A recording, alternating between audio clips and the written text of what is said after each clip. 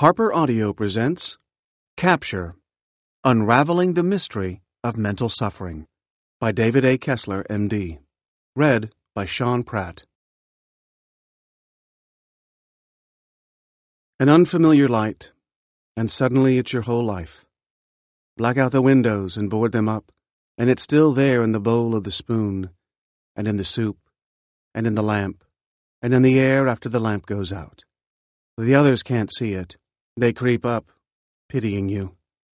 All their love won't make it go away. Look at this instead, they say, offering up some old argument. The light never goes out. It is so beautiful. Someday, you might learn to ignore it. Sarah Manguso. Part 1. Chapter 1. A Human Mystery. The Terrible Master. He left more than a dozen lamps burning in his workroom. They shone upon the desk, and on the unfinished manuscript neatly stacked on top of it.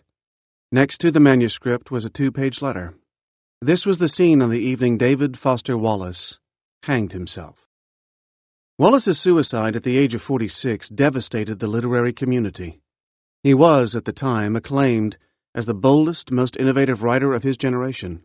His novel, Infinite Jest, was widely lauded by critics and thought to have redefined postmodern American fiction. The manuscript on the desk, which he despaired of ever completing, would be published posthumously as The Pale King. Though it was fragmentary, the novel, many would later argue, contained some of his best work. Despite Wallace's frustration with his inability to complete the book, in some ways his life had never been better. He had married 4 years earlier, and was comfortably settled in California, with a teaching job he loved. Why, then, did he take his own life? It's not that Wallace's suicide came as a surprise to anyone who knew him well. He had been troubled since adolescence, brilliant, yet stricken with self-doubt, and at times a paralyzing self-awareness. As a young man, he depended on alcohol and marijuana to dampen his constant anxiety. He had come close to suicide before, and in his fiction he had written of the state of mind that drives one to the abyss. Yet, he had also tried to save himself. He had been prescribed antidepressants in college, and continued taking them throughout the rest of his life. At the time of his death, he was a dedicated member of Alcoholics Anonymous, having successfully left behind both alcohol and marijuana years before. Though prone to fits of anger and reclusive behavior, he fought his self-destructive impulses and sought community with his fellow AA members, devoted students, and literary colleagues. The questions remain. Why would someone who struggled so long, not just to stay alive, but also to stay vital and connected, end his life so violently? Why would someone with such recognized talent choose not to go on? What was it that was beyond the grasp of his clearly formidable intellect and will? What was the underlying cause of the depression that governed Wallace's deep unhappiness? Depression is a label used to describe a group of symptoms. It is not a cause. From an early age, Wallace wanted to be exempt from the ordinary. He wanted to excel, first as a student and later as a writer, and he wanted others to recognize his genius. Yet, as soon as he succeeded, if he earned an A+ or received critical acclaim, he grew uneasy and then despairing. He wanted to be a good person, but suspected something crooked about the way in which he'd achieved success, something false in himself. Those closest to Wallace recall that this inner conflict developed in boyhood. Contradictory impulses, yearning for greatness, yet feeling like a fake with every new achievement, pushed him further into himself. He wrote about the phenomenon in his short story titled Good Old Neon, in which an advertising executive describes his own suicide posthumously. He wrote, "The more time and effort you put into trying to appear impressive or attractive to other people, the less impressive or attractive you felt inside. You were a fraud.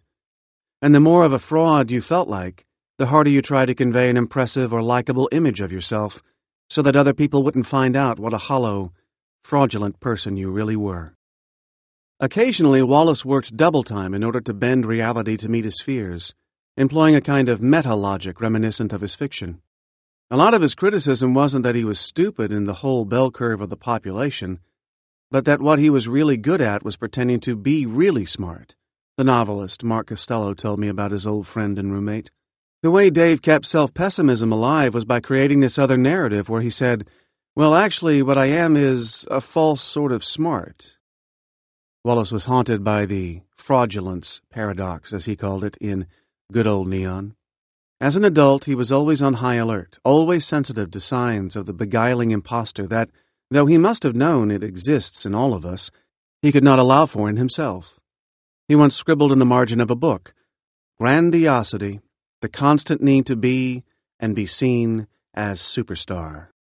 Something about this notion stuck and became a reflexive thought, one that made him feel very bad, when he encountered something that threatened his sense of credibility. And any number of things could threaten his sense of credibility: critical praise, academic success, romantic attention, somebody laughing at his jokes. These were all landmines, and prompted by them, Wallace felt an immediate split between how he was perceived and who he really was. In these moments, his life became a lonely performance. Everything else receded into the background. This feeling encompassed him more strongly each time he experienced it, gaining traction in his mind. Depression involves a continual focus on negative thoughts, experiences, memories, and feelings to the exclusion of all else, a kind of inverse learning. As a person narrows his or her attention, focusing on only the most negative stimuli, the mind slowly devours itself. This process seems to be particularly true for Wallace. It would be impossible to know just how, and in how many ways, he was gripped by self-doubt. But it seems fair to say that he was seized by his self-destructive refrain. He knew it, but felt powerless to change it. "What goes on inside," he wrote in Good Old Neon, "is just too fast and huge and all interconnected for words to do more than barely sketch the outlines of at most one tiny little part of it at any given instant." In a 2005 commencement address he delivered at Kenyon College, Wallace advised the graduating class to think of the old cliché about the mind being an excellent servant but a terrible master. This, like many clichés, so lame and unexciting on the surface, actually expresses a great and terrible truth, he said. It is not the least bit coincidental that adults who commit suicide with firearms almost always shoot themselves in the head. They shoot the terrible master. Capture. What happens when our rational minds feel as though they've been hijacked by something we cannot control? I hope to begin to unravel the mystery of mental suffering, to decipher the underpinnings of a range of intense mental afflictions, including addiction, depression, anxiety, mania, obsessive thoughts, and violent anger. For more than 2 decades, I have researched the ways in which certain substances, specifically tobacco and food, come to influence and, in some cases, control our actions. What most fascinates me is how these substances seem to override both reason and will, directing our thoughts, feelings, and behavior, apparently without our consent. Nobody ever decides he's going to smoke 780,000 cigarettes over the course of a lifetime. People think they're going to try smoking once, or perhaps a few times, to see what it's like. We don't want to eat until we feel sick, but many of us do it anyway. What else, I wondered, could exert such control over our thoughts and actions? Is it possible that the same biological mechanism that selectively controls our attention and drives us to chain smoke or overeat, in other words, to behave in ways that are not beneficial to our well-being, is also responsible for a range of emotional suffering? After years of research, I have come to the conclusion that there is, in fact, a common mechanism underlying many of our emotional struggles and mental illnesses. Simply put, a stimulus, for example, a place, a thought, a memory, a person, takes hold of our attention and shifts our perception. Once our attention becomes increasingly focused on this stimulus, the way we think and feel, and often what we do, may not be what we consciously want. I have termed this mechanism capture.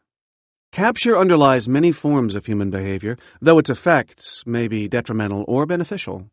By viewing our behavior through this lens, I hope to help explain the power that capture has over us when it drives us to destructive impulses. The theory of capture is composed of 3 basic elements: narrowing of attention, perceived lack of control, and change in affect or emotional state. Sometimes these elements are accompanied by an urge to act, when something commands our attention in a way that feels uncontrollable and, in turn, influences our behavior. We experience capture. Things command our attention all the time. We notice anomalies in our surroundings. A yellow dot on a screen of black dots will attract us, as will a sudden movement or the sound of someone calling our name. But capture entails more than just that initial marshaling of our attention. Capture changes our mood by evoking memory or imagination, desire or fear. When I am captured, I think that the person calling my name in a certain tone is not simply saying my name, but offering an implicit criticism or personal slight that makes me feel insecure or anxious. Soon, it's all I can think about. There are thousands of examples of mini captures in our day-to-day lives. Here's one example from my life. I'm sitting on a plane planning to write about the process of being captured. I have settled in for the long flight ahead, one that I view as an opportunity for uninterrupted writing. I have a plan. I open my laptop, but as soon as I do, I begin to hear the voices of the two men sitting next to me wrapped in a loud conversation. To me, they are talking at the decibel level equivalent to truck traffic. As I try to concentrate on my work, I keep on hearing their conversation.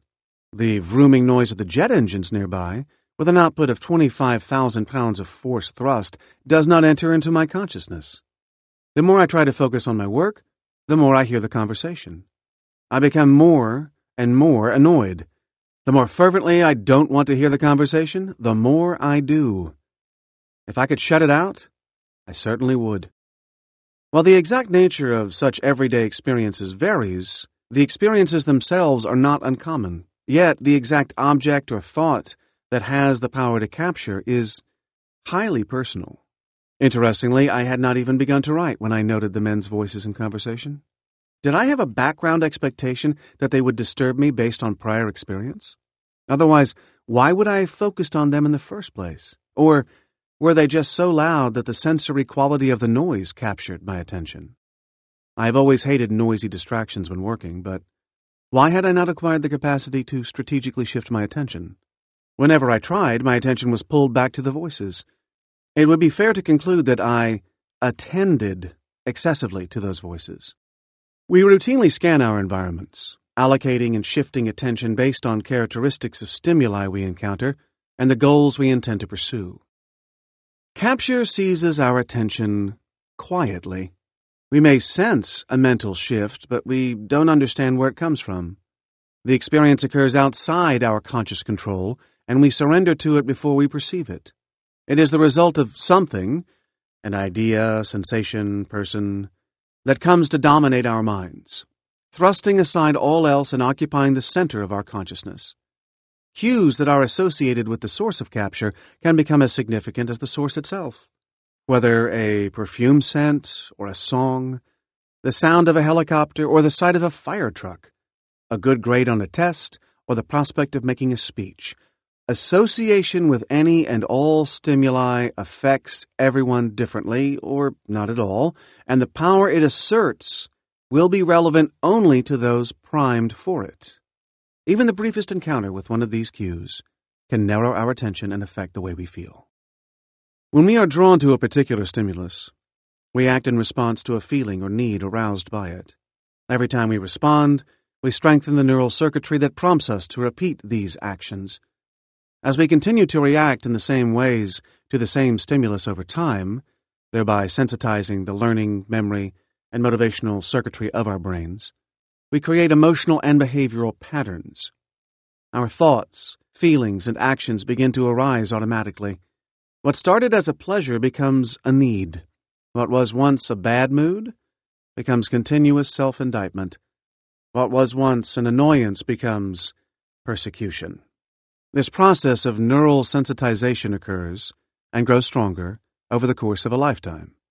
It becomes increasingly difficult for us to resist its pull. Eventually, what captures us can become so concentrated and overwhelming that, in its most drastic forms, it feels as if we are being driven by something outside our control.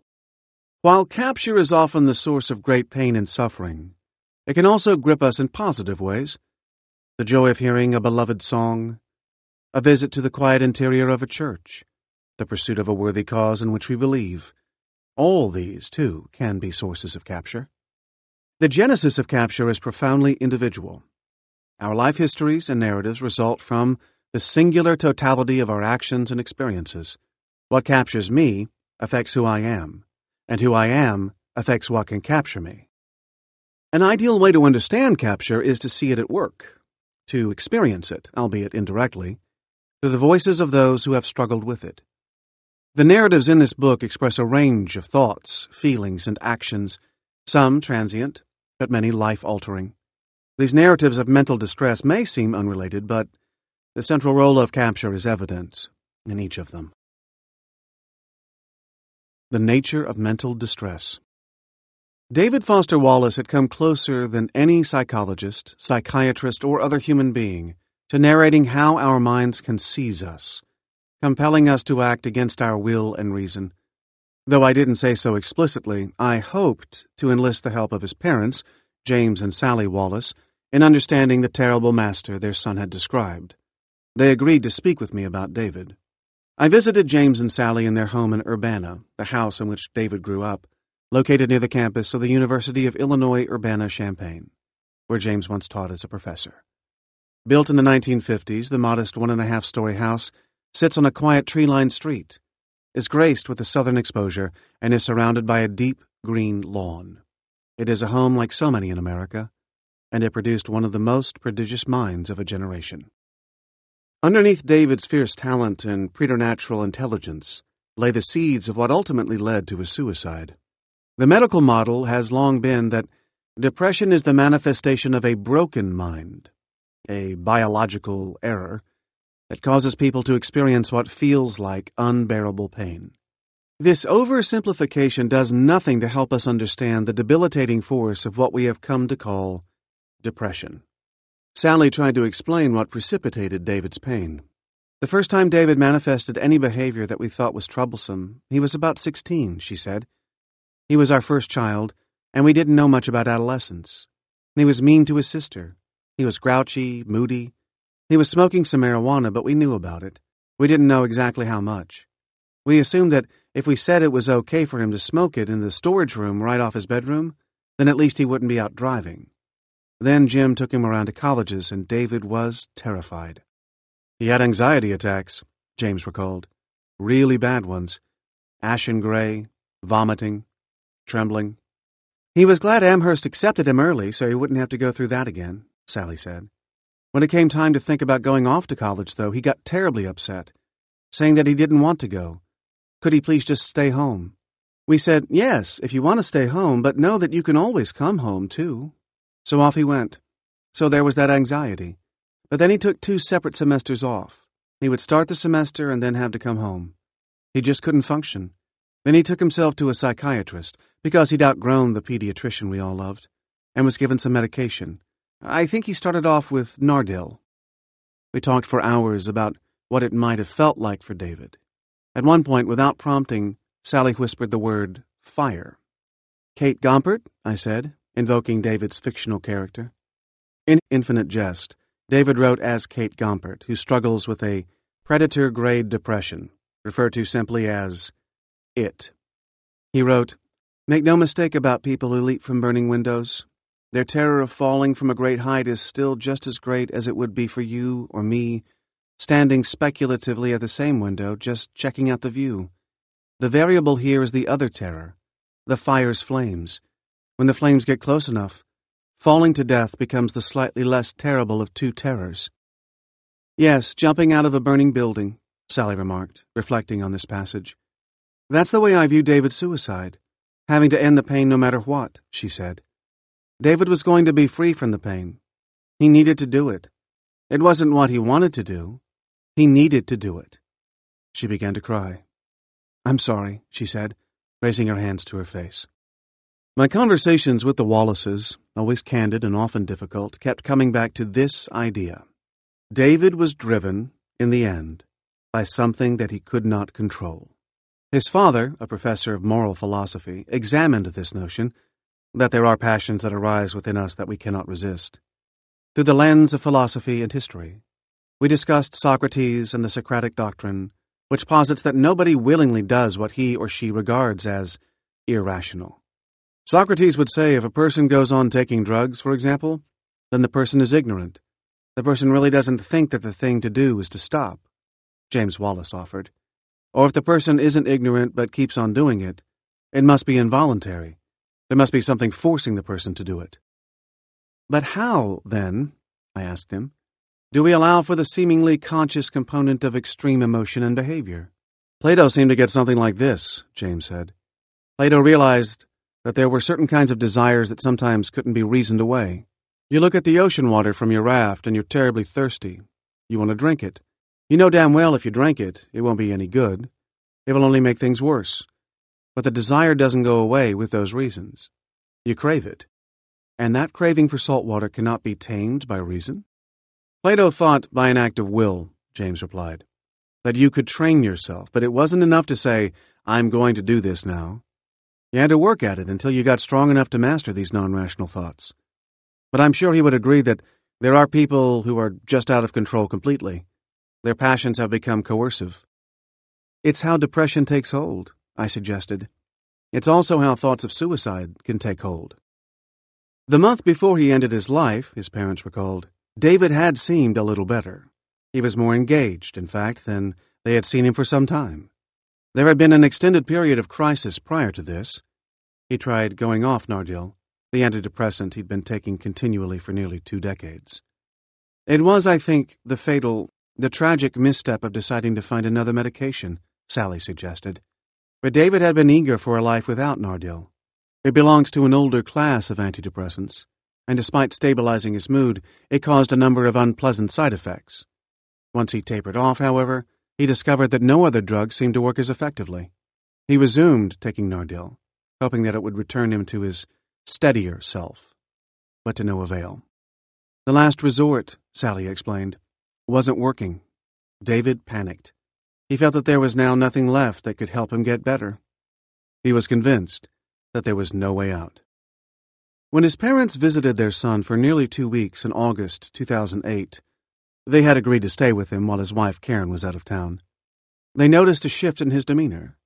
When they first arrived, he looked drawn and exhausted, like somebody who'd been suffering from a serious illness for a long time.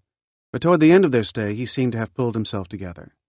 On the second-to-last day of their visit, they accompanied David to the airport to pick up his wife. Karen skipped down the escalator, and he ran over and hugged her, and it was just joyous, Sally said. Riding home, she recalled, "We sat in the back seat going back to the house, and although the car was a manual transmission, he drove mostly with his hand on Karen's knee, and I thought, oh, thank God. Thank God. Things are going to be okay." He fooled everybody, James said. He fooled his psychiatrist. He fooled his wife. I wondered aloud whether he had known he was fooling anybody. Perhaps he had made a decision, one that simultaneously offered an answer and an end. But everyone was fooled anyway, James countered. Maybe not intentionally by David, but we were. We all thought he'd turned a corner. He went on, "What struck me as so strange was that the week or 2 weeks before he ended his life, he felt better. I guess he found a solution to his problem, right? The problem was this monster, which was himself." Understandably, James and Sally Wallace grappled with their son's pain and his ultimate resolution. It may well be beyond the comprehension for any parents to accept that their children want to end their lives. What is clear from my conversations with them, however, is their penetrating awareness of the negative loop in which their son was caught. No matter what his success, either personal or professional, David filtered out everything that reflected well on him and took in everything that could be construed badly. This kind of detrimental filtering can only lead to crushing self-doubt. Sally and James were witness to the terrible master at work and felt helpless to release David from it. In this heartbreaking life, a self-perpetuating spiral led to suicide. In other instances, it can lead to self-harm of different kinds, or to violence against others, even homicide. It's my hope that by delving deeper into our understanding of capture and by examining the various experiences of it, we might begin to learn how to release those caught in its vice-like grip. The search for a common mechanism. Psychiatry was supposed to figure out the terrible master, Yale's Department of Psychiatry is generally regarded as one of the best in the world, one that excels in both research and clinical work. Steve Bunny, once the department chair and now a professor emeritus, is an old friend and colleague. Steve knew only the bare outlines of David Foster Wallace's story. A gifted writer, in the prime of his life, critically acclaimed and recently married, decides to kill himself. I filled in some of the details, telling him about Wallace's battle with intense self-doubt, even as he entertained grand ambitions. Wallace hoped to be read in 100 years, and yet, at the same time, he felt utterly incapable and unworthy of success. He worried that Infinite Jest, the novel that catapulted him to fame, had used up all his literary energy, that he might never be able to complete another book again. I asked Steve about the nature of Wallace's pain. Why does this feeling become crippling for some people but not for others? What is emotional pain, and how might he begin to describe it? For someone like Wallace, in the simplest form, it is about a disconnect between the person you want to be and the person you perceive yourself to be, Steve posited. There is a feeling of losing control. This is one of the biggest issues in psychiatry. If you don't have control, then that's when you can get into trouble, whether you have anxiety or depression or whatever, because that can be a threat to your very existence.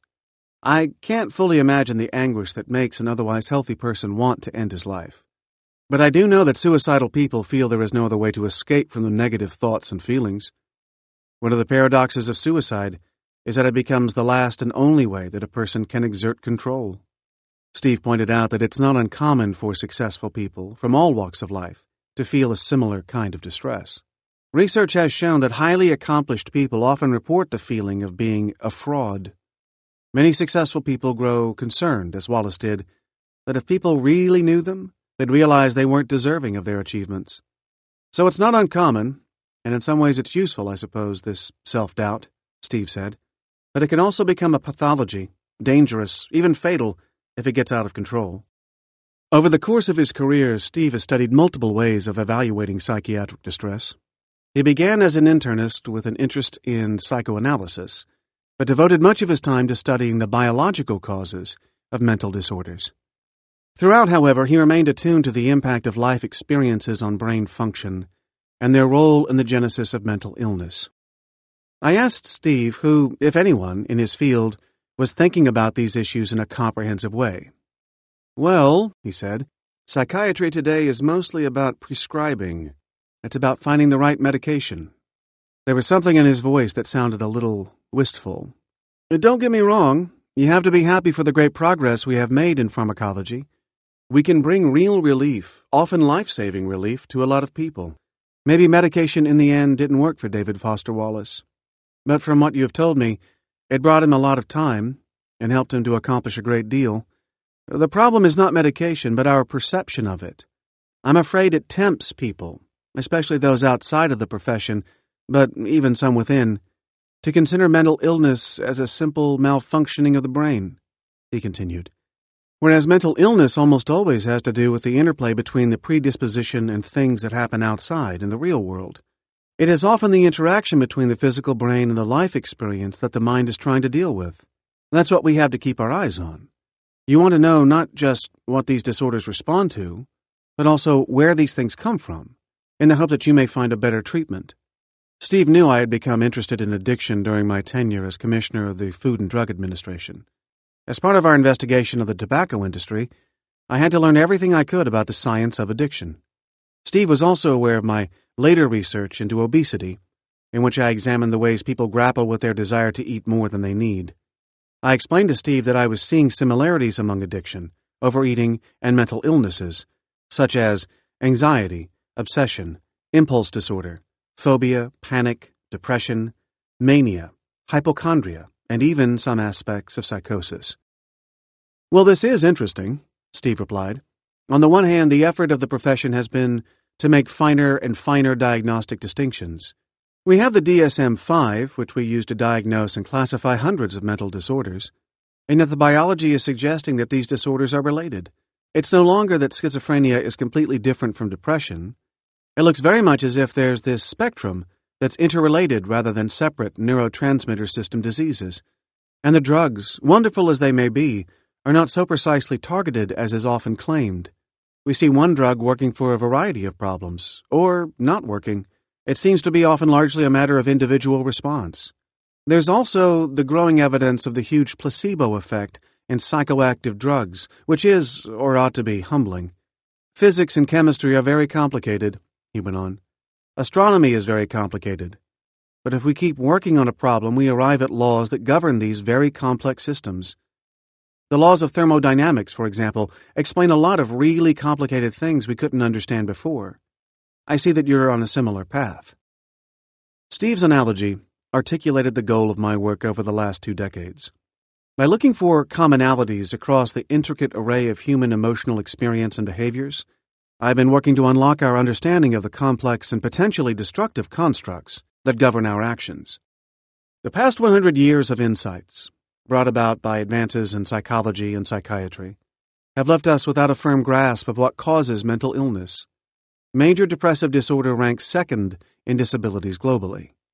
The pharmacological remedies to which Steve refers are of limited value and, in certain instances, may be doing more harm than good. Perhaps most important, they separate us from our feelings and do nothing to deepen our understanding about why we do the things we do. Of course, this is not a new puzzle, but rather an age-old one. In order to see how we might make progress in this formidable quest, it helps to see how others have grappled with these questions. Chapter 2. The Historical and Scientific Context of Capture. We pass through terrible trials on account of not understanding our own nature. St. Teresa of Avila wrote in the 16th century. This is the cause of suffering for many people. For millennia, gods, priests, and philosophers were the doctors of the soul. Faced with the mysteries of the human psyche, the Greeks found in mythology a set of explanations for the otherwise inexplicable. If anguish or insanity was indeed the result of evil deities, then it could be tamed by the intervention of priests. Likewise, emotional outbursts could be ascribed to the vengeful and fickle gods whose wrath could be assuaged through sacrifice and prayer.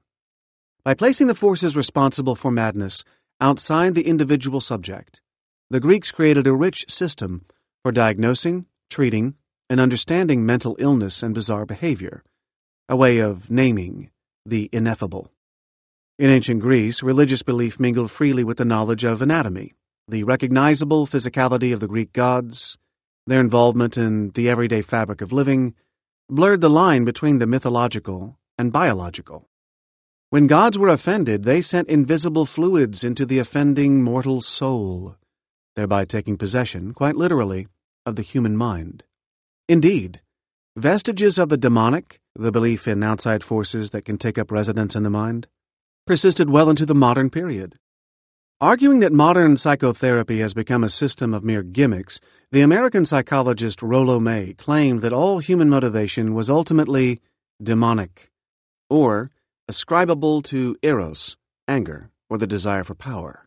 The demonic, however, need not be destructive. It can be a profoundly creative force. It is most readily apparent in the irresistible attractions of sexual love, or the seemingly superhuman creativity of the poet, artist, or religious leader. According to May, the demonic pervades even our most humble thoughts and actions. It forms the basis of our relationships and many of our creative endeavors. For Goethe, it was the power of nature. For Yeats, an eternal battle between the demons and the gods in my heart. Only in the 18th century did natural philosophy begin to challenge the authority of previously accepted explanations. A new medicine of the mind was in its infancy, one that sought to elucidate the causes of mental distress through logical deduction and scientific rationality. One of the most influential thinkers of the Scottish Enlightenment, David Hume, asserted that our rational faculties always work in the service of the passions. Reason, Hume writes, is utterly impotent in this particular. The rules of morality, therefore, are not conclusions of our reason. Cool-headed reasoning and logical argumentation were, in fact, anything but dispassionate. At best, our rational faculties could excite the passions, which would prompt us to action. The Enlightenment marked a watershed in the history of Western psychology, as scientists began to articulate the first primarily cognitive model of human behavior. Feelings, however, represented slippery ground for early modern science. They are, by definition, ephemeral and diffuse mental states, with no known anatomical or structural basis. Nonetheless, the Scottish physician Alexander Crichton insisted that the passions be given due attention in the evolving scientific understanding of human physiology. He wrote, "The passions are to be considered, in a medical point of view, as a part of our constitution, which is to be examined with the eye of a natural historian, and the spirit and impartiality of a philosopher. It is of no concern in this work whether passions be esteemed natural or unnatural, or moral or immoral affections. They are mere phenomena, the natural causes of which are to be inquired into. They produce constant effects on our corporeal frame and change the state of our health." For Dr. Crichton, all mental suffering could be traced to an irritability of the nervous system. Anxiety, grief, anger, and elation all had a physiological basis, even if the precise nature of that basis remained uncertain. For Crichton, all emotion began with the mental impression of an object, a blooming tree, a human face, an abstract idea. These objects, whether internal or external, excited our passions and, by extension, directed our behavior. As the scientific community gradually assimilated these ideas, consciousness itself lost its aura of divine mystery. Once the work of unknown and unknowable forces, our emotional life became the result of a physiological process. William James and attention. William James, the philosopher, psychologist, and author of such enduring works as Varieties of Religious Experience, identified an essential question at the heart of capture. Why certain ideas are so strong, he once jotted in his notes for a lecture, as to coerce attention. James was intellectually driven to make sense of the world for not only himself, but also an ever-widening audience. As with David Foster Wallace, James's need to understand human experience was propelled by his torturous emotional life. He repeatedly fell into spirals of self-loathing or terror. "I was on the continual verge of suicide," he wrote to a friend in his early 20s, after several months of unrelenting mental and physical pain. The two were often intertwined for James. "My own condition, I am sorry to say, goes on pretty steadily deteriorating in all respects," he wrote to his brother, the novelist Henry James, several years later. Even after James achieved career success, settled into a marriage he described as allowing him to be born again, and spent decades as a beloved professor at Harvard, he found himself intermittently battling his demons. Yet he managed always to forge ahead, redeeming his struggle by using it as the basis for numerous personal and philosophical breakthroughs. Early in his life, James showed a penchant for the arts. He was a talented painter. While an apprentice to the artist and teacher William Morris Hunt in Newport, Rhode Island, he discovered that painting offered him not only a creative outlet, but also a window onto nature and its cycles. This interest in landscape painting gradually led to a curiosity about the underlying laws of the natural world and an affinity for science. James ultimately received his MD degree in 1869, but he did not practice medicine. "I embraced the medical profession a couple of months ago. My first impressions are that there is much humbug therein, and that with the exception of surgery, in which something positive is sometimes accomplished, a doctor does more by the moral effect of his presence on the patient and family than by anything else," he wrote in a letter to his mother, adding, wryly, "He also extracts money from them," he told a friend. "I am about as little fitted by nature to be a worker in science of any sort as anyone can be, and yet my only ideal life is a scientific life." James became interested in physiology as well as psychology, which at that time was considered a branch of philosophy. In 1870, two unexpected developments — James's back went out, leaving him nearly incapacitated, and his beloved cousin died — plunged his mood precipitously downward. Thereafter he experienced a crisis. "Whilst in this state of philosophical pessimism and general depression of spirits about my prospects," he wrote, "I went one evening into a dressing-room in the twilight to procure some article that was there, when suddenly there fell upon me without any warning, just as if it had come out of the darkness, a horrible fear of my own existence." He was suddenly faced with the image of an epileptic patient he had encountered as a medical student, a black-haired youth with greenish skin. The boy would sit all day on one of the benches, or rather shelves against the wall, with his knees drawn up against his chin, and the coarse grey undershirt, which was his only garment, drawn over them, enclosing his entire figure. James would recount this story, more than 3 decades later, as the experience of a fictional Frenchman in his book titled Varieties of Religious Experience.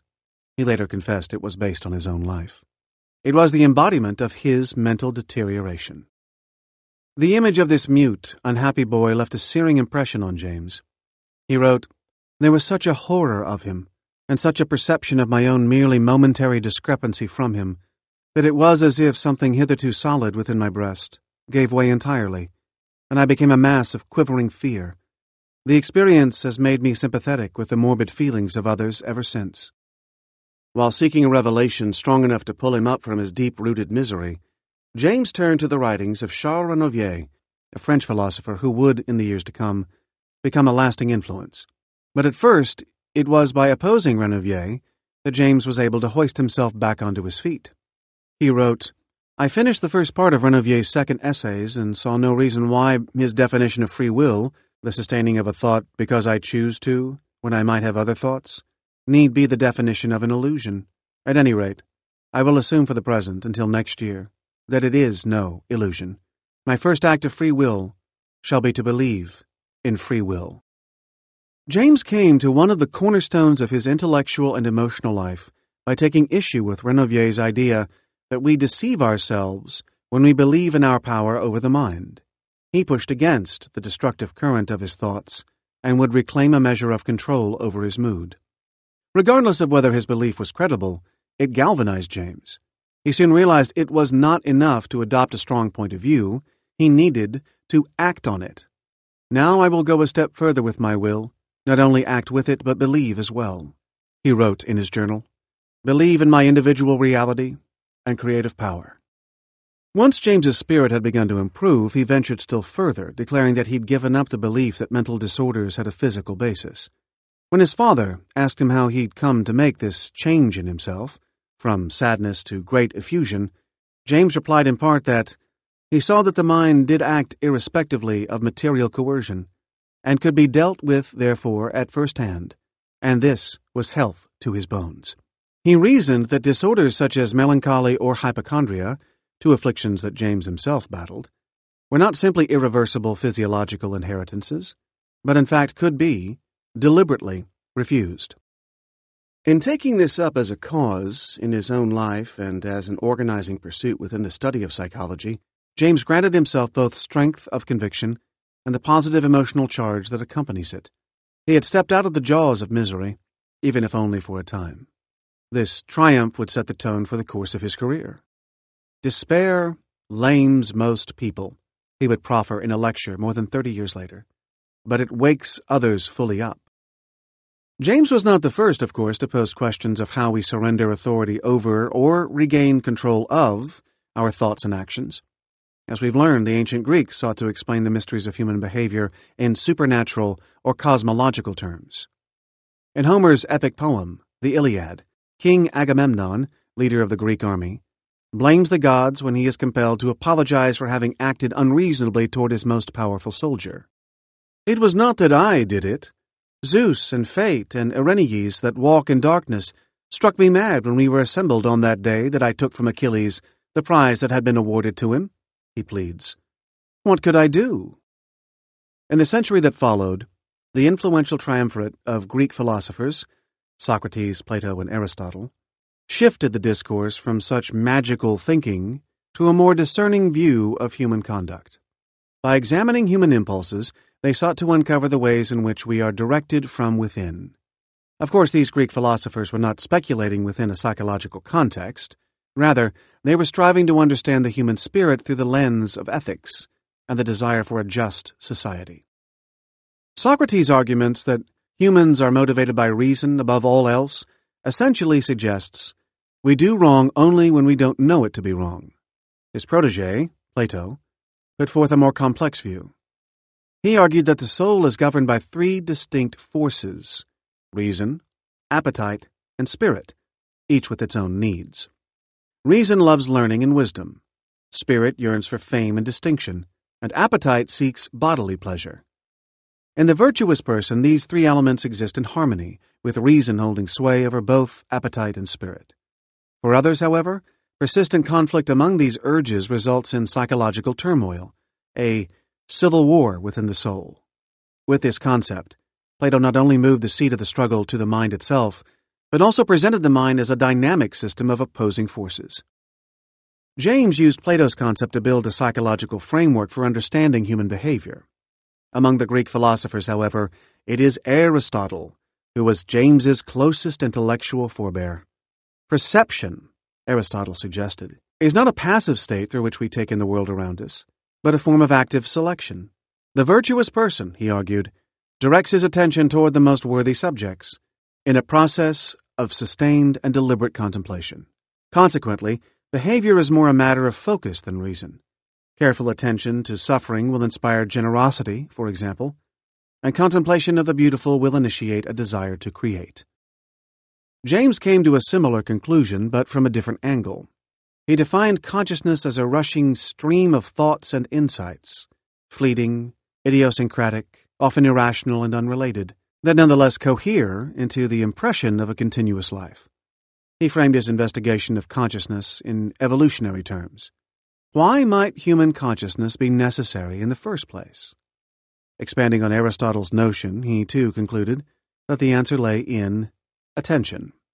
Consciousness allows us to attend judiciously to one, or two, or 10 of the infinite array of things available to the mind at any given moment, and, just as important, to ignore the rest. What distinguishes the human mind, he explained, is this very particularity. He wrote, "Millions of items of the outward order are present to my senses, which never properly enter into my experience.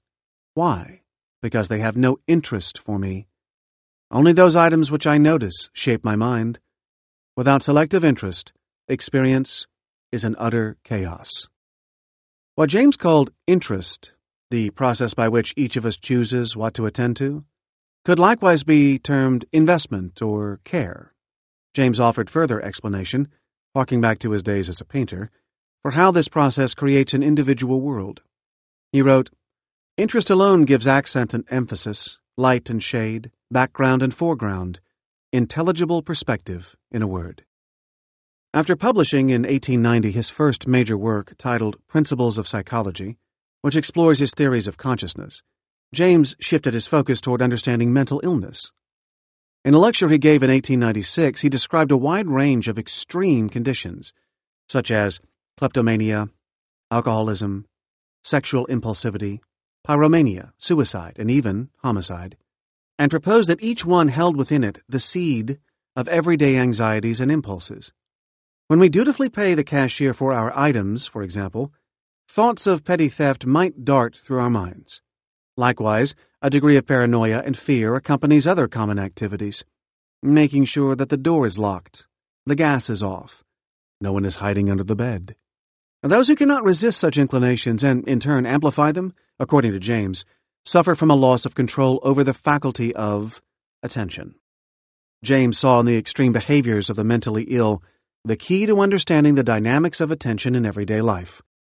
Building on a concept developed by 19th-century French psychologist Théodule Armand Ribot, known as idée fixe, literally translated as fixed idea, James formulated a theory of mental illness.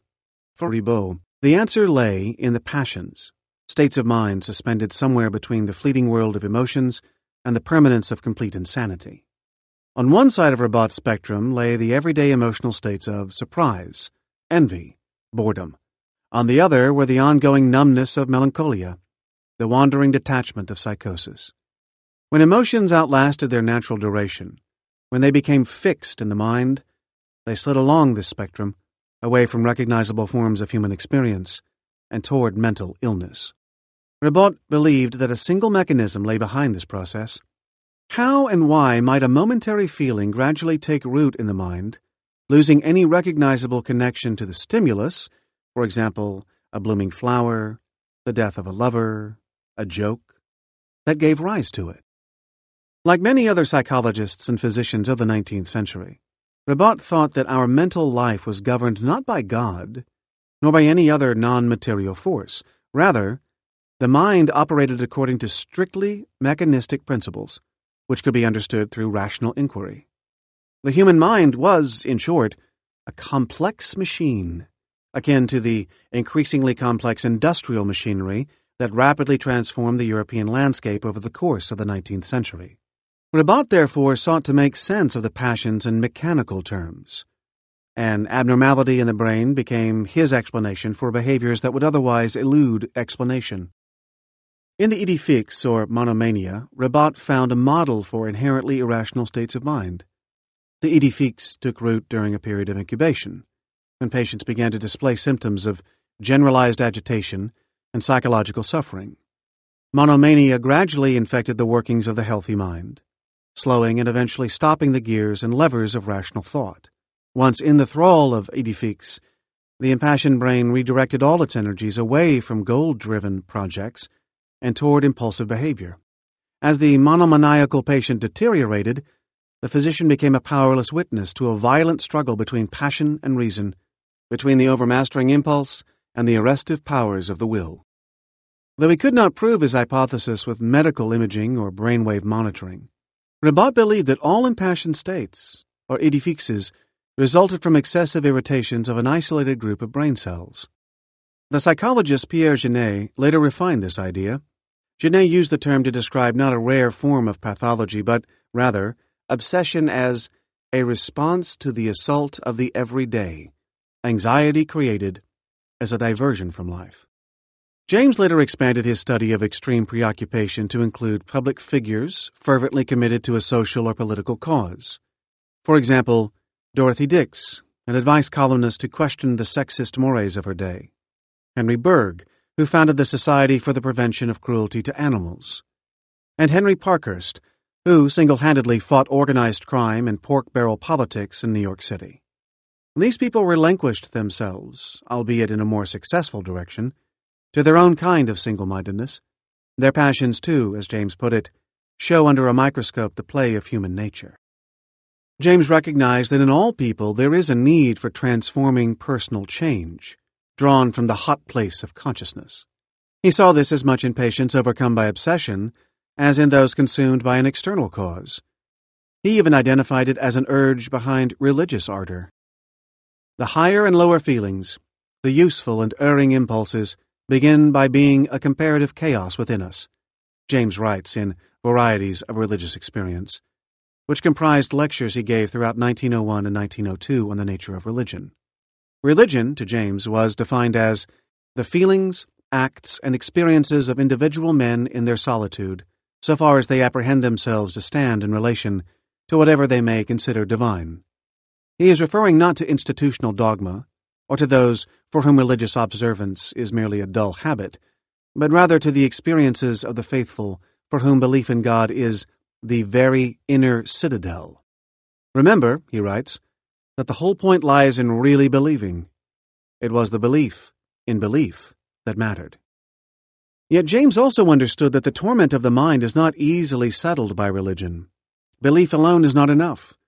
The emotional charge that accompanies such belief is equally important. In order to achieve transcendence, he posited, belief has to be compelling enough to subsume lesser tendencies. It has to have, in James's words, that touch of explosive intensity.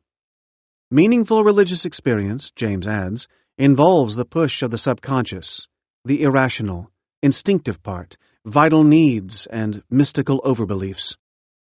He was the first scientist to implicate the mind in religious experience, to assert that hidden faculties controlled the sense of union with the power beyond us.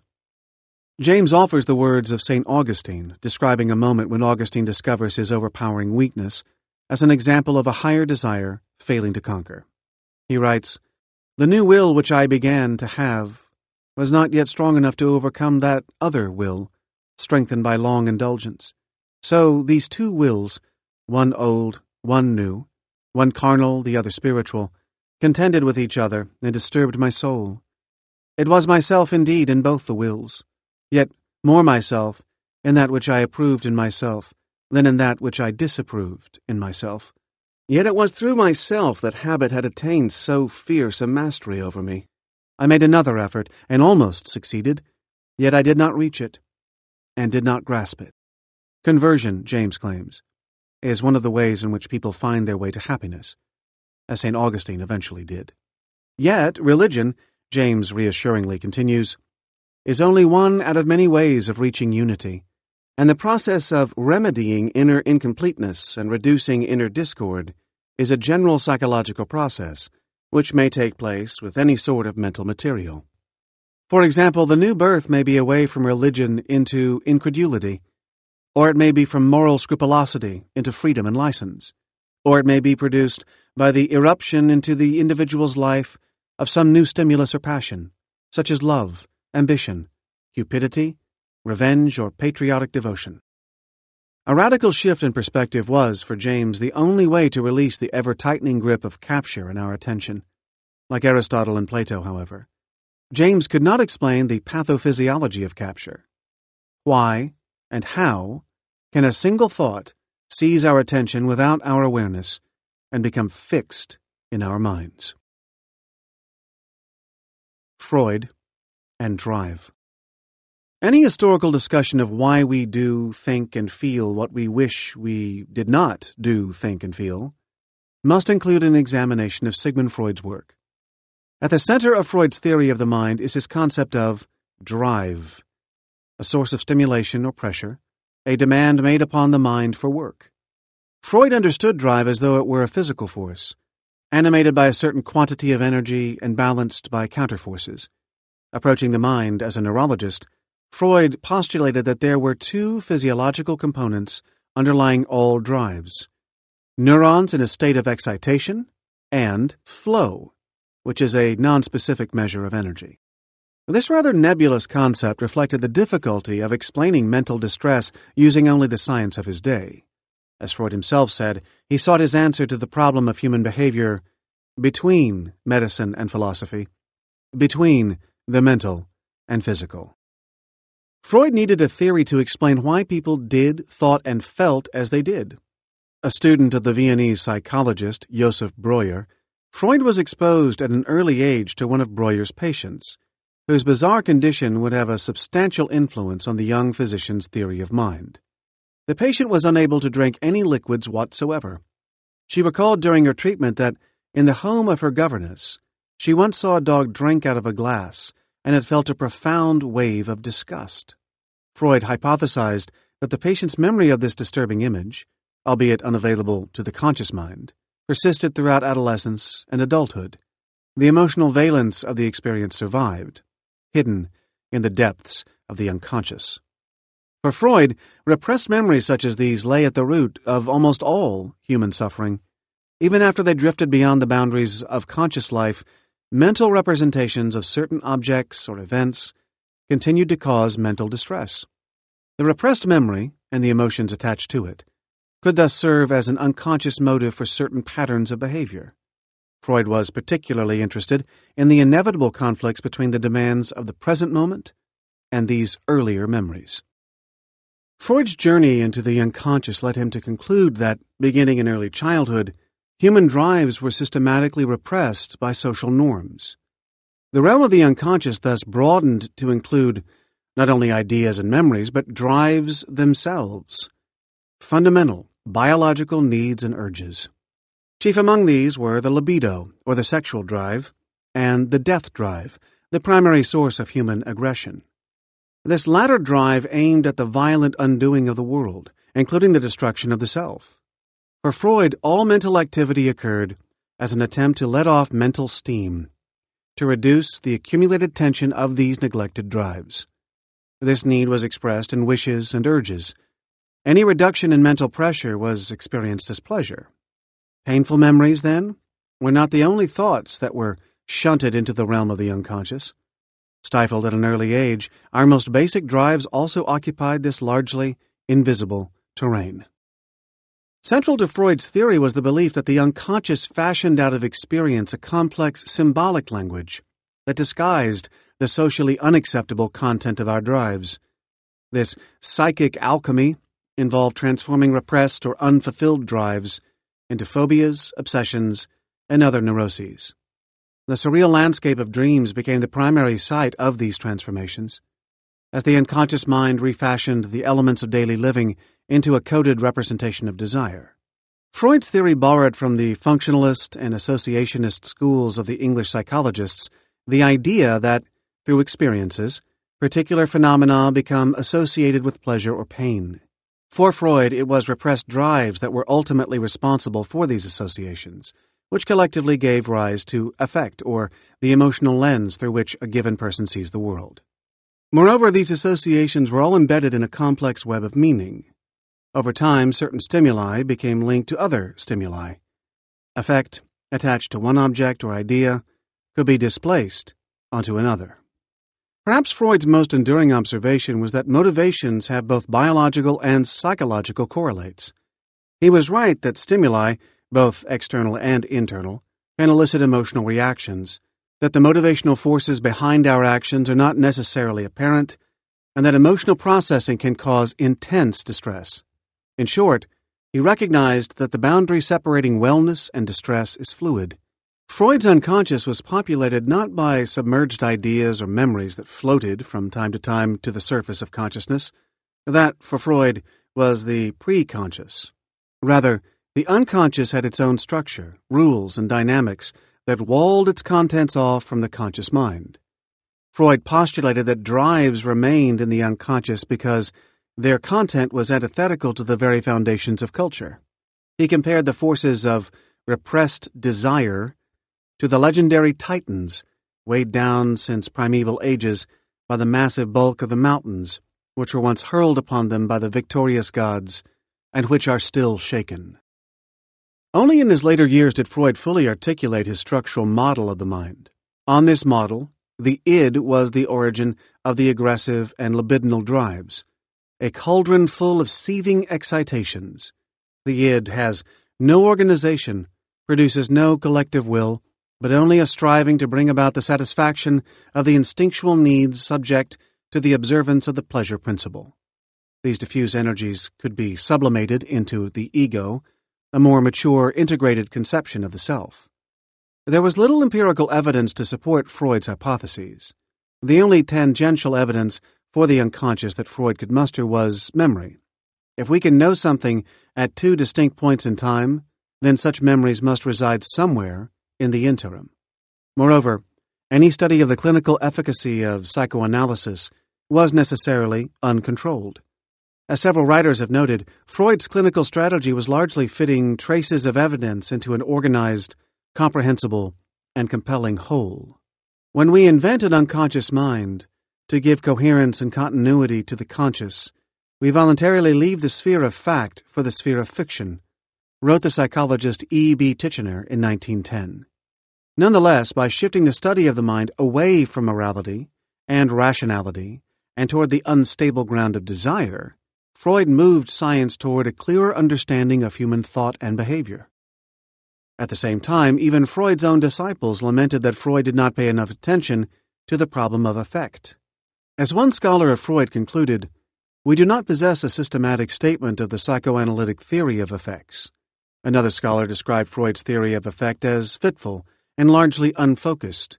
Defining the unconscious as the source of all drives ultimately proved futile.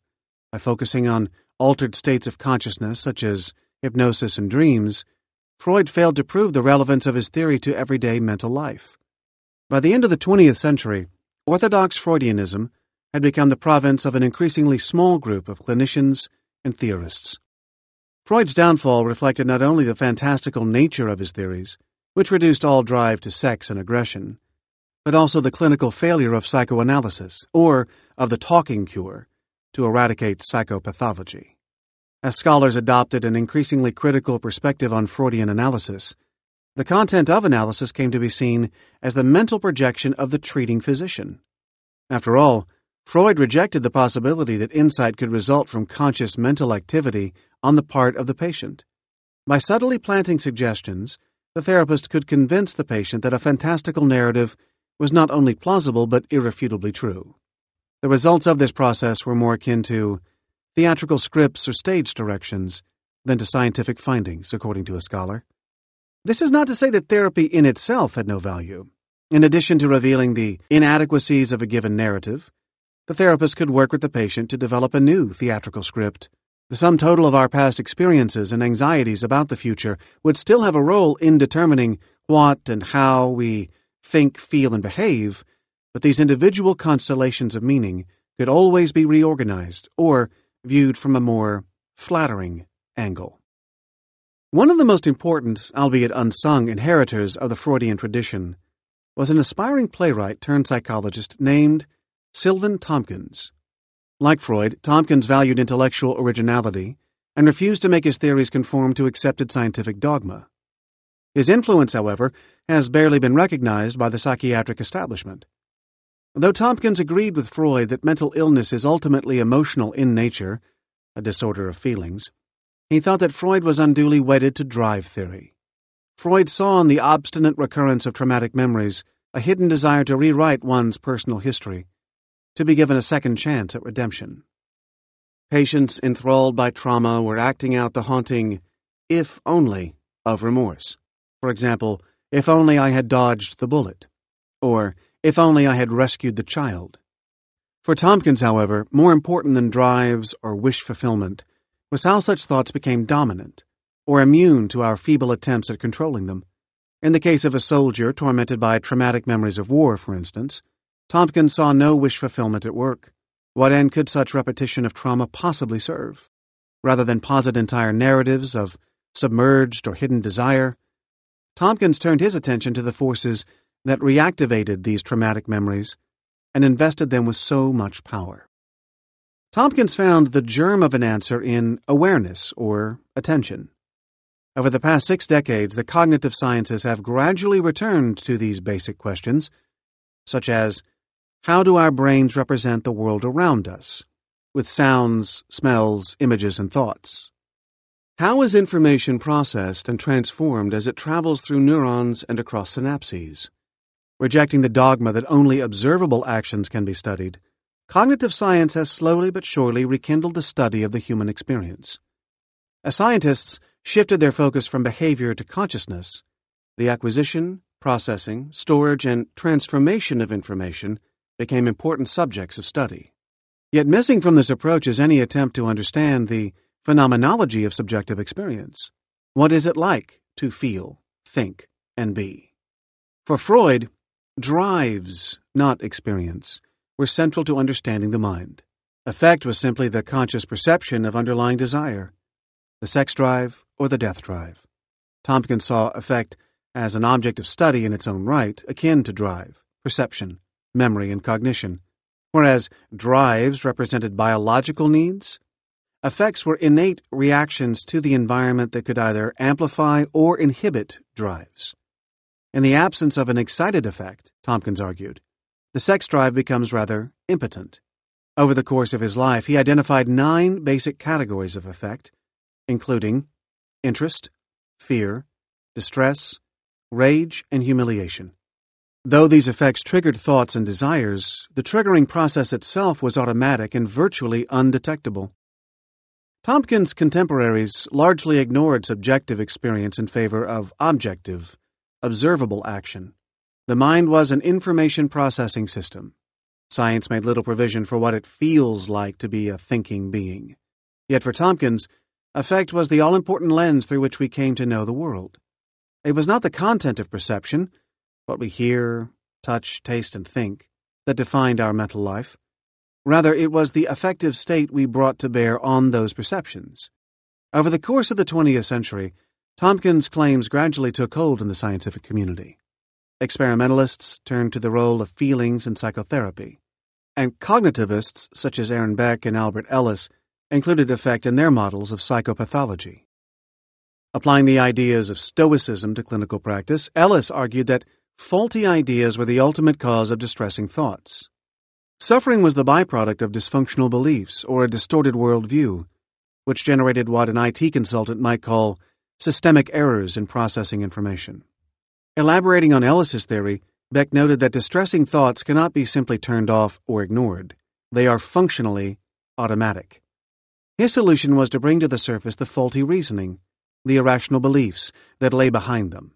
Cognitive behavioral therapy, or CBT, is premised on this theory, which is If my dysfunctional beliefs are exposed as illogical, I will come to understand that I have misconstrued a particular situation and, over time, will reorganize my perceptions. What, then, if I already know that my worldview is dysfunctional, but find myself unable to change it? The science underlying capture.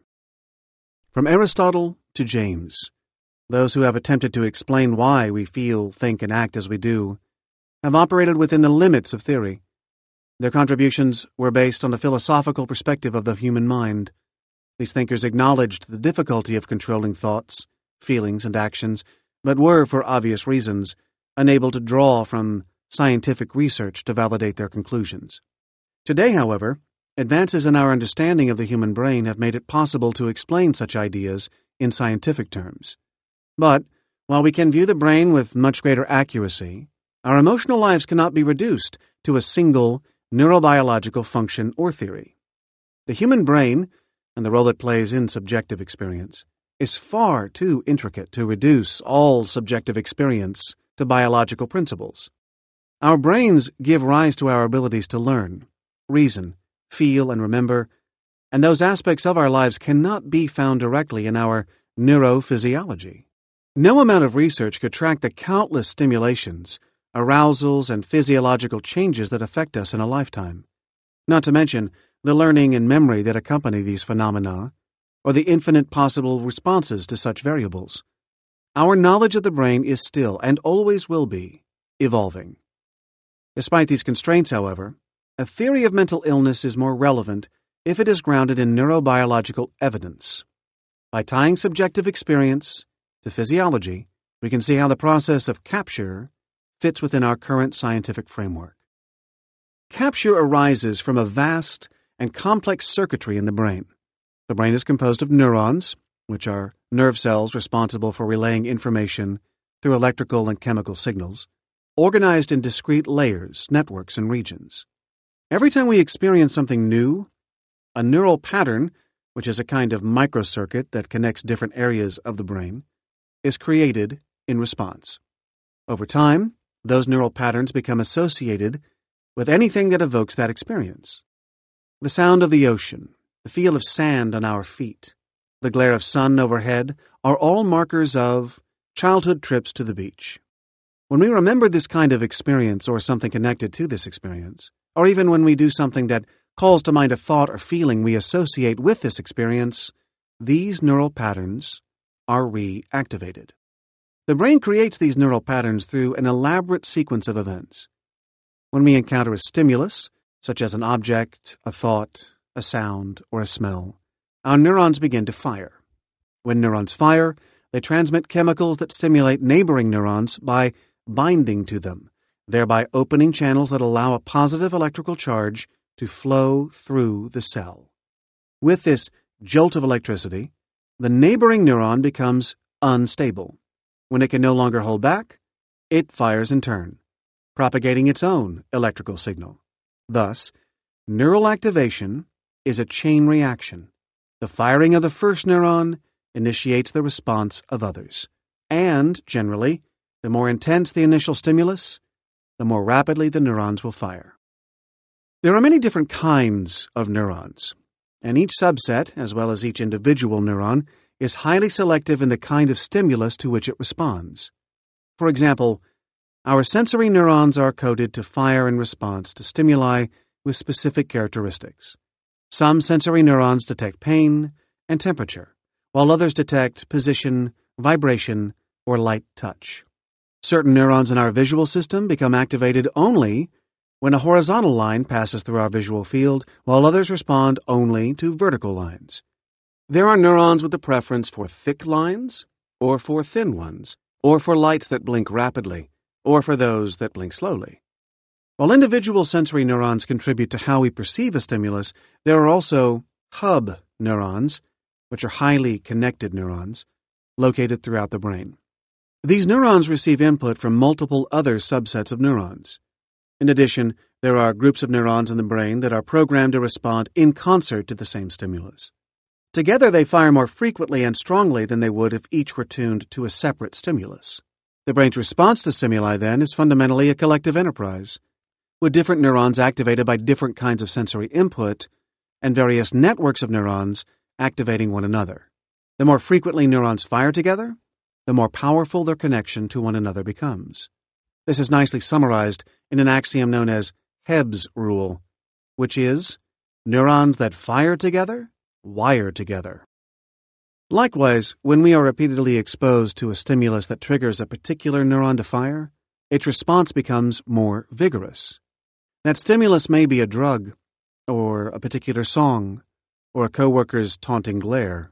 If two characteristics of a stimulus are present at the same time, a visual cue and an associated memory, for example, neurons tuned to one characteristic may, gradually, become associated with neurons tuned to another.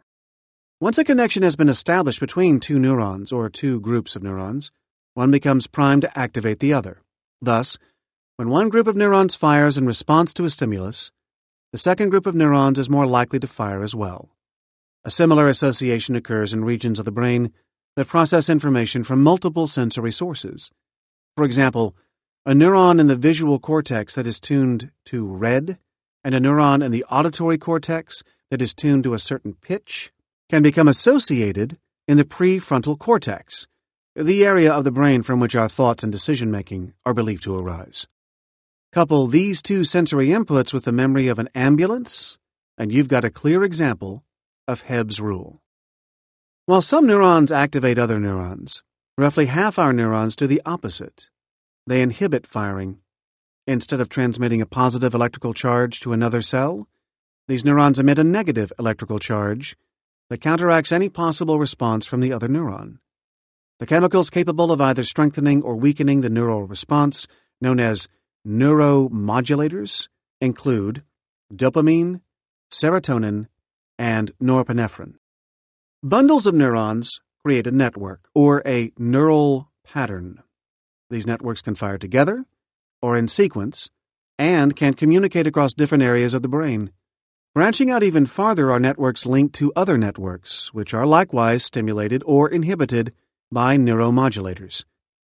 Each interconnected network serves a particular function, such as triggering movement or stimulating sensation within the body.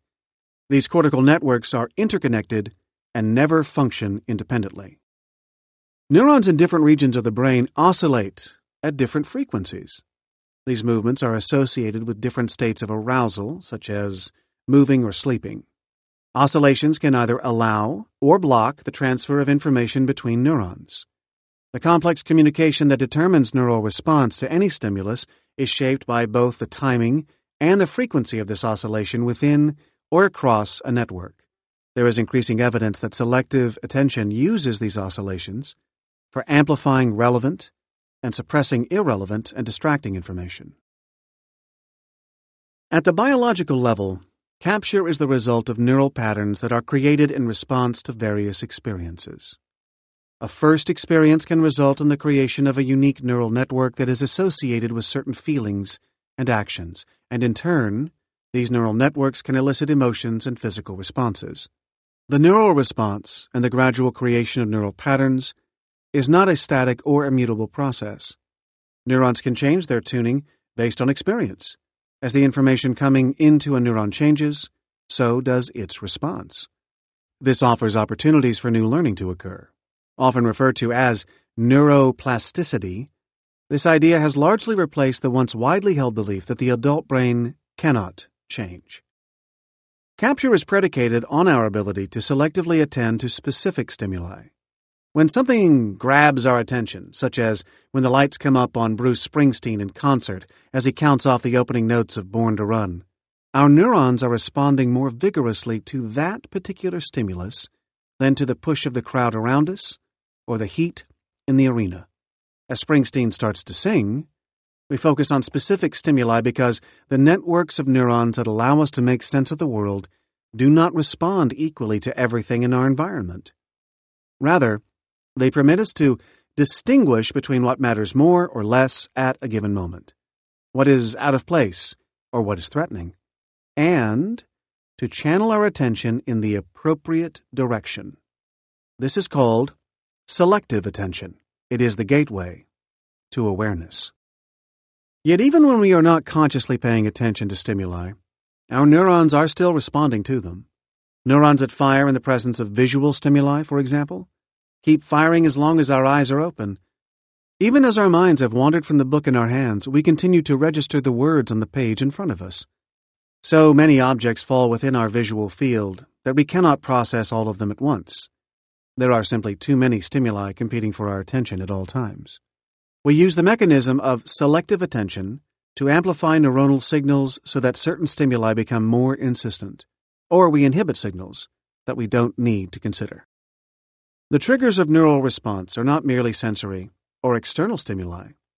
Thoughts and feelings can also activate neural firing. Separate neural networks respond to external and internal stimuli, with controls in place that allow us to switch our attention from one to the other. There are two separate yet highly connected ways in which attention is controlled: bottom-up and top-down processing, each with its own networks of neurons. The top-down processes that control attention take place in parts of the brain that deal with sensory input and in regions that have learned to respond to tasks. These top-down processes often play a role in decision-making. Most parts of the brain are involved in some sort of top-down processing. Bottom-up processing is best understood as involuntary and automatic, a tool for detecting and focusing our attention on unexpected stimuli. Just as the body's immune system continuously scans the body for microbial invaders, so too, the bottom-up networks of the brain are always monitoring the environment for urgent signals. When such a stimulus is detected, these networks reorient our attention, allowing us to register it immediately. This is how we perceive a person running in front of our car, even before we become consciously aware of him. Memory also plays an important role in the process of selective attention. The brain processes memories in two different ways. Working memory, or short-term memory, is essentially a mechanism for keeping at hand information we've recently learned or experienced. Working memory houses information long after the initial sensory stimuli associated with an experience have disappeared. There is no object to see, smell, taste, touch, or hear, and yet we can draw on our earlier recollections. One part of working memory, lodged in the lower parts of the brain, holds the information, while the higher parts of the brain manipulate and update the stored contents. The information that is currently being held in working memory determines what we are focusing on presently. Working memory is vital for learning. For example, when you first learn to drive, you need to make an active effort to coordinate all the steps involved in safely operating a car. You need to actively think about what you are doing, a process that involves manipulating information because the endeavor is new and challenging. After you become an experienced driver, however, the skill requires less active mental manipulation and places less demand on working memory. Indeed, once you have learned to drive, the process can become so automatic that it can be challenging to teach someone else each step in the process. There is a close interaction between attention, which allows us to highlight relevant information, and working memory, which allows us to use that information. Both are selective processes influenced by how vigorously our neurons respond to an internal or external stimulus. When we pay attention to something, it's more likely to remain in working memory. Conversely, if something remains in working memory, there is a greater chance we will pay attention to it. The act of paying attention can also allow us to control the relevance of the contents of our working memory. Having shown a person a red object and a yellow object, we can take those items away and then ask her to think about only the red one. Immediately, the neurons tuned to red will respond more rapidly. Both objects remain in working memory, but the one to which she is giving her attention generates more activity within the circuits of the brain. Paying attention is also the conduit to lasting recall. If an event, feeling, or thought remains in working memory long enough because it is consistently the focus of our attention, it will be processed for storage in the regions of the brain designed to house long-term memory. This pathway can also operate in the opposite direction. Working memory has the capacity to bring long-term memories back into active use. Whatever we are paying attention to at a given moment, whether it's an external stimulus such as food or an internal stimulus such as self-doubt or regret, initially resides in working memory. Over time, unless a competing goal redirects our attention, Our response eventually becomes so instinctive that our brains no longer mobilize to create a new or different reaction. Our response becomes automatic. And when our response is discordant with our conscious intentions, we begin to feel as if we're losing control. This loss of control is a key feature of capture. There are certain stimuli that seize our attention, with obvious reason. It would be hard not to concentrate on a bear approaching us, or for that matter, Game 7 of the World Series, bottom of the ninth, bases loaded, full count. But we're not always conscious of the stimuli that command our focus, and ultimately come to steer our thoughts, attitudes, feelings, and behavior. A good deal of new learning is implicit, meaning it is so subtle as to be imperceptible to the conscious mind. If you feel a surge of self-doubt every time you are about to speak publicly, it's very likely that your anxiety is based on a previous response to a similar experience. Subsequent related experiences, or thoughts and feelings that evoke those experiences, allowed this learned response to gain more traction along the way. This is how we come to develop patterns of behavior and emotional response without ever being aware of their taking hold. At the core of implicit learning is the association that develops among networks of neurons as they respond to stimuli. The associations between two stimuli are strongest when both are highly salient, that is, when they have features that make them stand out from other stimuli in the environment. But even seemingly neutral stimuli can provoke a strong neural response once they become associated with a salient stimulus.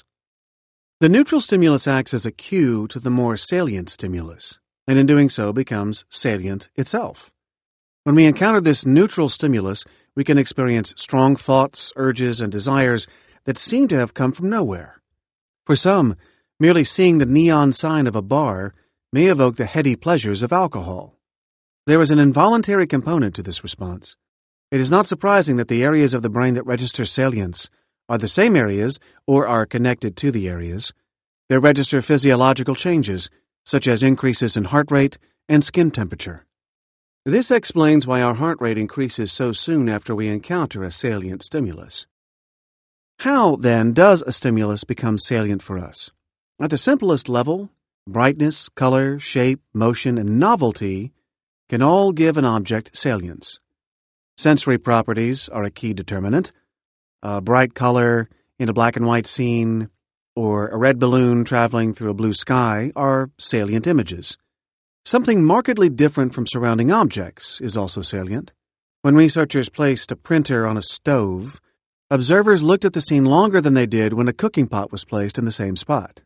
Things that are unexpected invariably capture our attention. There is also salience in powerful desires, immediate or distant goals, attitudes toward adversity or opportunity, and major life events. The salience of a stimulus is heavily influenced by how closely it relates to our own emotional state or personal experiences. The same stimulus can be profoundly salient to one person, but generate no response at all in another. Crossing a bridge is just part of the daily drive to most commuters, but to a few it can trigger a sweat-inducing terror.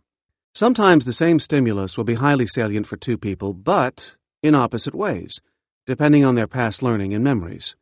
Boarding a flight back to one's hometown, or merely thinking about getting on the flight, for example, can easily have a positive valence for one person and a negative valence for another. Valence is the emotional dimension of a stimulus that prompts us to view it as positive, neutral, or negative. While we all process stimuli differently, there is also a lot of commonality in how we come to assess stimuli. For example, violent or dangerous stimuli and sexually arousing stimuli are salient for many people. Ultimately, the stimuli with the greatest salience, often those that are associated with past emotional events, capture our attention most fully. When this occurs, we pay less and less attention to other stimuli, which gradually cease to influence our emotions or even to remain vividly in our working memory. Capture thus changes how we feel and, in turn, influences our responses to our environment in the future. Though the exact circuitry of our brains has yet to be clearly mapped, researchers have confirmed that there are interconnected neural pathways that play a primary role in processing emotional stimuli. An essential component of this circuitry is the amygdala, the almond-shaped part of the brain's temporal lobe. The amygdala plays a role in instigating many of our emotions, fear, arousal, and disgust among them, but it also functions to create relevance detection, an individual process by which we appraise as particularly meaningful a stimulus that takes place outside consciousness. Specific portions of the amygdala are also involved in refocusing attention. Still other parts of it are engaged for associating memory with particularly salient stimuli. The amygdala thus serves as a crucial neural circuit hub that prioritizes our conscious awareness. Our emotional circuitry, in turn, links the amygdala with other networks that instigate learning, memory, habit, motivation, and decision-making. This transaction wires us to pay closer attention to stimuli associated with past emotional events, which is a pivotal moment in the neurobiological narrative of capture. These very salient stimuli, the voice of an ex-lover, the handwriting of a parent, the restaurant where a crucial conversation took place, capture our attention and activate an emotional response, triggering the neural circuitry of the brain that spurs us toward motivation and action. Every time a stimulus triggers particular neurons to fire, a neural pattern emerges. Over time, this pattern is strengthened. As the intensity of the neuronal firing increases across the networks, our attention is drawn ever more acutely to the voice, the writing, the restaurant. Consequently, our thoughts and behavior are reinforced. There is an equally important feed-forward mechanism in capture. The feed-forward loop is one of the basic elements of engineering and physics, which is the output of a given process becomes the input for the next stage, which then determines the next step in the process. For David Foster Wallace, this feed-forward mechanism was the source of his infinite regress. Feeling broken, dispassionately scanning his mind for weakness, identifying it but finding himself still powerless to fix it. This sequence caught him in a perpetual loop of negative thoughts and feelings. Chapter 3. What captures? A continuum from the ordinary to mental illness. The phenomenon of capture encompasses a broad spectrum of psychological concepts, including attention, learning and memory, triggers, sensitization, reinforcement, which is when salient stimuli inspire repetitive thoughts and behaviors, obsession, motivation, the lasting effect of childhood experiences, attachment, and perhaps most notably, emotion and mood. The feelings associated with capture can take many forms and can vary in intensity, duration, and quality. Sometimes the mental commotion that is provoked lasts for only a few moments. But capture can also take hold with increasing intensity over a protracted period. It can come to resemble something more like single-mindedness. It changes how we feel and can limit our worldview. The actions we take as a result of capture also differ wildly. The effect can be temporary, with only mild consequences or changes in behavior, or it can be so long-standing as to wholly change the course of a life. Always this process begins outside awareness. As capture takes hold and narrows our attention, we may begin to feel as if our thoughts are beyond our control, a sensation that may induce fear or even panic. Alternatively, capture can allow for an experience of flow, the sense that all consciousness is channeled in a single direction in an uninterrupted manner for positive effect. The following stories chart a range of human experiences, from romantic yearning to addiction to artistic passion to despair. Some show how a single thought or idea can seize us in a more commonplace way, even as it gives rise to a powerful shift in perception. Others depict the ways in which inflexible thought patterns lead to destructive and painful actions. The first is the only narrative told from the point of view of a fictional character, but Edith Wharton's depiction of Darrow's sudden capture is one to which most of us can relate. As we will see, art is often born of capture. At the same time, it might be said that art is a productive expression of the attempt to release us from capture's grip. Rejection. Darrow could not wait to see his beloved Anna. And then a telegram arrived. Unexpected obstacle. Please don't come till 30th. Anna. With no explanation, without the shadow of an excuse or regret, as Edith Wharton writes in her 1912 novel, The Reef, Anna had postponed their highly anticipated reunion for 2 weeks. The telegram was tossed into Darrow's compartment as the train pulled away from the station. Though he had boarded the train looking forward to an exquisite exchange, he was planning to propose to Anna. Darrow now felt robbed. His world had been suddenly upended, and he could think of nothing else. All the way from Charing Cross to Dover, the train had hammered the words of the telegram into George Darrow's ears, writes Wharton. At the end of his rail journey, as Darrow wonders whether to continue on to France, nature itself seems to turn against him.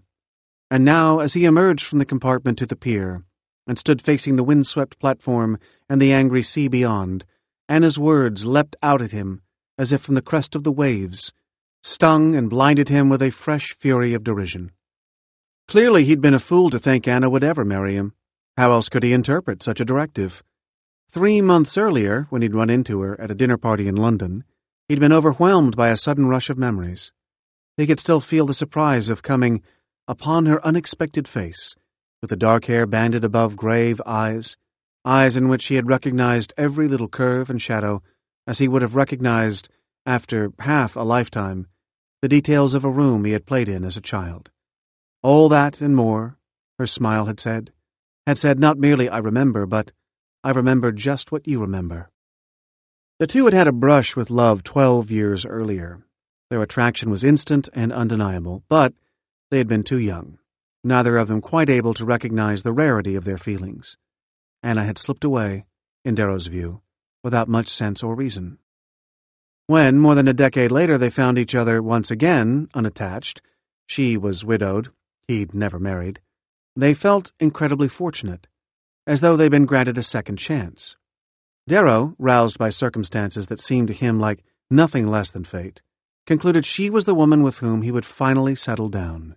Upon receiving the telegram, however, Darrow replayed this history in his mind, examining it with a newly critical eye, searching for his point of miscalculation.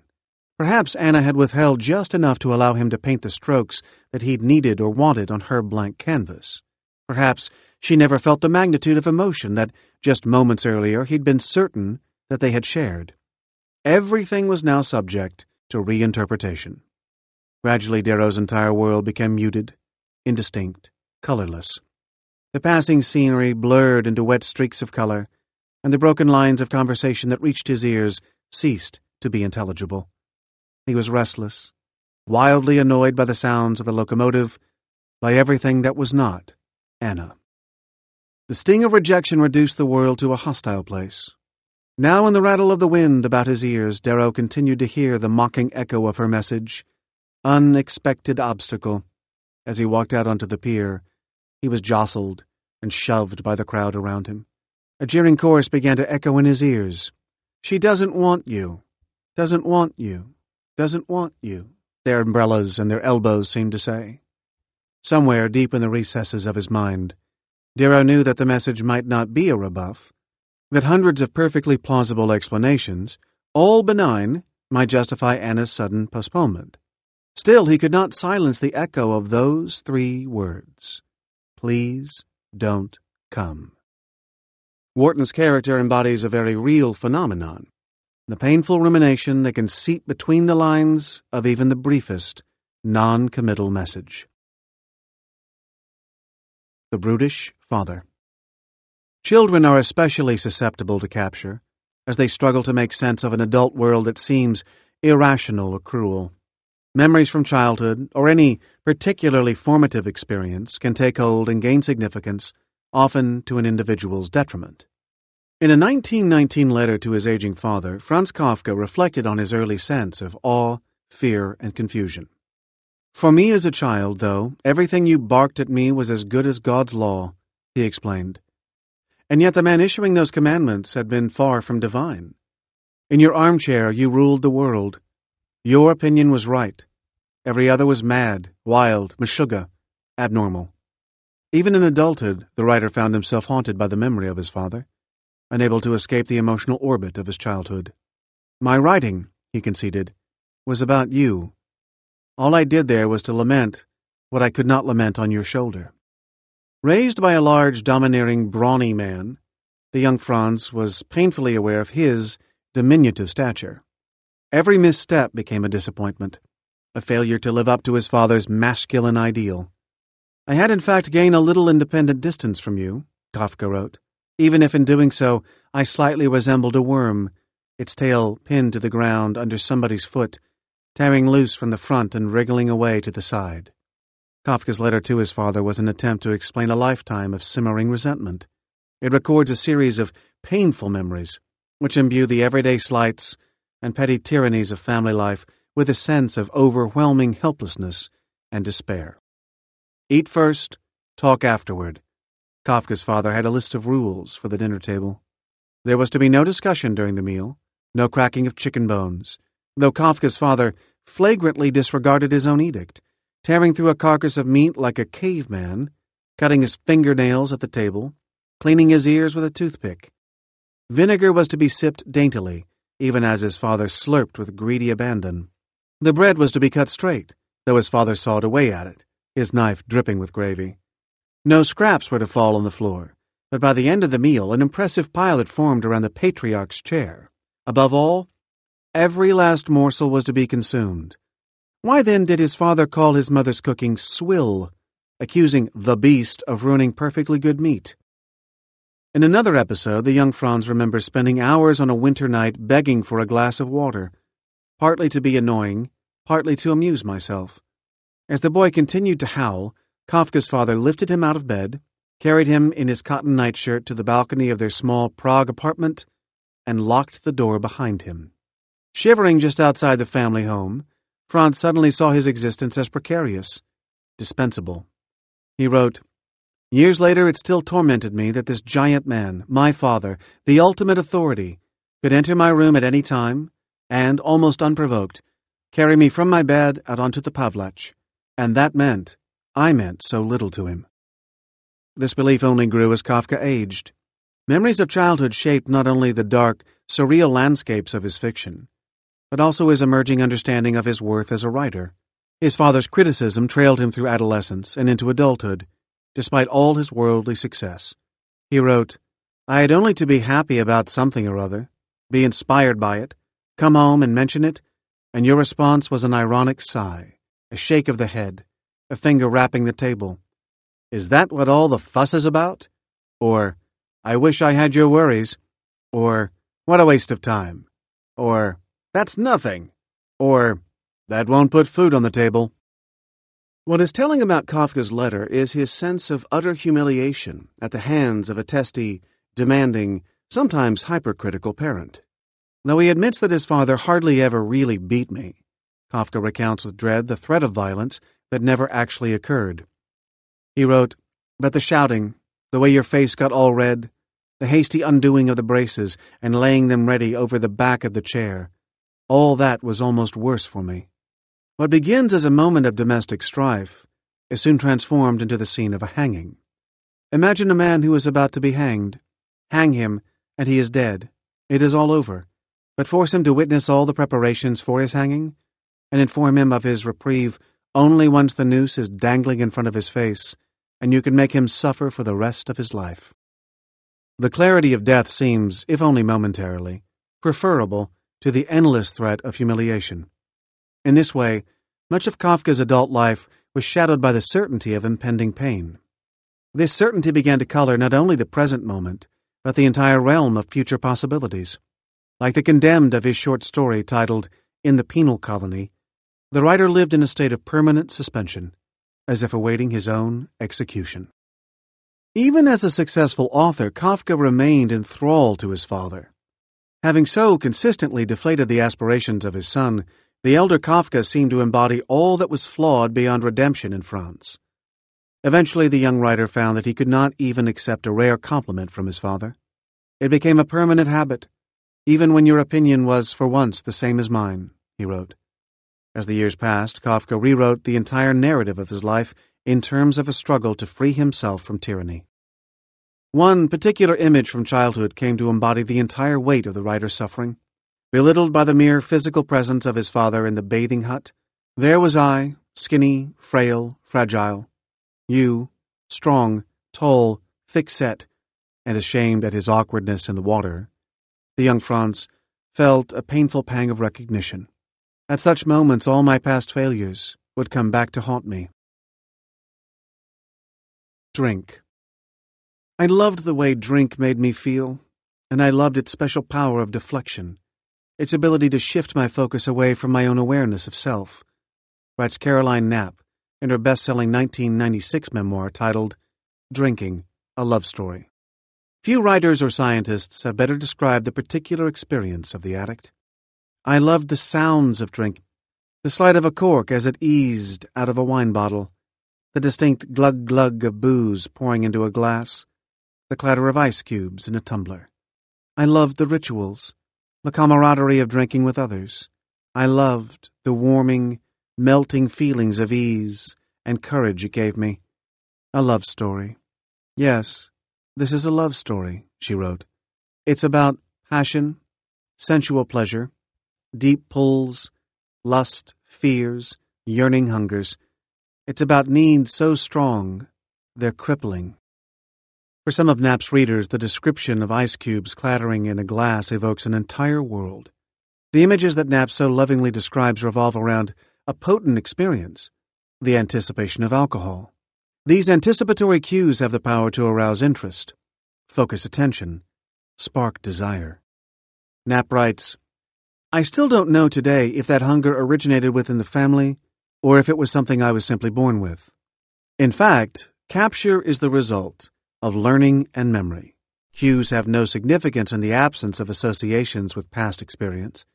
If you've never been a smoker, then the crinkling of cellophane, the throat scratch, the curl of smoke, the image of a camel or a cowboy will have no resonance.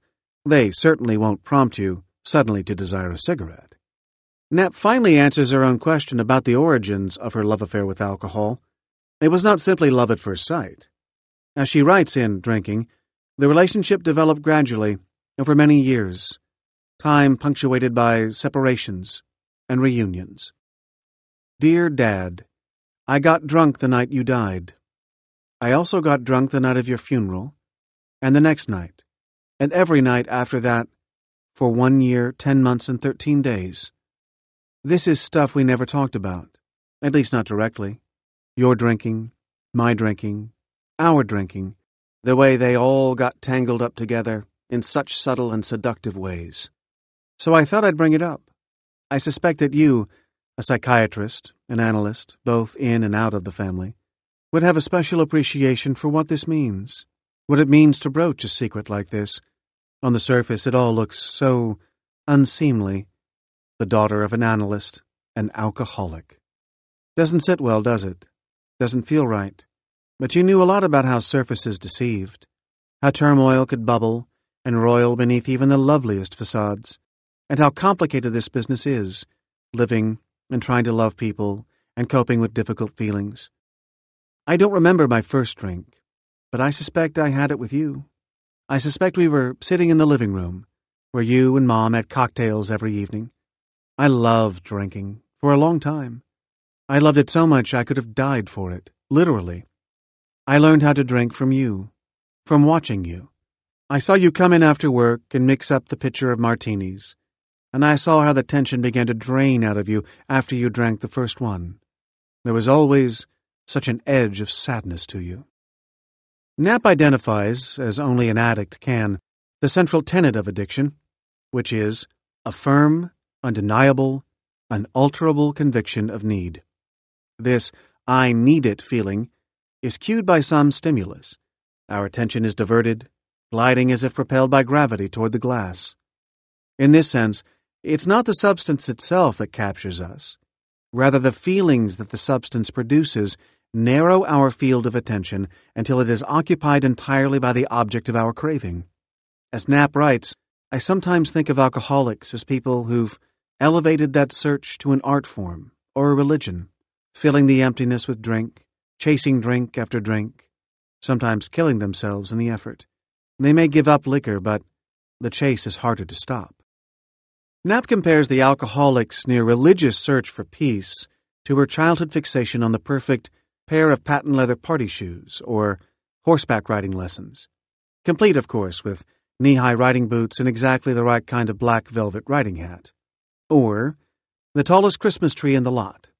In each of these cases, underlying a particular desire was something other than its ostensible object, the promise, however illusory, of contentment. For Knapp, there was always some spiritual carrot on a stick promising comfort and relief. Physical pain. Throughout adolescence, Caroline Kettlewell was a cutter. In her book titled Skin Game, she tries to make sense of the episodes of self-harm that lasted through her 20s. She writes, "When I started, I had no idea, really, why I was cutting. I just knew it was what I had to do. I wasn't blind to the fact that it looked pretty crazy to be cutting yourself like that." Alongside the normal-seeming teenager drifted a shadowy presence of anxiety and dread. "Every day I got up and went to school, ate my meals and did my homework, walked and talked through my life, but every day I felt I was spinning a little bit further out of my own control, as if I had only the most tenuous connection with that Caroline." Kettlewell describes the moments before she cut herself as a terrible, itching, twitching, restless unease. This unease became an oppressive tension, like something crawling on my flesh, and I wanted to shake it from my skin the way a horse shakes flies. I sat on my bed, digging my fingernails into my face, wanting to tear the skin away. What do you do with a want like that? In the wake of these experiences, Caroline tried to sort out how an ordinary person might end up behaving in ways that were not only self-destructive, but also utterly bizarre. What was it that drove her to hurt herself? None of Caroline's penny-ante teenage concerns provided an adequate explanation. How many troubles should equal a legitimate reason for self-mutilation? She drew up a list of possible explanations. Cranks and eccentrics in the family lineage, such as drinkers, depressives, and suicides. Extreme homesickness bordering on panic, fear of the night, or nightmares. But none of these explanations seemed sufficient or true to her experience. All she knew was that she somehow had to satisfy her need, and that when she cut, the anxious restlessness was gone. Cut, and you could get through the day. Cut, and you could do your homework. She wrote, "I let the razor's edge kiss the pale skin near my left elbow, and then drew it slowly, so slowly that I could feel through the blade the faintest tug of resistance and the sudden giving way of the flesh along my arm. There was a very fine and elegant pain, hardly a pain at all, like the swift and fleeting burn of a drop of hot candle wax. In the razor's wake, the skin melted away, parted to show briefly the milky white subcutaneous layers before a thin, beaded line of rich crimson blood seeped through the inch-long divide. Then the blood welled up and began to distort the pure, stark edges of my delicately wrought wound. The chaos in my head spun itself into a silk of silence.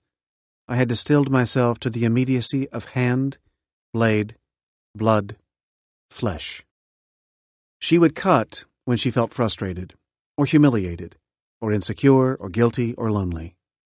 "I wanted to cut for the cut itself," she explains, "for the delicate severing of capillaries, the transgression of veins.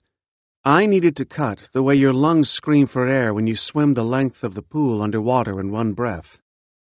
Caroline's search for the genesis of her cutting ultimately led to a dead end. The clues she had hoped to uncover, some initial emotional charge or circumstance pressed into memory, never emerged. She craved the emotional release, the unraveling of some invisible knot in the moment of elegant pain, but the feeling seemed to carry no intelligible meaning, nothing beyond the fullness of sensation in the moment. In this sense, Caroline found a way to draw her focus away from what was distracting or troubling her, and toward a moment that she could orchestrate. This very orchestration becomes a type of capture in and of itself. It leads to a feedback loop that is difficult to break. One of the conundrums of understanding the genesis of these behaviors is determining whether they represent antecedents or consequences, causes or effects.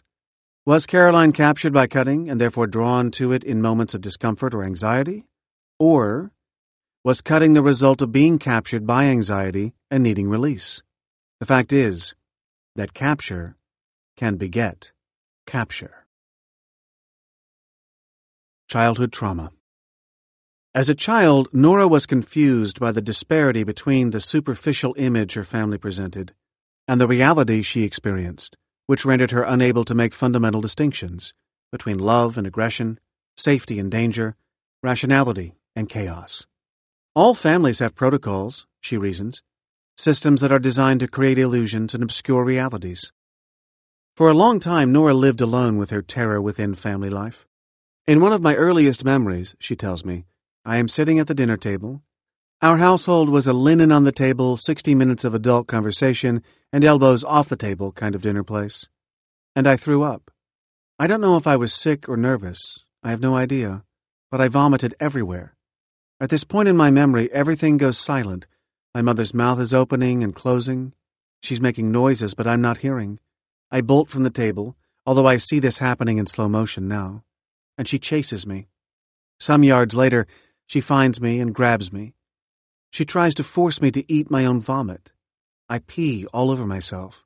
I remember little else for some time after that. There are many of these types of stories spanning the years. Operatic scenes in which Nora's mother yells at her for days on end, locks her in her room, wakes her up in the middle of the night to teach her a lesson, demands an apology for something that never occurred, tells her daughter that she has made a horrific mess of her life. Years later, Nora links her near-constant sense of panic in adulthood to these traumatic experiences. I remember staring at my mother and thinking, if I make myself as tiny as possible, there's going to be some bit of me you're not going to get. In adolescence, Nora found that some behaviors offered temporary relief from her overwhelming anxiety. Over the course of a decade, she traded one compulsive behavior for the next in a continual effort to create a world in which she was in control. Cigarettes helped me do everything, she says. They got me up in the morning. They got me out of the house. They got me through social interactions. They were the best camouflage because there was all that action involved and all those things you could do with your hands. I felt protected. I could take a drag on a cigarette and use that as a minute to collect my thoughts before responding to somebody. Whereas smoking promised a refuge from others, amphetamines later offered Nora an escape from herself. Oh, I loved speed, she says, genuinely brightening at the memory. I mean, everything people find objectionable about being up all the time and being really speedy felt really normal to me. I felt less fear, and just faster. I felt like it was me, but in refined form.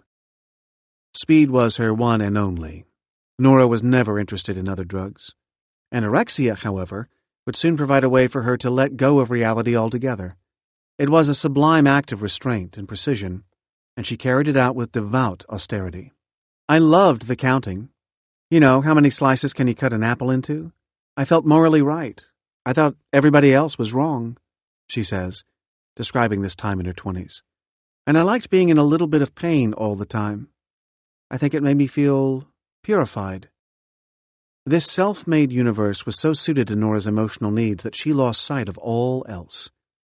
She said, despite needing to buy children's clothing, weighing 70 pounds, not menstruating, I was absolutely positive that I was the healthiest person in the world. I thought I was in perfect control. And yet, one by one, these actions ultimately left her more vulnerable than protected. So she made a clean break. She quit smoking. She gave up amphetamines. And when she found herself in the hospital trying to rip IVs out of her arm because she was worried about how many calories they were pumping into her body, she let go of anorexia as well. None of these behaviors, Nora admits, offered lasting relief from the constant terror of being inside her own mind. I feel so fragmented. There is not enough of me to rally to my defenses, to stave off the outside. Any request or demand can frighten me, she explains. You know, going to the drugstore. Maybe that's going to be okay. Maybe it's not going to be okay. And the first time it isn't okay, if I fail once standing on line because I got frightened, then drugstores are off the list until I can force them back on. What scares you about the line? I ask. I might be unable to cope with the crowd. I could make a spectacle of myself. I'm always afraid of not functioning, so I'm always monitoring. When she was younger, she would drive someplace, to the dry cleaner, for example, and then sit in her car, unable to go in. I would have to talk, she says. That last step would be too much for me.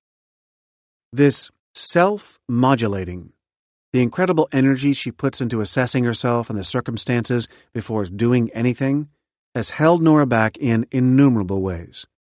I feel to some extent that I have wasted much of my life fighting just to stay present, she admits.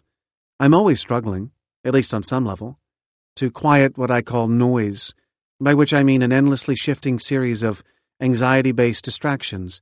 Everything, from basic internal self-loathing babble to phobias. I always feel, even when at my best, that I'm juggling. Nora's attempts to stay present are exercises in control. Exerting control of any kind, even over things that are inconsequential, calms her and makes her feel better. The more she can control what is around her, the safer she feels. But these efforts are also obstacles to freedom, as her need for control becomes its own prison. Nora is caught in a never-ending loop. I ask her if she thinks she would ever be able to ignore the urge to keep herself in such tight check. What would happen? I can't imagine not exerting maximum control, she counters immediately.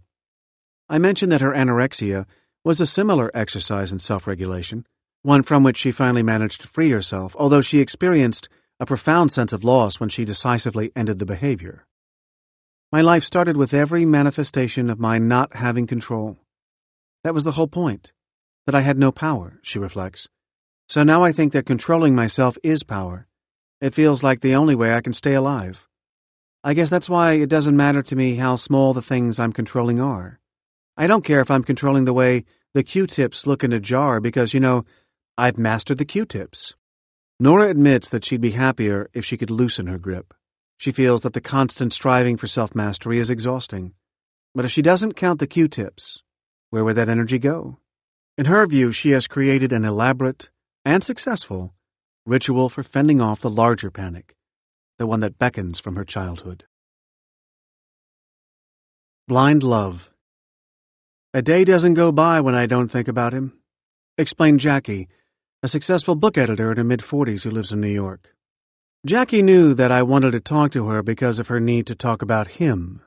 Although she is exceptionally successful in her professional life, her affair with a married, convicted felon brought her to the verge of emotional ruin, leaving her vulnerable to capture by other negative behaviors, including excessive drinking and compulsive sex.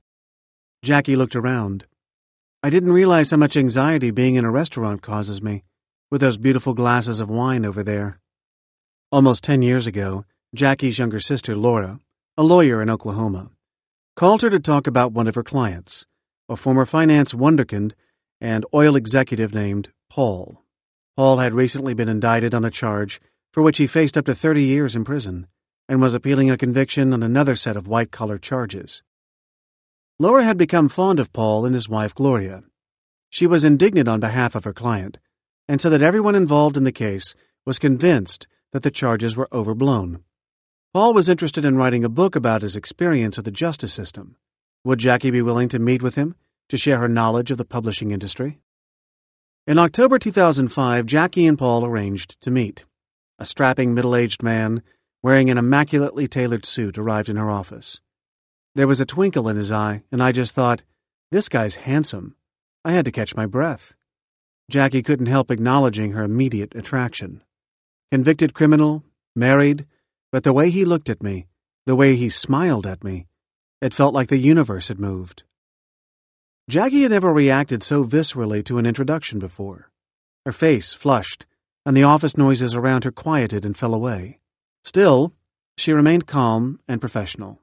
She offered Paul advice on structuring a book proposal and finding an agent, and then they parted ways.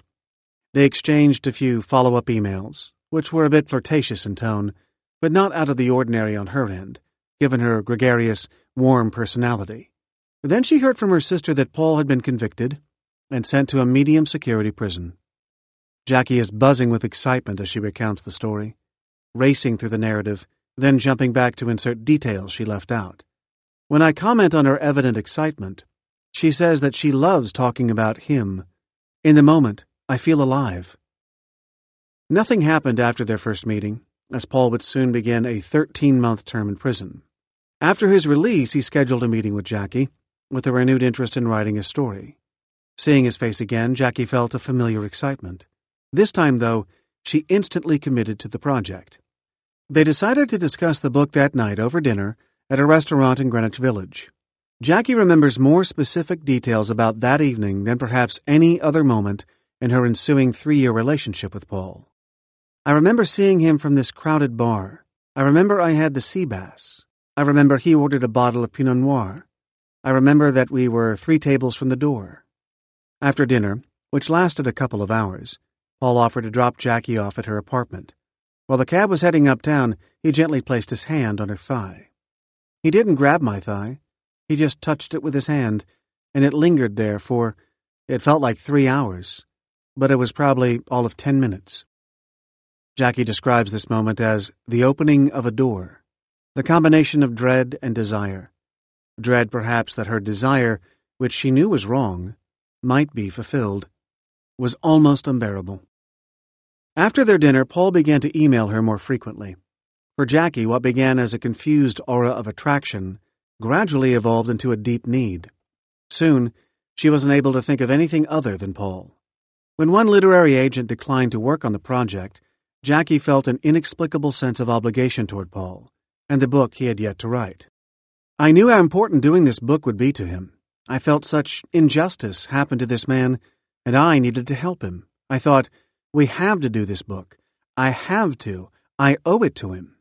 His only hope of redemption, she believed, was telling his story, and she was the only person in his life with the publishing acumen to help. He started sending her portions of the text, noting that he hadn't told his wife about some of the things he was revealing to her. She would edit his work, then spend hours on the phone discussing the project with him. It gave meaning to my little world, she says. I got so enveloped in his story. The story and the man were completely enmeshed. Over the course of a few weeks, the phone calls became longer, and the discussion veered toward things other than the book. Eventually, Paul confessed his burgeoning feelings for her. Despite her attraction to Paul, Jackie responded angrily, reminding him of his family and even of her own nascent relationship with a young lawyer. Jackie resisted in part, she says, because she had been previously involved in a scarring relationship with a married man. But Paul was relentless. He basically said he was in love with me. I went to a department store and walked around in a fog. When a song that reminded her of Paul came over the loudspeaker, she began to cry. She called her sister for advice. Laura told her that, although she was sure Paul and his wife would eventually divorce, Jackie should not get involved with him. You are out of your mind, she said, and for the moment, Jackie agreed. Paul eased up at first, then reinitiated the wooing. That's when he started sending me little notes about how much he loved even my fingers, my hands, Jackie recalls. He soon told her he was saving their emails to show their future children. He insisted his relationship with his wife was over and that Jackie was the woman he really wanted. Eventually, Jackie gave in. She describes the decision as an enormous relief. I just surrendered, she says. I couldn't take it anymore. The two began a physical relationship and also continued to work together on the book, which served as a convenient cover. They communicated almost every waking minute, by phone, by instant message, and by email. Jackie jumped whenever her BlackBerry beeped, hoping it was an email or text from Paul. He begged her not to leave him during what would certainly be a trying period, insisting that when the time was right, he would leave his family and start a new one with her. This is going to be the hardest thing in the world, he'd say. You can't leave me. Jackie found Paul's reliance on her thrilling. She was infatuated with his height, his freckles, his confident swagger, and she loved that he seemed totally enamored of her. It was a new experience for Jackie, to be treated as truly beautiful, rather than merely sexually enticing. She also found Paul's professional achievements alluring, partially because wealth had always felt so unattainable to her, the child of a hotel maid and an electrician. This good-looking rich man was for her an unattainable ideal. After about a year of carrying on their clandestine romance, Jackie and Paul received devastating news. In November, Paul lost his appeal and was told he would soon have to return to prison. Jackie swears that long before he told her the news, she knew instinctively that something was wrong. I remember feeling like I was immersed in this dark energy. After he relayed the news to Jackie, the two went to pray at the local Catholic church. But their prayers would go unanswered. Right after the new year, in 2009, Paul returned to prison. That's when my insane dedication and love for him grew exponentially, Jackie says. I lived for those 2 phone calls a week. Sensing that her friends were unsympathetic, Jackie isolated herself, communicating only with her priest and confidant, Father John. She would write lengthy missives to Paul and spend the evenings drinking wine. Whenever possible, she flew to the Midwestern town where he was incarcerated, and while she became friendly with others visiting their loved ones in prison, she was able to convince herself that she was ultimately different from them. Paul, she rationalized, hadn't committed a violent crime or sold drugs like some of his fellow prisoners. He was the target of an injustice of the greatest proportion, perpetrated by a spiteful judge. Jackie, too, was a victim of a grave injustice. This was preventing me from getting on with my life, she explains. This was preventing me from having children. The quest for Paul's freedom became her life, a cause to which she would devote herself. Jackie readily admits that she is at her best when faced with an obstacle, and these years were no exception. The moment Paul returned to prison, she reached out to everyone she knew in a position of political power, or anyone in the media who might be willing to publicize the case. She even had a friend approach a congressman and ask to have a certain sympathetic U.S. attorney's confirmation sped up in the hope of having Paul's conviction thrown out. That May, Father John invited Jackie to go along on a church trip to Israel. She eagerly accepted. My mission was to go there and pray for Paul. She beseeched God at the Western Wall, on top of Mount Horeb, and at prominent Catholic churches in Jerusalem. She acquired numerous prayer beads and other totemic objects to pass along to Paul. A visit to the prison where Jesus was said to have been held the night before his crucifixion was especially emotional. The parallel between one wrongfully imprisoned man and another was almost too much to bear. Throughout, she found comfort in her singular sense of purpose. I felt this heaviness, but I also felt like I was doing the right thing and that all my prayers and efforts were going to get me closer to victory. Paul was paroled late that autumn. First, he was transferred to a halfway house. A few months later, he was allowed to go home, albeit with a monitoring device. Finally, he got word that the recently appointed U.S. attorney, the one with ties to Jackie's friend, had dropped the case. It remained unclear whether Jackie's machinations were behind this outcome.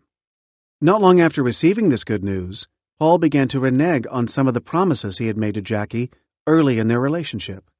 He put off divorce proceedings against his wife, who had found out about Jackie and Paul's affair, and although he was looking at real estate in New York, he told her he didn't think they should live together right away. I could feel him pulling away, Jackie says.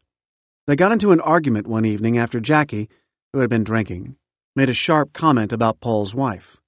She suggested they take a break. When he agreed, she completely fell apart. I could barely breathe, she remembers. My heart wouldn't stop pounding. It was physically painful. Jackie describes herself in the wake of their breakup as barely functional, like a zombie. Sitting in her office, she would inevitably succumb to the urge to look at pictures of Paul on her computer. This would lead to reading old emails and, inevitably, sobbing. I would have to close my door at work and just heave, she says. She cried everywhere. At work, on the subway, at home at night listening to songs she and Paul had once loved. My doctor put me on medication because all I could do was weep and weep and weep. Jackie began to drink heavily. She had always relied on alcohol to calm her when she was nervous, but now her drinking skyrocketed.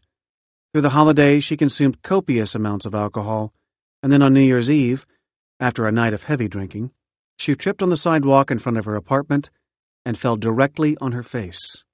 She spent the next day in the emergency room. The incident didn't scare her, though. She didn't care about her pain.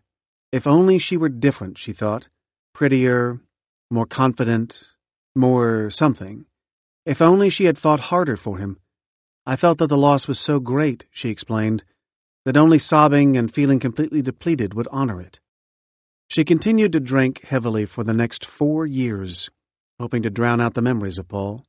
Often when she was drunk, She sought out the company of men, and soon she found herself using sex as a way to numb the pain of rejection.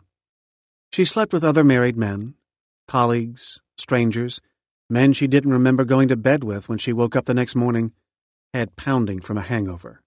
"I wanted to get revenge on the world by behaving irresponsibly," she said. Finally, she decided to get sober. And though it's been 5 years since they've seen each other, and 1 year since she stopped drinking, thoughts of Paul still continue to enter her mind, unbidden. She says, "I still sit on the subway and fantasize that something horrible will happen to me, and that Paul will feel guilty for the rest of his life." Obscene fascination. Richard Berenson never planned the calls, yet they always seemed to happen in the afternoon, when he felt most anxious. Once his thoughts strayed to the receiver on his desk, he could think of nothing else. The then president of American University in Washington, D.C., Berenson at first made the calls only sporadically. By January 1990, however, the frequency had increased. Having chosen his victims from newspaper ads for childcare services, Berenson would ask his assistants to hold all incoming calls and would go into his private study where he would draw the blinds and turn off the lights. Whenever he felt stressed, his head spinning and temples throbbing, Berenson's mind would wander from his work to the telephone, and he would soon find himself reaching for the classified sections of the newspaper. "When I made a call, I mentally left my book-lined study. I abandoned the presidency," Berenson notes. "I forsook my wife and daughters. I turned away from all that I had studied. 99% of me was the man the world saw. University president, husband, father. But the other 1% was a bomb about to explode, destroying everything I stood for and had worked to achieve." Berenson asked one of the women who believed she was being interviewed for a nanny position whether she had an open family, and explained that his wife and children were accustomed to walking around their house naked. "We share everything," he allegedly said, "and I do mean everything." Berenson described to the women in graphic detail having sex with his children. He talked about his extensive collection of child pornography, and sometimes even insisted that he kept a 4-year-old Filipino girl as a sex slave. Learning that one of his victims had 2 daughters of her own, he suggested, in vain, that she put them on the line so that he could instruct them to perform sexual acts on their mother. He also boasted that he used a collection of sadomasochistic instruments to discipline his family. "He said he had a wheel in his basement that he could strap his wife to," said one woman. Sometimes he told his victims that he was masturbating as they spoke. The case made headlines throughout the country. Berenson's psychiatrists contended that his calls were linked to sexual abuse he had endured as a child.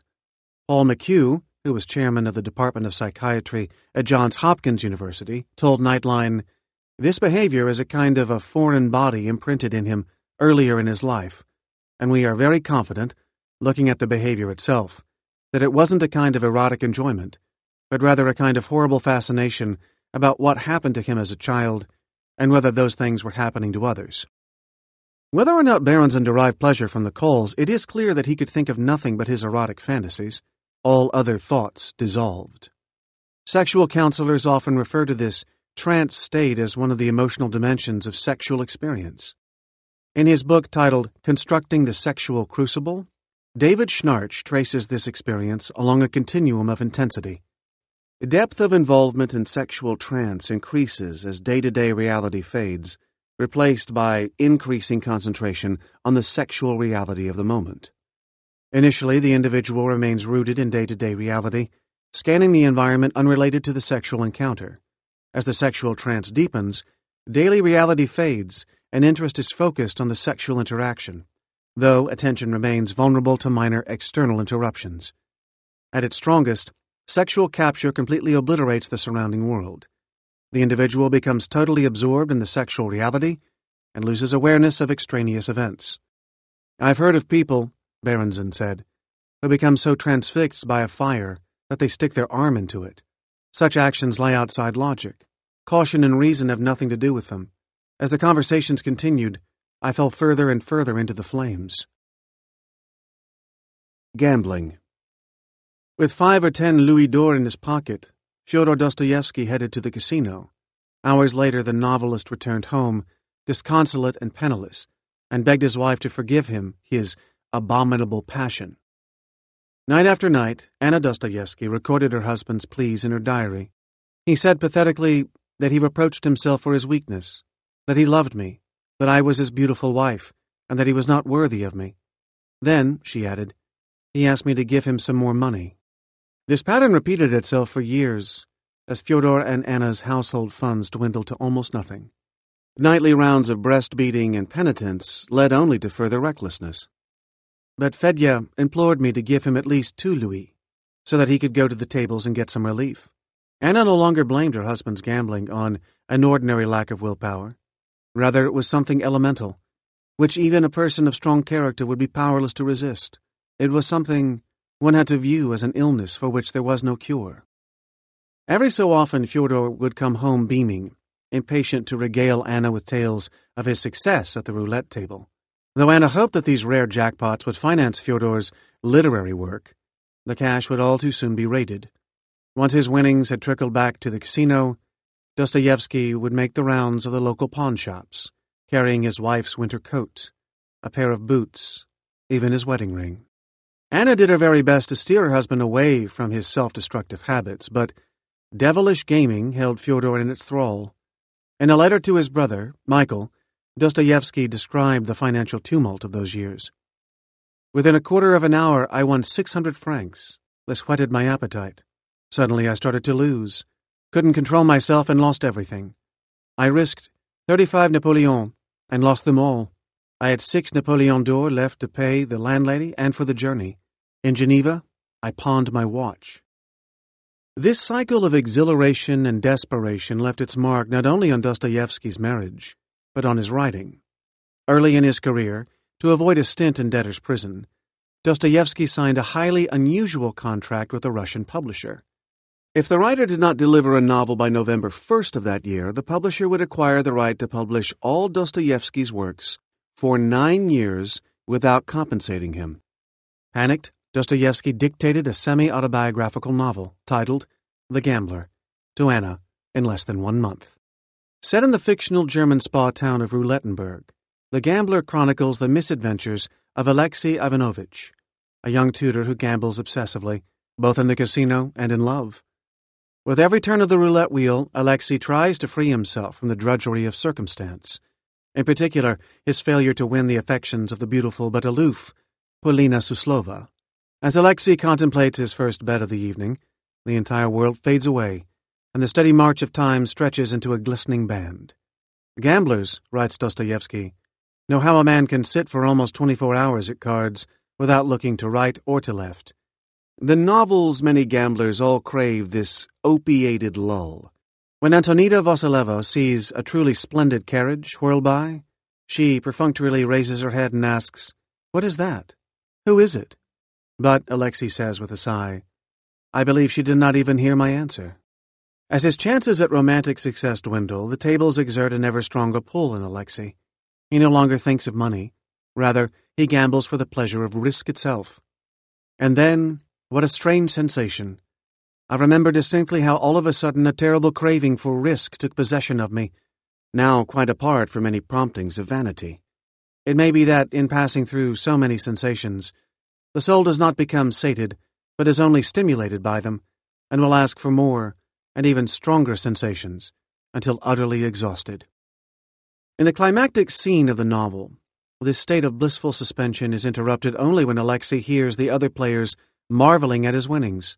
He later admits that, for those precious few hours, he didn't think once of his unrequited love for Polina. I was then experiencing an overwhelming pleasure, scooping up and raking in the banknotes which were piling up before me. They couldn't tell where their finger ended and the screen started, explained Natasha Scholl, an anthropologist who studies compulsive gambling. Scholl was describing her research subjects, whose game of choice was video poker. All Scholl's subjects described a moment of intoxicating release, a state in which they no longer experienced themselves as subjects in the world. They had no social identity. There was no time. All of those structures fell away. Time, money, space, the existence of other people, they all dropped away. There was only this moment, this sort of continual motion. For these gamblers, the goal of play is to flood their attention to the exclusion of all else. Scholl's subjects compared the force of their cravings to a magnet, pulling, and pulling inexorably. When they sat in front of a poker machine, it was as if time had stopped. They were soon in a trance, on autopilot. They would do whatever they could to stay in this altered mental state, totally absorbed, numb to reality, for as long as possible. Many could remain transfixed for hours. Though Shull subjects came from all walks of life, their cultural background and socio-economic status had little bearing on their experience of the poker machine. For these gamblers, all that mattered was being in the zone, maintaining the rhythm. This desire for escape from the painful, the familiar, or the disappointments of everyday life lies at the heart of compulsive gambling. For many, monetary losses are quickly forgotten, but none forget how they felt in that moment in the casino. Ultimately, winning or losing is beyond the point. What matters is the experience of complete immersion. As Shull explained, the makers of video poker machines understand this psychology all too well. The games are designed to ensure a smooth ride. Nothing gets in the way of the player's flow or breaks the action. Some gamblers talk about their bodies disappearing into the screen, Shull recounted. They say, "I wasn't present. I was gone." The body. Capture results in hypochondria when people cannot stop focusing on their own physical vulnerabilities. This psychological torment stems from a hyper-awareness of bodily sensations. Tennessee Williams was at work on the short story titled The Accent of a Coming Foot, when, having arrived at a climactic scene, he suddenly became aware of his own heartbeat. He was certain it was palpitating, skipping beats. Without any sedatives on hand, not even a glass of wine, as he later wrote in his diary, he jumped up from the typewriter and rushed out onto the streets of St. Louis. He wrote, "I walked faster and faster as though by this means I could outdistance the attack. I walked all the way from University City to Union Boulevard in St. Louis, expecting to drop dead at each step. It was an instinctual, an animalistic reaction, comparable to the crazed dash of a cat or dog struck by an automobile, racing round and round until it collapses, or to the awful wing-flopping run of a decapitated chicken. This was in the middle of March. The trees along the streets were just beginning to bud, and somehow, looking up at those bits of springtime green as I dashed along, had a gradually calming effect, and I turned toward home again with the palpitation subsiding." Williams came to call episodes like this his cardiac neurosis, physical symptoms that seemed both to stem from panic and fear and, counterintuitively, to quiet his anxiety. On Sunday, March 29, 1936, Williams wrote in his notebook, "What a week is behind me. Wednesday received Poetry Prize. Not as grueling as I expected. In fact, it couldn't have been made any easier for me. No stage, no speech, just a room full of tired, elegant old ladies, a couple of priests, and some very young poets. Lovely sunny place. Nevertheless, palpitations for about 5 minutes. Afterwards, tea and talk." A couple of years later, while working on a play, he wrote, "Soon my nerves began to pop. Heart neurosis developed this week. A crisis last night, after several previous. This morning felt very weak and sickly, although I had gotten a fair sleep. Once again, I feel dangerously cornered, cut off. Wonder how I'm going to fight my way through. Some external stimulus must be applied to snap me out of this. But what?" Despite his restless search for an immediate cause, it seems that some part of Williams understood what was taking place. He wrote, "What makes all this so stupid is that the fear is so much worse than the thing feared. It is the fear that makes all the concomitant distresses, the dreadful tension, the agora and claustrophobia, the nervous indigestion, the hot, gassy stomach."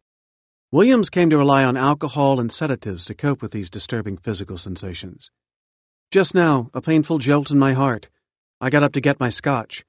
I suppose, on the whole, I am reasonably calm. I have taken a Seconal and am having a drink. There is one thing to do, one thing and one only, put it out of my mind and pass the night as though it hadn't occurred."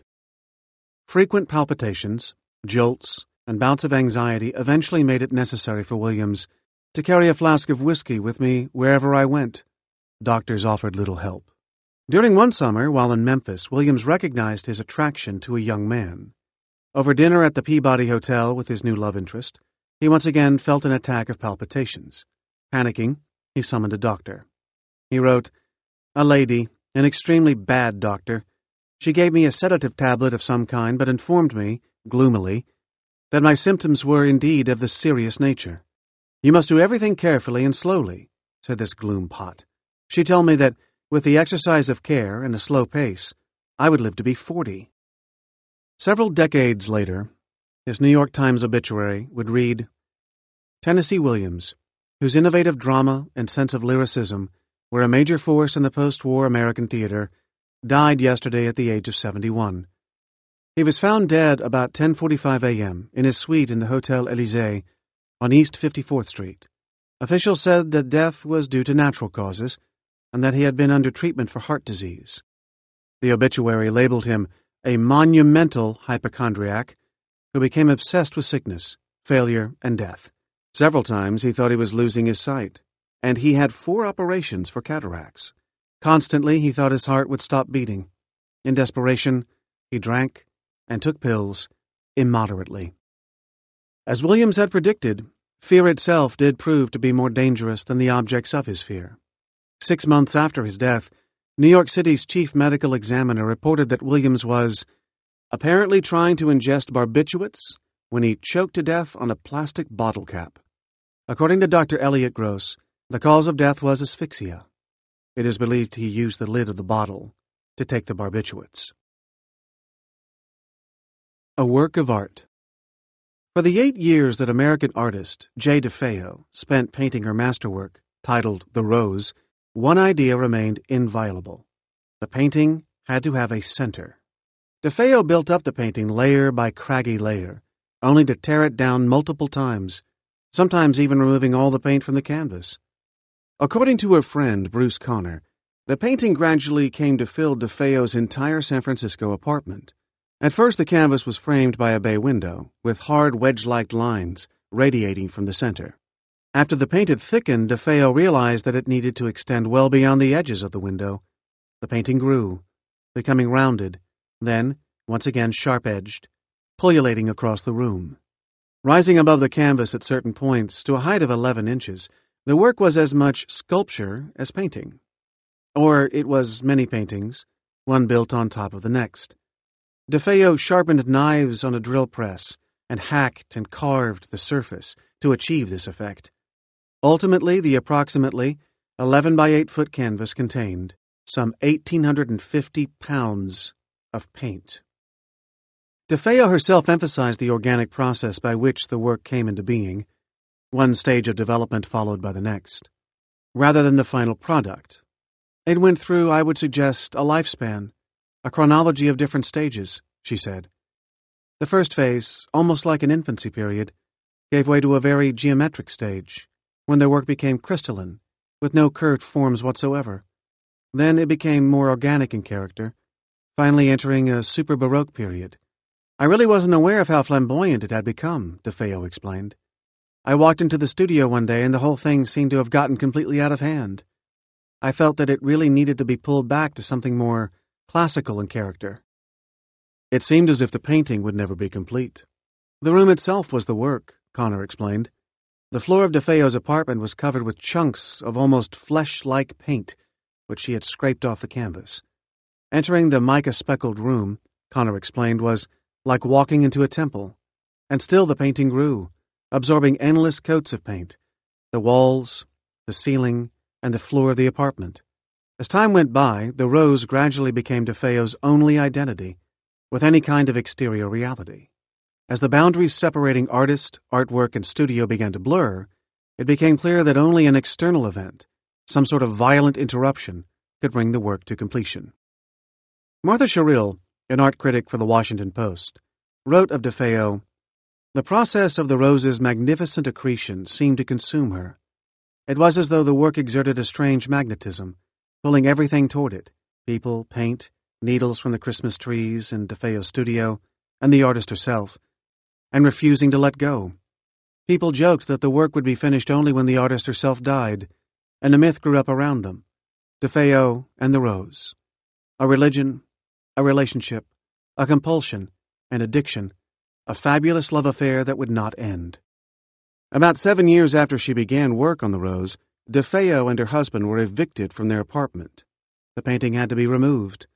Because of its sheer size, movers cut out part of the wall of her apartment to transport it to a museum, chunks of paint falling off it in the process. DeFeo continued to work on the canvas long after it left her apartment. Only when others began to take an interest in the rose, to recognize it as a work of true historic significance, one that DeFeo knew would be cared for, did she experience a sense of release.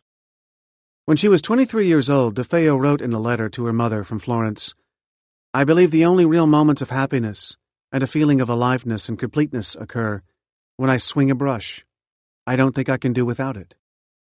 For DeFeo, the creative impulse stemmed from an inner restlessness. She acknowledged that the experience of painting, as opposed to the painting itself, was kind of a cliffhanger for her, a way of suspending time. Bringing this large, radiant, unwieldy work into being required an inner core of faith that this thing would emerge into an ultimate form, of which I had no knowledge. I just kept reaching for it intuitively. Death. Suicide is, for most of those who choose it, a last resort, the ultimate negation of suffering. For David Foster Wallace, suicide offered the prospect of escape from an unbearably painful world. But for the American poet Anne Sexton, the experience of pain was eclipsed by a fascination, indeed an obsession, with the idea of death. Where many see death as the only escape from capture, Sexton was captured by death itself. It's like a person who takes drugs and they can't explain why they want to do it. You know, there really isn't a reason, Anne Sexton explained to her therapist, Dr. Martin Orne. There always is. Drugs are addicting, he said. Suicide is addicting, she responded. Sexton shared with her close friend, the poet Sylvia Plath, an enduring fascination with death. Reflecting on Plath's death, Sexton said that Plath had the suicide inside her, as I do, as many of us do, but if we're lucky, we don't get away with it, and something or someone forces us to live. In a letter to her intimate friend, Anne Wilder, Sexton described her sense of complete alienation from the world of the living. She wrote, "Now listen, life is lovely, but I can't live it. To be alive, yes, alive, but not able to live it. Aye, that's the rub. I am like a stone that lives, locked outside of all that's real. Do you know of such things? Can you hear? I wish, or think I wish, that I were dying of something, for then I could be brave. But to be not dying, and yet to be behind a wall, watching everyone fit in where I can't, to talk behind a gray, foggy wall, to live but to not reach, or to reach wrong, to do it all wrong. Believe me, can you? I want to belong. I'm like a Jew who ends up in the wrong country." More than 20 of Sexton's poems deal explicitly with wanting or perhaps needing to die. Many critics found fault with Sexton's poetry because it exemplified all too plainly the vogue in mid-century American poetry for confession. Indeed, it often reads as if the poet were talking to her psychiatrist. Wanting to Die takes the form of a letter to Dr. Orne. Sexton tries to explain her darkest ruminations, which hide just below the surface of the everyday. Responding to her therapist's incredulity at her hopelessness, his vain attempts to revive her will to live, she traces the arc of her suicidal desire. She writes, "Since you ask, most days I cannot remember. I walk in my clothing, unmarked by that voyage. Then the almost unnameable lust returns." Here, the rhythms of lust, the predictable rise and fall of sexual desire, become a metaphor for her underlying drive toward death. For a mind so thoroughly consumed by its pain, the question, why, matters less than how. In Wanting to Die, Sexton insists that suicides have a special language. Like carpenters, they want to know which tools. They never ask why build. Sexton's preoccupation with the mechanics of death revolves around the moment when the burden of living dissolves into nothingness. She goes on to write, "In this way, heavy and thoughtful, warmer than oil or water, I have rested, drooling at the mouth-hole. To thrust all that life under your tongue, that, all by itself, becomes a passion. Death's a sad bone. Bruised, you'd say, and yet she waits for me, year after year, to so delicately undo an old wound, to empty my breath from its bad prison." Suicide becomes a perversely rational option when emotional pain becomes too great to bear. But how had Sexton become locked in that bad prison where the irrational seemed all too inviting? The term breakdown was commonly used by doctors and laypeople alike to describe a prolonged period of severe mental or emotional pain. It implies that the human being is, in an important sense, like a motorcycle or a washing machine. Parts can wear down or rust over. Fuses can blow. But like mechanical objects, those who had experienced a breakdown could, at least in theory, be repaired. For Sexton, however, the promise of recovery proved hollow. Though she experienced episodes of both mania and depression during adolescence, her first complete breakdown appears to have been sparked by the usual demands of caring for young children. When her daughter was suffering from croup, Anne spent an entire night convinced that the child was about to die. Fear for the safety of her children soon devolved into fear that she would hurt them. In the years that followed, she suffered from increasingly destabilizing mood swings and, in between bouts of literary productivity, spent many months in psychiatric wards. Her notes from this period record a near daily descent into an abyss of pain. She wrote, "Nothing seems worthwhile. I walked from room to room trying to think of something to do. For a while I will do something. Make cookies or clean the bathroom, make beds, answer the telephone. But all along I have this almost terrible energy in me. I sit in a chair and try to read a magazine, and I twirl my hair until it is a mass of its snarls. Then as I pass a mirror I see myself and comb it back. Then I walk up and down the room, back and forth, and I feel like a caged tiger." What begins as listlessness and confusion gathers terrible strength until Sexton's mind has turned completely on itself, and the outside world of cookies and telephones and magazines has all but ceased to exist. Eventually her mind would steady itself, allowing her to disguise the rawness of her pain with humor. "Well, I'm not going to kill myself in the doctor's office, all over his beautiful carpet." Over time, suicide came to represent a radical form of self-alteration, the only way Sexton could reclaim control over her errant mind. "It's as though I wanted to kill someone else, but that someone else is me." When her therapist asked what death would feel like, the poet described a cozy pastoral scene. Spring, warm, leaves. But for Sexton, not all paths to death were equal. Indeed, Dr. Orne was surprised to discover that she had a paralyzing fear of flying, and in particular of jet engines. Why would someone so intent on killing herself be so terribly afraid of dying in a plane crash? In a husky, hurried voice, Sexton pondered her morbid fascination with those great, powerful motors that can take this impossible weight off the earth and put it up there. Then her voice rose in pitch. "This heavy thing, you know, can only be lifted by a great power, and if that power should fail—" Orne was nonplussed. "You've told me over and over that you want to die." "Not like that." Only by controlling her own death, the timing, the manner, could Sexton assert some degree of control over her life. "Why are you afraid of that kind of death? You know, with sleeping pills, you'd be just the same way dead." But Sexton's attention had drifted away from the consultation room, rising into the air. "And we're going up, and I hear the motor stop, and we're in silence." A threat. "I never would have admitted that I was afraid of my students when I started teaching," Charlotte told me. We were talking about her first job as a teacher, which began just 1 month after she graduated from college. Charlotte decided to teach English shortly after suffering through American literature as a high school junior. Her instructor was young. She gave out worksheets and study questions, but never led the class in discussions about literature, which made me wonder if she had ever read the books she assigned, Charlotte adds. As a result, Charlotte realized that she wanted to help teenagers think about their lives as they read and analyzed fictional characters. Even now, as a 15-year veteran teacher, she relishes this aspect of her job.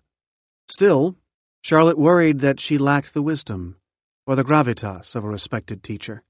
She said, "I think many of my young colleagues shared in my first school worry, that students would mock our lack of experience or authority. At 22, I was only a few years older than the seniors that I passed in the hallway." 5 months before she began her first job, 2 high school students had opened fire at Columbine High School in Colorado. "I was a college senior in a teaching practicum class when I heard that news. It rattled all of us," she explains. "I remember crying days later when Amy Grant sang at a televised memorial service. But I wasn't afraid then that a similar act of violence might happen in my future.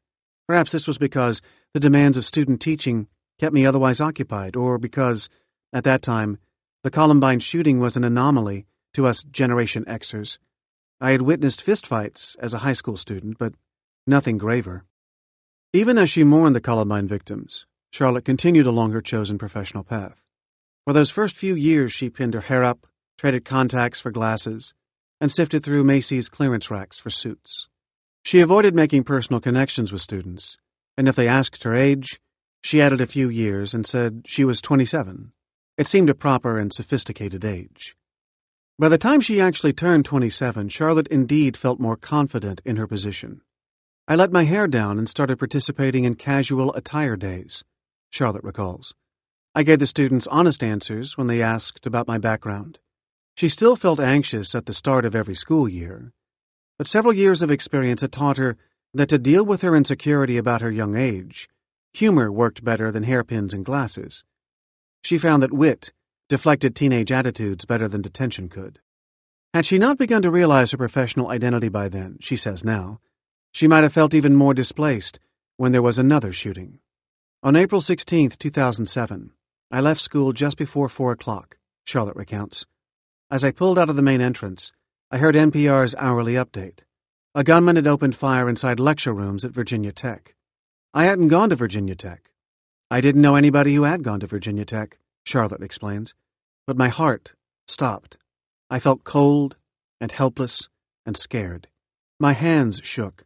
I drove straight home, listening for more information. I wanted to know how many people had died. I wanted to know why the shooter had targeted a college campus and why nobody could stop him. When she got home, she went for a run along a 3-mile loop that led by a river. Halfway through, she had to drop to a walk. Her throat felt like it was closing. She stopped and stood still. I panted and worried that my throat would seize up. I held it with one hand and started walking again. I wanted to go home. I wondered if I had developed allergies. I thought maybe I was having a reaction to an insect bite. When her husband came home from work, she told him what had happened on her run. He asked if she had heard about the Virginia Tech shootings. She didn't want to talk about it. We watched the evening news. I went to bed early but couldn't fall asleep. I worried that I would struggle to breathe in my sleep and suffocate. The next day, she went to work. Some of the students wanted to talk about what had happened at Virginia Tech. She encouraged them to write a free response entry in their notebooks and to express their immediate reactions to the news. She doesn't remember what she said to those students who may have shared their entries, but she does recall avoiding conversations in the English department office about the shootings. That afternoon, she again experienced shortness of breath while running, but this time it occurred while she thought about Virginia Tech. She wondered what she would do if someone pulled out a gun along her running route. She scanned the path, looking for a place to hide. She imagined dodging bullets. These thoughts didn't subside until she reached home. Later that evening, her heart began to race. She sat down, pushed her hands against the hardwood floor, and tried to catch her breath. When my husband came home, I told him that I needed to go to the hospital. I ran outside. He followed me and started to call 911. I told him I felt better. Being outside helped me to calm down, slow down. I told him to hang up. That's when we both realized that I'd been having panic attacks. The nightmares started that night. She had a recurring dream in which she was standing in front of a classroom full of teenagers, and a gunman would burst into the room. Holding a rifle, he would instruct me to choose which students he would shoot, she recalls. If I refused, he would kill everybody, including me. The dream varied in length, but it always included the same ultimatum. Sometimes I saw students die, Charlotte says. The kids in the classes consisted of students I recognized and those I didn't. I still remember one girl from the dreams. She was skinny with long brown hair. She wore a colorful top, and tears ran down her face as she looked at me. For months after the murders at Virginia Tech, Charlotte was plagued by nightmares of a school shooting. The scenario haunted me on my drive to school, during my classes, and on my afternoon walks. I physically could not bring myself to run again for a while, she explains. I didn't think about which students I would name, but about how I would thwart a shooter in a similar situation. I thought about locking my classroom door during every class. Then I realized that it was possible the shooter could come from my class roster, in which case locking the students inside would cause them more harm. I had inherited my classroom from a teacher who had retired. Either she or someone else had stored a golf club atop a built-in cabinet along one wall. I thought about moving the golf club closer to my desk so that I could use it as a weapon, but I didn't know how I could hide it. Though anxiety takes many forms, salient stimuli play an active role in all of them. The stimulus is almost always some kind of perceived threat. Anxiety is, in other words, a distortion of selective attention, the survival mechanism that alerts us to danger. Like many sufferers of anxiety, Charlotte lived in a near-constant state of hypervigilance. She remained on high alert, expecting signs of menace at any moment. Scanning her environment for a perceived threat, or any hint of one, only heightened her perception of danger and increased her feelings of vulnerability. Charlotte grew up in a nurturing, well-educated, lower-middle-class family. They often moved for her father's work. Charlotte didn't mind changing schools, but she was very aware of how other children perceived her. I remember observing again and again the happiness of classmates. I was good at pretending I was happy. I didn't want to look abnormal, and I didn't want to worry my parents, who each worked more than one job most of my childhood, she recalls. I wasn't unhappy, but I always felt a little bit sad. I liked rainy days best. They gave me an excuse to withdraw. Other kids would complain about the weather hampering recess, but I preferred indoor activities like board games and movies to playing tag or tetherball. I didn't like bedtime. I didn't fear sleep as much as I dreaded the tasks I set for myself before I fell asleep.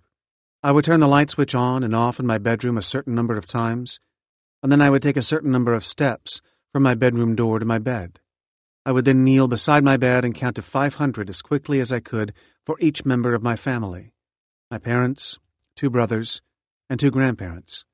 I worried that if I didn't do this, something bad would happen to them. She got so tired of this ritual that one night she cried and prayed for help in breaking it. The severity of her tasks, she says, did soften after that prayer. She wondered sometimes why she counted so much. The number of holes in the tiles in the ceiling at her doctor's office, the number of cracks on her backyard basketball court, the lines in the panels on the wall of her back porch. I didn't like counting, and when I caught myself doing it, I tried to stop, she says. I tried to stop other things as well. Like in the 8th grade, after I learned to type, I would take lines from conversations and type them in my imagination, looking at the words as they appeared on a screen in my head. Sometimes I could stop myself from these repetitive behaviors. Charlotte was soon diagnosed with obsessive-compulsive disorder. In OCD, routine features of daily life take on great consequence. Sensory phenomena lead sufferers to become profoundly disturbed by things that don't look, feel, or sound just right. Coat hangers turned in different directions. Large and small cans of food intermingled on a shelf. Books not arranged by height. Correcting what feels out of order, say placing shoes so that all the toes point in the same direction, or giving in to the physical sensation, briefly relieves discomfort. But this relief does not last. Soon enough, the long-established cues again trigger the urge to act, and that urge again engages the motivational and movement circuitry of the brain, driving the repetitive behavior and making it ever harder to resist. Although her need to count finally subsided, Charlotte was plagued by recurrent nightmares throughout childhood. The first nightmare I remember occurred before I turned 8. A bunch of cats were clawing at my family screen door, trying to get inside to jump on me, Charlotte recalls. The content of my nightmares became more mature as I aged. My parents died, again and again. A wizard chased me through a parking lot. A group of mean college boys chased me through a park. Even now, I still pray that God will keep bad dreams from my mind as it rests. I thought about talking to a school counselor or the social worker about my fears, Charlotte recalls. But when I was most haunted by my visions, I didn't want to tell anybody. After all, I wasn't incapacitated. I could get up and go to work every day. I could do my job. I just couldn't control my thoughts. I wanted help, but I didn't know anybody who would understand the depth of my illusions. It was like having a nagging pain but not going to see the doctor. Though she found some comfort in religion, Charlotte found greater solace, albeit transitory, in nursing her fears. She said, My mind kept running through violent scenarios that I was becoming increasingly dependent upon accepting as reality. I was conscious of observing two selves, the one engaged in the reality of life, and the observant other, who was constantly preparing for something inevitable. 2 addicts. 1. John Belushi. People who knew John Belushi well recognized that drugs were robbing him of himself. "I never stopped loving him," said Michael Klempner, who signed Belushi and Dan Aykroyd's Blues Brothers at Atlantic Records. "When he was clean and sober, he was the most wonderful man I've ever known. When he was fucked up, he was as big a horror as you ever could imagine." His friends simply couldn't comprehend his self-destructive behavior. Belushi himself struggled to understand why he couldn't give up cocaine and the other drugs that were slowly killing him. Bob Woodward, who chronicled the events leading up to Belushi's death in his book titled Wired, The Short Life and Fast Times of John Belushi, recounts a time when the actor was filming The Blues Brothers. On the last day of shooting in Chicago, Belushi refused to come out of his trailer to shoot the next scene. The director, John Landis, who had previously directed Belushi in Animal House, decided to confront the actor about his aberrant behavior. Landis entered the trailer and found Belushi disheveled and disoriented, looking like a real-life version of Bluto, the "My advice to you is to start drinking heavily" character he played in Animal House. On the table lay a pile of cocaine alongside a bottle of Courvoisier, its contents splattered all around. A puddle of urine was trailing along the floor. "You're killing yourself," Landis said. "This is economically unfeasible. Do not do this to my movie." Belushi, barely able to respond, simply bobbed his head up and down. "Don't do this to me! Don't do this to yourself!" Landis shouted. He threatened to bring in one of the photographers on set to take pictures, so Belushi could later see just how pathetic he looked. But Belushi, who had once hired a bodyguard to help keep him away from cocaine, would likely not have been shocked. Landis took the cocaine off the table and flushed it down the toilet. Belushi lunged toward his director. Landis threw a punch. Belushi ended up on the floor and broke down in tears. "I'm so ashamed. So ashamed," he cried. "Please understand." Landis asked Belushi why he was using again. I need it, he replied. "You couldn't possibly understand." Earlier that year, Belushi had written a letter to his wife, Judy. "I'm afraid of myself because of what I'm capable of doing to you. If I was the kind of person I want to be, at least I say I want to be, then why do I hurt you? Is it because no one can be that person? Do I kid myself? When I fail, who am I? I want to take care of you, but I feel I'm not capable. The most difficult thing to deal with is disappointing you or finding myself unable to help you. When I'm sick, you help.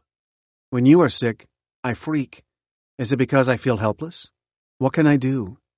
Hide in drugs? Please, please, please, don't think I'm going back to my old pattern. I may have slipped the patch, but not a pattern.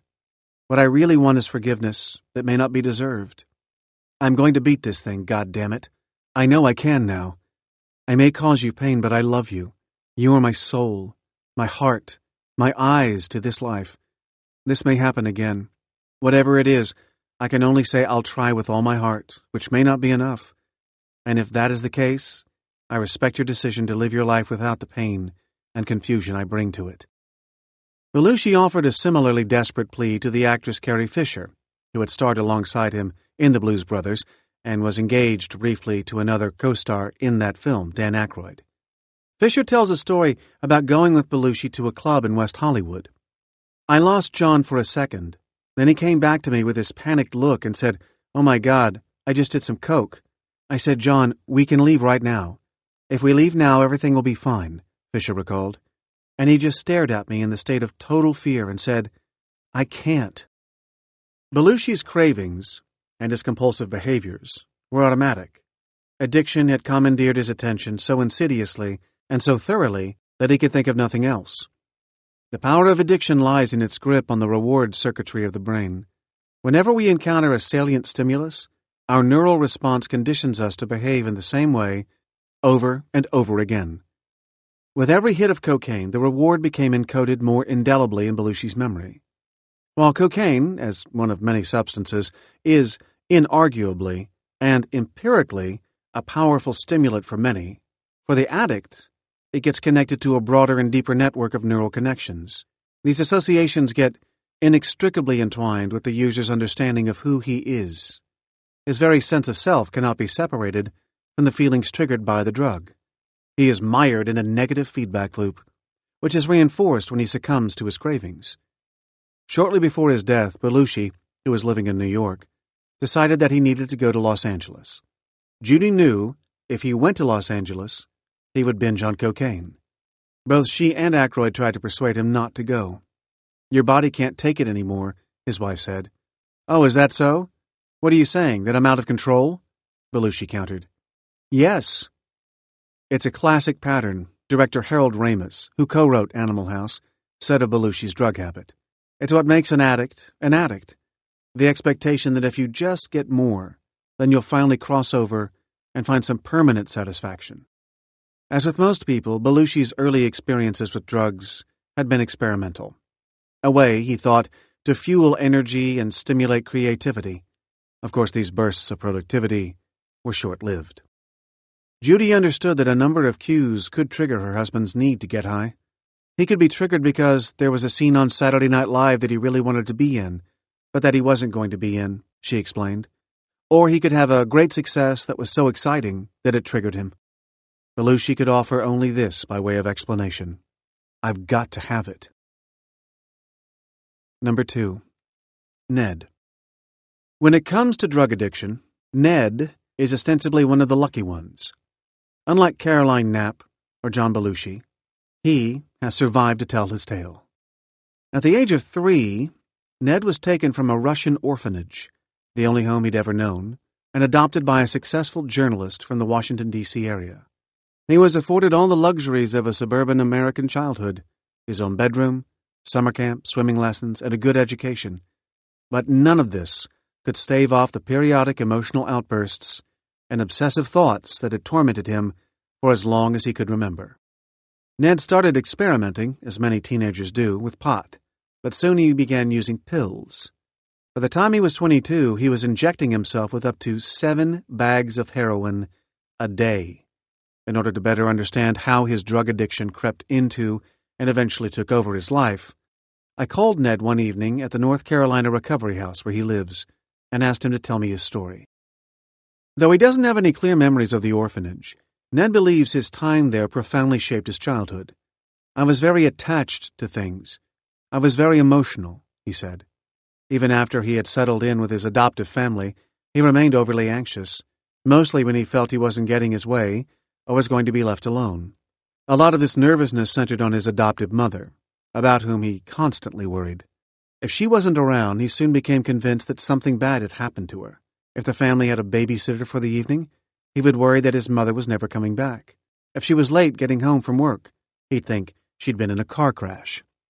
Though he was a decent student in elementary school, Ned was often in trouble for being disruptive in class. But rather than dissuading him, the attention he got from teachers for his volatile behavior made him popular among his peers. Before long, he had developed a reputation as irascible and rebellious, which cast him firmly in the bad kid role. His behavior followed suit. He tried his first cigarette in 5th grade. 3 years later, his older sister offered him marijuana, which he smoked with her in the backyard of their house while their mother slept. He said he remembers the moment like it was yesterday. By this time, Ned was excelling as a competitive swimmer, often spending 7 days a week practicing on a team comprising mostly older and larger athletes. He wanted to perform well and also fit in with the older kids, and the stress of the situation often led to friction with his mother. But smoking weed made him forget the pressures of swimming. Smoking pot made all my anxieties just evaporate. I stopped worrying about being the new kid on the swim team and about my mom embarrassing me in front of my friends. I went back to my room, where I had these glow-in-the-dark stars pasted on my ceiling, and as I stared at them, they started moving. I was just in my own world. For a while after this first experience, Ned continued to get high at night with his sister. She would procure the weed, smoke a bit, and then give the rest to her brother, who would devour a whole gram himself. Soon he started to find himself in trouble. In 8th grade, after he bragged to friends that he was smoking pot, school officials searched his locker. Later that year, he and a friend were picked up by the police for vandalizing cars at 3 a.m. in downtown Washington, D.C. At that point, his mother decided to send him to a new school, hoping he'd use the opportunity to reinvent himself. It didn't work out that way. Adrift in a new environment, Ned immediately found acceptance among the school's crowd of drug users, and his drug use escalated rapidly. It went from smoking at lunch to smoking 6, 7 times a day. I would barely show up to school. The school would call my house when I was absent, and I would try to get home before my mom did, just so I could delete the message, or else I'd come up with an elaborate excuse for why I'd missed class. To some extent, smoking was integral to his identity as a budding criminal. It was a prop, like the gun he later carried while hanging out with gang members. At the same time, though, marijuana made Ned feel physically better. When high, he felt more affable, more articulate, and better able to face even the most routine social situations, such as having dinner with his mother. I felt like I was the way I should be, he says. As he passed through 10th and 11th grade, he began experimenting with other drugs, notably PCP. I spent the rest of the day in the bathroom puking my brains out. Then 2 days later, I'm smoking it again. Soon he started using opioids, such as Percocet and Vicodin. Ted began spending more and more time hanging out and buying drugs in dangerous neighborhoods of D.C. He started robbing people at gunpoint and dealing drugs to fund his habit. But marijuana was his first and most consuming need. When he bought larger quantities, hoping to sell it, he often worried he would succumb to temptation and smoke the whole stash himself. Though he relished the lifestyle of the petty criminal, he still envisioned attending college and swimming competitively in his future. And his lack of control over his smoking frightened him. I had a calendar where I tried to count the days I could go without it, but eventually I couldn't even last a day. It opened my eyes at that moment. I thought to myself, Jesus, Ned, this is bad. You can't stop. I knew my life was getting out of control and I was losing it. I wanted to die. In May 2011, when Ned was a junior in high school, he was arrested for dealing drugs at school. He went into a 45-day residential treatment program, where his fellow patients were mostly wards of the state or multiple offenders. When he was released, he stayed clean for about a month, but relapsed shortly before he was to appear in court. I lied my ass off. I said I wanted to clean my act up, and I was happy being sober. Some parts of his statement were true. Shortly after his court hearing, he admitted to his mother that he was using and got serious about recovery. He enrolled in a local community college and started to see a therapist, who would become his long-term confidant. He decided to get honest about his sexuality, too, and told his mother he was gay. To his relief, she was supportive. He began a long-distance relationship and worked as a swimming coach. Ned seemed to be piecing his life back together, but soon he would encounter heroin, which would capture him in a way that not even marijuana had. One night, worried about his rocky relationship and missing his old neighborhood buddies, Ned accepted a friend's invitation to attend a rave. He loved the fast music, the lights, the throbbing energy. When his friend offered him ecstasy, he took it without a second thought. I wanted to get out of myself, Ned said, and the ecstasy certainly helped him do that. It was fucking great. It makes the music 100 times better. Everything sounds good. Everything feels good. You're happy. And everybody becomes your friend. Soon he made a group of friends in the rave scene, one of whom was into OxyContin. Ned tried it. I was numb in every joint. The high was so pleasurable that it made the inevitable vomiting that followed worth it. But when OxyContin became too expensive, he followed an increasingly common path and began snorting heroin. At first it was once a week or so, mostly because he recognized heroin as a dangerous turning point. This was a drug that I told myself I would never do, he said. Perhaps it was the fact that he only snorted it, or that he was still intermittently smoking weed, that allowed him to use infrequently at first. Once he began to inject it, however, he needed it constantly.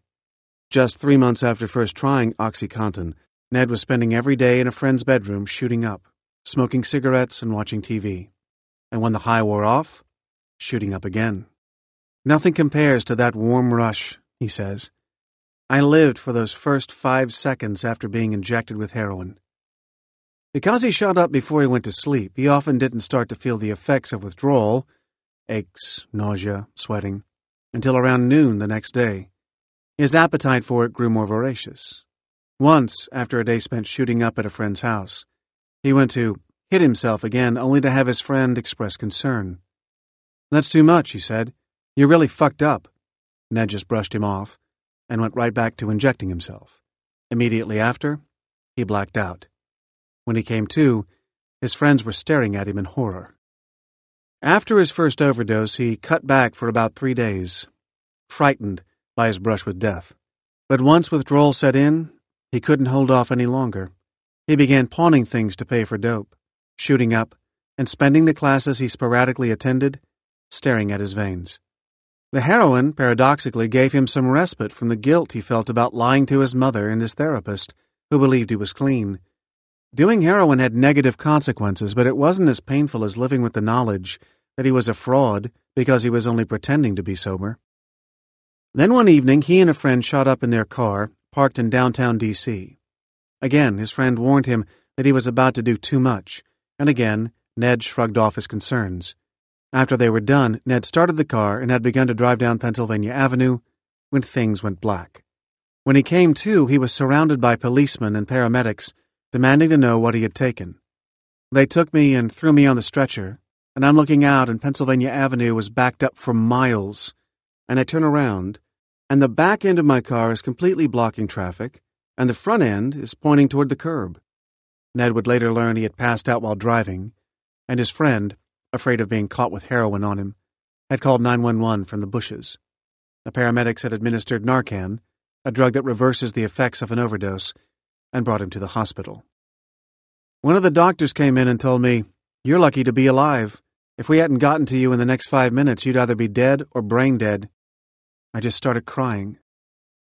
Not long after, Ned agreed to go to rehab. Though he's had some slip-ups in the years since his accident, he is trying to stay committed to recovery, working hard at his job detailing cars, and strengthening his relationship with his mother. But he tentatively admits that drugs will always be attractive to him. "Yeah, I think they're always going to appeal to me," he says. "Once heroin gets a hold on you, it never lets go." It's not surprising that Ned feels that way. We often feel nostalgia for things that have held us in their orbit and made us feel better, even when their effects were detrimental. For the addict, the salient substance plays a paradoxical role. It provides easily accessible relief from his cravings, even as it reinforces them. The result is a vicious cycle. This physical need can be seen as similar to Kettlewell's cutting or Berenson's phone calls. In addiction, however, the sensation of need comes at a high cost to the body, one that is ultimately not sustainable. Control. In May of her sophomore year in college, Frances, a successful writer now living in New York, had an exam in her Indian civilization class. I couldn't focus too well. I just wanted to sleep, and I didn't really care so much about the grade, which made me feel ashamed. I looked at my two friends frantically memorizing the names of Indian states and hated myself for being so undisciplined, Frances told me. Frances also had a modern British literature test the following day. I was still sleepy from getting in bed in the wee hours. I got an Adderall off a friend and took it just before the test. Hours later, Frances was bouncing with energy. I had no appetite, but I picked a few dried cranberries out of a plastic container, pleased at how indifferent I was to the food. Nostalgia pulsed through me. I reminisced about the days when my body felt always so light, so needless. I wondered if perhaps I shouldn't consider dieting a little. I wouldn't let it get out of control like when I was in high school, of course. If I told myself the truth, I had wanted to get out of control. I had been rebelling, passively, fantastically, and had been hoping that others would notice my miniature wrists, or scarred arms, and see them as a statement of my despair.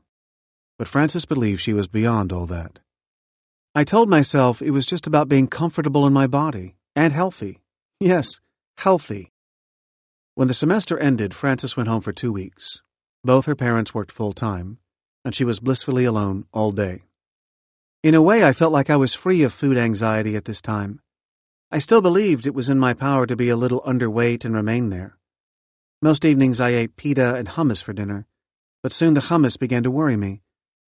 As I ate it straight from the tub, I couldn't help wondering if I wasn't somehow indulging more than I expected. "You're eating way more than a serving size," I told myself. "To be sure, you ought to use the tablespoon." Otherwise, you should probably just forego the hummus altogether. I started measuring the hummus every evening and writing down how much I ate.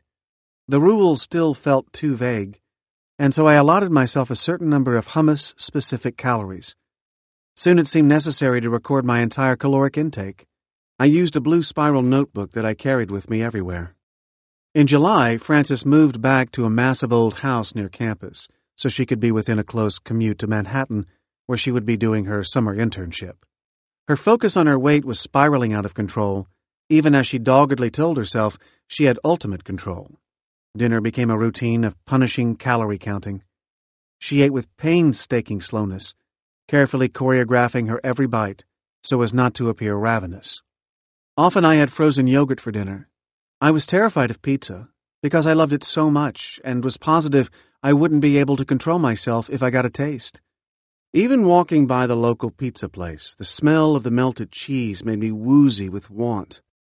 On weekends, Frances invented errands downtown and reasons for needing to walk there. If she rode the subway, she had to stand even if there were seats. She knew standing burned more calories than sitting, and she did makeshift exercises by pulling her body toward the pole with her arms. She spent hours grocery shopping on Saturday afternoons, but only rarely bought anything. At the end of the summer, Frances went home for a few weeks before school began. She often caught her mother looking at her sideways. Once or twice she told me I looked thin, and there was an edge to her voice. I aggressively avoided the topic. I told her I was running errands, but instead I spent hours in the local enormous mall trying on clothing I thought might help me achieve the look I was going for. Ethereal yet organized, delicate but guarded.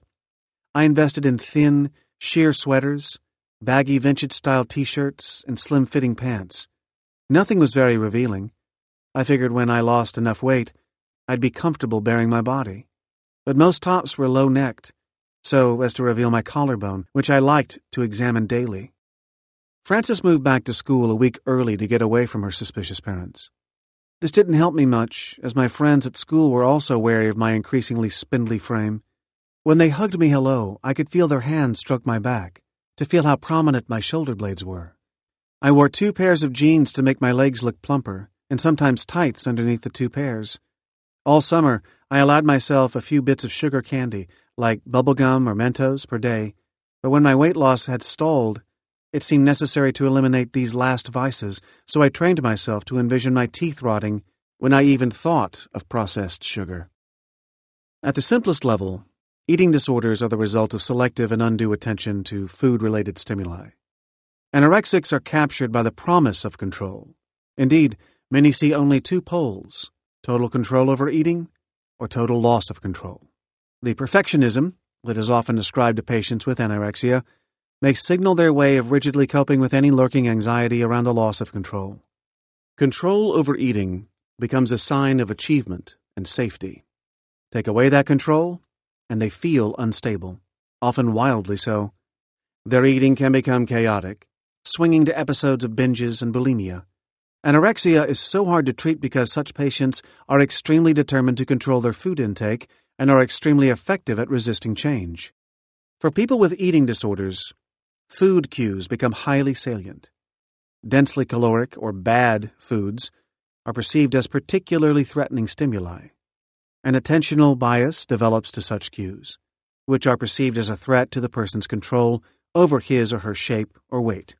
The person avoids these stimuli in order to decrease fear or negative effect. Restricting one's food intake becomes a way of feeling better. But that pain inevitably returns, leading some people to binge in response to food cues. Like food restrictions, the binging diminishes bad feelings, albeit temporarily, as the person focuses completely on the act of eating to the exclusion of other stimuli. He or she soon comes to rely on binging as a method for avoiding negative emotions. The problem is exacerbated, however, because binging can lead to feelings of shame or disgust. Purging and restrictive behaviors becomes a means of regaining control. When she began her junior year of college, Frances found herself more focused on her food intake than on her schoolwork. My blue notebook was now entirely devoted to calorie counts, with the occasional reminder to myself that I was greedy and obese. I almost never went out. The few times I went to restaurants with friends, I defiantly ordered plain grilled fish or egg white omelets and practically dared them to confront me. I exercised every day, though not as much as I wished I would. I was good about taking the stairs up to my dorm room at least twice a day. No small feat, because I lived on the 13th floor. Her behavior got worse as the fall went on. She was by then seeing a therapist and wanted desperately to eat better, but consistently failed. Even the process of figuring out dinner, what to eat, when and how, was torturous. I usually had already planned it out, but I managed to agonize over it anyway. What you should do, I thought, is not eat at all, but you are far too weak for that. Usually I'd have an energy bar, or some cottage cheese, or whatever I'd allotted myself. Let's say it was an energy bar one night. I would give myself certain windows of time, and if the window passed, I was out of luck. Dinner I had to eat by 9, so I would start the decision-making process around 8 or so. Every evening I would pace back and forth, debating the advantages and disadvantages of eating the bar. I would tear the wrapper all the way open and leave the thing lying there. I would start pacing again. I returned to the bar and used the tips of my fingers to rip off a small piece. I ate it as I paced. Repeat, repeat, repeat. 25 minutes later, the bar was finally gone. Then I would sit down and plan out what I would have the next day. Sadness. Describe what it feels like, I ask. There is a long, deliberate silence. It's a debilitating unease and anxiousness to the point of almost nausea, and then it's a seesaw back and forth as you're trying to understand it, he says finally, carefully crafting his description of the physical sensation caused by his depression. It's anxiety, but you're not anxious about anything.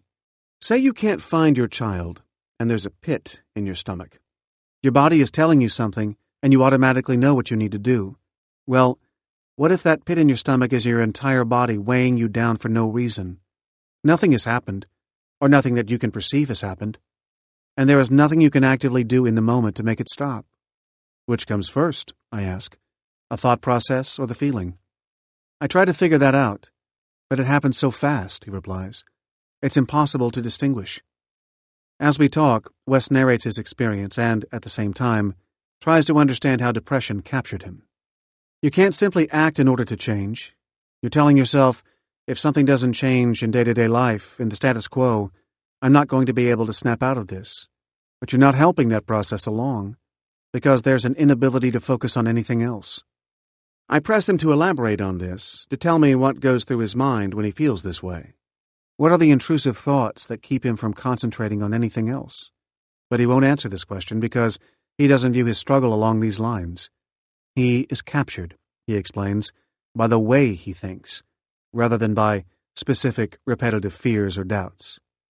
It's not one thing or another or many things. It just is. It's not a singular thought I'm trying to stop. It's the process. It's not that I don't like myself. It's that the quality of life and how it makes me feel is not where I would like it to be. Wes explains that he has always had a negative baseline feeling. It's just how you wake up in the morning, he says.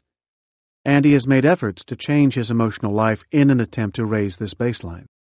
The way I describe my current state for my doctor and my therapist is that I am at 0. I have improved to a 0, he continues. It's easier to build on 0 than it is to build on a negative, but 0 is good only because it's not negative, not because there's anything inherently good about 0. Often the original trigger for emotional vulnerability fades from memory, but this seems not to be the case with Wes. He does not believe that there was one thing, an early trauma, or self-sabotaging perception, or difficult experience, that instigated his depression. It started at consciousness. It started at thought. It started at the formation of the self, he says decisively. The existential obsessive thought process started at my earliest memory. While he is able to articulate some of the feelings this thought process evokes, he maintains that these emotions are not the source of his unhappiness. Loneliness is the wrong word because of the amount of activity that I enjoy on my own, but it's some type of missing validation of that activity, he offers when asked to describe something that makes him feel a sense of discomfort. If whatever is enjoyed is in a solitary way, and nobody knows that it happened, does it matter? We don't know if depression results primarily from emphasizing the negative or ignoring the positive, but both processes are clearly involved. Technology, however, has allowed us to study emotional responses with much greater precision than we could in the past. We now have tools that directly track eye movement and thereby reveal where we are focusing our attention. Likewise, medical imaging allows us to watch the brain as it reacts to stimuli. These images offer evidence that there is increased activity in certain regions of the depressed person's brain, including the amygdala, hippocampus, and prefrontal cortex, and decreased activity elsewhere. In depressed people, negative stimuli are not only more arousing than positive stimuli, but also more likely to become locked in memory. Even a stimulus that might objectively be considered neutral, such as the expression on a colleague's face, is viewed in a negative light. The encounter suddenly becomes contorted into something worthy of grim analysis. Another distinguishing feature of depression is the tendency to overgeneralize autobiographical memory. That is, to highlight and revisit negative experiences from the past and see them as representative of an inevitable pattern. Regardless of subsequent professional success, for example, the depressed person who was once chastised by his supervisor internalizes the idea that people at work don't like me. The article rejected by an editor, the end of a relationship, even a careless word from a store clerk, all are perceived not as isolated incidents but as an indictment of personal worth. The tendency to ruminate is also frequently part of depression. Rumination is a repetitive, involuntary, and almost compulsory return to specific thoughts. In the case of depression, they are negative, self-focused thoughts, such as, I'm a terrible person, I fail at everything, and I don't deserve to be happy. There is a two-way interaction between depression and rumination. Rumination predicts more and longer-lasting episodes of depression and relapse. It's also a byproduct of the capture associated with depression. Characteristic features of depression include a sense of worthlessness and hopelessness, which can lead to self-destructive behaviors, such as withdrawal from social interaction, overeating, or self-medicating with alcohol or other substances. These feelings also engender physiological responses, such as insomnia. They reinforce and exaggerate the negative biases that underlie depression. The disorder becomes a feedback loop that essentially feeds on itself. No one, of course, is immune. Stressful events can become salient to anyone, and previous stressors increase the likelihood of subsequent stress in response to a life event. But some people react with much more intensity than others, and their sensitivity makes them more likely to become depressed. Only by tracking experiences over a lifetime and detecting how one experience shapes subsequent responses might we uncover what makes this negative salience unmanageable for some people and not for others. Fear of regression, Wes explains to me with a long pause. That's the worst. Even when there's a temporary reprieve from that feeling, from being less than zero, being back in that negative place is constantly on your mind. When I ask for an example, an even longer silence follows. A stable relationship is impossible. Because of that fear, any bump in the road feels catastrophic. There's no foundation. The positive has nothing to build upon. Wes describes feeling regret over what he has surrendered to depression. I think often about lost time, he says. Wasted years. Well, really large amounts of time. All of a sudden, years have passed and you still feel the same way. The deep-down feeling of nauseated sadness, he says, is just that, sadness. This loop, feeling dissatisfied with the state of life and then feeling capsized for having lost time to feeling this way, gives rise to a sadness that captures again. Grandeur. In 1949, Robert Lowell suffered, in his own words, an attack of pathological enthusiasm. The poet was observed running wildly through the streets of Bloomington, Indiana, crying out against devils and homosexuals. I believed I could stop cars and paralyze their forces by merely standing in the middle of the highway with my arms outspread. Each car carried a long rod above its taillight, and the rods were adorned with diabolic Indian or voodoo signs. Bloomington stood for Joyce's hero and Christian regeneration. Indiana stood for the evil, unexercised Aboriginal Indians. I suspected I was a reincarnation of the Holy Ghost and had become homicidally hallucinated. Every sight and sound became further evidence of Lowell's divine vocation, his quest to save a damned America from its own putrefying sin. While Lowell lurched from one epiphany to the next, a theater manager reported him to the police for having stolen a roll of tickets. Lowell soon came to blows with an officer. Finally, a general alert was sounded.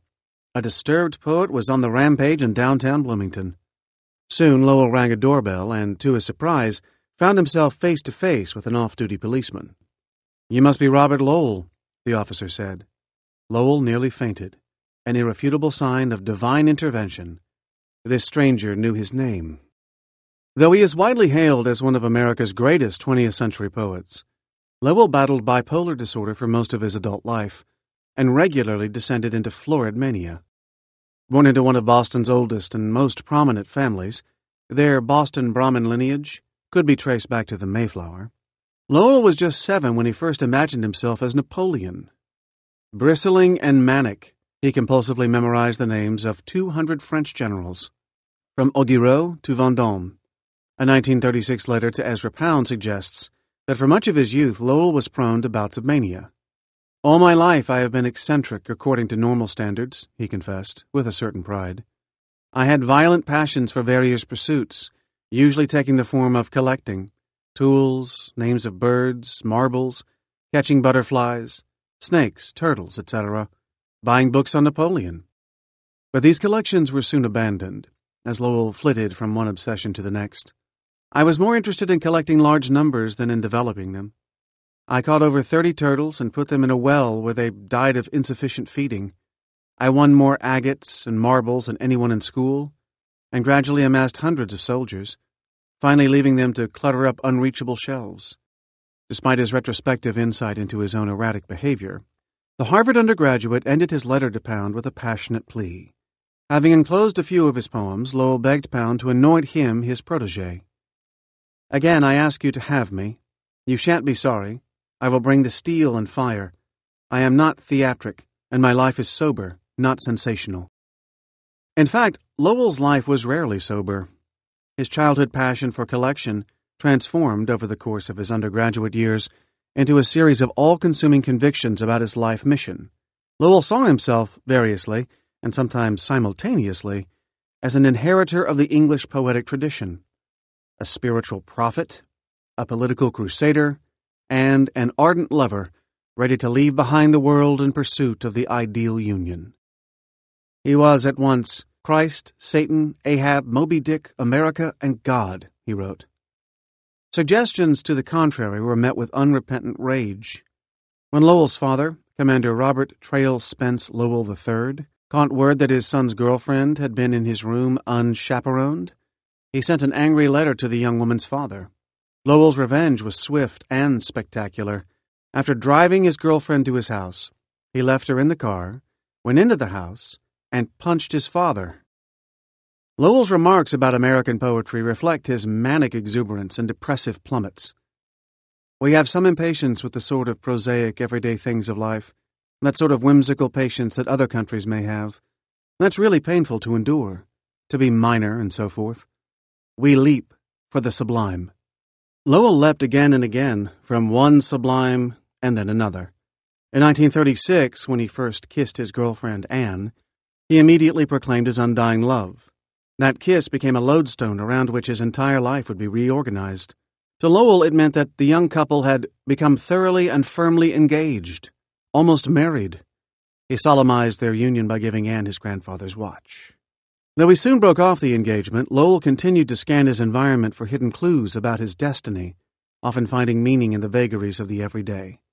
During Lowell's fellowship at Yaddo, a retreat for artists in upstate New York, 2 FBI agents visited the retreat in order to investigate the alleged communist sympathies of the writer Agnes Smedley.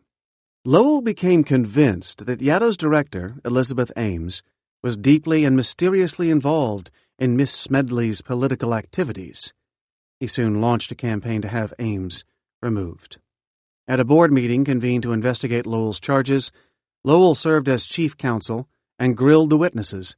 At one point, he announced to the board, "If action is not taken by the board that we consider adequate, I intend to confer with certain people in New York and immediately to call a large meeting of the more important former Yaddo guests. At this meeting we will again press our case at great length. In the end, the board found that Lowell's entire case rested upon nothing but gossip and hearsay. He was censored for making unsupported accusations. After his campaign backfired, Lowell became consumed by religion. His friend Robert Fitzgerald remembers his gradual descent into mania. He wrote, "That morning Lowell filled his bathtub with cold water and went in first on his hands and knees, then arching his back, and prayed thus to Teresa of Lisieux in gasps. All his motions were lapidary, and he felt a steel coming into him that made him walk very erect." A few weeks later, Lowell was found running through the streets in Bloomington. Soon thereafter, he was admitted to a private psychiatric hospital in northeastern Massachusetts. In a letter to George Santayana, he described himself as having rather tremendous experiences. To William Carlos Williams, he wrote, "I think the doctors are learning about as much as I am." In yet another letter, he proclaimed, "I'm going through another Yaddo, but with flying colors." Episodes of mania punctuated the rest of Lowell's life. In 1958, he wrote a letter to Pound. "Do you think a man who has been off his rocker as often as I have been could run for elective office and win? I have in mind the state senatorship." Rewarding stimuli, such as accomplishments and praise, have a heightened salience for those who, like Lowell, are at risk of manic behavior. People with bipolar disorder anticipate or respond to rewards with unusually positive emotions. Everyone enjoys praise, of course, but if you tell a manic person that he has performed well on a task, his pleasure will generally last much longer than it would for others. As a result, the manic person is motivated to pursue achievements and the consequent praise with focused intensity. He might imbue with special meaning an A on a geometry test, for example, or a compliment from a friend or colleague, and conclude that he possesses some rare gift. As it did so often for Lowell, this insight becomes a self-fulfilling prophecy, as the person begins to scan his environment for additional signs of his genius. Gradually, the capacity to synthesize such clues, to weave a story, however incredible, out of disparate elements, allows someone to disconnect completely from reality, which gives rise to delusions and even hallucinations. For most people who suffer from bipolar disorder, mania is coupled with sharp swings to the other end of the mood spectrum, depression. They are captured by both negative and positive stimuli, although mania is the defining feature of the disorder. Abandonment. In 1950, while in her late teens, the poet Sylvia Plath wrote in her journal, "Frustrated? Yes. Why? Because it is impossible for me to be God, or the universal woman and man, or anything much. I want to express my being as fully as I can because I somewhere picked up the idea that I could justify my being alive that way." Even at this young age, Plath was able to starkly describe the challenges of being an ambitious woman during this era, the double standards, the frustrations of having to choose between a career and married life, not to mention the seeming impossibility of choosing both. And Plath had enough talent and drive that the grandiosity of her aspirations hardly seemed delusional. But she was also tormented, primarily by an early loss that had come to reside in her as a feeling of profound abandonment. When Plath was 8, her father died. This loss colored her relationship with her mother, whom she partly blamed for her father's death, and her marriage to the British poet Ted Hughes. She would later describe Hughes as filling the huge, sad hole I felt having no father. Her steep fear of abandonment also gave rise to an anxiety about betrayal. Images of Hughes's faithlessness with women, Plath wrote in 1958, echo my fear of my father's relation with my mother and Lady Death. This mistrust continually beckoned her back to the emptiness she felt after her father's death, creating a demanding contradiction. Even as Plath was ruthlessly blazing new paths with her writing, she was perilously constructing her identity as a wife. Plath met Ted Hughes when she was a student on a Fulbright scholarship at Cambridge University in 1956. They were married within months.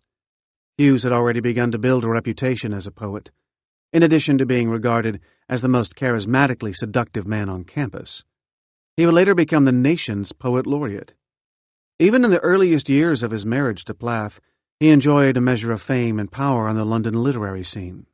Plath longed to share idyllic hours writing alongside her husband when she wasn't busy typing his manuscripts, acting as his agent, or raising their children. She felt he was a genius, and whatever she sacrificed to him of her own time and psychic energy was, she believed, for a worthy cause. At the end of August 1961, the couple left their cramped flat in London, having found another young couple, David and Asia Wiville, to take over the lease. The Hugheses moved to an ancient market town in North Devon, 4 hours away from the social distractions and urban headaches of London. Despite having doubts about leaving city life, Plath threw herself into creating a perfect setting for her perfect life, decorating, working in the garden, getting to know the community, and giving birth to their second child. Best of all, though, for the first time in her life, she had her own private space to write, and a huge desk fit for the task. She began writing her most sophisticated poems to date, preparing a collection of them for publication, selling short stories to magazines, and editing a draft of her first novel, The Bell Jar, a fictionalized account of her stay at a psychiatric hospital following a suicide attempt during her college years. Her mental health had been relatively stable since that time, though she was unusually sensitive to both setbacks and joys, small and large. It is as if my life were magically run by 2 electric currents, joyous positive and despairing negative, she once wrote in her journal. Whichever is running at the moment dominates my life, floods it. This same raw-edged vulnerability defined her poetry. She lived with exceptionally porous boundaries between her sharply observed external world and the inner world of emotion and imagination. The following May, the Wivilles, the young couple who had taken over the Hughes' London flat, came to stay for a weekend visit. The sexual charge between Hughes and Asia was immediately palpable to Plath. This awareness surfaced in a poem Plath wrote the day after their arrival. I felt a still busyness, an intent. I felt hands round a tea mug, dull, blunt, ringing the white china. How they awaited him, those little deaths. They waited like sweethearts. They excited him. And we, too, had a relationship, tight wires between us, pegs too deep to uproot, and a mind like a ring, sliding shut on some quick thing, the constriction killing me also. Yet when her mother, in whom Plath routinely, if somewhat problematically, confided, came to visit soon after, Plath insisted on projecting an illusion of bliss. She said, I have everything in life I've ever wanted, a wonderful husband, 2 adorable children, a lovely home, and my writing. 6 weeks after the Wivilles' initial visit, however, Plath's suspicions were still churning. One afternoon, upon returning from a shopping trip, she heard the phone ringing and raced in to answer it before her husband could intercept, though he stumbled on the stairs in his effort to get there first. She recognized the disguised female voice that asked for Hughes, and then listened, stunned, to the briefest of conversations between the guilty parties. Denial was no longer possible. When the call was over, Plath yanked the phone wire out of the wall. This was the very rupture that had always terrified her, and she experienced this betrayal as nothing less than the destruction of her identity. She was enraged. She had sacrificed so much of herself for Hughes. Not only had her husband betrayed her with another woman, but he had also lied to her about their life together. To her friend, Elizabeth Sigmund, she agonized, when you give someone your whole heart and he doesn't want it, you cannot take it back. It's gone forever. In her journals, letters, and poetry from this time, Plath dwells often on what she experienced as public humiliation, whether prying questions from village gossips or snide commentary from the London literary scene. She foresaw that Hughes's fame would torment her for the rest of her life. She would never be able to avoid hearing of his latest book, his most recent award, his newest flame. I think now my creating babies and a novel frightened him, for he wants barren women like his sister and this woman, who can write nothing, only adore his stuff, she wrote, consoling herself. Hughes was now her fiercest competition, and she was determined to compete at his level. Ted may be a genius, she wrote, but I'm an intelligence. He's not going to stop that. Plath began relying on sleeping pills to counter insomnia, but in the dark hours of the early morning, when the sleeping pills wore off, she wrote. She described this also as the time of day when depression was the most threatening to her. It was her midwife's suggestion that she use these hours, while her children were still asleep, to write, instead of tossing and turning fruitlessly. and she began writing, often a poem a day, her best work. By October 1962, Plath had produced an astounding 25 poems, and she described to friends how they were bursting from her in a way that she could not have ever anticipated. In numerous letters, she explained how she had always believed she needed a steady and settled domestic life in order to write, but now that all that had been thrown into chaos, she was writing like never before. As if domesticity had choked me, she said. Living life at this heightened pace, however, was not sustainable. In the last weeks of her life, this rush of creative energy faltered, and a perfect storm of setbacks darkened her horizon on all sides. Wanting to free herself further from Hughes, she attempted to start a romantic relationship with a close friend, an influential editor, and was devastated when he shunned her advances. The Bell Jar, published in England in January 1963, was rejected by her U.S. publisher, and her first collection of poems received lukewarm reviews in the States. Her strikingly original poems were turned down by one editor after another, many of whom described them as alarming. Meanwhile, London was suffering the coldest weather in recent memory, with pipes bursting and illness raging. Plath and her children were repeatedly sick with the flu, and frequent visits from Hughes, separated from Plath, to see the children, created profound disruption. In the final 4 days of her life, Plath's mood shifted starkly. She had argued with her au pair, relations with Hughes had become increasingly strained, and he was threatening her with legal action for slander. Plath was recovering from an exhausting respiratory infection, and the children had once again been ill with flu. At the start of February, her doctor diagnosed her as pathologically depressed and placed her on antidepressant medication. Barren Asia was also by then pregnant, though she would have an abortion a couple of weeks later. It is not known if Plath learned of this pregnancy before her death.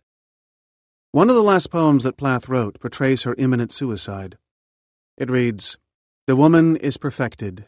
Her dead body wears the smile of accomplishment. The illusion of a Greek necessity flows in the scrolls of her toga. Her bare feet seem to be saying, 'We have come so far. It is over.'" Going mad. What finally captured Virginia Woolf was her fear of the inevitable oscillation between stratospheric highs and paralyzing lows. She was 59 when she committed suicide in 1941, but there had been at least 2 attempts earlier in her life, and according to her nephew and biographer Quentin Bell, the fear of madness had been with Woolf for decades, at least since her first significant breakdown at age 13, following her mother's death.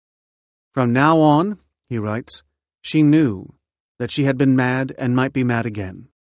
Some years and bouts of illness later, a nerve specialist diagnosed Woolf with neurasthenia, a catch-all term implying weakness of the nerves. She suffered from symptoms characteristic of anxiety and depression, such as worry, insomnia, irritability, excitability, headaches, tingling sensations, lightheadedness, tormenting feelings of failure, shame and guilt, and hopelessness about the future. Disgust with her body, aversion to food, paranoia, and even occasional hostility were recurring symptoms of her illnesses as well. Her husband, Leonard, believed she suffered from manic depression, and Quentin Bell agreed. Despite many wretched stretches, some prolonged, Woolf was neither depressed nor manic most of the time. Her letters and diaries, her fiction and essays, her prodigious reading and reviewing, and, of course, the recollections of colleagues, acquaintances, and friends attest to the energy and optimism and the extraordinary work ethic that characterized her prolonged periods of health, as well as her brilliance, or perhaps even genius, her considerable capacity for joy, and her sociability, humor, and charm. Her friend and author Lytton Strachey once suggested that, current loves aside, Virginia Woolf was the person anyone would most want to see coming up one's drive for a visit. Even when well, however, Woolf was always more sensitive to certain stimuli, such as noises, and she was often plagued by the same headaches, insomnia, excitability, and difficulty with concentration she experienced when ill. Leonard believed these symptoms were unmistakable signs of potential danger. The lines between her inventiveness and flights of fantasy, between her being gregarious and uncontrollably garrulous, were not always clear. That Virginia might become either overstimulated or overtired was a constant source of concern for Leonard, who was initiated into just how treacherous her illness could be, even before their marriage, and, more devastatingly still, in the years that immediately followed. He knew how quickly and utterly her thinking could become disordered, irrational, dangerous, morbid. For a breakdown to be avoided, Leonard said, Virginia needed to retire immediately to a cocoon of quiescence, a state of near hibernation. She balked at his insistence on a highly regimented life, and his parceling out of fun and freedoms. Fear of sleeplessness was a cause of anxiety for Virginia as well. She was terrified, rightly, of finding herself ungovernable. It is odd why sleeplessness, even of a modified kind, has this power to frighten me. It's connected, I think, with those awful other times when I couldn't control myself, she wrote. Innocuous criticism, or laughter at her expense, would reverberate and ricochet within Wolfe's mind. But she understood that her emotional response was often blown out of proportion. I bring home minute pinpricks, which magnify in the middle of the night into gaping wounds, she wrote. Wolfe's instinct to express herself in writing and her deep pleasure in doing so were curtailed only when she was fully incapacitated, and her diaries illuminate, among myriad literary, metaphysical, political, and personal concerns, her changing moods. First, the depression. Sank into a chair, could scarcely rise.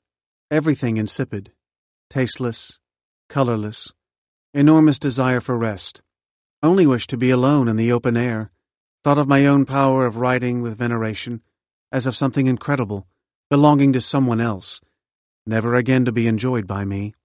Mind a blank. No pleasure in life whatsoever, but felt perhaps more attuned to existence. Character and idiosyncrasy as Virginia Woolf completely sunk out. Difficulty in thinking what to say. Read automatically, like a cow chewing cud. Slept in a chair.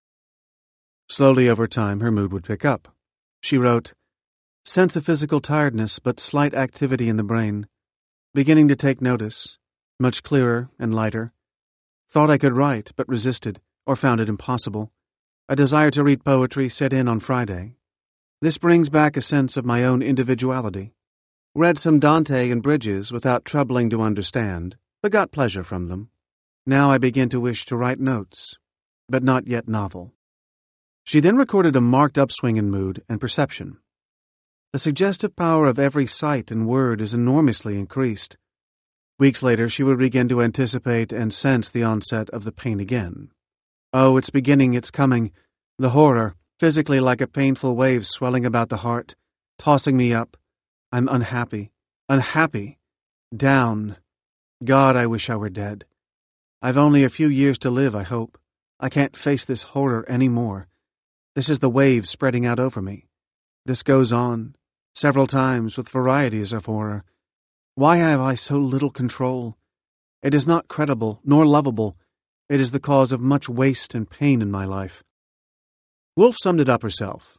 I wish you could live in my brain for a week. It is washed with the most violent waves of emotion. What about? I don't know. It begins on waking, and I never know which. Shall I be happy? Shall I be miserable? Wolfe's diaries, and to some extent her letters, give a sense of the complexity of her feelings about her temperament and vulnerabilities. She understood, for example, in a not insignificant way, the literary value of her madness. As an experience, madness is terrific, I can assure you, and not to be sniffed at. And in its lava I still find most of the things I write about. The episodes were, how shall I express it? Partly mystical. Something happens in my mind. It refuses to go on registering impressions. It shuts itself up. It becomes chrysalis. Wolfe despised the prolonged rest-cure treatments that were mandated for her illnesses. She felt that month after month of excessive feedings and enforced inactivity of the body and mind, particularly being denied books and the option of writing when she felt herself again able to do so, were dehumanizing. Never has a time been more miserable. I don't expect any doctor to listen to reason, she wrote during one such period. The treatments made her only more secretive about and fearful of her symptoms, for their onset predicted a course of treatment that was worse, in her mind, than the symptoms themselves. I really don't think I can stand much more of this, she wrote during the 8th month of one such treatment.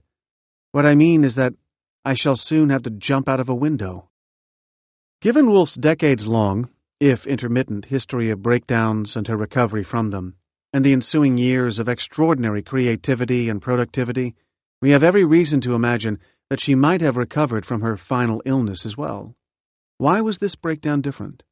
Certainly the times were enormously difficult, bleak and ominous, the threat of impending doom probably both amplifying and seeming to reflect Woolf's state of mind. The issue in 1941 was not only Woolf's fear of madness, but also her and the world's well-founded fear of German occupation. She and Leonard, along with many others, had discussed specific plans for suicide in the case of invasion, assuming that their deaths were imminent regardless. She wrote to a friend in early March 1941, "Do you feel, as I do, that this is the worst stage of the war? I do. I was saying to Leonard, we have no future." Yet it was, of course, the chaos in Woolf's mind, rather than in the world at large, that was ultimately intolerable to her, that robbed her of any faith in the possibility of recovery.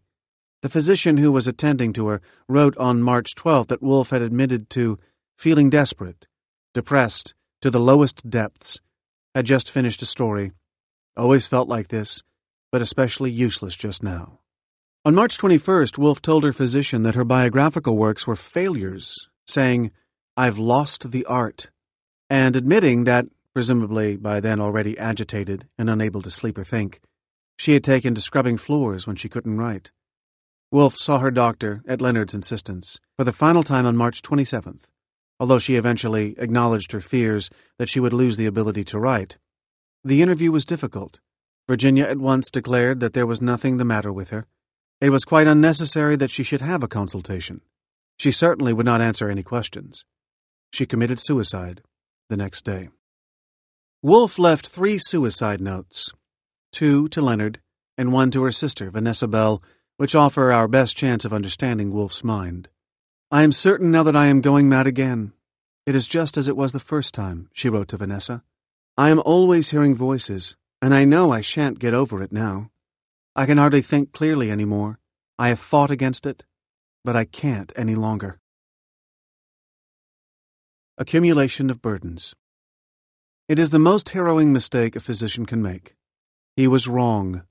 Wrong about the risk, and the loss is irreparable. Dr. Howard P. Rome, the chair of psychiatry at the Mayo Clinic, had discussed the topic of suicide at length with this patient. They had talked about the patient's father's suicide, the patient's suicidal musings, and even his prior attempts. In July 1961, a few days after Dr. Rome had discharged Ernest Hemingway from the hospital, the writer killed himself with a shotgun. 4 months later, Dr. Rome tried to answer in writing the question that he had repeatedly asked himself, and that had now been squarely put to him by Hemingway's wife, which was, what more could have been done?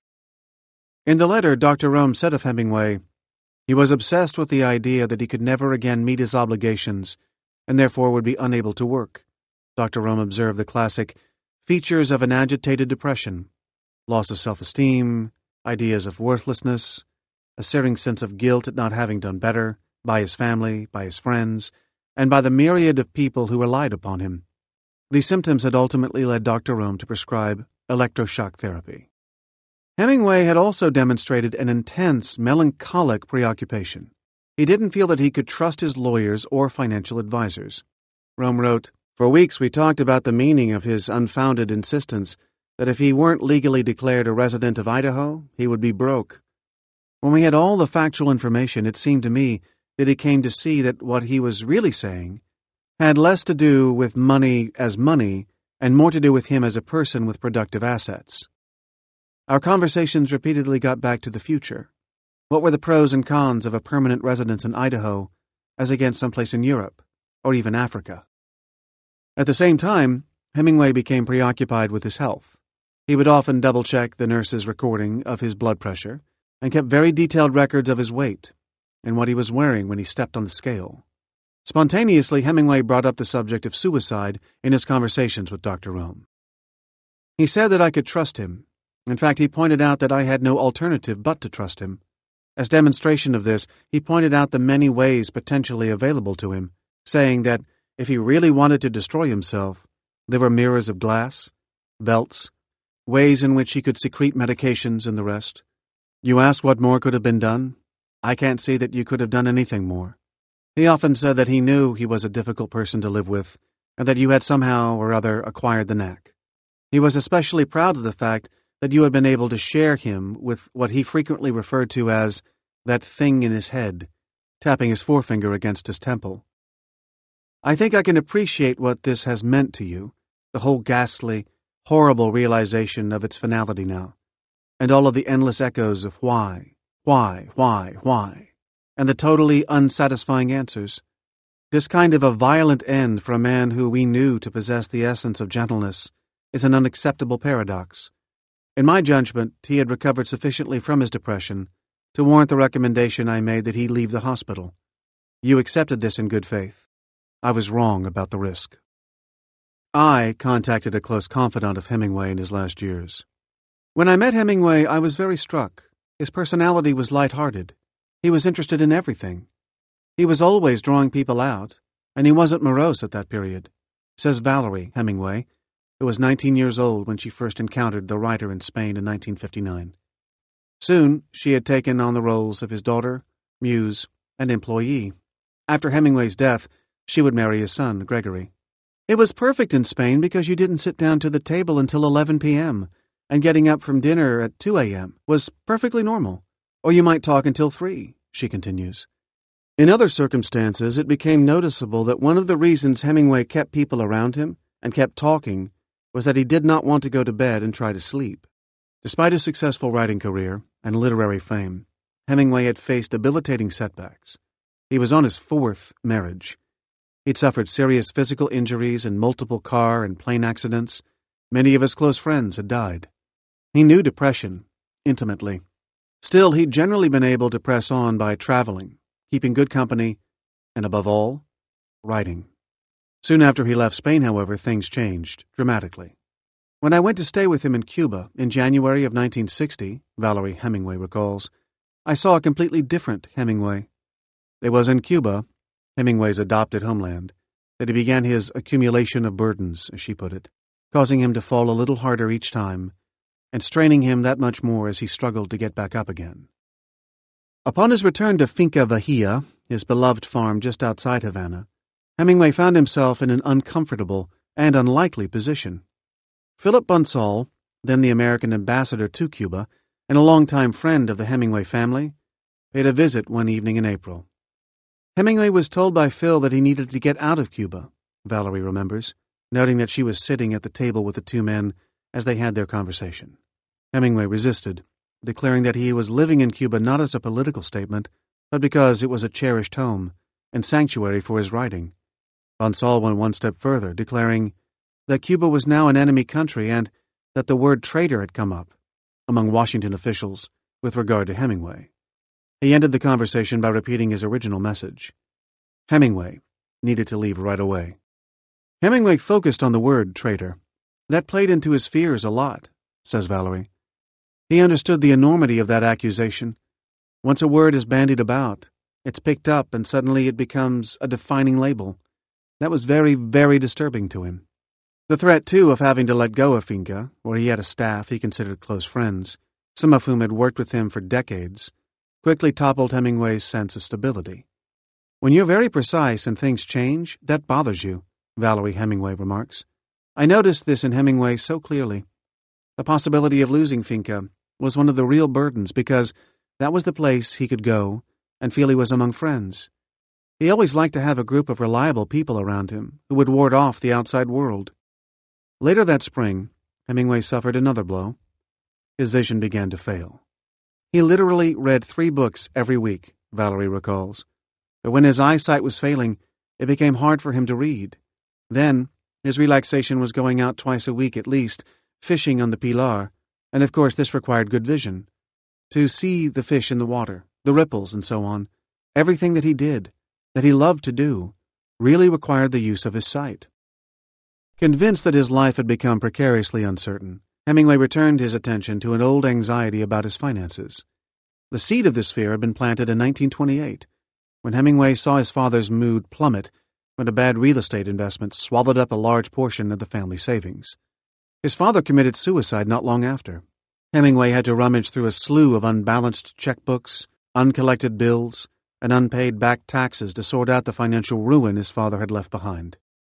Now his worries about money deepened when his own seemingly secure economic circumstances were suddenly turned upside down. In the late 1950s, his accountant reported that he'd been underpaying Hemingway's taxes, and the writer would need to pay an unanticipated sum of $50,000 to the U.S. government.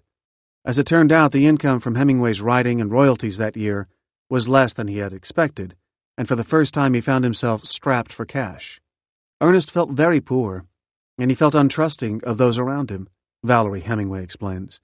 One year you could feel rich, and then the next year it's all taken away from you. He became attuned to the unpredictability of what could happen. All these issues exacerbated Hemingway's insomnia, and long restless nights only made it impossible for him to write the following day. This inability to write, in the end, was at the core of Hemingway's despair. He had this obsession that writing was more important than anything else, Valerie says. He felt that if he couldn't write better than he had written before, then there was no point in living. This particular spring, when he got up to write, that really agitated him. His whole personality changed. He became grumpy and depressed. Hemingway's fears soon began to multiply. At various points, he worried that people were trying to kill him, that his wife would leave him, that his lawyers hadn't reported $4,000 in gambling winnings, that there would be dramatic recriminations for his negative portrayal of a famous Spanish bullfighter in a 2-part Life magazine story. When Valerie went to stay with Hemingway for a second time in Spain in the summer of 1960, she found a gaunt and abandoned figure, a ghost of the man she'd met the year before. I felt that the person wasn't there, she says. I simply couldn't get through to him in any way. In fact, some of Hemingway's paranoia was rooted in reality. The FBI had been tracking his movements since the 1940s, when J. Edgar Hoover decided to keep an eye on his activities in Cuba. But focusing on his vulnerabilities only amplified Hemingway's paranoia. The inventiveness that had once allowed him to gain an edge on these fears, his writerly imagination, had turned on him. A unified theory. As he drove home one night with a takeout order of steaming curries nestled in the passenger seat, Ralph Hoffman noticed that every single spotlight he encountered was green, across Chapel Street, down to Elm, all the way home.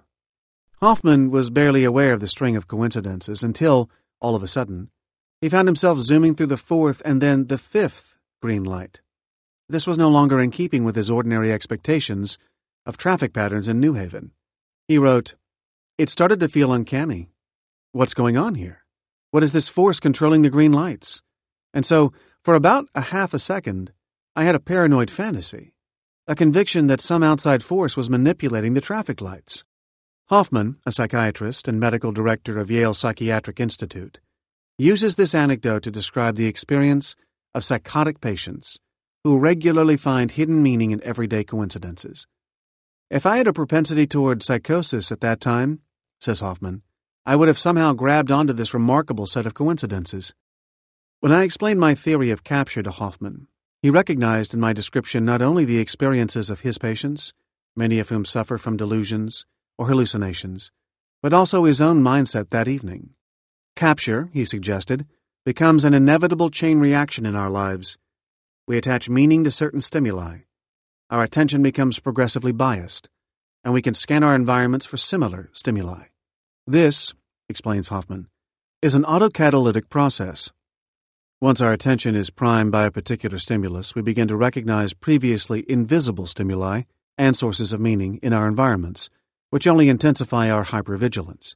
Or, in Hoffman's words, patients seek out the very things that drive them crazy. This cycle of narrowing attention is so vicious that psychiatrists often wonder how some patients ever manage to recover. What allows us to break the cycle? Psychosis, Hoffman suggests, can be understood through the lens of capture.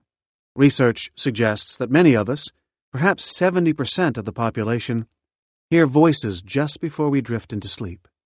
The same research has shown that sustained sleep deprivation makes us particularly prone to such experiences. What differentiates these normal moments from the all-consuming delusions and hallucinations experienced by the schizophrenic?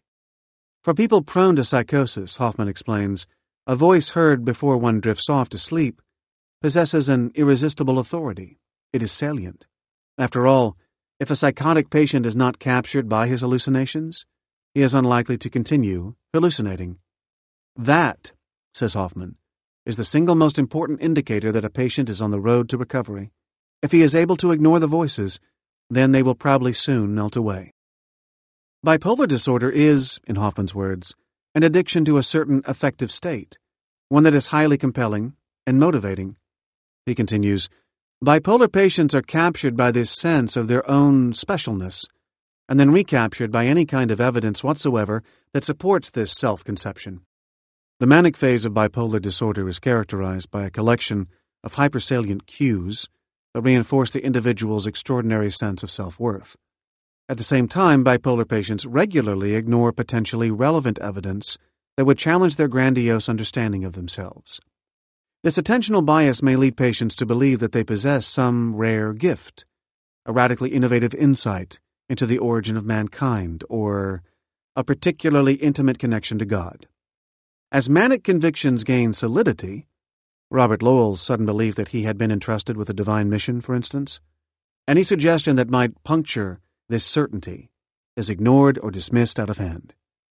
Not surprisingly, the major pharmacological treatments for both psychosis and bipolar disorder, the so-called second-generation antipsychotics, target the neurological circuitry of salience.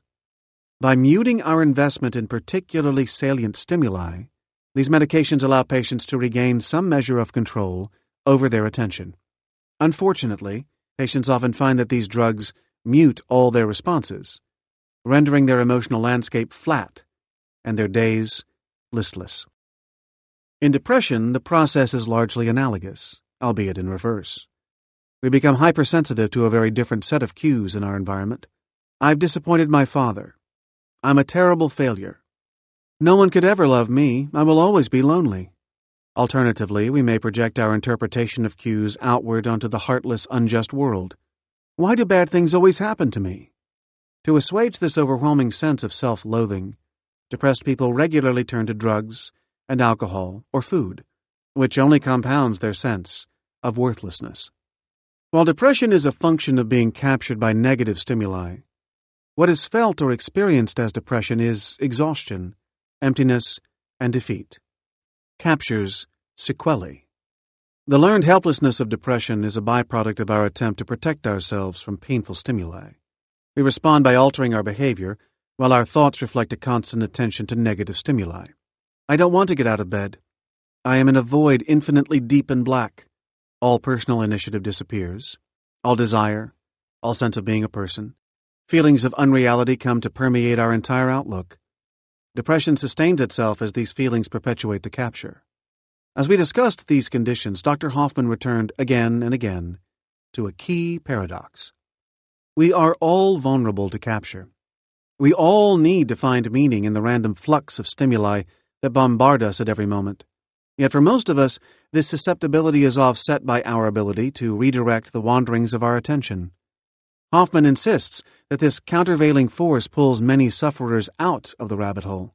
After all, he has seen it at work in his own patients. But the battle is uphill. Indeed, as Dr. Hoffman acknowledges, the brain's drive to discover salience likely holds as much sway as the drive for pleasure or reward. Salience, he said, is sought through experience, either via our senses or via internally generated states, such as beliefs, images, or memories. Mental illness ensues when the brain gets stuck on these high salience experiences to the exclusion of everyday mental processes. We have seen capture at work in healthy individuals without any discernible form of mental illness, and in those paralyzed by psychic pain. The process of capture is not merely synonymous with psychopathology, nor is it the only force behind mental illness. Rather, it is a common mechanism through which we can better understand an array of mental suffering, from the everyday to the extreme. This underlying similarity across seemingly unrelated experiences should challenge us to rethink our current understanding of mental distress. For the last 35 years, psychiatry has based its diagnostic categories on patients' symptoms. Over time, the name attached to a given cluster of symptoms has become accepted as the cause of the patient's suffering. Consequently, these labels, such as bipolar disorder and depression, have been accepted as explanations rather than descriptions. Unfortunately, such confusion has deflected attention from the crucial link between psychological pain and brain function. Yet there is mounting evidence to support a common mechanism behind seemingly disparate mental conditions. For example, various forms of psychiatric treatments, including medication and psychotherapy, have proven effective in a range of disorders. Both anxiety and depressive disorder respond equally well to the three classes of psychotropic drugs. Indeed, antidepressants, such as Zoloft and Prozac, have been approved for major depressive disorder, obsessive-compulsive disorder, panic disorder, post-traumatic stress disorder, premenstrual dysphoric disorder, and social anxiety disorder. In all these conditions, too, salient stimuli activate key neural circuitry. Research has increasingly shown that antidepressant drugs work by reducing emotional reactivity to such provoking stimuli. In essence, these medications help to dampen the arousal caused by capture. For too long, we have neglected this evidence of a neural mechanism underlying diverse forms of psychic pain, and even of artistic and spiritual transcendence. My hope is that by examining the impact of capture in individual lives, we might begin to understand how and why certain stimuli commandeer our attention. Only then might we begin to develop more effective and safer strategies for treating the most debilitating forms of capture. Chapter 4. When Capture Turns on the Self. David Foster Wallace. To understand the full impact of capture, we must review it as the result of a lifetime of experiences. David Foster Wallace's life offers an example of what can happen when capture is directed toward the self, when extreme sensitivity becomes striving perfectionism, which in turn evolves into relentless self-criticism and becomes coupled with an uncanny ability to analyze the flaws in one's own analysis. Suffering, in other words, becomes indistinguishable from our frantic attempts to evade it. Wallace was caught by this very loop, which resulted in a despair that ultimately he could not conceive of ever escaping. By the age of 16, as a junior in high school, Wallace had begun an intense struggle to keep his emotional balance. He had been notably shy as a child, but as a teenager, he found his distress had sharpened. His impulse was, as his younger sister Amy Wallace Havens described it, to see the world and human behavior as pretty ridiculous. It wasn't mean-spirited, she said. It came across more as if he were from a different planet, and he'd lost his tribe. Nevertheless, Wallace sought community and found it, primarily within a local tennis team, starting lessons at 12 and soon becoming good enough to qualify for the sectional championships. In those same years, he also discovered that smoking pot helped to still his whoring mind, and he indulged frequently. Much as these two activities, playing tennis and smoking marijuana, helped Wallace feel better, neither could fully arrest the steadily growing fear that was overtaking him. He told his lifelong friend, Mark Costello, of a deep feeling of powerlessness during high school. He described not being able to leave his bedroom for a certain period of time and the terror of not understanding what was happening to him. He suffered from agoraphobia and panic attacks, turned ashen gray, as his father said, vomiting, trembling, and bouts of fury, once even going so far as to drag his sister through dog feces after they'd had an argument at school that landed them both in detention. He considered suicide in high school, recalled a college friend. We talked about that because we agreed that it was tempting, that there just seemed like no way out of the personal hell, and that suicide seemed to be the only way to achieve relief, to stop the pain. Wallace was not the first among his family to think this way. His maternal great-uncle and his aunt took their own lives. Throughout this period, however, Wallace remained unusually dependent on his mother. She had been the one who woke at the crack of dawn on Saturdays during tennis seasons to drive him to his tournaments. She visited her kids' bedrooms every night to talk to them about what was going on in each of their lives. When it came time to go to college, Wallace experienced such misery about leaving home, Amy said, in large part because he was fearful about having to live without his parents, perhaps most especially his mother's, support. And yet when Wallace arrived for his freshman year at Amherst, he hoped for, and experienced for a time, a kind of renewal. On some mornings, according to freshman roommates, he would open the window of his dorm room and yell out, "I love this place." He formed friendships that offered the consolation of like minds. He met Costello early on. They lived down the hall from each other. And Corey Washington, a highly talented 15-year-old who lived at home with his parents because the college thought he was too young to reside on campus. They were emotionally close for reasons of self-protection, Amherst Professor Andrew Parker said of the three friends. Dave Colmar, who befriended Wallace in his later years at Amherst, recalled, "We hit it off, talking about things that most people would consider ridiculous. I speak 6 languages, so at the time I was working on a thesis that involved 2 foreign languages. I'm really into the minutiae of language and grammar, and Dave was as well. He wasn't arguing the split infinitive or his mom's views on less or fewer just for the sake of argument. It had real meaning for him. We shared the language of language, but what we were really sharing was a kind of camaraderie with things like loneliness, isolation. It was kind of a darker side. We smoked dope together a lot." Charlie McLaughlin, a Chicagoan who met Wallace as a freshman, also appealed to this darker side. "We did a lot of drugs together," said McLaughlin. "I was doing a lot of LSD and mushrooms and ecstasy, and he and I tripped a handful of times together. He enjoyed it. We had many long overnight hours of listening to music and talking and enjoying the high. He'd show up at 8 and leave at 5 in the morning." During his first year at Amherst, Wallace, always one for routine, smoked pot every day at about the same time, 4 p.m., with a group of guys who lived down the hall from him. Forming a tight-knit circle of friends, in many ways, satisfied Wallace's intense desire for connection, an urge that would largely propel his writing later on.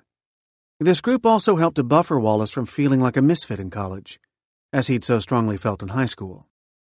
Some students nicknamed him Mushface. He was somewhat overweight. I wouldn't call him attractive, recalled McLaughlin. I don't think he ever knew that he had that nickname, but I'm sure that he could perceive some disdain or outcastness from those people. Perhaps most important, however, Wallace recognized and became recognized for his formidable intellect at Amherst. He soon caught the attention of professors, said one of his classmates. They challenged him to excel as soon as they saw his first work, and he had great admiration for Amherst professors. He pushed himself to please them. Wallace never received anything less than an A- during his time there, and even managed to get straight A+s one semester. Despite these triumphs, however, Wallace never felt a lasting sense of contentment. Initially, there were the social challenges of adapting to a new environment, particularly one so at odds with the life he had known at home. Dave came from downstate Illinois, public school, no wealth.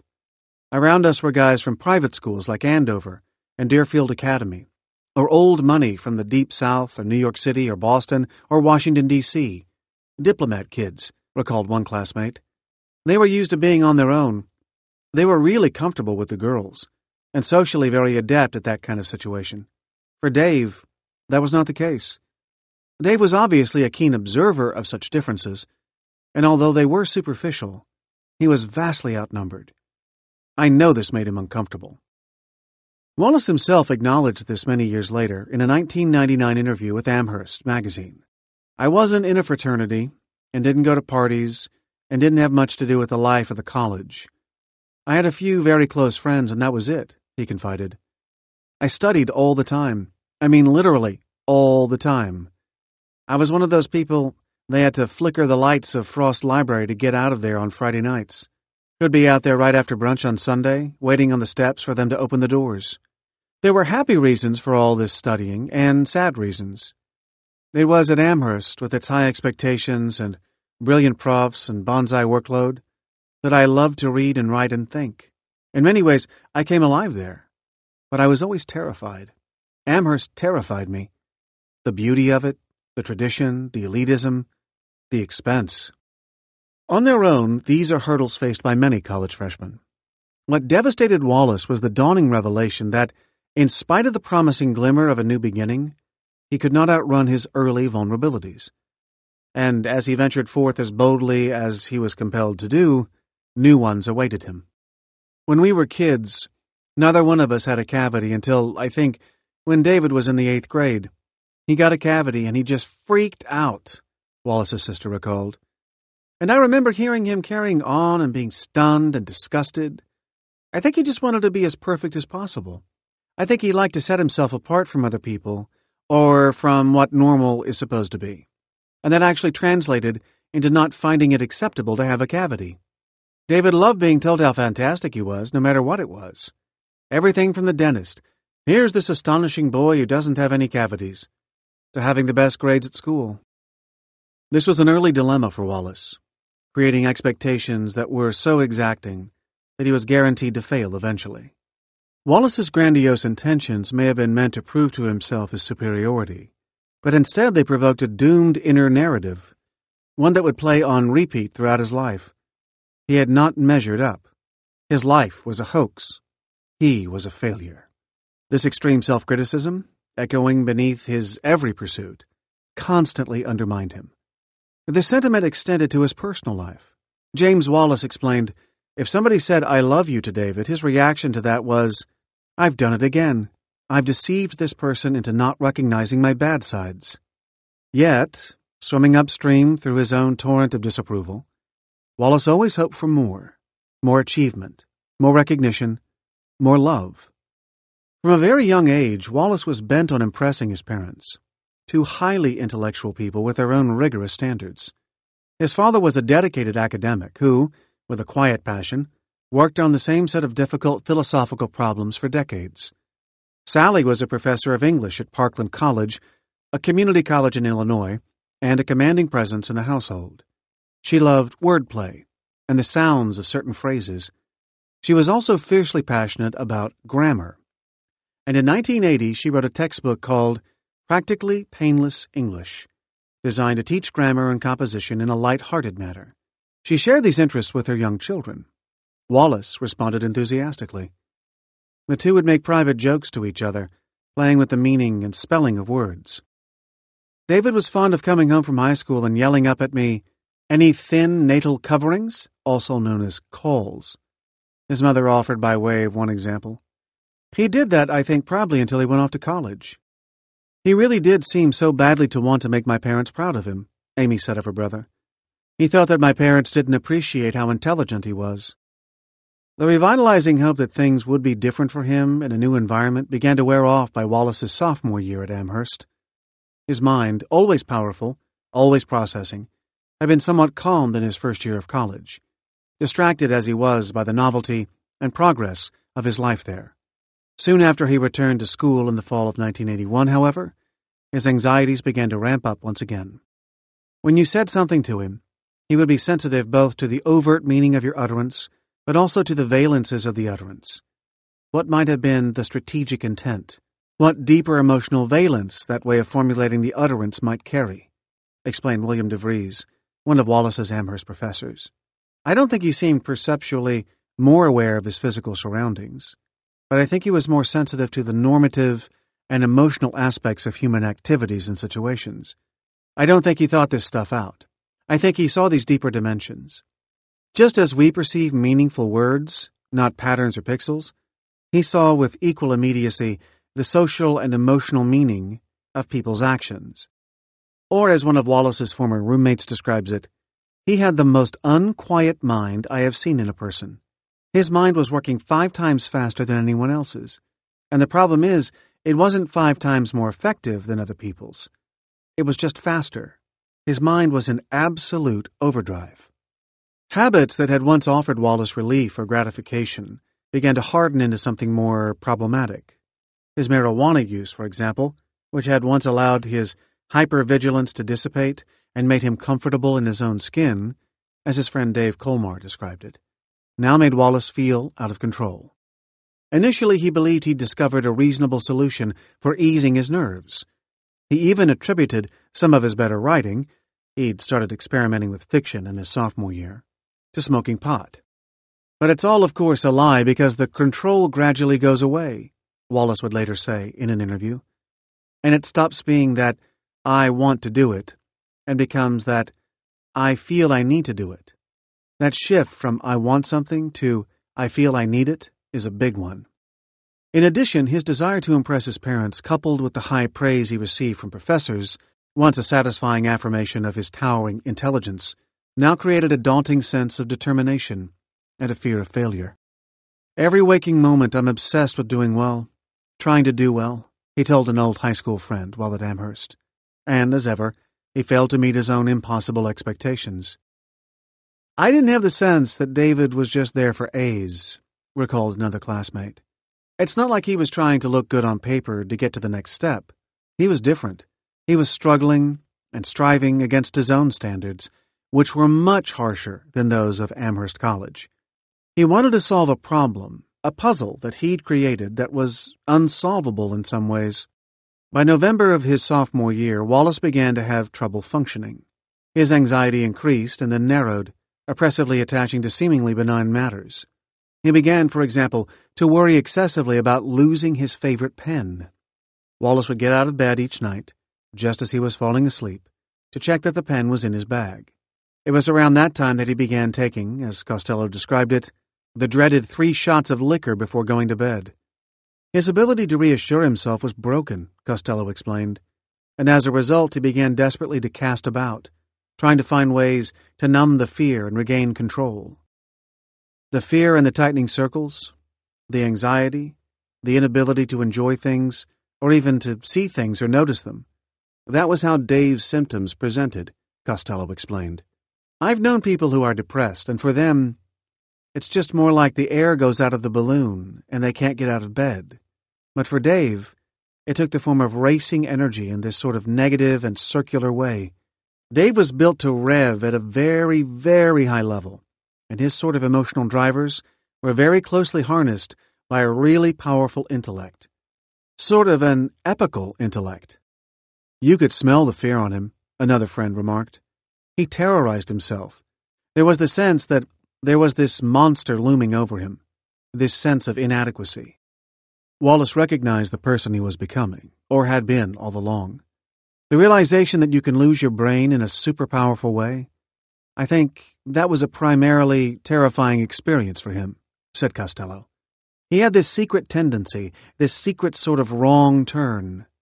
He had strategies to deal with it, and still function and go to Amherst and do very well, but he was always worried that the secret beast would come out.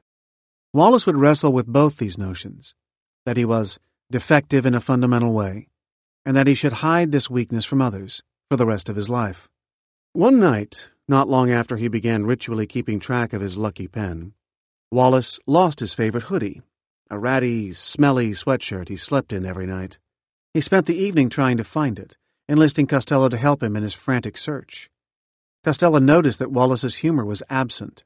During prior panics, he'd managed to at least be grimly funny, but now he was solely and spookily focused on the sweatshirt. He and Costello retraced his steps through the libraries he'd visited.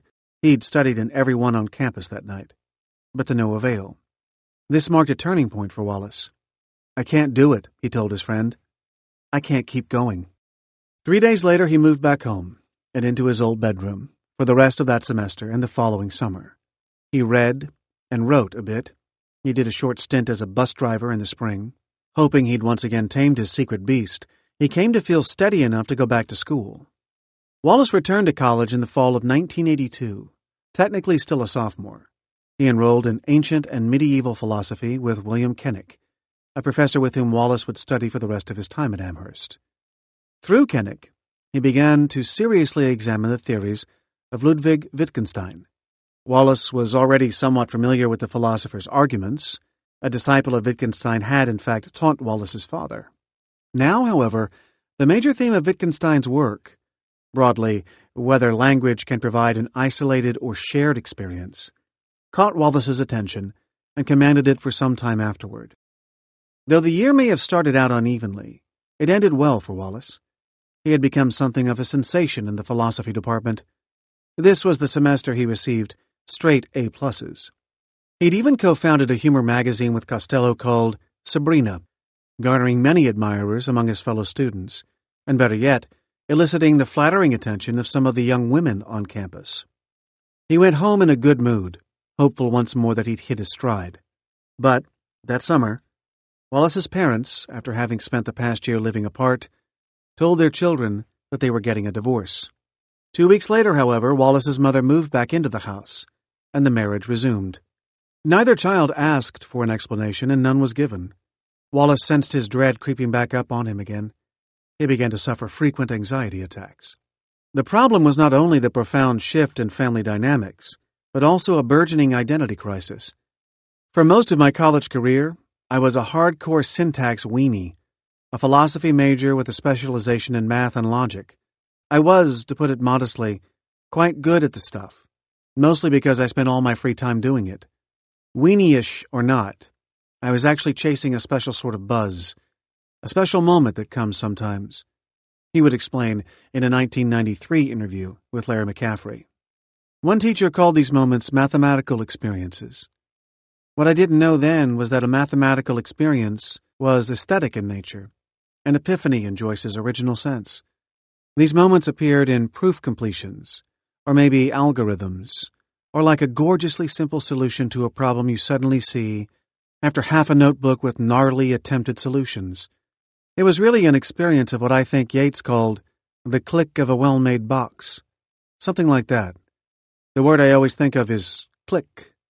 Anyway, I was just awfully good at technical philosophy, and it was the first thing I'd ever really been good at. And so everybody, including me, anticipated I'd make it a career. But it sort of emptied out for me somewhere around age 20. I just got tired of it, and panicked because I was suddenly not getting any joy from the one thing I was clearly supposed to do because I was good at it, and people liked me for being good at it. Wallace didn't last long when he returned to school in the fall of 1983. He told Costello he thought he had a functioning strategy for making it through, presumably fortified by the academic success of his prior year, but soon he realized he'd been deluding himself anew. Not long after the semester began, he moved back home, taking a second leave from Amherst. Wallace wrote a letter to Corey Washington, earnestly detailing the circumstances leading up to his departure. Until this point, he'd confided only in Costello. He explained to Corey that he had suffered from a number of unpleasant neuroses during his last 2 years of high school. Since then, he was having depressive episodes that were increasingly severe and more frequent. I figured ultimately, dumbly, a semester off on my own to walk in the woods and stroke my beardless chin would clear all this up, but it just became clear eventually that it didn't and wouldn't. He went on to explain he'd begun seeing a psychiatrist, without telling his parents, who had prescribed him the antidepressant Tofranil, a medication that, as it turned out, only worsened his condition. By the end of the summer, Wallace wrote in the letter, his depression had become the worst thing I'd ever experienced. And yet, still, he'd left for his junior year at Amherst, all happy-seeming, an insane desire to hide the festering pus-swollen canker at the center of my brain is a recalcitrant symptom. Wallace was also, however, constantly and fervently seeking his vitality, some version of the emotion he'd felt when he cried out the window, "I love this place," particularly in his intellectual life. So even as he battled his depression that summer, he was simultaneously cultivating a new passion, writing. Probably most kinds of art have this sort of magical thing, Wallace would explain to the talk show host Charlie Rose in 1997. For a moment there's a kind of reconciliation and communion between you and me that isn't possible in any other way. In 1983, however, he described this transcendent feeling to friend Mark Costello in simpler terms. "I can't feel my ass in the chair," he said.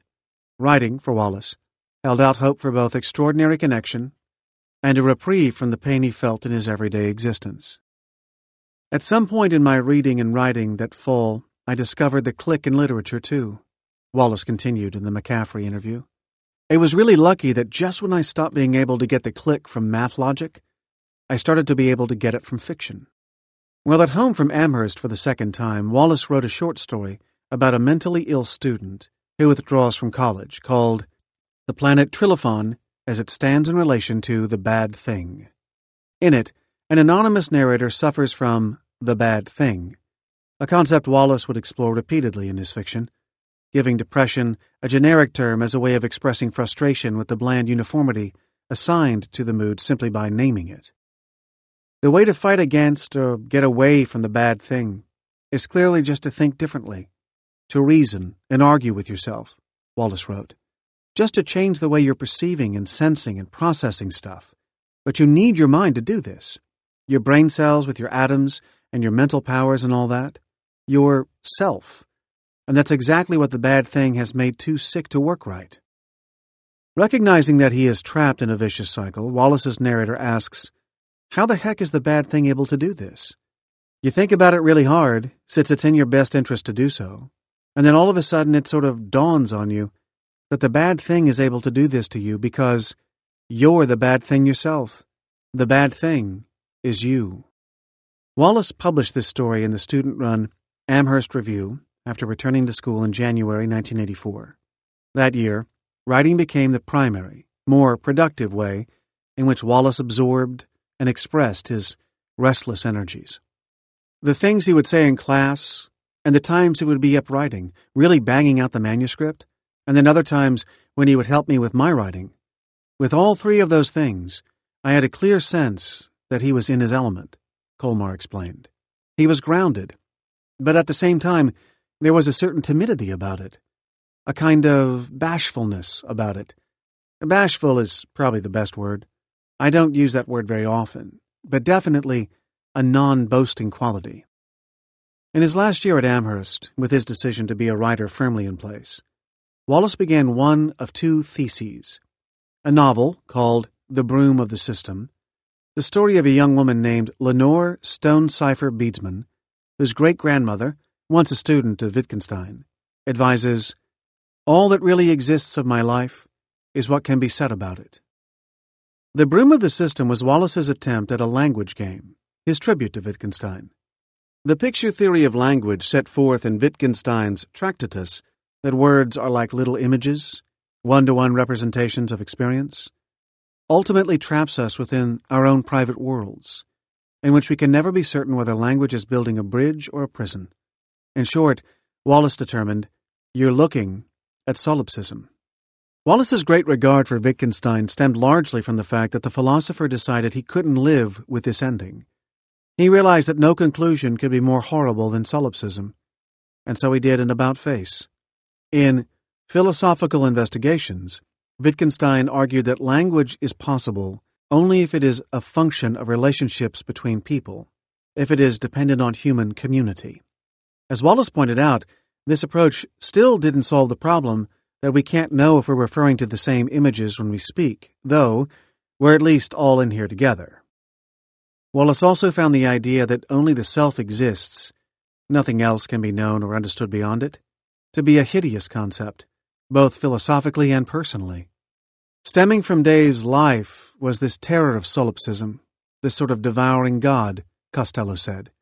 It's more solipsism as protagonist, this thing that goes out and systematically attacks, solipsism as virus. Dave was terribly concerned with mapping what it's like to be in the hands of this, and of course, the act of mapping is an act of striking back in self-defense. And that's one of the things that's most moving about his work to me, the very act of describing, and describing it for a reader's edification, as a reaching out. I think at certain times, his writing kind of glows with a sense of confidence that we'll get there, that victory is ours finally. Other times, not. But there is no question that this was what he was trying to wrestle with. Wallace graduated from Amherst summa cum laude for his theses in philosophy and literature. The Broom of the System received an A+. Soon after graduation, David fell apart when his college girlfriend broke up with him. He could not get her out of his thoughts, and those around him noticed he began to withdraw. You got the impression he was just sort of slipping away from you, Corey Washington described. His parents took him to the psychiatric unit of a local hospital, where he stayed for several weeks. It was here that Wallace was first prescribed Nardil for his depression, the medication that stabilized him for most of his adult life. By August, Wallace was well enough to go to the University of Arizona to begin an MFA in creative writing. The poetry program here is uniformly just awesome. Most of the students are just, their poems are stomach-punchingly good. The fiction runs the gamut from fairly inferior to really, really good, he remarked in an audio recording he made for his old Amherst friends soon after arriving. I mean, there are people here who are publishing a lot and who have won national awards and stuff. And the professors are, on the whole, very good, so I love it here. Perhaps more indicative of his mood, however, were the tears that erupted when he mentioned Corey Washington's name, one of the people he was addressing on the tape. Yeah, boys, you can tell even the thought of Cor, and I get choked up, Wallace confided. It's always hard for me to talk about emotion. In fact, Wallace had begun to experience serious difficulties with the program. Of all the MFA programs he could have gone to, his sister Amy said, the one at Arizona was probably the worst fit for his style of writing. As a result, Wallace sped through his studies there and finished the program early. Wallace had a tendency to romanticize places soon after leaving them, even if he'd had a gloomy experience while there. He built such a strong and superstitious mythology around having been able to write productively in certain environments that he would gloss over the agonizing emotional struggle that had occurred alongside the work. So, in 1987, Wallace went back to teach for a semester at Amherst. Please get me out of here, he wrote in a letter to his literary agent, Bonnie Nadell, soon after his arrival. I had forgotten how much I hated Amherst College, and these profs who thought I was either a madman or a troublemaker or both when I was a student now tousle my hair and talk tenure tracks and Guggenheims. He then returned to Arizona the following year to teach an undergraduate course. While there, feeling increasing desperation and fearing yet another emotional unraveling, he joined a recovery group and began the 12-step process of Alcoholics Anonymous. As part of the program, he wrote letters to his former professors, William Kennick and Dale Peterson, apologizing for such past infractions as using secondary sources while writing his papers. I tried to argue, without much success, that the very idea that the psyche was alive, much less immortal, rested on the specious premise that it renders a person alive, one no more true than that a virus that renders a person ill is itself ill, he wrote in his letter to Kennick, before sheepishly admitting that his take on Phaedo was his father's, not his, and had come out of an argument or discussion with him. I didn't have the courage to come to your office and tell you this. Wallace also decided to quit taking Nardil, aware that the ardent among his fellow AA members would consider this yet another narcotic and a crutch. Within a month, however, Wallace had called his mother and asked her to come get him. Despite his efforts, he was in the midst of his fourth acute crisis. Back at home yet again, and back on the Nardil, he talked to his sister about his fear of life in general. Just the most basic stuff. How do you make yourself get out of bed in the morning? Find a purpose. Fulfill that purpose. Do what you're supposed to do. His father tried to coax him out of his ongoing despair. I took him out to Allerton Park, which is about 10 miles away from here. Beautiful place, he recalled. We walked around, and I tried to talk to him. It was like there was this wall between us.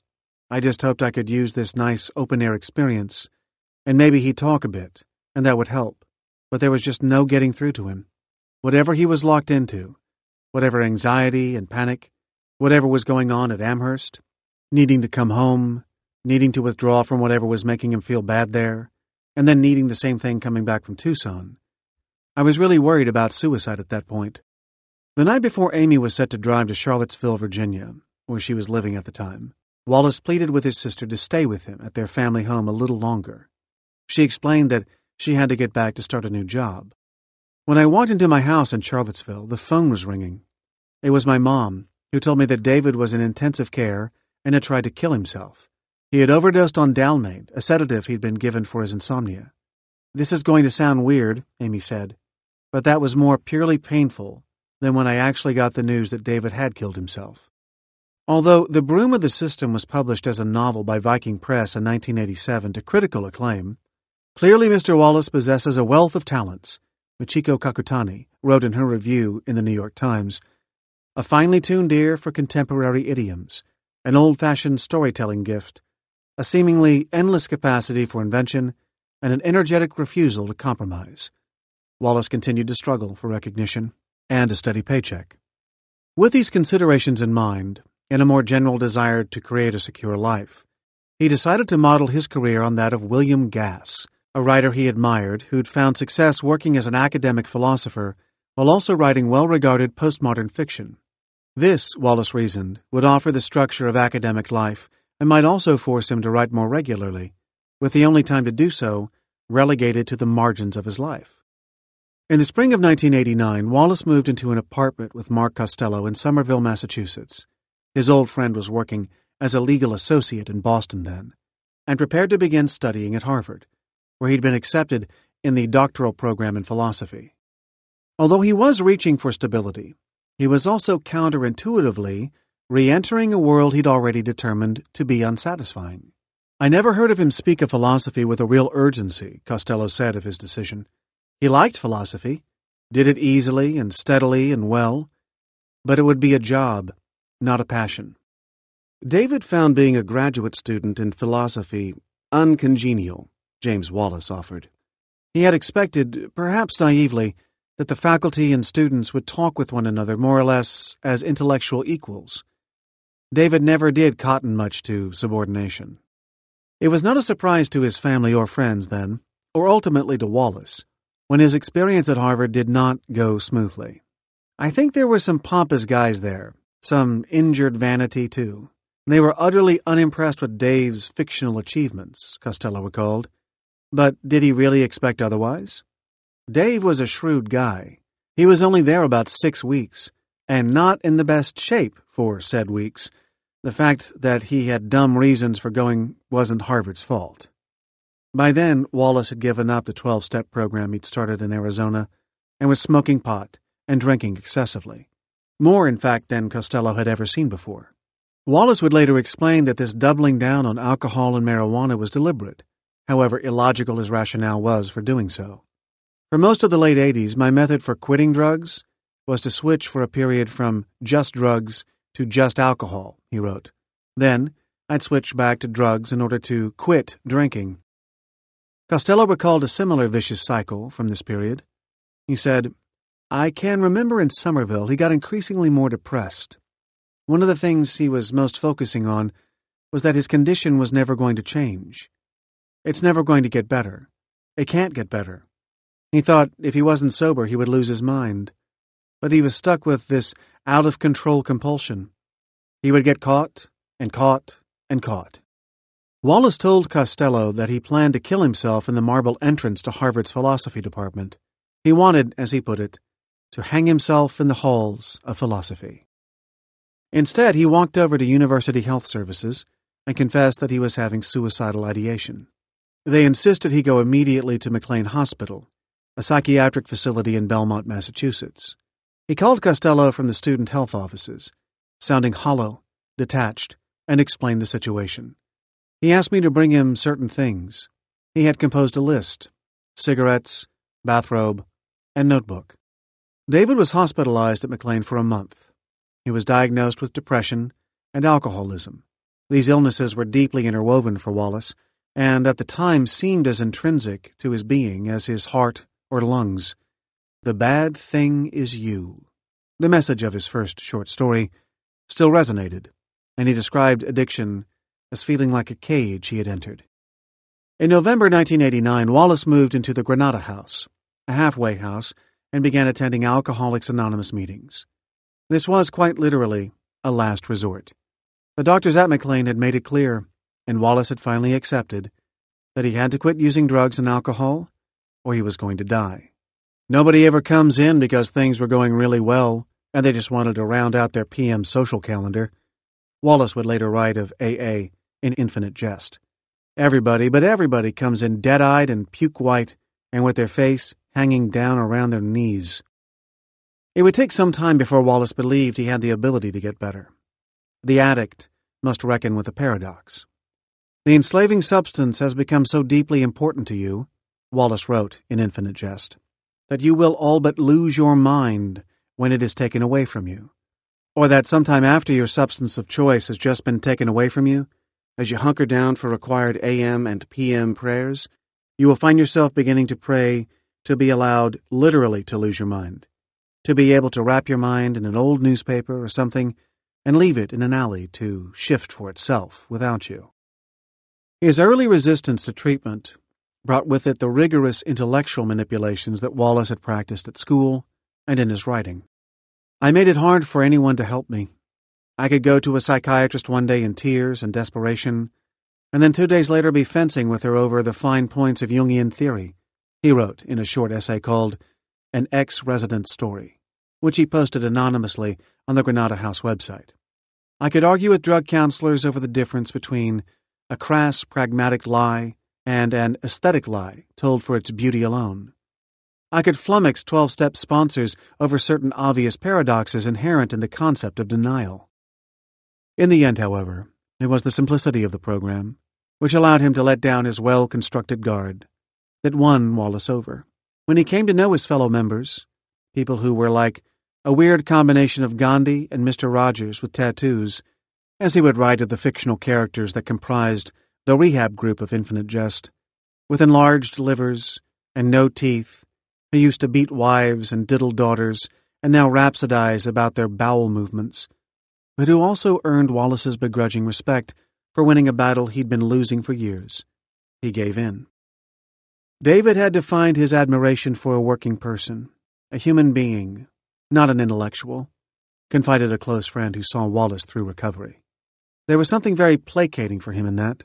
The rules changed. He no longer needed to compete with the best of the best of the best. Suddenly, the measuring stick was about being a human being and doing the right thing. He was able to connect without the fear, judgment, or competition he felt in many of his prior peer relationships. For David, AA offered a more comfortable sense of connection. Costello referred to this capitulation as Wallace's having to turn to something other than smart to live. After publishing Infinite Jest, Wallace would describe his feelings and the mood of his novel with tempered wisdom, while simultaneously managing to skirt the depth of his own experience. He said, "The sadness that the book is about, and that I was going through, was a real American type of sadness. I was white, upper middle class, obscenely well educated. I'd had way more career success than I could have legitimately hoped for, and was sort of adrift. A lot of my friends were the same way. Some of them were deeply into drugs. Others were unbelievable workaholics. Some were going to singles bars every night. You could see it played out in 20 different ways, but it's the same thing. Some of my friends got into AA. I didn't start out wanting to write a lot of AA stuff, but I knew I wanted to do drug addicts, and I knew I wanted to have a halfway house. I went to a couple of meetings with these guys and thought it was tremendously powerful. I get the feeling that a lot of us, privileged Americans, as we enter our early 30s, have to find a way to put away childish things and confront stuff about spirituality and values. Probably the AA model isn't the only way to do it, but it seems to me to be one of the most vigorous." Wallace prayed twice a day, in the morning and again in the evening, for the rest of his life. No matter where he traveled, for nearly 2 decades, he would find and attend the local AA meeting. In one of his journal entries from after he'd begun recovery, he made a list called What Balance Would Look Like.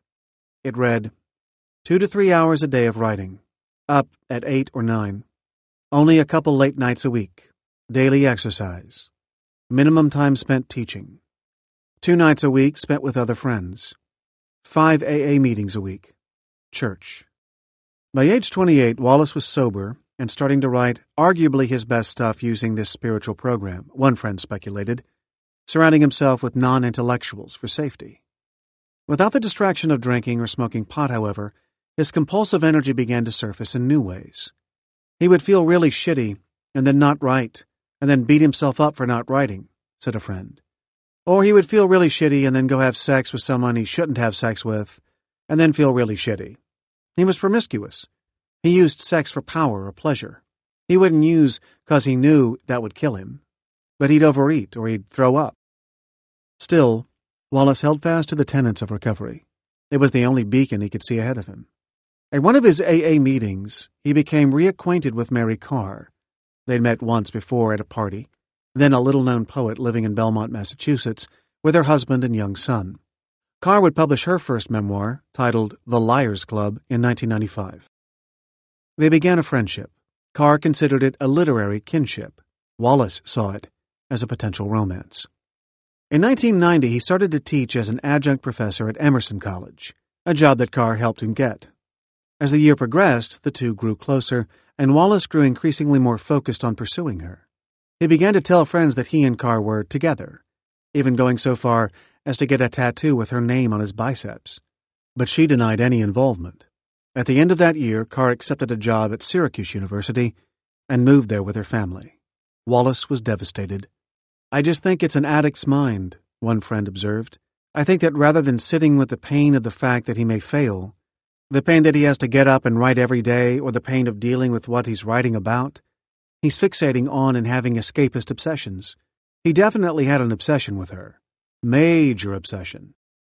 He had her on a pedestal. It was like a fantasy," said another friend. "She was married, and there was this whole drama that was very immature. You would think they were in high school the way that they carried on.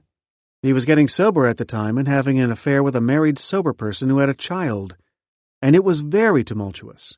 He somehow decided that he was going to write this book to win her." With Carr in mind, Wallace, after a year-long period of not being able to produce fiction at all, began in earnest to write the novel that would become Infinite Jest. "The key to 92 is that MMK was most important," Wallace himself scribbled into the margin of one of his books. "IJ was just a means to her end, as it were." By the spring of 1992, he had a partial manuscript of Infinite Jest to send to his agent. Also that spring, he heard that Carr's marriage had come to an end. In May, he moved to Syracuse. By August, his persistence finally paid off. Wallace and Carr became a couple. Even with Carr by his side, however, Wallace continued to struggle. Why did he have to work so hard to feel content? What held him back from rounding the corner on maturity? Why did he continually veer off course? Propelled by the teachings of AA, he reached back and back, seeking an essential truth, a ready answer, until he arrived at what he believed was the origin of his perpetual unrest. He was dissecting the way that his psyche had been affected. In the 12 steps, if you're dishonest with yourself and others, then you create a lot of shame, and you're going to use, said an ex-girlfriend. If you have secrets, you're going to use. That's not to say that you're supposed to write a novel about it, but you have to tell someone, your sponsor. So he was approaching it from that angle. Wallace felt that recovery was saving his life, and he knew that the only chance for him to be the man that he wanted to be, which was someone who was more accountable, would be to put it out there, be honest. Wallace had come to believe that his mother was an unhappy perfectionist, one whose lofty ideals had led to a keen sense of disappointment she was unable to express. He soon began to believe that she had raised him as an extension of herself. In the margins of the popular self-help book titled The Drama of the Gifted Child by Alice Miller, in a section called The Lost World of Feelings, he wrote, "Becoming what narcissistically deprived mom wants you to be, performer." In his fictional account of a child's reaction to a similarly stringent mother, the story titled Suicide as a Sort of Present, published in his collection Brief Interviews with Hideous Men, Wallace writes of a small child who loved his mother more than all other things in the world put together. So much, in fact, that if it had had the capacity to speak of itself truly somehow, the child would have said that it felt itself to be a very wicked, loathsome child who got to have the very best, most loving, patient, and beautiful mother in the whole world. Yet the mother in Wallace's story was filled with self-loathing and despair. She took all that was imperfect in her child deep into herself, and bore it all, and thus absolved him, redeemed and renewed him, even as she added to her own inner fund of loathing. She could not, of course, express any of this, and so the son, desperate, as are all children, to repay the perfect love we may expect only of mothers, expressed it all for her. Wallace's relationship with Carr was uneasy from the start. She had a son who took priority. Wallace wanted more of her time. She found him self-absorbed. He asked Carr to marry him. She turned him down. Finally, when he got an offer in the spring of 1993 to teach at Illinois State University in Bloomington Normal, he reluctantly accepted, realizing that it was time to move on. He relocated to Bloomington in July and started teaching that fall. Meanwhile, he continued his work on Infinite Jest. He had sold it to the publishing house Little Brown, based on a partial manuscript, and the writing was going well. After a little more than a year in Bloomington, he finished the book. Wallace drew heavily from his own experience for the novel, examining with ferocity and humor everything from family relations to depression to film theory to tennis to corporate greed to substance abuse and recovery programs, and producing an epic text that both comments on and mimics the culture's compulsive need for entertainment. There are a lot of little Daves in that book, different versions of himself. The Dave, AA warrior, I think is much more like Don Gately, Mark Costello suggested. But the pre-AA Dave, the sick Dave, the broken Dave, I think is much more like Hal in Cadenza. The publication of Infinite Jest in 1996 brought Wallace, then 33 years old, the exceptional recognition he had long yearned for, with critics describing it as genius, a masterpiece, and a virtuoso display of styles and themes. Not every critic unrestrainingly fawned over the book in this way, but nearly everyone agreed it was the work of a masterful and generous writer. Wallace is one of the big talents of his generation, a writer who can seemingly do anything, a pushing-the-envelope postmodernist who's also able to create flesh-and-blood characters and genuinely moving scenes. Kakutani weighed in at the New York Times. She went on, however, with less enthusiasm. As the reader plows through Infinite Jest, it becomes clear that the subplots involving Gately, Hal, and the Canadian terrorists also provide a flimsy armature on which Mr. Wallace can drape his ever-proliferating observations and musings. Indeed, the whole novel often seems like an excuse for Mr. Wallace to simply show off his remarkable skills as a writer and empty the contents of his restless mind. The attention nonetheless was keen. On the one hand, it made Wallace's gargantuan ambition and effort seem worthwhile, but it also felt as if the adoring audience of his dreams had suddenly materialized, and they were now sitting at his doorstep, hungrily awaiting his next work of genius. Fame became another preoccupation for Wallace, and another conduit for his inexhaustible fear and self-contempt. Despite so much public acclaim and critical affirmation, there was always a strong sense of inadequacy, Mark Costello recalled about his friend. He mimicked Wallace's inner voice. "I'm a performing monkey. I'm just giving people what they want. There's this David Foster Wallace persona, and I'm just sort of an organ grinder. I want to write something that goes beyond that to some level." This sense of writing as performance corrupted Wallace's creative process by not only paralyzing him but also robbing him of its former value, its ability to transport him from earthly suffering. Now, it made him more anxious than ever. "I play endless games with myself. This discipline thing is really the last significant area of my life where I still indulge in a self-pity and hatred that I feel like are childish and wasteful and wrong," he wrote in 1997 to the novelist Don DeLillo, who had become somewhat of a mentor to Wallace. "I stopped thinking neurosis was cool a long time ago." His success also compounded his innate sense of duplicity, the fraudulence paradox, because now there were thousands of people who revered and admired him without ever having met him. Indeed, many of his admirers credit Wallace with saving them from their own isolating unhappiness.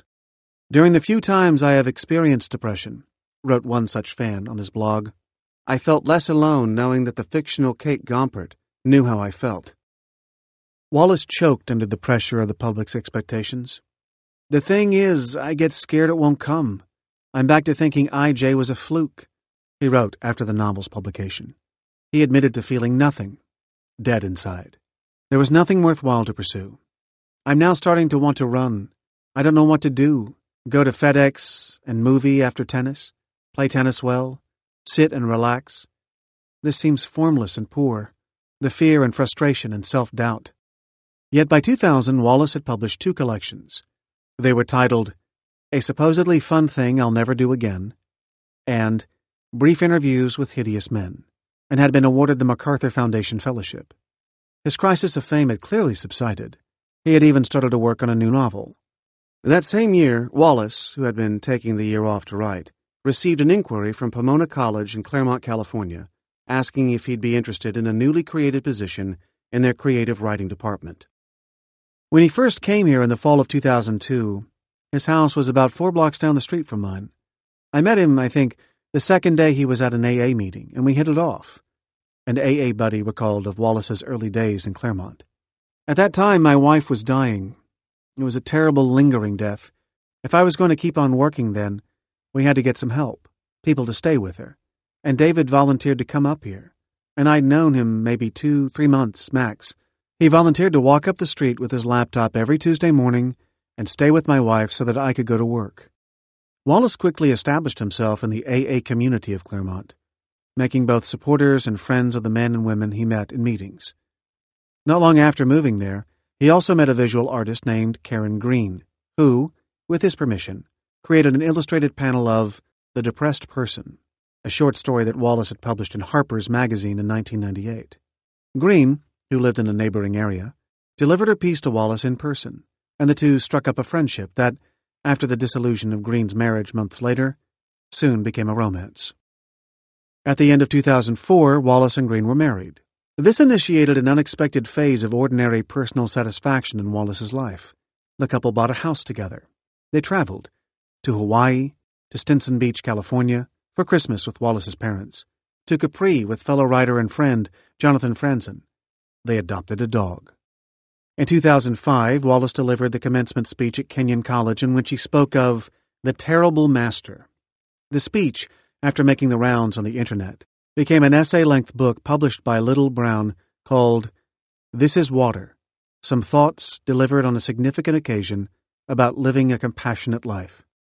In it, Wallace speaks as a gentle human, a wise elder counseling his audience and perhaps himself. He said, "Learning how to think really means learning how to exercise some control over how and what you think. It means being conscious and aware enough to choose what you pay attention to and to choose how you construct meaning from experience. Because if you cannot or will not exercise this kind of choice in adult life, you will be totally hosed."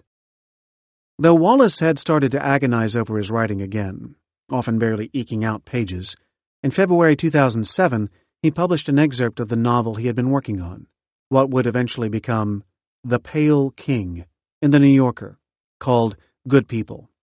The piece follows a religious young man as he wrestles with his feelings for his pregnant girlfriend, who has told him that she will keep the baby but, if he would like, will raise it on her own. It is a story as much about life as it is about faith. What if he was just afraid? If the truth was no more than this? And if what to pray for was not even love but simple courage? The narrator asks himself in the end. To meet both her eyes as she says it, and trust his heart. In those early Claremont years, there would be moments when he would be down, but these moments were short, a fellow AA member recalled. But then he started to isolate and detach, and then those isolated periods became more extended. At AA meetings, he would pass. He never passed when he was feeling good, but when he would simply pass when it was his turn to share, that was a sign something was wrong, and those moments became more extended and more frequent the closer we got to springtime of '07. In the summer of 2007, Wallace was eating dinner at a restaurant with his parents, who were visiting him in Claremont. Wallace began to have heart palpitations and sweat heavily at the table. When he visited his physician afterward, the doctor recommended that he shift from Nardil to a newer antidepressant, one with fewer restrictions and side effects. With trepidation, Wallace went off his medication. He told friends he thought the Nardil had become less effective anyway, but it was also all he'd ever known by way of a stabilizing medication. Still, he felt well enough in the first few weeks that he decided not to start taking the other antidepressant. By late fall, however, he had to be hospitalized for severe depression. Doctors prescribed new antidepressants, but none seemed to work. Or Wallace would quit taking them sooner than recommended, abruptly declaring this drug was making him anxious or that one was not helping at all.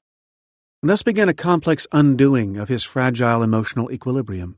Wallace, who had by this time been struggling for more than half a decade to move his novel forward, who had to fight continually the belief that he wasn't capable of being a writer anymore, who loved his wife but who was also a self-described high-romance, low-intimacy companion, who led more naturally with self-hatred than self-assurance, began to revert to all these notions more powerfully as his mind became increasingly focused on his failings.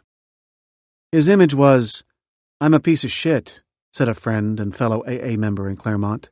"I'm married to this wonderful woman, and yet I can't be the husband that I should be." I don't think he knew how to be a husband, and he felt like a failure. I've had some great success in writing, but I can't write. The thing that he loved, the teaching, he had to stop doing. I can't even do what I love the most because I don't know what's going to happen. That bothered him. He felt worthless, not making any contributions. The number of people in AA that David helped who had no clue who this guy was, and David couldn't see that. There were quick flashes of hope when Wallace seemed to study. He kept showing up at meetings, even when he was down. There were very few times when he would miss meetings, recalled one AA friend. He was in intense therapy, with both a psychologist and psychiatrist. There were times when it looked like he was going to shift directions, and then he'd become optimistic, said another. Very brief, but there were moments. He seemed to enjoy the socialization with people.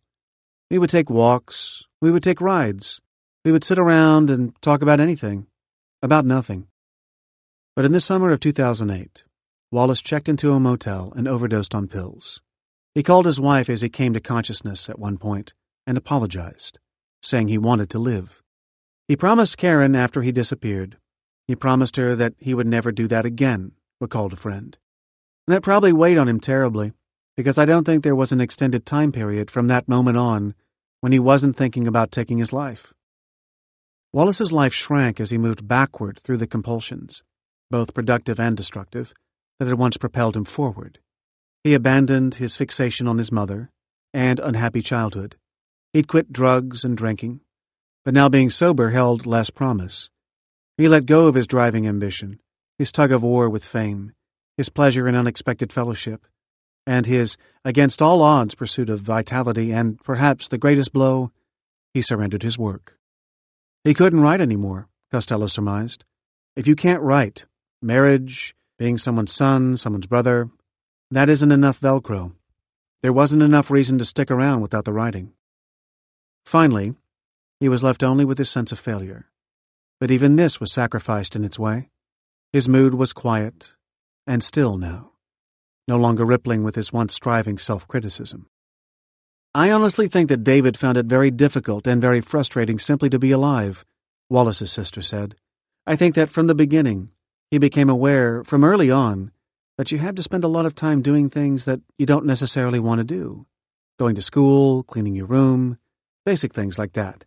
And then you're supposed to grow up, get a job, and that's just what people do. David was very frustrated with the easy, superficial existence, but I think a part of him would have given anything to be able to be happy with that sort of thing.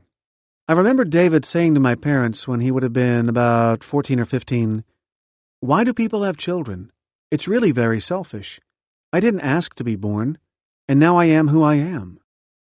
Among the many papers in Wallace's archive, manuscript pages, journals, books with underlined passages and personal notes, scraps with stream-of-consciousness jottings, there is a letter on the back of which a conversation is recorded in handwriting alternating between a childish scribble and a grown man's handwriting. It is Wallace's dialogue with his younger self. "I hurt.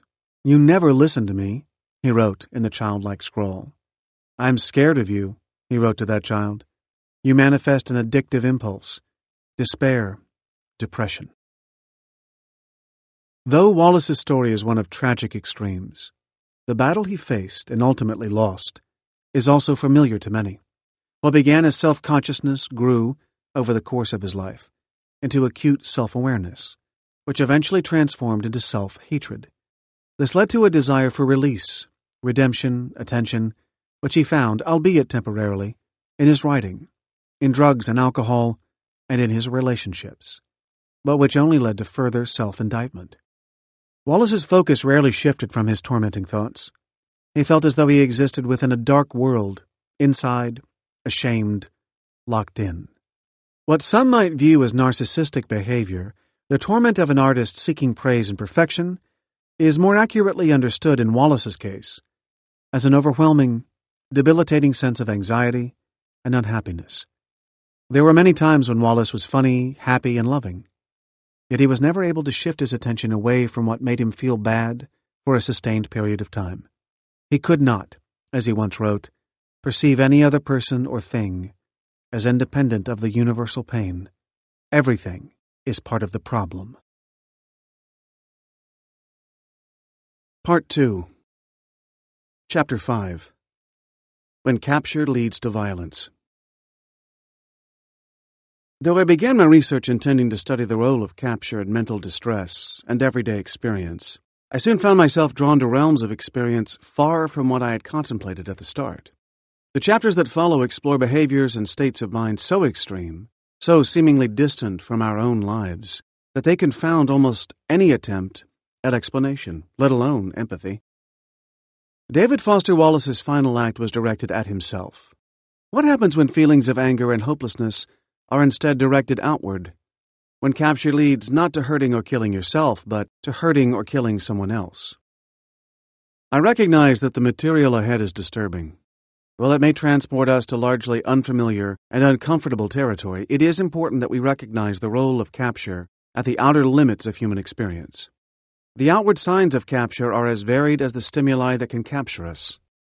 Violence lies at the far end of this spectrum. In acts of wanton cruelty or ideological violence, for instance, we can see the outline of a now familiar process, which is, an object gradually commandeers our attention, coloring our view of the entire world. Every successive exposure to a salient stimulus strengthens capture's hold. It would be folly to reduce all aggression to a single underlying mechanism. Nonetheless, capture often plays a role in otherwise incomprehensible behavior. Striking out. Ted Kaczynski was a brilliant mathematician, a child prodigy. His parents pushed him to succeed, and at first he made them proud. He earned his undergraduate degree at Harvard University and went on to graduate with a Ph.D. in mathematics from the University of Michigan, where he wrote an exceptional and widely praised thesis. He secured an assistant professorship at the University of California at Berkeley. Yet, Kaczynski never felt at home in the modern world. He longed for a kind of tranquility and privacy that the city could not provide. He began to struggle in his lectures and avoided contact with others. In reaction to his growing sense of agitation and awkwardness, he left teaching and abandoned his urban life to live as a survivalist in the Montana wilderness. For 20 years, beginning in the early 1970s, Kaczynski lived in a cabin he built himself. It was from this isolated home that, eventually, he would mail bombs to various organizations and people. After his first few years of self-imposed isolation, he moved back to Illinois and worked in a Chicago factory where his brother, David, was a supervisor. He was hired in 1978 and fired that same year after a friendship with a female coworker went bad. Kaczynski retaliated by writing vulgar limericks about her, which he posted around the factory. As a result, his brother had to deliver the news that he'd been fired. In defeat, he withdrew to his haven in Montana, this time for good. When he returned to his cabin, Kaczynski struggled with the urge to strike back against the affront of modern life. It was in this same year, 1978, that he built his first bomb. On July 24, 1978, Kaczynski wrote in his diary, "Yesterday was quite good. Heard only 8 jets. Today was good in the early morning. But later in the morning there was aircraft noise almost without intermission, for, I would estimate, about an hour. Then there was a very loud sonic boom. This was the last straw, and reduced me to tears of impotent rage, but I have a plan for revenge." Hypersensitive to particular sounds, he fixated on the occasional faint Doppler shift of a passing jet engine, and was unable to escape the way the noise gnawed at him. What others might have considered a mere reminder of what they'd left behind, Kaczynski could not tolerate. His feelings of persecution and grandeur only intensified. Back in Illinois, the noise of jet engines had been a small aspect of the repulsive environment of modernity, the grating, growling, whining, clattering contraption of a city. The noise of a single jet was nearly drowned out by the traffic, the beeping garbage trucks, the rumble and racket of elevated trains. In the woods, though, a jet punctured his ear. It broke into the home of silence and solitude he created by hand. He wrote, "By silence, I don't mean all sound has to be excluded, only man-made sound. Most natural sounds are soothing. The few exceptions, like thunder and raven cries, are magnificent and I enjoy them, but aircraft noise is an insult, a slap in the face. It is a symptom of the evil of modern society. Yet where today can one get silence? Nowhere, not even up here in these mountains. The noise of the jets overhead proved there was no escape from the modern world. Technology touched everything, even the wilderness. He could escape from his own reactive mind only in brief intervals. Later that year he managed to suppress his anger over the affliction of sound and immerse himself in the forest around him on a camping trip deeper into the wilderness. Yet even there the noise followed him. After a single sonic boom, capping an hour of continuous noise as jets and planes passed overhead, his rage erupted again. He wrote, "Things are spoiled for me now. I will work on my revenge plan. I was so happy here. I looked forward to staying out in the woods much longer than this. Isn't there any place left where one can just go off by oneself and have peace and quiet?" It's a compelling plea when detached from the violence it ultimately inspired. Yet instead of writing poems or essays in protest, Kaczynski produced bombs to send to victims who, for him, were collaborators in technology's erosion of the natural world. According to Kaczynski, his disillusionment began during his senior year at Harvard. Yet it wasn't until he moved to Montana and read Jacques Ellul's The Technological Society that his purpose crystallized in his mind. He felt as if Ellul had put into words everything he had been thinking and feeling. "The honest truth," Kaczynski said, "is that I am not really politically oriented. I would have really rather just be living out in the woods. If nobody had started cutting roads through there and cutting the trees down and come buzzing around in helicopters and snowmobiles, I would still just be living there, and the rest of the world could just take care of itself." Kaczynski's plan for revenge began with a prank, but then escalated rapidly into violence. He wrote of pouring sugar into the gas tanks of snowmobiles to disable them, but soon the plan took a darker turn. He fantasized about becoming a sniper, concealed in the woods, prepared to shoot trail bikers. Yet over time he realized that his attacks on random individuals would accomplish little. Gradually he devised a scheme that would be noticed by targeting those who were agents of the technological plague. He wrote, "Considering technological civilization is a monstrous octopus, the motorcyclists, jeep drivers, and other intruders into the forest are only the tips of the tentacles." He wanted to strike at the heart. Kaczynski's rage was nothing new. There were times during adolescence when he would become very angry, a feeling intensified by an inability to express himself openly. However, I never attempted to put any such fantasies into effect because I was too strongly conditioned against any defiance of authority.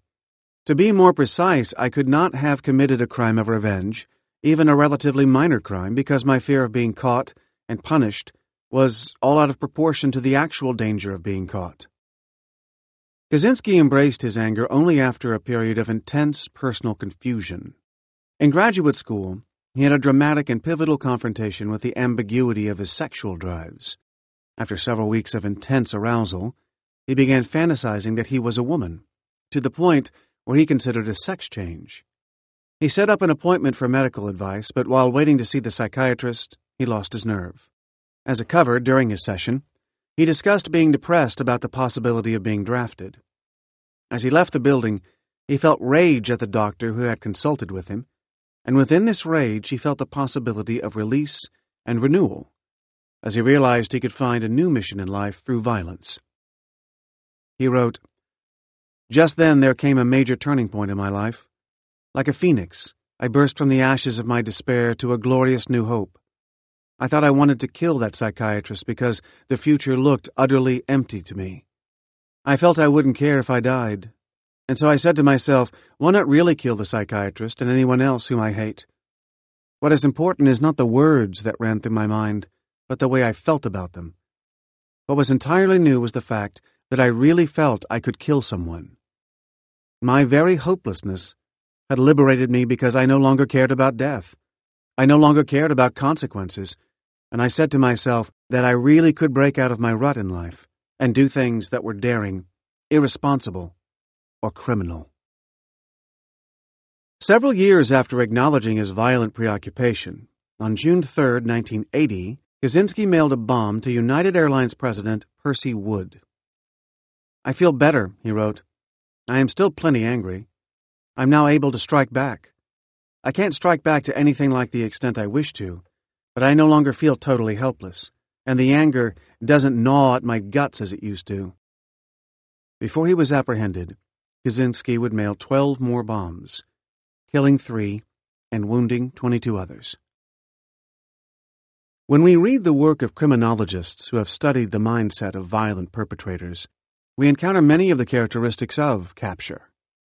First, there is an attentional cueing, then a preoccupation with the provoking cue, and finally a change, often extreme, in emotion, resulting in feelings of intense anger, offense, or injustice. Dr. James Blair, chief of the National Institute of Mental Health's Unit on Effective Cognitive Neuroscience, and other researchers have identified a neurological pattern common to many violent offenders in which an underlying hypervigilance or reactivity to specific cues generates intense and overwhelming feelings of shame, humiliation, and anger. These feelings, in turn, intensify the individual's sensitivity in response to the cues. If your threat circuitry is overly responsive, you become hypervigilant. The neural circuitry becomes sensitized, so perceived threats generate larger responses. When we are captured by an emotional stimulus, Dr. Blair reminds us, the brain's amygdala is activated. Because the amygdala is connected with the prefrontal cortex, the region of the brain involved in executive functions, such as decision-making, the amygdala's fight-or-flight impulses will narrow attention to perceived threats, thus warping our ability to interpret actual threats in the environment. Ultimately, this process erodes our ability to make rational choices. The brain becomes a single-purpose sentinel. If you're in a situation where you're hyper-responsive to threat, said Dr. Blair, you're going to be very irritable. But if your decision-making is relatively intact, you should still be able to select out, reasonably efficiently, an appropriate response. On the other hand, if the emotional connotations of the future consequences are obscured, then we might lash out or punch the person. By exploring the role of capture in violence, I don't mean to offer an excuse for harmful or criminal conduct. Intense feelings of hurt, fear, rage, or offense do not prevent most people from modulating their behavior. Many of us have ways to diffuse negative feelings, or at least suppress them until a violent impulse passes. We bite our tongues. We walk away. We hit a punching bag or go for a long walk. We may act out momentarily, but we have the ability to stop ourselves before we go too far. In other words, most of us recover our balance after we lose it. Some of those who are captured, however, do not recover this balance. Capture short-circuits the brain's ability to link a complex range of emotions to actions and consequences. When considering the role of capture in violent behavior, one of the most difficult questions to answer is why people exposed to the same stimulus can respond in dramatically different ways, some violent, others benign. One person may suffer discrimination and not only resist the urge to retaliate, but also channel that anger into a meaningful pursuit. Another person becomes fixated on his or her pain until thoughts of revenge feel impossible to resist. Past exposure to similar stimuli has some role in shaping this response. Having been wronged, ridiculed, or judged by others increases an individual's sensitivity to perceived slights and injustices. This sensitivity, in turn, predisposes the individual to attentional biases, overwhelming feelings, and in certain cases, an excruciating urge to act out violently. Prior exposure to particular cues, as well as our past responses to such cues, begets the narrowed focus and obsessive thinking that lie behind some forms of aggression and violence.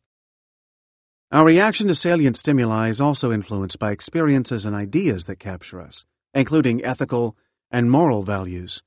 While one person's moral conviction may prevent him from committing a violent act, another person may come to believe that violent acts are justified. The assassination of Robert Kennedy. In May 1968, CBS aired a documentary entitled The Story of Robert Kennedy, which records the senator's support for Israel. Kennedy's assassin, Sirhan Sirhan, would later testify that the broadcast overturned everything he'd once believed about Kennedy.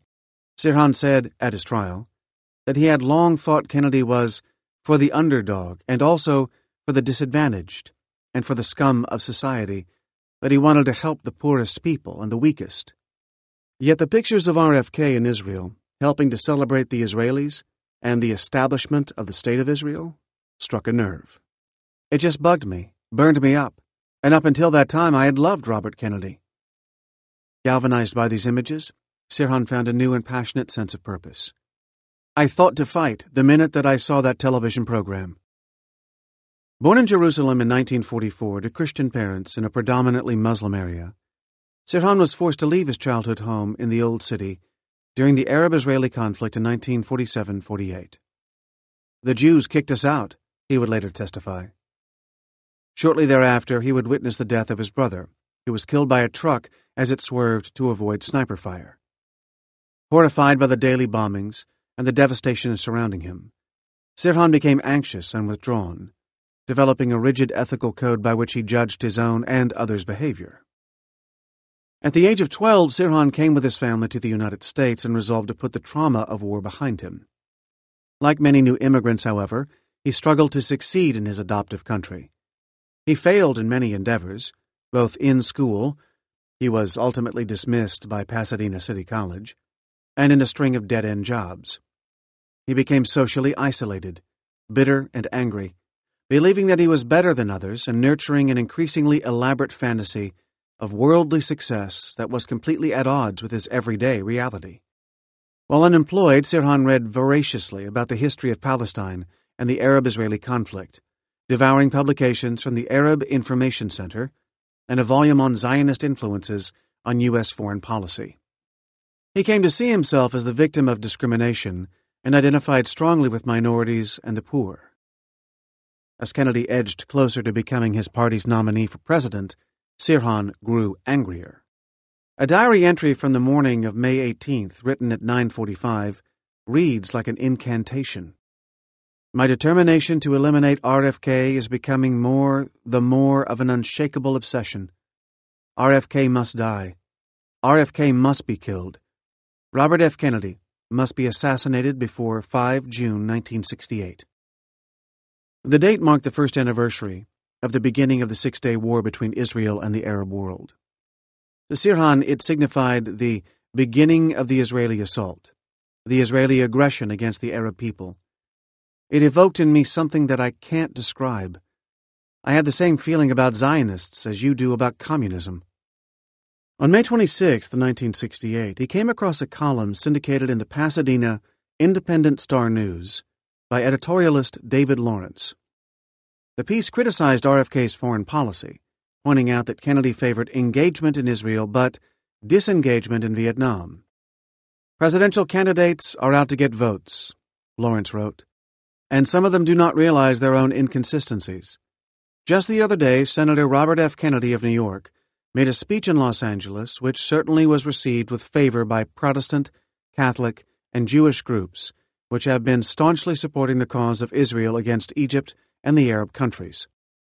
The next day, the newspaper printed a photograph of Robert Kennedy speaking at Temple Neve Shalom in Portland, Oregon. The accompanying article noted Kennedy's commitment to send fighter jets to Israel. On June 1, 1968, during a visit to Temple Isaiah in Beverly Hills, Kennedy repeated his pledge to send Israel Phantom jets. Sirhan heard reports of the speech on the radio. He became furious and disoriented. Of the senator, Sirhan said, "He bugged me to the point where I was concentrating in the mirror. Instead of seeing my own face, there was Robert Kennedy's." The following day, just 2 days before the California primary, Sirhan went to a Kennedy rally at the Ambassador Hotel in Los Angeles. When he saw Kennedy's smiling face at the rally, Sirhan's resolve briefly wavered. He looked like a saint to me, but the sense of betrayal soon overwhelmed this view. On June 5th, during dinner at a restaurant in Pasadena, Sirhan came across a newspaper ad for the Miracle Mile March for Israel to commemorate Israel's victory in the Six-Day War. A fire started burning inside of me at seeing how Zionists, these Jews, these Israelis, were supporting this ad, and the fact that they had beat the hell out of the Arabs 1 year before. Sirhan claims that, in his rage, he mistakenly understood that the parade was scheduled for that night.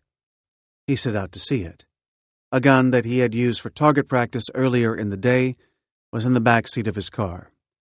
Stopping at a local Kennedy campaign office, he heard about a big party at the Ambassador Hotel and decided to follow some partygoers there. As he walked toward the hotel with his gun still in the car, Sirhan passed a sign for some Jewish organization, which only boiled him up again. Hours later, at 12:15 a.m., Robert Kennedy declared victory in the California primary. Once he had delivered his remarks, he was escorted away from the lectern to meet with press in the Colonial Room. Kennedy was ushered through the hotel's pantry area, where Sirhan lay in wait. With a .22 caliber revolver, Sirhan shot Senator Kennedy and into the crowd around him. Kennedy died nearly 26 hours later. 5 others suffered bullet wounds but recovered. In Sirhan's pocket was a clipping from the Pasadena newspaper about Kennedy's support for Israel. When the police searched Sirhan's house in Pasadena, they discovered rambling denunciations of Kennedy in Sirhan's notebooks, such as, "Kennedy must fall. Kennedy must fall. We believe that Robert F. Kennedy must be sacrificed for the cause of the poor, exploited people. Robert Fitzgerald Kennedy must soon die." The Columbine School Shootings. Psychopathy has traditionally been understood as a lack of conscience, an absence of anxiety or guilt, and a failure of empathy. But these focus only on what is absent in the mind of the psychopath. What then, one might ask, is present? Along with Dylan Klebold, Eric Harris murdered 13 people at Columbine High School in April 1999. Harris deliberately left behind a trail of journals, essays, videos, and a web browser history that allowed investigators to track his studies. His writings provide a window into the mind of an exceedingly self-conscious killer, one captured by the urge to commit violence. Eric was determined to avenge the perceived injustices of a world that consistently made him feel inferior. At the same time, he was watching himself do it, making a statement, leaving behind a testament to his motivations and ideas. His journal begins a year before the massacre and continues up to a couple of weeks prior to the event. The document at first has a monotone quality. It sounds like one long, continuous scream of inarticulate rage. Yet upon closer inspection, we can discern a modulation of tone, at times, in his reactions to the world. And there is also a strong element of self-awareness, as if he's looking in a mirror to monitor the role he's playing. And there are moments of searing candor, even vulnerability. This impending act of terror is his moment on the stage, his bid for recognition, and will be what he imagines as his greatest achievement. It's clear that he's writing not simply to himself, but for anyone who might find his journal after his death and write about him. He's both venting his anger and posing as a monster, showing off for posterity so that his mark on the world will seem that much more important and indelible. He's captured by the urge to commit murder as a way of asserting his power, but also as a way of establishing that he's superior to everyone who has persecuted him. As he says on December 17, 1998, when he was 17 years old, "I wonder if anyone will write a book on me. Sure is a ton of symbolism, double meanings, themes, appearance versus reality shit going on here. Oh well. It better be fucking good if it is written." It sounds like a badly phrased gloss on something he's reading for his English class. And it also suggests that he's playing with his reader's mind, manipulating what he presents in order to construct a persona people will respect and remember. The reader soon sees that Harris's admission that he's a compulsive liar is compounded by his self-conscious desire for fame. His ravings in sympathy with Nazi Germany, his phrases in German to emphasize this, are an embrace of white supremacy, but also a mask he wears to provoke the reader's outrage and disgust and fear. Mostly it makes him appear more formidable, which is the goal. The most prominent dimension of his journal is the engine of extreme emotion in every word. There is no lack of effect here. It pulses through every syllable. Throughout the journals, Harris poses as someone who has a grudge against his peer group, who resents the social injustices of a high school culture that has excluded him. Yet he widens the significance of his revenge by making it a gesture of more than vengeance. he turns it into a protest against the inauthenticity of human society. He extrapolates from his personal pain an entire philosophy to justify murder. It's a common element of the capture that governs the nihilistic mood of the killers in these stories. How personal pain begets an emotional repulsion at everything. Just as Ted Kaczynski came to see the slightest telltale evidence of modern technological society as evil, Eric turns his anger over a personal wound into an indictment of human existence. Grandiosity, that black mirror reflection of deep-seated insecurity, is a potent delusion. The recurrent spasms of revulsion in this year-long account of Harris's rage recur like building waves of nausea. He begins in April 1998 by condemning everyone and everything, dismissing compassion in favor of social Darwinism. Anyone who can't carry his own weight deserves to die. It's a generalized condemnation, not yet focused on anyone in particular. Along with this condemnation comes a feeling of immense power. He is free now to do whatever he wants. He writes, "I know what all you fuckers are thinking and what to do to piss you off and make you feel bad. I feel like God, and I wish I was having everyone being officially lower than me. I already know that I am higher than almost anyone in the fucking Welt." He has asserted his supremacy, but not yet committed himself to killing classmates.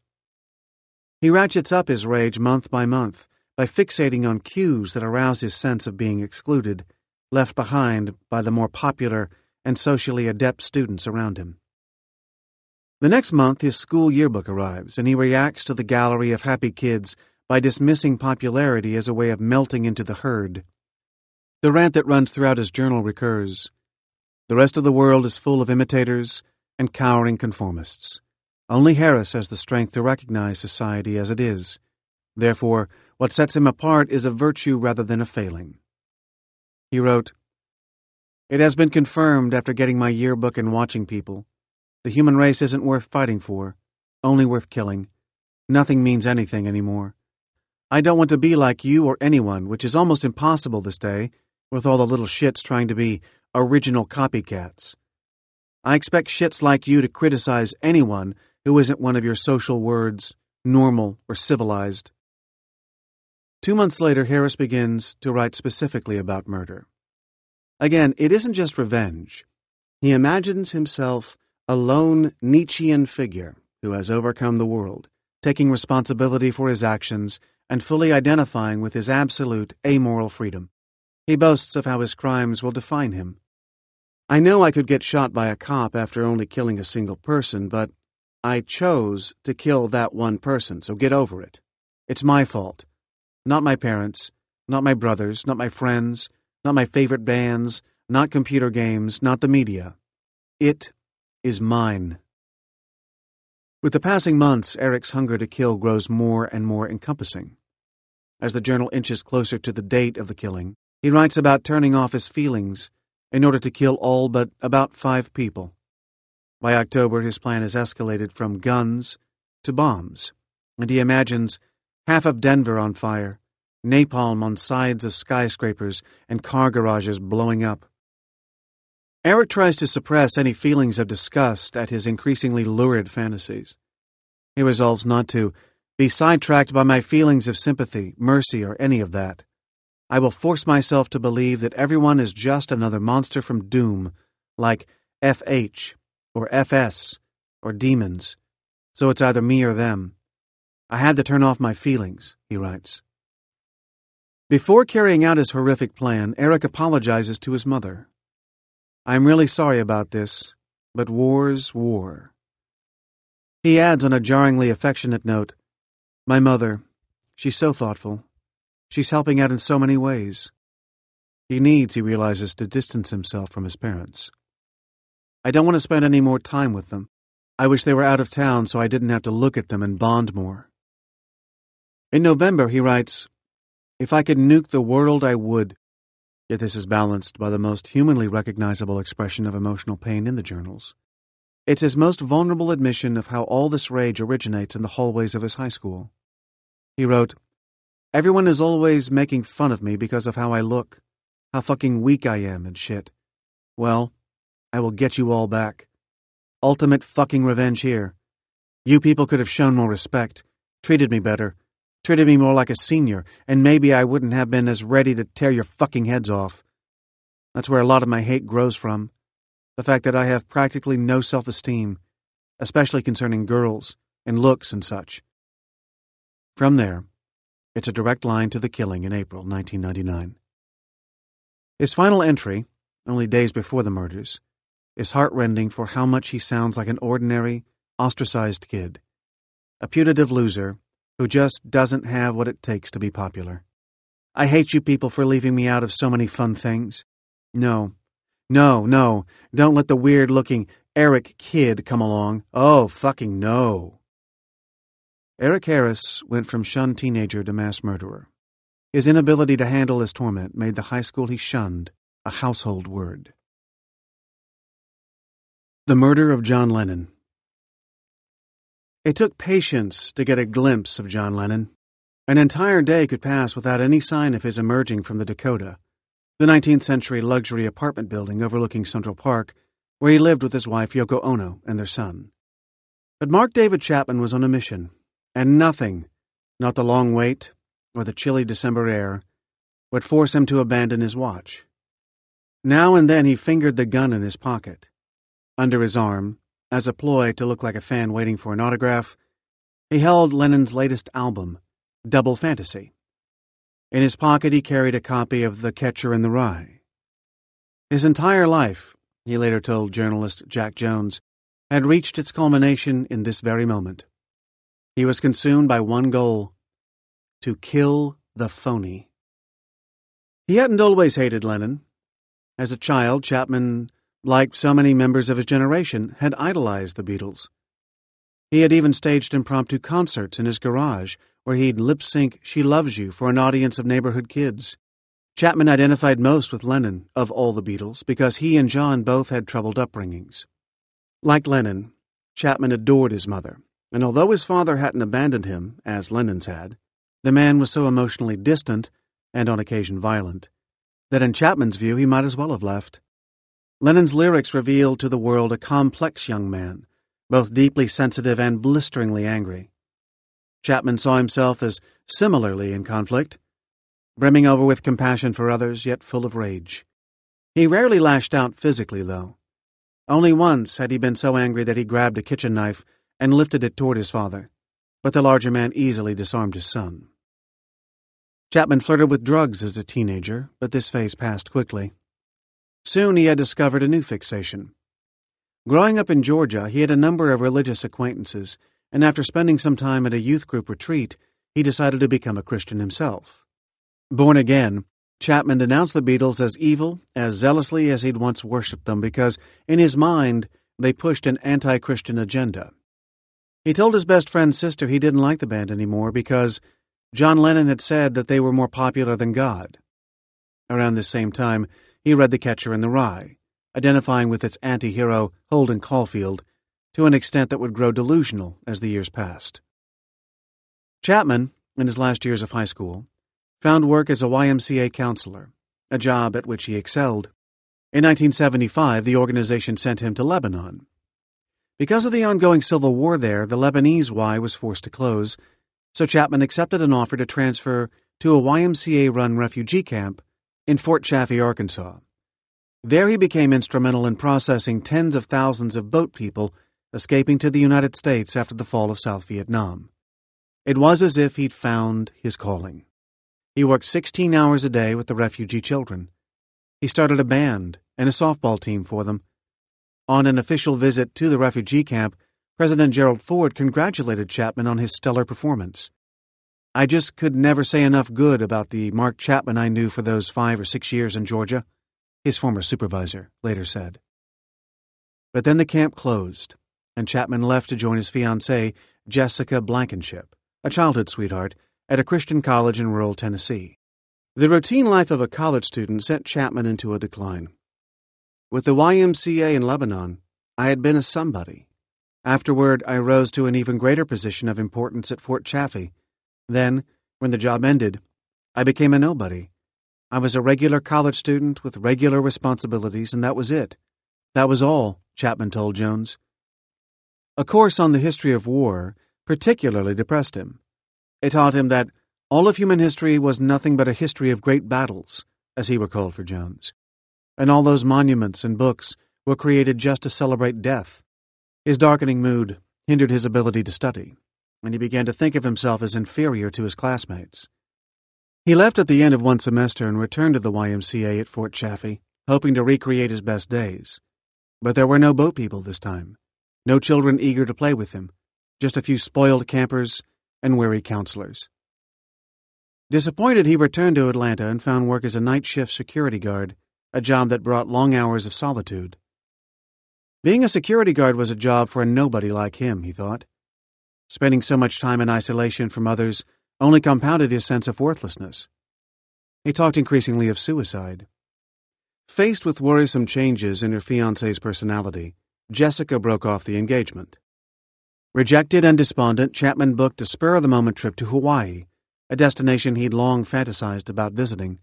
His idea was to have one final adventure before he killed himself, but his last hurrah evolved into an extended party as he lounged at the upscale Moana resort, drinking and fraternizing with other tourists.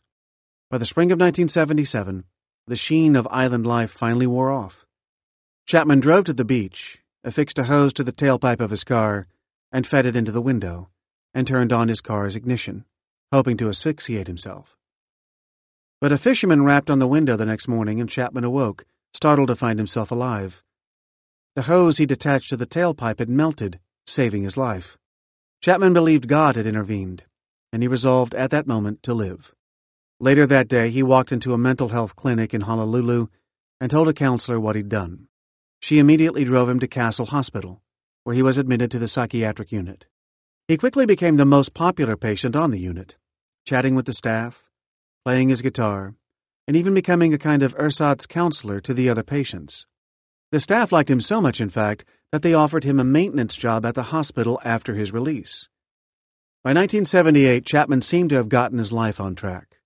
He had a close-knit circle of friends at work who regarded him as one of the family, and he could afford a nice apartment in Honolulu.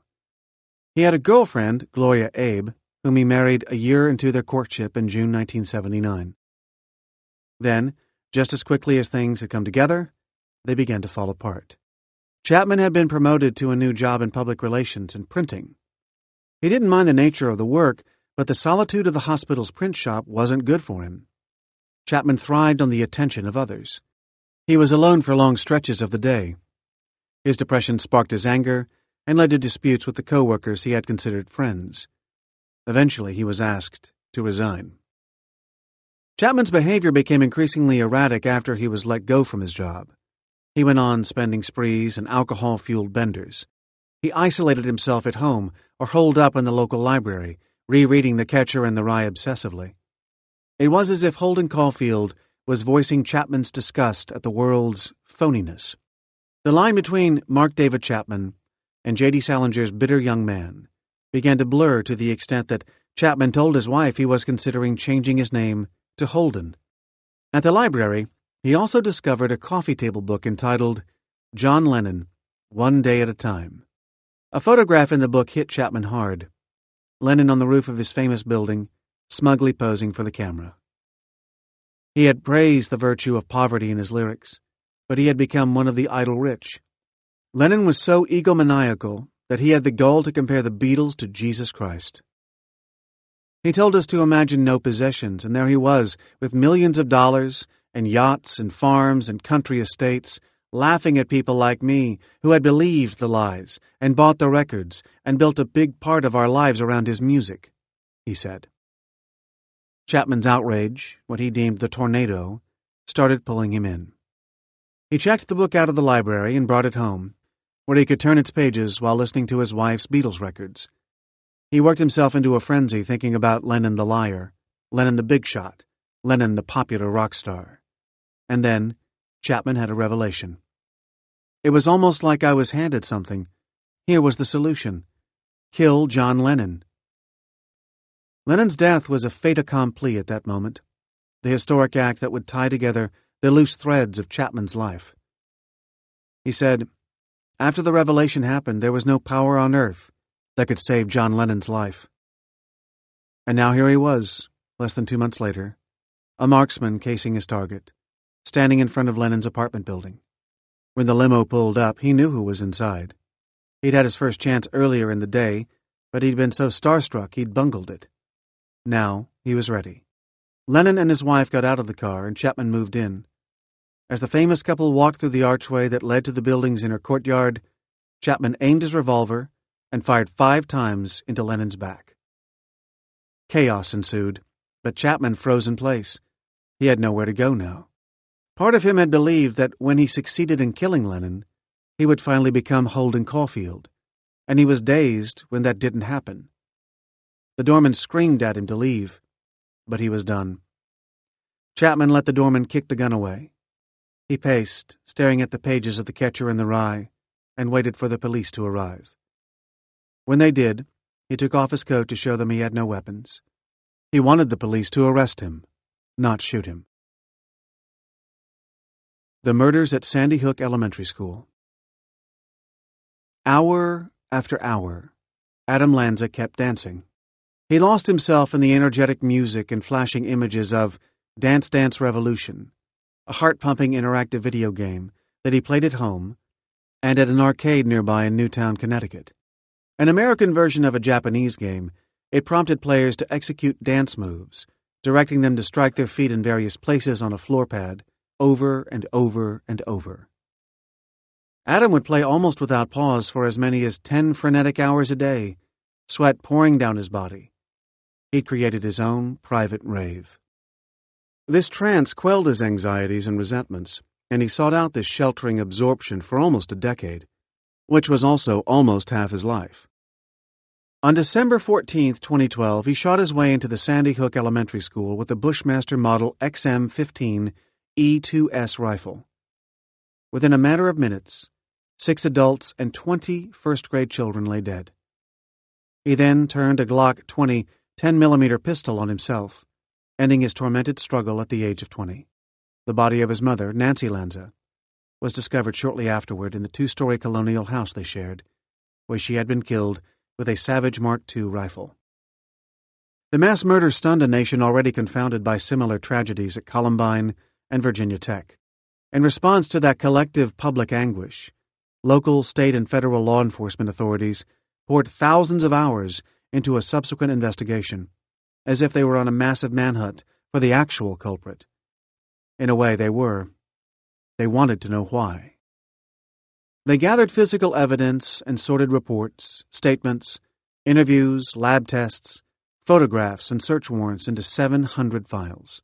They calculated how much ammunition Lanza had carried with him on that terrible day, more than 500 rounds, weighing about 14 pounds.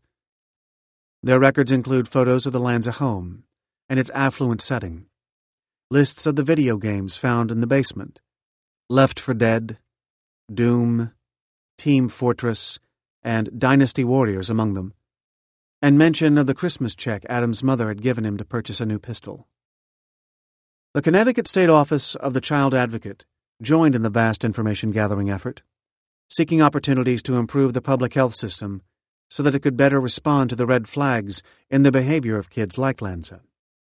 Coupled with media investigations, the documentation about the Newtown massacre came to seem encyclopedic, yet the murder defied understanding. Something had taken hold of Adam Lanza that grew into a single-minded fixation on adding his mark to the history of mass killings. Adam knew what he was doing that wintry morning and had planned it well in advance, in deliberate detail and with great care. No one can fully explain why. Those who knew the young man recognized that he was deeply troubled. He presented with significant developmental challenges from earliest childhood, according to the Office of the Child Advocate's report, including communication and sensory difficulties, socialization delays, and repetitive behaviors. Adam's parents, who were divorced, at first misunderstood the extent of his difficulties. At various times, they asked for help from school officials and the mental health system, ignored warning signs, changed his surroundings in the hope of changing his behavior, tried to impose discipline, and gave in to his demands, thinking that capitulation might curb his tantrums. None of it worked. At the age of 13, Adam was diagnosed with Asperger's syndrome, an autism spectrum disorder that impairs social interaction. Common features include extreme adherence to repetitive routine, an inability to interact appropriately with peers, and hypersensitivity to slights or rejection. A tendency to fixate on minute details leads many people with Asperger's to dedicate vast amounts of time to a single potent interest. Some people learn everything there is to know about the Civil War, or trains, or the world's tallest mountain ranges. Some become consumed with firearms and war. Adam's refuge became mass murder.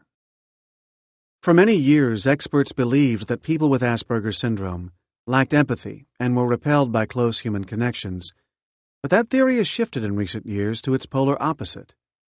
Current thinking now holds that those with the diagnosis are so extremely sensitive to their environment that they cannot cope with the powerful tide of emotion it evokes. They shrink from touch and are easily overwhelmed by sensory experiences because they cannot filter any of them out.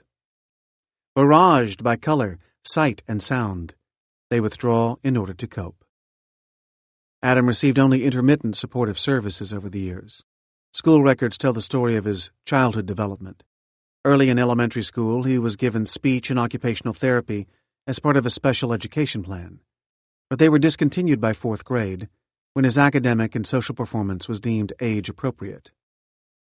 In 2002, when he was in 5th grade, Adam produced the Big Book of Granny as part of a class project. The spiral-bound book features a character with a gun in her cane that she uses to shoot people. It includes a section labeled Granny's Clubhouse of Happy Children, which contains dialogue for an imaginary television show. In one episode, Granny punches a young boy, sets off an explosion, and threatens to kill a group of children. In another, a character describes a game called Hide and Go Die. It was a book of extreme violence, according to the Child Advocate's report, not the sort of creation that most children would even know to invent. By the age of 10, Adam was already socially withdrawn and fearful. A report by the Office of the State's Attorney in Connecticut indicated that he did not think highly of himself and believed everyone else in the world deserved more than he did. He had also become so compulsive about washing his hands that he developed an extreme skin irritation. The hints of psychological distress in his elementary school years became pronounced in middle school. As a 7th grader in a new setting, he was expected to function more independently and to forge social connections on his own. Yet, at Newtown Middle School, Adam seemed terrified by stimuli as common and ordinary as the noise and confusion of hallway traffic. He clung to the walls, avoiding eye contact, making his way from math to social studies. In this new environment, his social, emotional, and communicative struggles appeared to have become increasingly intense. The frantic outbursts that had long been a feature of his behavior at home took on new rancor as well. And 8 months into the school year, his mother moved him to a local Catholic school, evidently hoping he would benefit from more personal attention and the school's more structured and uniform routines. The transition did nothing to help him, and his violent thoughts became more frequent. Responding to an assignment to write a page or two on any topic, Adam turned in 10 pages so graphic in their depiction of battles, destruction, and war that a teacher brought them to the principal's attention. The 12-year-old also drew scenes of death and printed out images of violence from his computer. He began to suffer panic attacks. In June 2005, just 8 weeks after he had enrolled, Adam's mother pulled him from his latest school. Over the next year, homebound, Adam never received from the school district the tutoring and other support services to which he was entitled. Either the school failed to follow through on its obligations, or his mother declined the services. Inside his bubble, Adam grew more anxious and socially isolated, and he never returned to an 8th grade classroom. Symptoms of obsessive-compulsive behavior became more apparent as he worried about dirt and contamination, developed extreme food rituals, and refused to touch doorknobs. Adam visited at least 2 mental health providers during this time, but was very reluctant to take the recommended medication. An expert in developmental delays at the Yale Child Study Center emphasized to Adam how important drug therapy was, telling him he was living in a box right now, and the box will only get smaller over time unless he get further treatment. The family did not insist that Adam comply with the doctor's suggested treatments, accepting his argument that the drugs caused all sorts of unpleasant side effects. Ultimately, Adam and his mother parted ways with Yale. In ninth grade, Adam was able to ease back into public school classes, although he was spending much of his at-home time behind a closed bedroom door, playing his video games. Along with Dance Dance Revolution, World of Warcraft was a particular favorite. School staff communicated with his mother regularly, and they formed a sort of support network for Adam. These signs of improvement were followed by something of a breakthrough at the start of 10th grade when he joined the technology club. Those with Asperger's syndrome often have an affinity for technology, perhaps because computers can harness the hyper-focus and attention to detail that are defining elements of the disorder, and because electronic technology is designed to be entirely predictable, a tool under the user's total control. In any case, Adam participated actively in the club and made a small number of social connections there. He developed a good relationship with the faculty advisor, who kept a protective watch on him, and even held a party for club members at the Lanza house. But the panic attacks Adam had suffered over the years never diminished, and he did not return to mainstream high school classes in his junior year, instead receiving individual tutoring.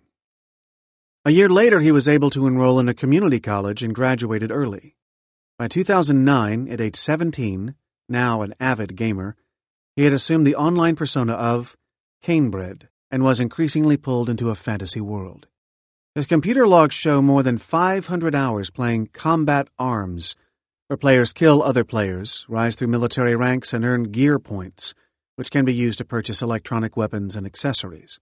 It was little more than a standard online shooter game of the sort played by millions now, but it's hard not to imagine that, for Lanza, it may have felt like boot camp. Adam also joined a gun enthusiast's message board, where he shared detailed information about weaponry, ballistics, and gun laws. He bookmarked hundreds of websites about firearms, killing sprees, and mass murders, filed away a video dramatization of children being shot, and collected electronic images of himself holding various guns to his head. His basement game room at home was decorated with war and weaponry posters, and he created an indoor shooting range where he could use a pellet gun. His emerging obsession with mass killings intensified as Adam studied shootings that had occurred in schools, workplaces, shopping malls, a teen prayer rally, and a cafeteria. The shootings at Columbine High School especially fascinated him, and he had a complete copy of the Columbine investigative report, along with several video clips related to the young gunman. He collected surveillance videos from the Westroads Mall shooting in Nebraska and the Stockton schoolyard shooting in Cleveland. In his bedroom, he kept a photocopied newspaper article describing a school shooting in 1981 and a copy of Amish Grace, How Forgiveness Transcended Tragedy, a book about the 2006 murder of 5 young Amish girls in a one-room schoolhouse. On the Wikipedia website, where contributors can edit and alter entries, Adam corrected numerous details about mass murders. To track all past atrocities, he created a 7-by-4-foot chart, a spreadsheet of sorts, with the names, number of victims, and types of weapons used. In the last years of his life, Adam's field of attention narrowed to his frequent immersion into Dance Dance Revolution and exchanges with an online community that shared his obsession with mass murders. As his mind shrank to a single focus, his body shriveled. He became sickly. His weight dropped to 112 pounds on a 6-foot frame. His temper tantrums, always ferocious, grew more frequent, and he became increasingly withdrawn. By 2010, Adam had quit communicating with his father, and his mother had grown desperate at her inability to help him. She continued trying to appease her son, washing his laundry daily, arranging the food on his plate the way he preferred it, serving it on the dishware he specified. But she also began spending more time away from home, often staying late at a local bar and restaurant. If she was aware of his cyber life, she did not talk to anyone about it, although she did tell a few friends that she feared Adam didn't care about her. As he became more and more immersed in past horrors and the violent fantasies of cyberspace, the real world essentially became imaginary, like the setting of a game. Sequestered in a bedroom, his windows were taped over with black trash bags. He had disassociated from the world. Yet, He was sufficiently in touch with reality to plan one of the most horrific acts in American history. He plotted meticulously, studying security procedures at Sandy Hook Elementary School and examining its student handbook. 3 days before the shootings, he had emailed discussions about the aesthetics of killing. The inexplicable mystery to me isn't how there are massacres, but rather how there aren't 100,000 of them every year, he wrote. While granting that modus operandi really isn't that important, I just can't get into vehicular slaughterers. It seems too mediated, like using remote explosives, too hot, and knives stray too far from the whole mass aspect, too cold. The aesthetic of pistols tends to be just right. It's a chilling appraisal of weapons as if they were customizable adjustments to the flow of a video game. Shortly before heading to the elementary school, Adam killed his mother in her bed. Over the preceding few months, he had become as disconnected from her as he had from the rest of the world. Killing her was, in a sense, an act of suicide. She was his only genuine lifeline. There was no turning back. Adam Lanza, Mark David Chapman, Eric Harris, Sirhan Sirhan, and Ted Kaczynski were all captured by a swirling sense of humiliation, injustice, and worthlessness. As a result, they became hypervigilant to perceived wrongs, to threats in their environments, to intrusive thoughts, or merely to annoying traits in others. Each of these men turned to violence to be free from the grip of obsession, to regain a sense of control over an otherwise disappointing, confusing, or painful reality. A Theory of Human Capital. James Holmes thought he had a broken brain.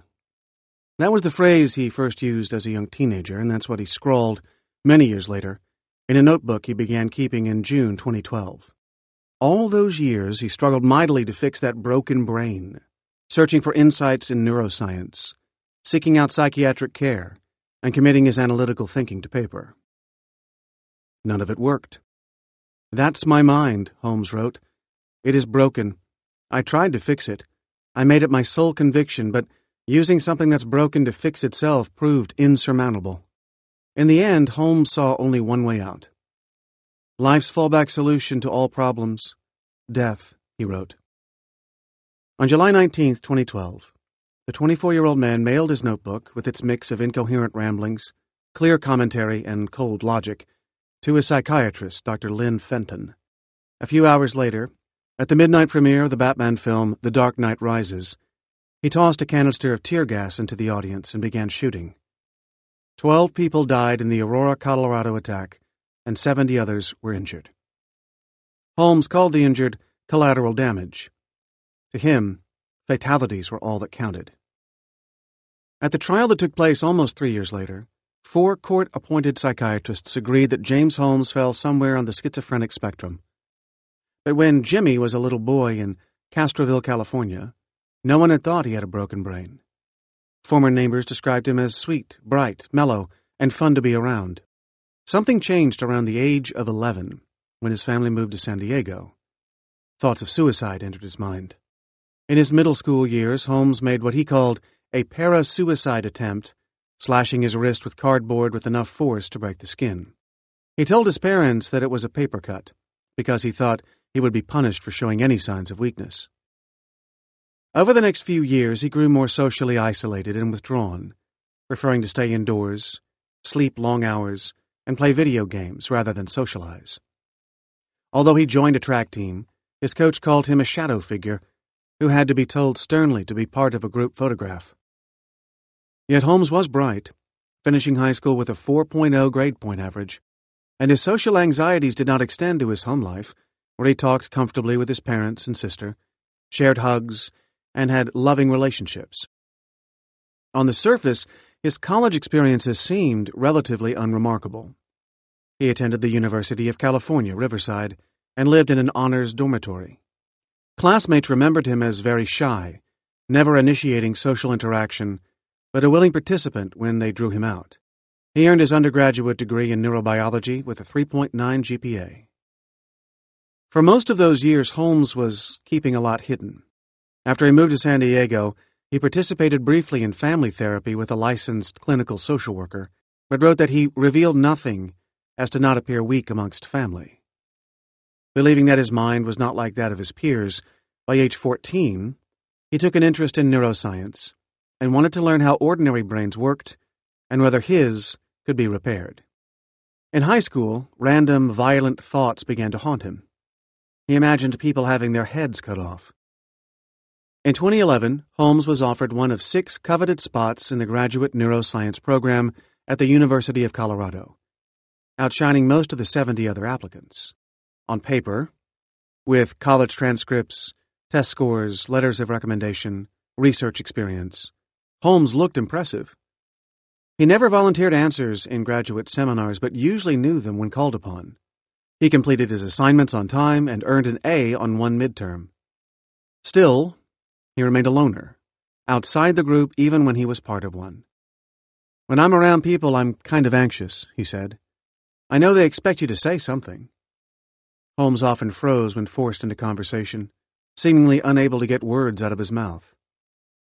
One professor recalled him as a poor communicator who could not interact with others, a particular obstacle to effective lab work, and several of his professors felt that he was insufficiently motivated. Christmas of that year seemed to mark the beginning of a downward spiral. "My mind was kind of falling apart," Holmes recalled. He shared nothing of his deteriorating mental state with his parents or sister. "I didn't want my family to know that I was sick," he said. Ever since adolescence, he had believed that such an admission would be bad and meant that you're a burden. Nonetheless, he sustained an intimate relationship with a girlfriend, Gargi Datta, for some months. On Valentine's Day 2012, Holmes cooked her an onion-crusted chicken, serving ice cream for dessert. They lit candles and watched Saturday Night Live and music videos. But they broke up not long afterward, only intensifying Holmes's already depressed and pessimistic outlook. Increasingly, he seemed to lack the drive to finish anything. He continued to have intrusive thoughts of suicide and homicide, which began to narrow to a single focus. Mass murder, what he called the last escape, was becoming increasingly salient. Holmes became persuaded that the value of his victims' lives would somehow accrue to him. His theory held that every individual was worth 1 point. If you attribute value to killing people, you become more valuable if you kill, he explained. Holmes, it seemed, had journeyed from obsession to delusion, from intrusive thoughts, images, or impulses that are experienced as excessive, unreasonable, and thus distressful, to false beliefs based on incorrect inference about external reality that are firmly sustained despite what almost everyone else believes. For the first time, Holmes sought psychiatric help, arriving at the office of Lynn Fenton on March 21st. At that first meeting, according to Fenton's notes, Holmes said his obsessive-compulsive symptoms had worsened and that he saw homicide as the only solution to his suffering. At the same time, he remarked, "You can't kill everyone, so that's not an effective solution." Fenton took his comment as a sign that he was unlikely to act out his fantasies. She prescribed clonazepam, used to treat panic disorders, and sertraline, a selective serotonin reuptake inhibitor designed to treat depression, social anxiety, and obsessive-compulsive disorders.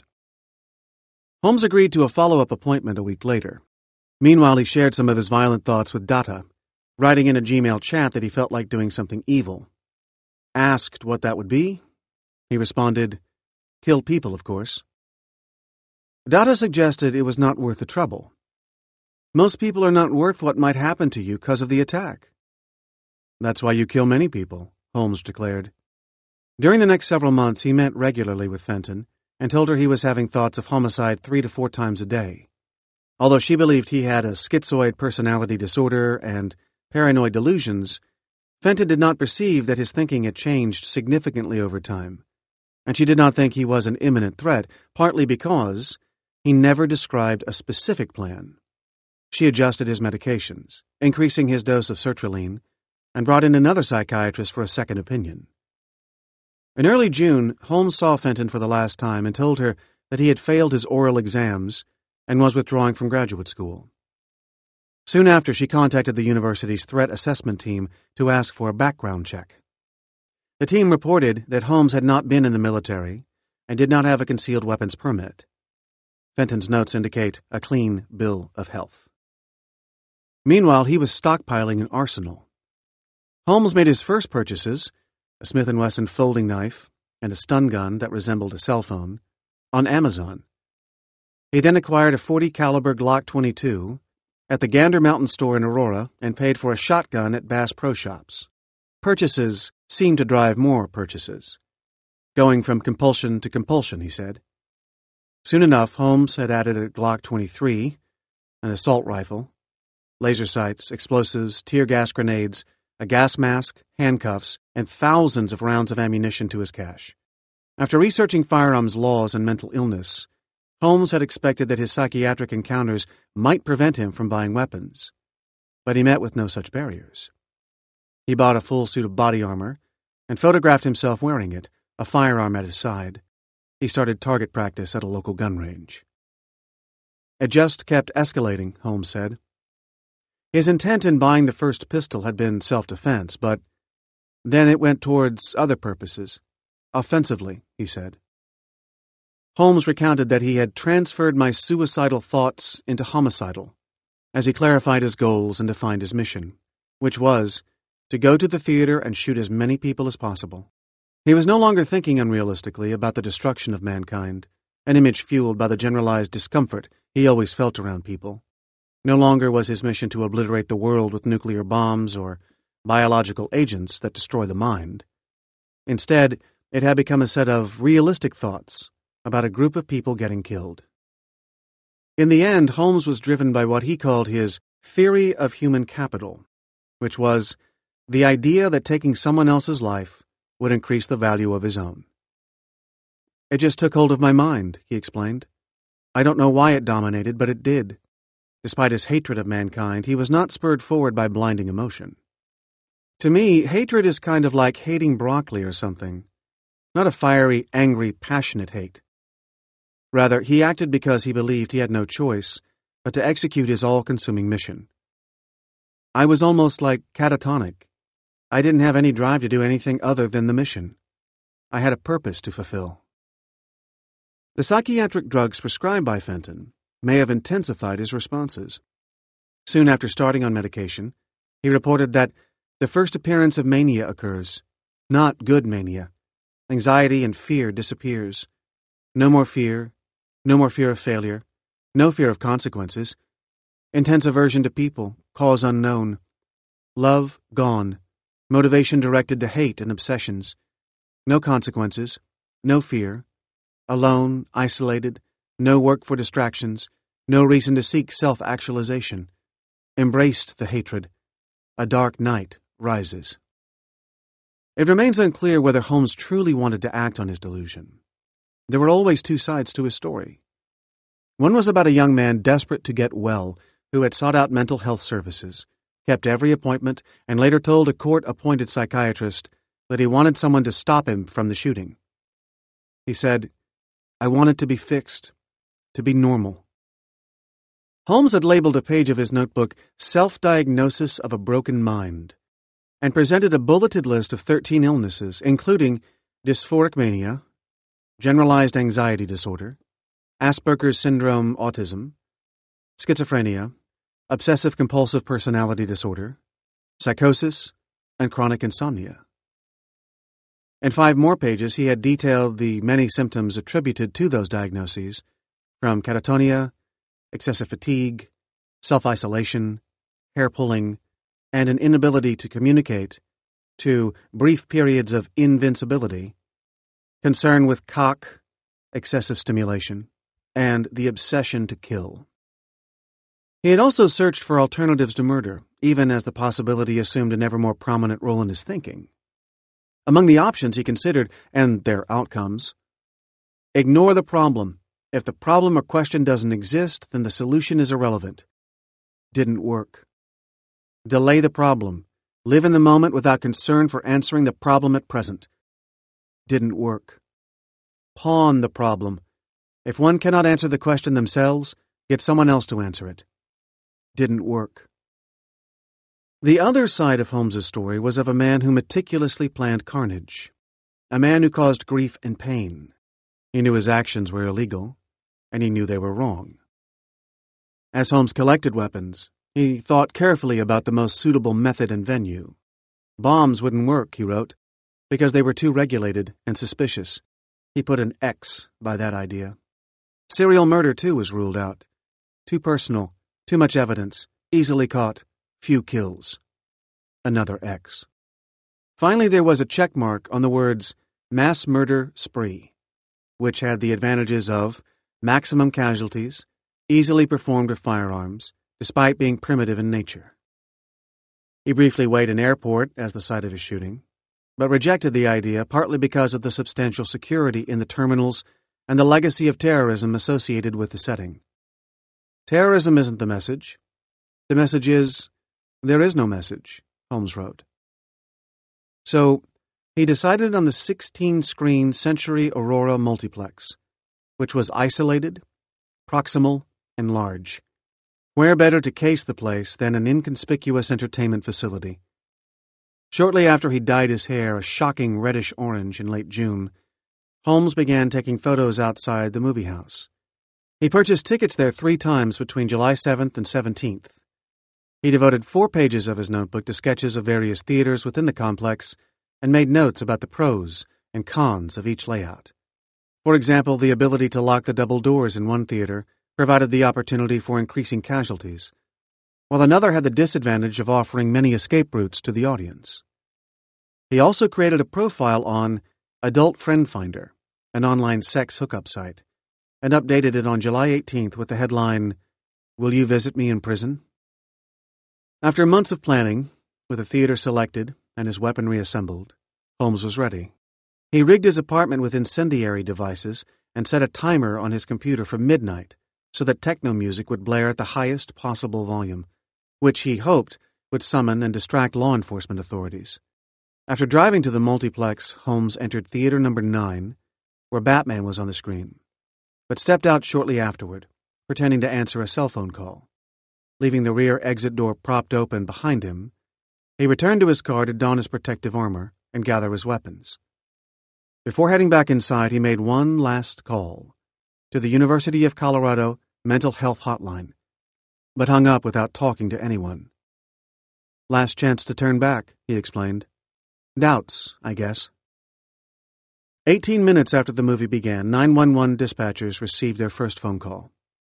Screams and continued gunfire could be heard in the background. As blood poured down the aisles, Holmes's gun jammed, and he finally stopped shooting. He walked at a normal pace through the emergency exit, rifle in hand, pausing to glance back and take notice of the survivors still crouched on the floor. He thought one man smiled at him as he departed. Holmes had no plans for the aftermath. I would go to jail or I would die. Things would take their own course. There was the third possibility of getting away, but I didn't consider that. Still dressed in his protective gear, he stood by his car until the police arrived. "I considered the mission over," he said. On July 16, 2015, a 12-person jury convicted James Holmes on 165 counts of murder and attempted murder, rejecting the defense's insanity plea. 3 weeks later, the jurors failed to reach the unanimous decision required to impose the death penalty. 9 favored it, 2 were uncertain, and 1 was adamantly opposed. Holmes was sentenced, instead, to life in prison without the possibility of parole. Chapter 6. Capture and Ideology. Acts of terror are perpetrated by people who are captured by an idea. At some point in their development, terrorists often become enthralled by the belief that they are fighting for a cause larger than they are, a truth that transcends the self. Such ideologies, whether political or religious in nature, are all-encompassing systems of belief, potent stories that render a frustrating and complicated world seductively simple. To the faithful, ideologies promise a kind of immortality, beyond the gates of heaven or in the chronicles of world history. In the case of radical Islamism, this promise is made all the more powerful by a profound sense of political injustice. Since the dawn of colonialism, devout Muslims have been under attack, economically and politically oppressed, or forbidden from living in accordance with their own laws and customs. Part of the appeal of radical Islamism is the promise of a return to an idealized past, a golden age when the faithful lived in harmony with God and with one another. But Al-Qaeda and the Islamic State of Iraq and al-Sham, or ISIS, are by no means the only groups to yoke utopia to violence. By their very definition, ideological narratives, such as Hitler's theory of Aryan supremacy, the political paranoia of Stalinism, and the genocidal fervor of the Khmer Rouge, promise to deliver the faithful from the confusing, complicated, ambiguous, everyday, if only they pledge themselves to fighting the oppressor. It is a seductive and powerful promise, one that preys on the individual's desire to escape the confines of the self, all in the name of a greater path, to connect to something more meaningful. The most horrific acts of violence or terrorism are, then, not merely expressions of sadism or depravity.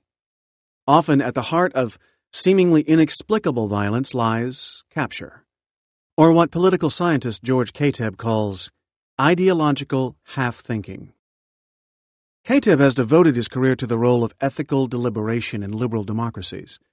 He is, in this sense, a direct descendant of Hannah Arendt, perhaps the West's most trenchant theorist of political evil. For Arendt, the atrocities of 20th century history, Stalin's Gulag and Hitler's death camps, could not be explained through the traditional vocabulary of the vices. Behind such seemingly inexplicable events was not some demonic creativity.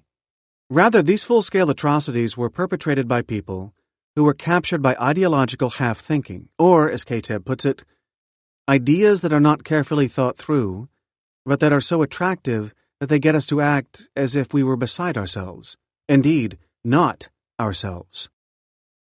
Ideology can lure us into a kind of trance. We are, by our very nature, susceptible to ideas that allow us to make sense of the world in all its teeming diversity. As Kateb explains, these fictions are so seductive because they lend the world a coherence, a kind of power or beauty that it did not otherwise have.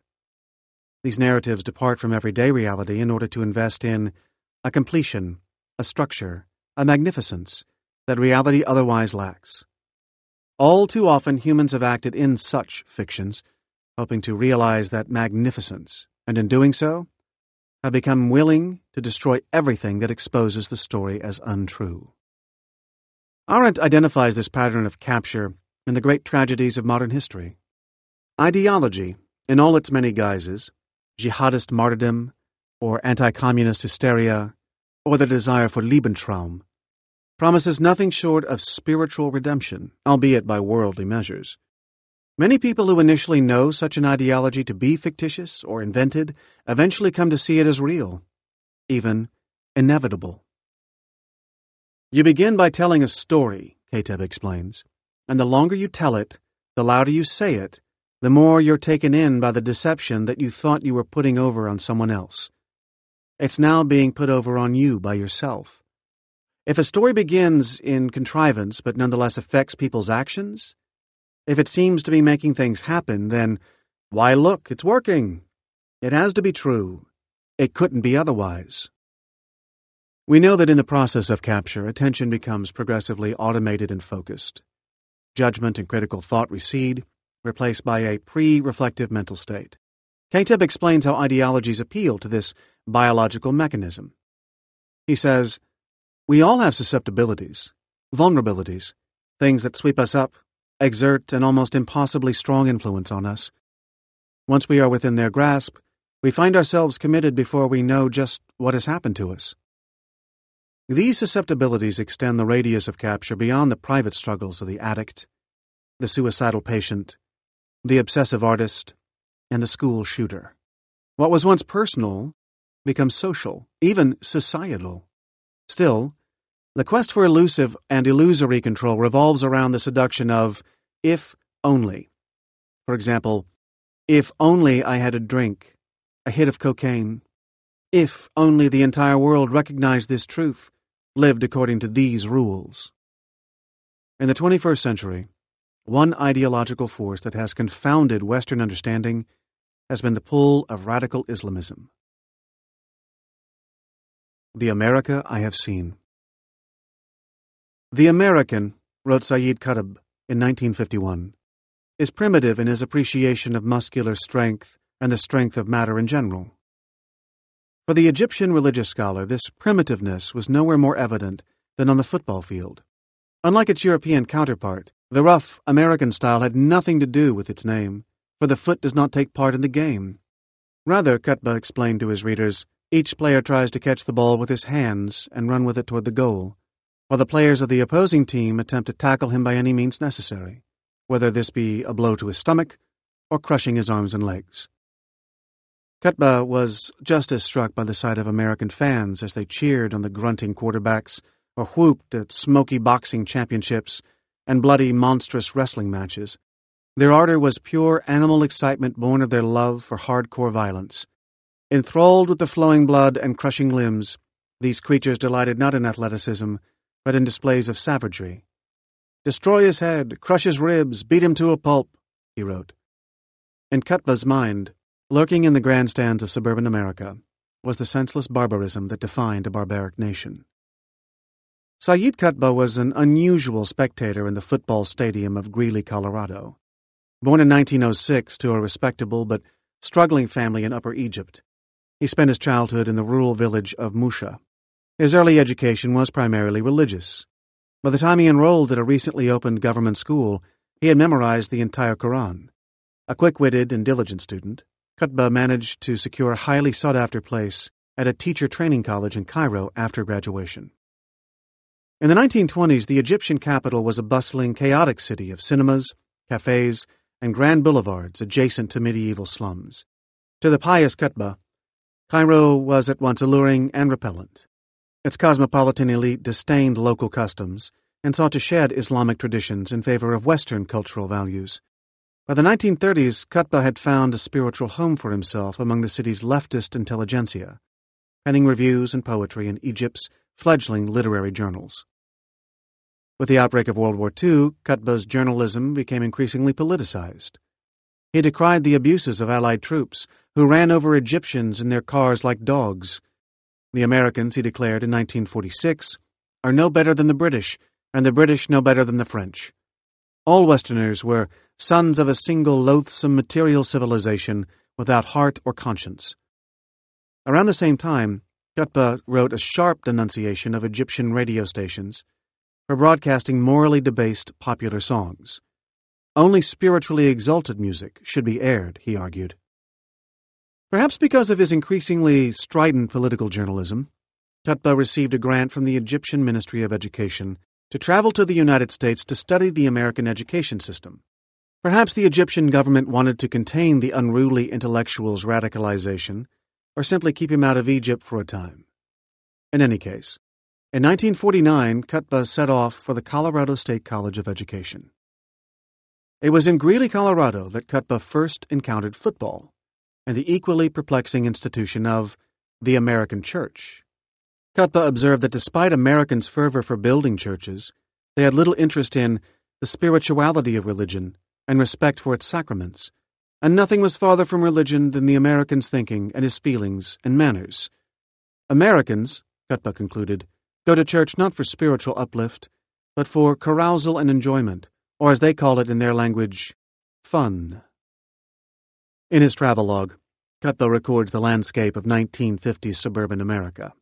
Each church races to advertise itself with lit, colored signs on the doors and walls to attract attention, and by presenting delightful programs to attract the people much in the same way as merchants or showmen or actors.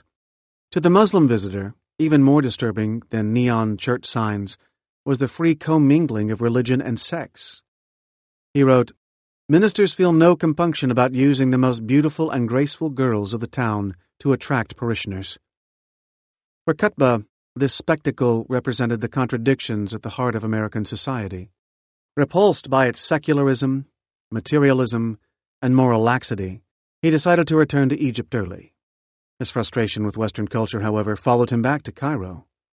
He soon resigned from the civil service and joined the Muslim Brotherhood, a grassroots organization dedicated to the revival of traditional Islamic values throughout the Arab world. In the political maelstrom of mid-century Egypt, the Brotherhood represented a powerful rebuke to the incursion of Western culture and to the rise of secular ideologies throughout the Islamic lands.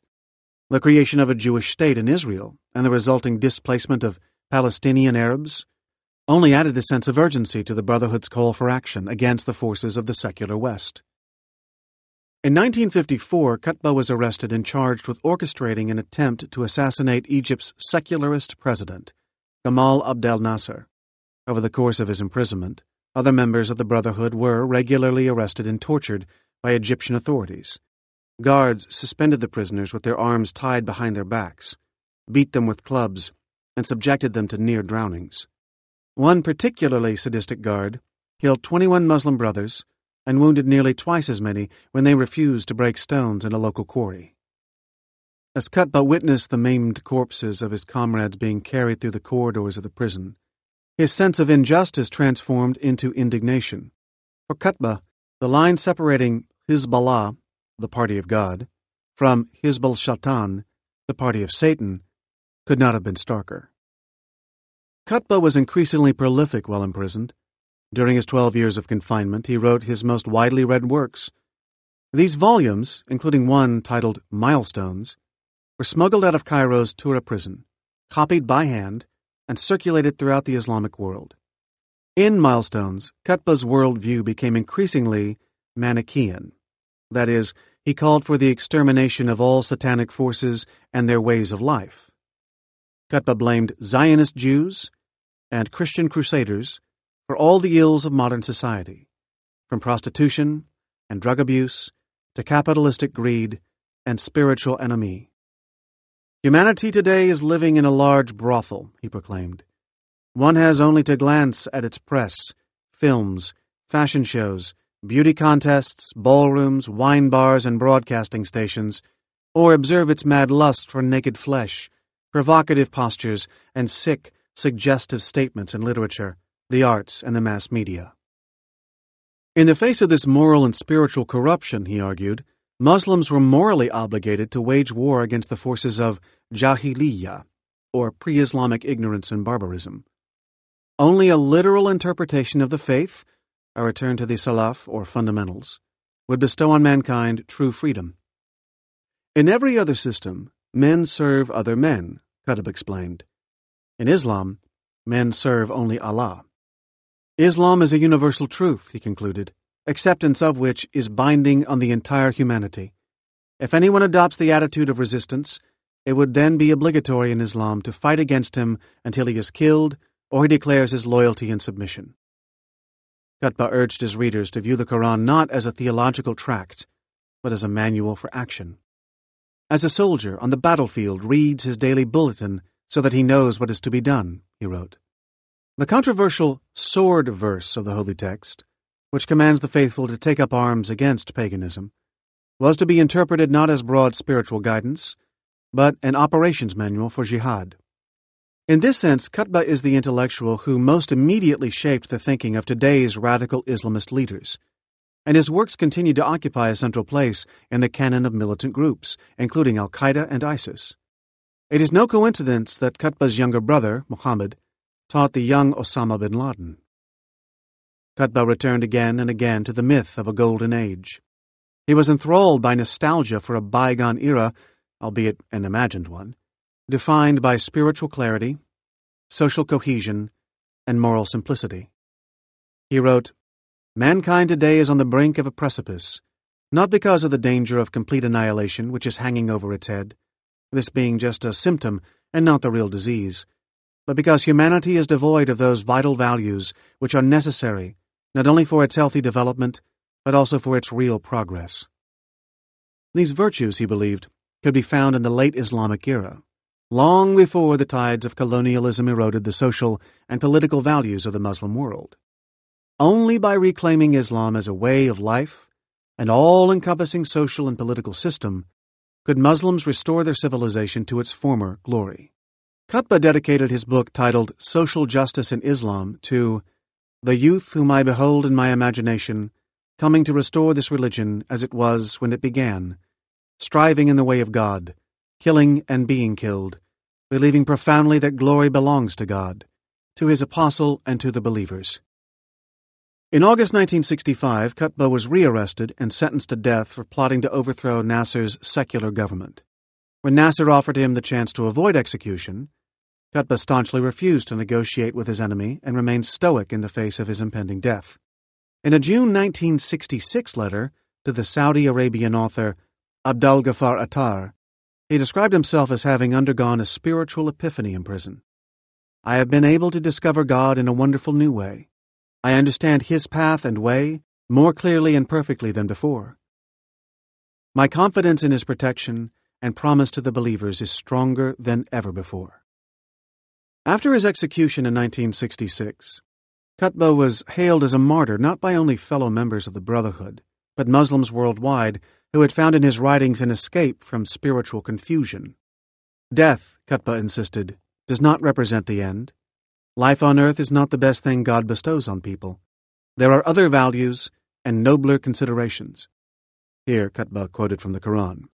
"If you should be slain or die in God's cause, surely forgiveness by God and His grace are better than all the riches that others amass. If you shall die or be slain, it is to God that you should be gathered." In a world that seemed hell-bent on silencing the faithful, few words could have provided greater comfort to the spiritually and politically dispossessed. "Believers," Qutbah enjoined, "fight those of the unbelievers who are near you, and let them find you tough, and know that God is with those who are God-fearing."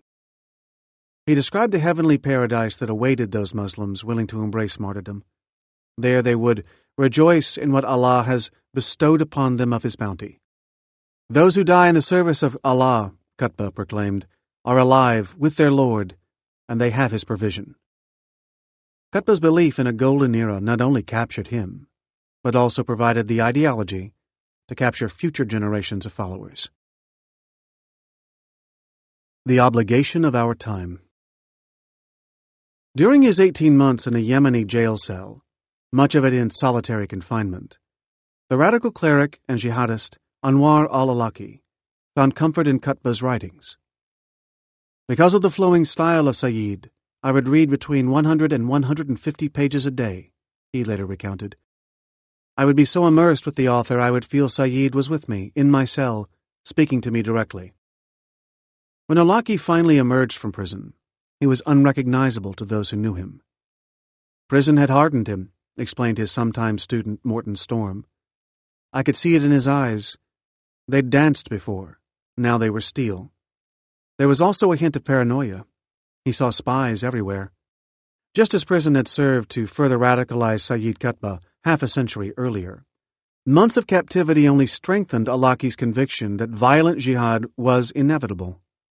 In an interview broadcast over the Internet, Awlaki echoed Qutbah's indictment of the West.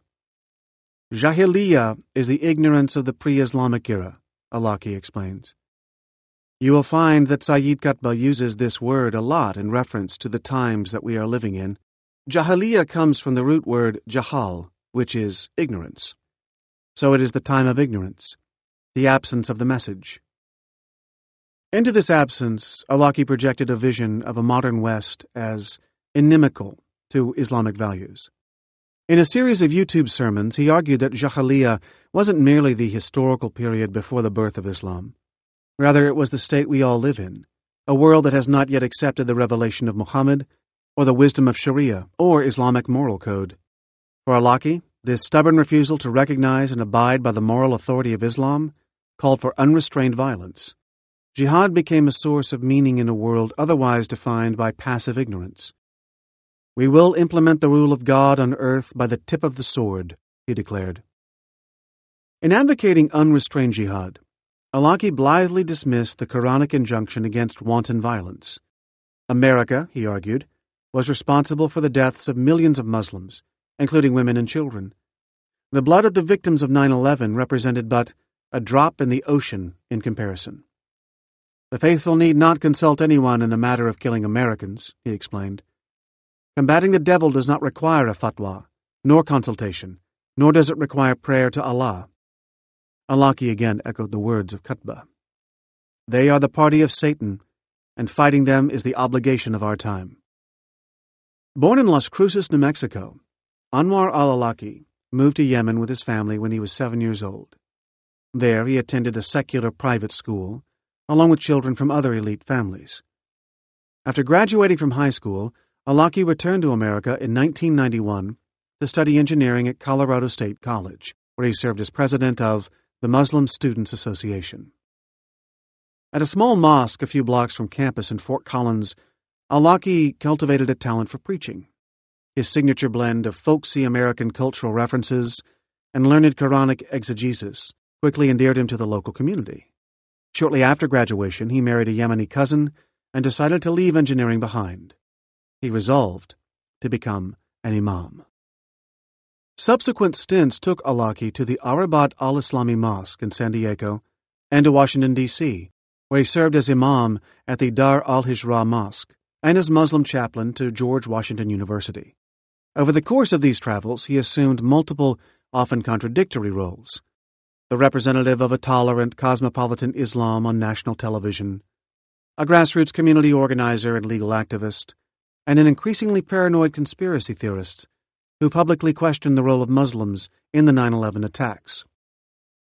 These contradictions extended to Awlaki's personal life. Though he exhorted his congregations to lead lives of moral and spiritual purity, he was far from puritanical. He was twice arrested for soliciting prostitutes, and spoke regularly, with a certain intimate knowledge, of the dangerous temptations of American life, in which, especially in Western societies, every haram, that is, forbidden pleasure, is available. To his neighbors, he was an assimilated American who enjoyed deep-sea fishing and dreamed of entrepreneurial success. He eventually recorded a very popular series of lectures, available as a boxed set, on the life of Muhammad and the lesser prophets of Islam. Immediately after the attacks of September 11, 2001, Awlaki became a de facto spokesperson for the American Muslim community, appearing on national media and denouncing the hijackers as wayward fanatics. There is no way that the people who did this could be Muslim, and if they claim to be Muslim, then they have perverted their religion. We came here to build, he insisted, not destroy. But when the American authorities began to uncover a web of connections that linked him to at least 3 of the hijackers, Awlaki became indignant. In fact, as early as 1999, he was known to the FBI, which was concerned about his connections to a small Islamic charity that funneled money to al-Qaeda. Awlaki left the United States for Britain in 2002 in a state of spiritual and financial distress, and he returned to Yemen in 2004. Over the course of the subsequent years, his sermons, broadcast over the web to a global audience, became more stridently anti-American. As Morton Storm explained, his eloquent and authoritative tone was pitch-perfect. He made the radical sound reasonable. Behind Awlaki's colloquial self-styling and references to Joe's six-pack was an urgent call for a return to Salaf, the fundamentals of Islam. His approach to the Quran was infused with Qutb's perspective, treating the holy text as a set of literal prescriptions to be applied to the present day. In August 2006, Awlaki was arrested by the Yemeni authorities. Though no charges were ever brought, he would spend the next 18 months in jail. After his release, he moved to a remote mountain hideout, where he broadcast video messages to Sunnis around the world, calling for a global jihad against the West. When Storm lingered after a study group led by Awlaki, his teacher shed any pretensions to liberalism. 9/11 was justified, he proclaimed. In his internet sermons, Awlaki argued that the American people, not simply their government, had declared war on Islam. They are participants as they voted for this administration. They are the people who are financing this war. In a moral universe defined in such stark terms, the only hope for redemption lay in martyrdom. America as a whole has turned into a nation of evil. I eventually came to the conclusion that jihad against America is binding upon myself, just as it is binding on every other able Muslim, he said. Awlaki was captured by this image of violent redemption infused with Qutb's messianic zeal. Awlaki's version of jihad against America captured, in turn, many internet followers. In December 2008, Awlaki sent a message of congratulations to the Somali Islamist group Al-Shabaab. He thanked them for giving us a living example of how we as Muslims should proceed to change our situation. The ballot has failed us. The bullet has not. I'm going traveling. In December 2008, Major Nidal Hassan, a psychiatrist in the U.S. Army, began a mostly one-way email correspondence with Alaki. Over a period of 6 months, Hassan asked him about the teachings of the Quran and the spiritual responsibilities of Muslims in the American military. In one email, Hassan discussed Muslim American soldiers who appeared to have internal conflicts and have even killed or tried to kill other U.S. soldiers. He referenced the actions of Sergeant Hassan Akbar, who had thrown a grenade into a tent of U.S. troops, killing 2 officers. If such people die while engaged in jihad, Hassan asked, would you consider them shaheeds or martyrs? Alaki responded briefly to the emails, but never answered Hassan's questions about the tenets of Islam. He did promise to keep an eye for a sister, because Hassan had mentioned that he was looking for a wife that was willing to strive with me to please Allah.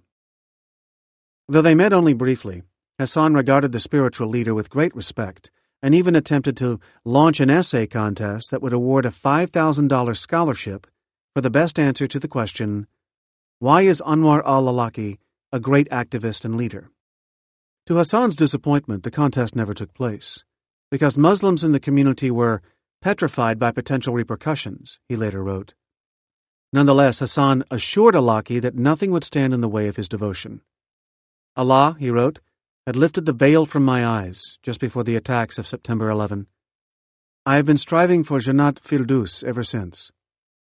Jannat al-Firdaus is the highest place in paradise. The email exchanges went silent in June 2009, but 5 months later, Alaki had something to say publicly about his acolyte. He is a man of conscience who could not bear living the contradiction of being a Muslim and serving in an army that is fighting against his own people, Alaki posted on his website. He did the right thing.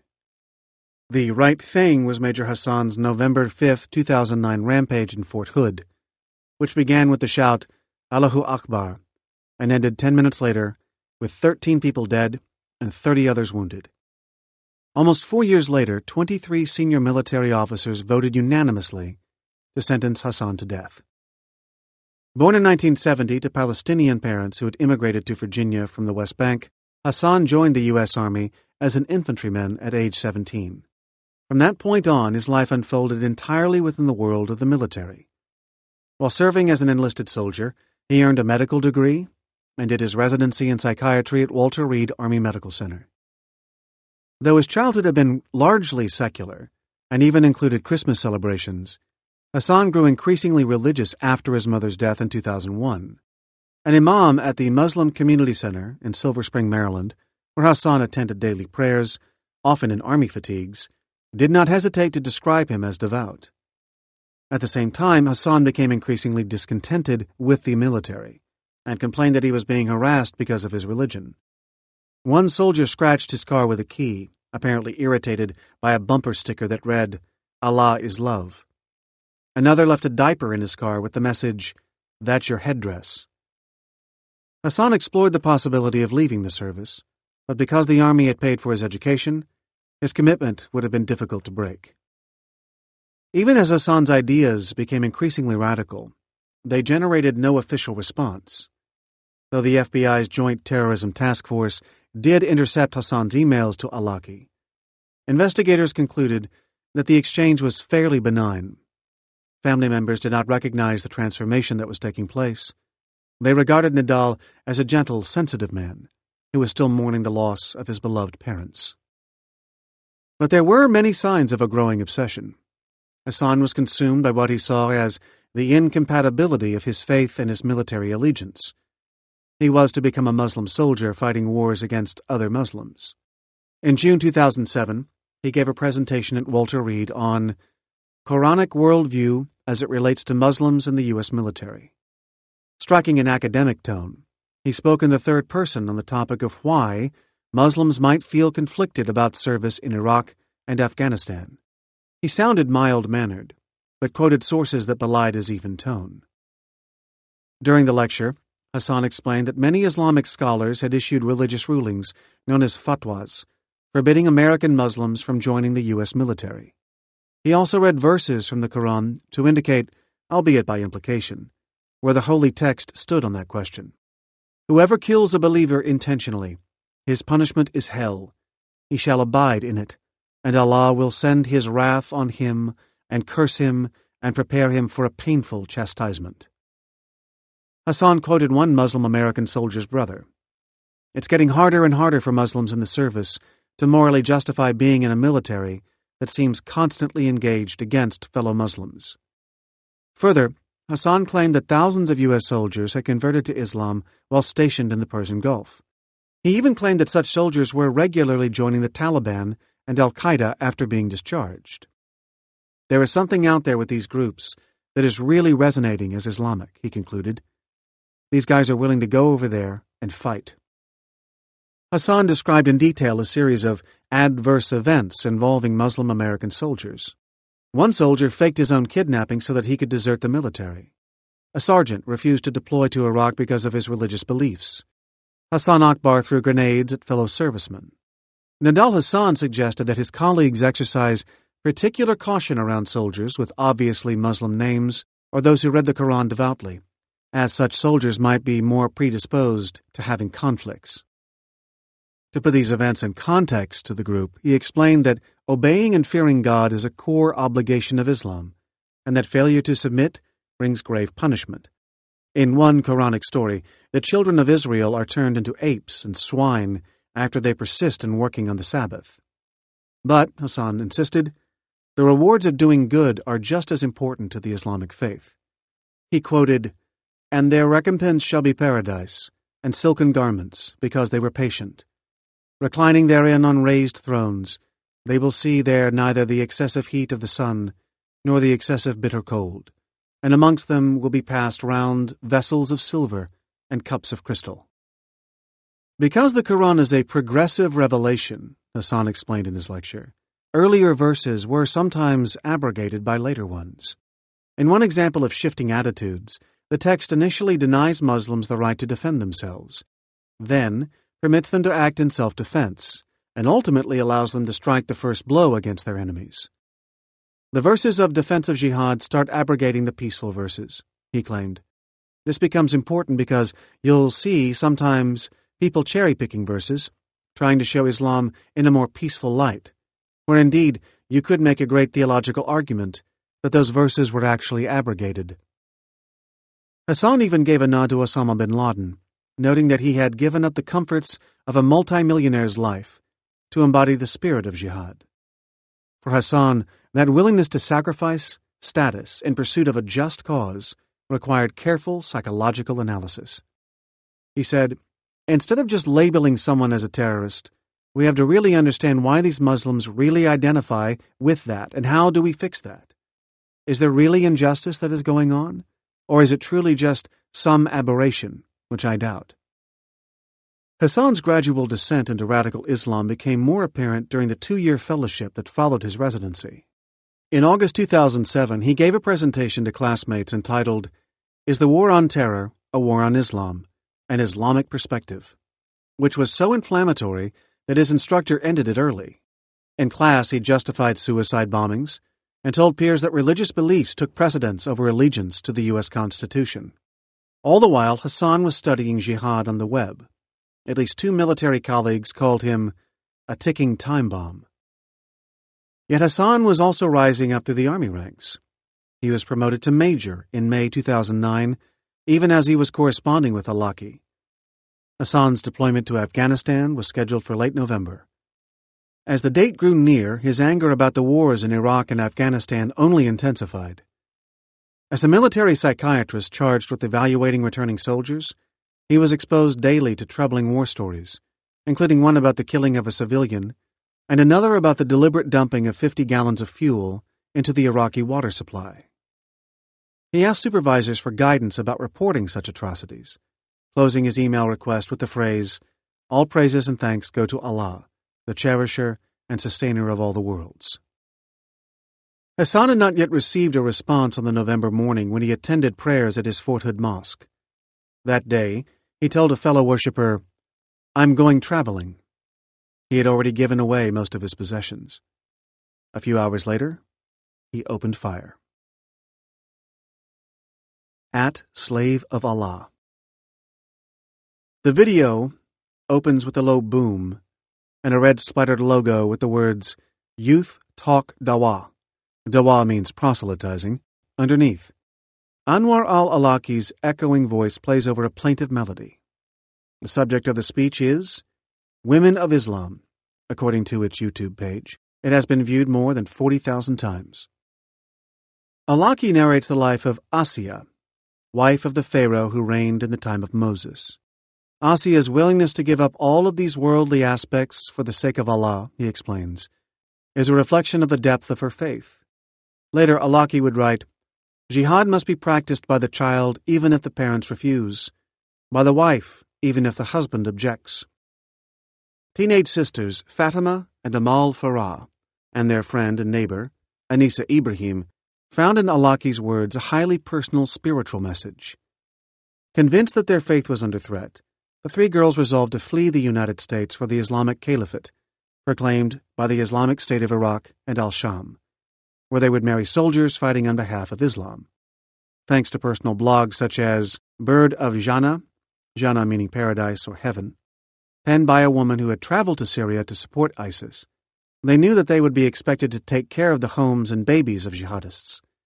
They felt prepared to do anything, abandoning their families and the bounties of America, even risking their lives, in the name of Tawheed, or the singularity of Allah. The three young women hadn't always been so fervently religious. A year earlier, they were, in many respects, typical American teenagers. They were responsible students who never gave their parents or teachers any indication they were unhappy. They had long felt somewhat distant from their non-Muslim peers, though they had found a sense of belonging in the area's sizable Somali and Sudanese community. Both families lived in apartment complexes just a few miles from the mosque where they occasionally prayed, the Colorado Muslim Society, which advertises itself as the biggest Muslim community in Colorado. The young women attended one of the most diverse high schools in Colorado, where they were part of an African-American majority. In March 2014, just 7 months before the three girls left for Syria, the school's girls' soccer team put on hijabs to protest a referee who had barred a Muslim teammate from wearing her headscarf. All three teens were active on social media, but Fatima was particularly prolific. She posted primarily on an unmonitored forum called Ask.fm, where mostly teenage users asked one another questions via the anonymity of a username. She told her online correspondents that she felt proudest of herself when she passed a math test, and that she hated being woken up in the morning. I have a lot of friends, she wrote. I love them all. They are amazing. She wrote about her hobbies, tennis, swimming, and listening to music, and said that she hoped to work one day at a fashion business. Duh. A single post hinted that Fatima was heading into the digital universe of radical Islamism. In late October 2013, she told a correspondent on Ask.fm that during bouts of insomnia she would watch lectures on YouTube and stay on Twitter. Fatima and her friends were attracted by what some scholars have started calling the wireless caliphate, the online sphere of Islamic proselytizers who have inundated Tumblr, Twitter, Pinterest, and other social media sites with propaganda in support of the Islamic State. On their personal pages, they post photos of soldiers in black face masks, machine guns pointing at the sky, with captions from the Quran. They express admiration for those who heed the call to drop the nationalist flags and raise the banners of the Tawheed, and decry what they see as rampant Islamophobia. There is also a subculture of women who call themselves Ummah or Mother, and actively recruit young females to the cause. The blogger who created Bird of Jannah was one of those women. She provided tips on traveling to Syria undetected, including what to pack and what to expect on arrival. Sisters, please drop your WhatsApp contact via message and I will contact you. This service is the easiest app for me, although I'm aware it's not safe. Please forgive me, she tells her readers. I will only reply to those who I trust, insha'Allah, that is, with Allah's help or permission. What made these young women such easy targets for seduction? Why did they trade comfort for fanaticism, poverty, and violence? In the wireless caliphate, the girls found instant meaning, a heritage, and a future all for the taking. Whatever doubts they had about their purpose were assuaged by Quranic verse. Whatever frustrations they had about their surroundings were validated by internet friends who assured them they were living in a modern-day Babylon. The social media accounts of the three young girls began to reflect their burgeoning faith. In April 2014, just a few months after she wrote that the greatest lesson she had ever learned was to do her homework, Fatima told a correspondent who asked about her new zeal that she had realized her purpose in life. "Islam makes things a lot easier," she said. By April, the girls' social media threads were dominated by Islamic themes. The Farah sisters created second accounts under their kunas, the Arabic pseudonyms used among some radicals as noms de guerre. Fatima posted as Sufan and at Carrier of Sins, while her sister Amal appeared as Suleiman and at Slave of Allah. Amal's bio was summed up in a single quote about modesty from Umar, a compatriot of the Prophet Muhammad. "Lower your gaze from the world and turn your heart away from it." The three girls quickly became active in the world of Muslim Twitter, exchanging Quranic verses with members of ISIS and occasionally expressing political views that most would consider extreme. Anisa, for example, tweeted in early June that those who identify as gay and Muslim at the same time deserve death. A few months later, she wrote that Muslims who hand out apologies because of 9/11 are a disgrace. To the question, "What are you doing tomorrow?" Fatima responded, "Going to the mosque, insha'Allah." Later, when asked when she'd like to get married, 17-year-old Fatima replied, "As soon as possible, insha'Allah." October 17, 2014, was a mild day in Aurora, and began seemingly inauspiciously for the parents of the three girls. The Farah sisters stayed home from school, feigning illness. Anisa left her house and headed toward school, but around 10 o'clock, her father received word that she hadn't arrived. When he called her on her cell phone, she claimed that she was late for class. In fact, she and the Farah sisters were already on their way to Denver International Airport, armed with their passports and $2,000 they had stolen from the Farahs. As they waited to board a plane to Frankfurt, they asked their nearly 2,000 Twitter followers to pray for them. By the time they arrived in Frankfurt, their parents had reported them missing, and the German authorities were waiting for them. Once the girls had been returned to the care of their parents, Anisa's father told the Denver Post that the three realized they had made a mistake. But he may have been speaking wishfully. Less than 3 weeks after returning from Germany, Fatima took to her Tumblr account again, this time to post a screenshot of an exchange on ask.fm. "Where are you from?" the writer asked. "I live in some faraway land," she wrote, "where the Ghuraba, or righteous loners, are few." Part 3. Chapter 7. Capture and Spirituality. In my study of capture, I returned again and again to a fundamental paradox, which is, although it often causes great pain, capture also underlies exalted experiences. Having witnessed the suffering that capture can sow, we might well ask how we can exchange dangerous forms of capture for benign or even productive ones. This sort of transformation may occur suddenly. We can be seized by a spiritual insight seemingly without warning. But we can also consciously try to make ourselves more receptive to such experiences. Hence, William James's belief in the power of free will to redirect our attention. If we seek out positive forms of capture, we may be able to guide ourselves out of suffering. While religious experience offers us one opportunity to do just this, perception of the divine is unique, just as the individual perceiving it is. Spiritual experiences have been described as a feeling of absolute dependence, of being grasped by an ultimate concern. They may involve movements of release from ordinary perception. The catalyst may be spiritual or aesthetic in nature, for example, a poem, or a landscape, or a moment of quiet meditation.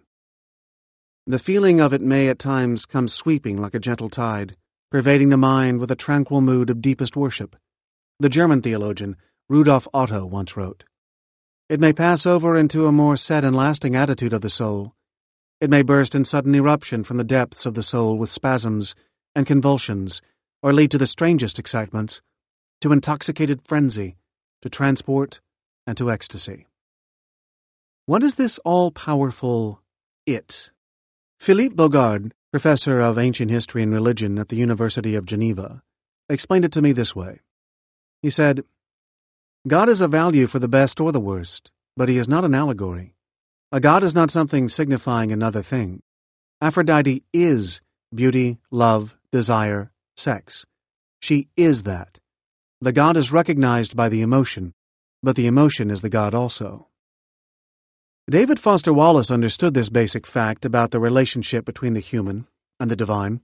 Wallace came to believe there is no such thing as not worshipping. Everybody worships, he said. Our only choice, then, is what to worship. And the compelling reason for maybe choosing some sort of God or spiritual type thing to worship, be it Jesus Christ or Allah, be it Yahweh or the Wiccan Mother Goddess, or the Four Noble Truths, or some inviolable set of ethical principles, is that pretty much anything else you worship will eat you alive. To see how religious scholars would respond to the idea of capture, I paid a visit to two Amherst professors, Susan Niditch and her husband, Rob Duran. It's ancient, explained Niditch, an expert on Judaic studies. In the Hebrew Bible, Jeremiah describes being seduced by God and filled with the Spirit. Both she and Duran, a scholar of early Christianity, see capture at work in religious history. Being a prophet of God meant Jeremiah was a vessel for God's message, said Niditch. He believed that he could not escape this line of work. A force had acted on him. Paul, too, was utterly transformed by what he described as a force outside himself. In his letters to the Galatians, Paul writes, You revealed yourself to me.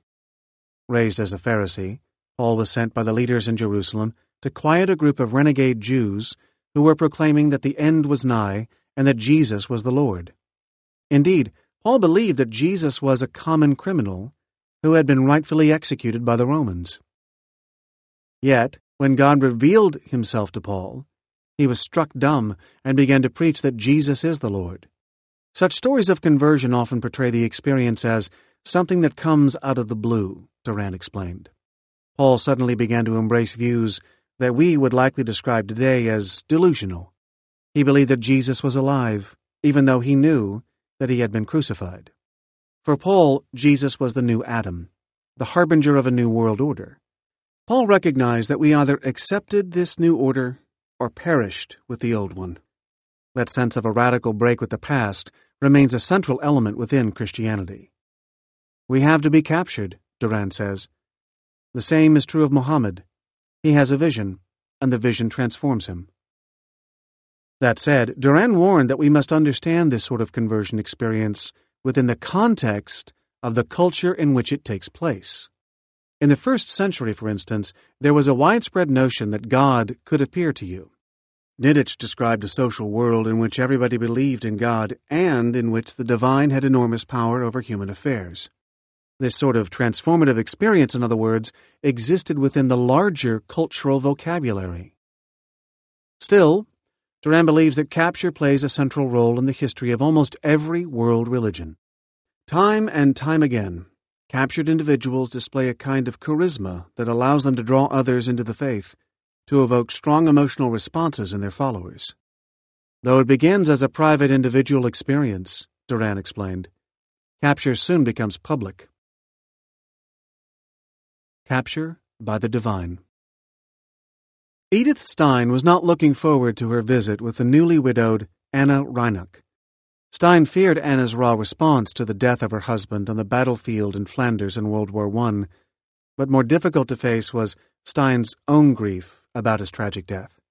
Adolf Reinach, only 34 when his life was taken, had been a generous friend to her, a kind teacher and mentor who had opened many doors. Along with Anna, he had welcomed Stein into their lively intellectual circle at the university in Göttingen, when she'd arrived as a doctoral student in philosophy just 2 years earlier. Stein had come to study with Edmund Husserl, a philosopher and father of phenomenology, as well as a colleague of Reinach's. Now Anna had written asking Edith to come visit and help put her husband's papers in order. Though it was not possible to decline, Stein felt unprepared for the emotional toll she expected the meeting to take. When Stein arrived, she found that Anna was not in need of consoling. The widow's tranquility quickly transformed Stein's despair at her friend's untimely death. Stein knew that Anna and her husband had recently converted to Christianity. They'd been baptized together during one of Adolf's furloughs. Yet it was clear that Anna's brave acceptance of fate had little to do with religion in the abstract or the dogma of the church. Hers was, as Stein immediately recognized, a dynamic faith in God, warm, alive, and personal. "It was my first encounter with the cross and the divine power that it bestows on those who carry it," Stein would later recount of the experience. "For the first time I was seeing with my very eyes the church, born from its Redeemer's sufferings, triumphant over the sting of death. That was the moment my unbelief collapsed." Stein's father died before she was 2 years old, leaving her, along with her 6 siblings, to be raised by her mother alone. In the years that followed, Stein's mother transformed her husband's debt-saddled lumberyard into a thriving business. A devout Jew, she managed to maintain her family's morale in the midst of tragedy. Stein, her youngest child, was born on the Day of Atonement. As Stein wrote in her autobiography, "I think more than anything else, it made me especially dear to her." It was particularly painful to her mother, then, when Stein announced at the age of 13 that she was an atheist. For the first time, Stein had questioned the existence of God, and in the early flexing of her powerful intellect, concluded that she saw nothing there. Though Stein was never one to doubt her own mind, she felt her mother's heartache with every step she took away from her childhood religion. Years later, inspired by Anna Reinach's quiet religiosity, Stein came to see religious faith in a new light, as a way of resting in God, of being exempted from all anxiety and responsibility and duty to act, she wrote. In the wake of this epiphany, Stein approached her work as a philosopher with a renewed sense of vitality and purpose. Her writing soon became infused with a spiritual vocabulary as she trained her focus on the palpable gap between sensory perception and the experience of the divine. A perceptual experience of a landscape or a face is marked by an immediacy, in the sense that what is present itself is said to be experienced immediately, not what is merely grasped through its effects or made present through its messengers. That is, we can actually see the landscape or the face, not only its effect in the world. God, however, is not immediately intuited in this way. The divine is experienced at a remove, through his effects on worldly beings. Though Stein now believed in God, she had yet to encounter him again, as she had during her visit with Anna Reinach. 4 years later, in 1921, however, when she was 30 years old, she pulled the autobiography of St. Teresa of Avila from a bookshelf while visiting philosopher friends at their farm. She did not put it down until dawn. "As I closed the book," Stein recalled, "I said, 'This is truth.'" That same morning she went into town to buy a Catholic catechism and missal, and soon after she found herself at Mass at the local parish church, taking the first steps toward baptism. The transformation seemed natural, like falling in love. Every encounter seemed to point in one direction. Though Stein traveled a more winding route than most, from Judaism to atheism to Christianity, she was steadfast in her decision to convert. From that point on, she knew she wanted to become a Carmelite nun, as St. Teresa had been, but was dissuaded for some time by her family and spiritual mentors. In 1934, however, as Hitler began to seize power, Stein returned home to visit her mother for the last time. They went to synagogue together. The next day, she took a train to Cologne, where she joined the Carmelite convent. While there, Stein did not fully retreat from the world. She had witnessed the rise of the Nazi Party with a clear-eyed awareness and knew better than most where the prejudice against Jews was leading. The same year she joined the convent, she also wrote her memoir, titled Life in a Jewish Family. So, at the point when she could have, understandably, relinquished her previous life, taking on a new name in a new family, Stein chose to stand and claim her Jewish identity. Her purpose was clear: to demonstrate that Jews were not monsters, but fellow human beings. She believed that only empathy could possibly forestall the approaching terror. She also wrote to Pope Pius XI, imploring him to condemn the deeds perpetrated in Germany which mock any sense of justice and humanity. And she issued a prescient warning to the pontificate, one that the Vatican managed to hide from the public eye for half a century. She wrote, "The responsibility must fall, after all, on those who brought them to this point, and it also falls on those who keep silent in the face of such happenings. Stein now had an undeniable commitment to God, but she had also come to understand that this did not mean she could look away. During the time immediately before and quite some time after my conversion, I thought that leading a religious life meant giving up all earthly things and having one's mind fixed on divine things only, she wrote. Gradually, however, I learnt that other things are expected of us in this world. I even believe that the deeper someone is drawn to God, the more he has to get beyond himself in this sense, that is, go into the world and carry divine life into it. In the dedicated life of the convent, in addition to the liturgical cycle of prayers, 2 hours daily were given to silent prayer. Stein could be seen in those hours through the window of her cell, perfectly still, on her knees with arms outstretched. In a poem, she expressed the wordless content of those prayers. Who are you, kindly light who fills me now, and brightens all the darkness of my heart? You guide me forward like a mother's hand, and if you let me go, I could not take a simple step alone. You are the space, embracing all my being, hidden in it. Loosened from you, I fall into the abyss of nothingness from which you draw my life. Nearer to me than I myself am, and more within me than my innermost self. You are outside my grasp, beyond my reach. And what name can contain you? You, Holy Spirit. You, eternal love. As the Holocaust consumed Germany, Stein was transferred from Cologne to the safer reach of a convent in the Netherlands. Her arrival coincided with a strong statement from the Dutch Church in defense of the Jews, which infuriated the Nazis. Any hope of protection for converts of Jewish origin vanished, and Stein was arrested at the convent in August 1942. Within a week, she was deported to Auschwitz, where she would soon be murdered in a gas chamber. Paying attention. Spiritual awakenings are often not consciously orchestrated or willed into existence. Rather, they descend upon us, unbidden. Might we somehow coax ourselves into a state of spiritual capture? Simone Weil spent much of her philosophical career reflecting on the act of turning toward the divine. They always paid close attention to the world. At the age of 6, she gave up sugar on behalf of the French soldiers in World War I, whom she'd been told had to go without it. At 14, I seriously thought of dying because of the mediocrity of my natural faculties, Weil later wrote. I did not mind having no visible successes, but what did grieve me was the idea of being excluded from that transcendent kingdom to which only the truly great have access. I preferred to die rather than live without that truth. It was only after working through this internal struggle, however, that Weil came to the more egalitarian conclusion that anyone can enter such a kingdom after all, if only he longs for truth and perpetually concentrates all his attention upon its attainment. This notion, that attentiveness offered spiritual opportunity to everyone, drove Weil ever after.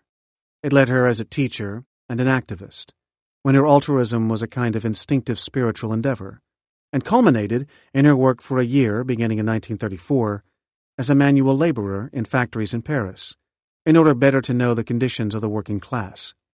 These factories were her first contact with adversity outside her privileged life, and where she found, the affliction of others entered into my flesh and my soul.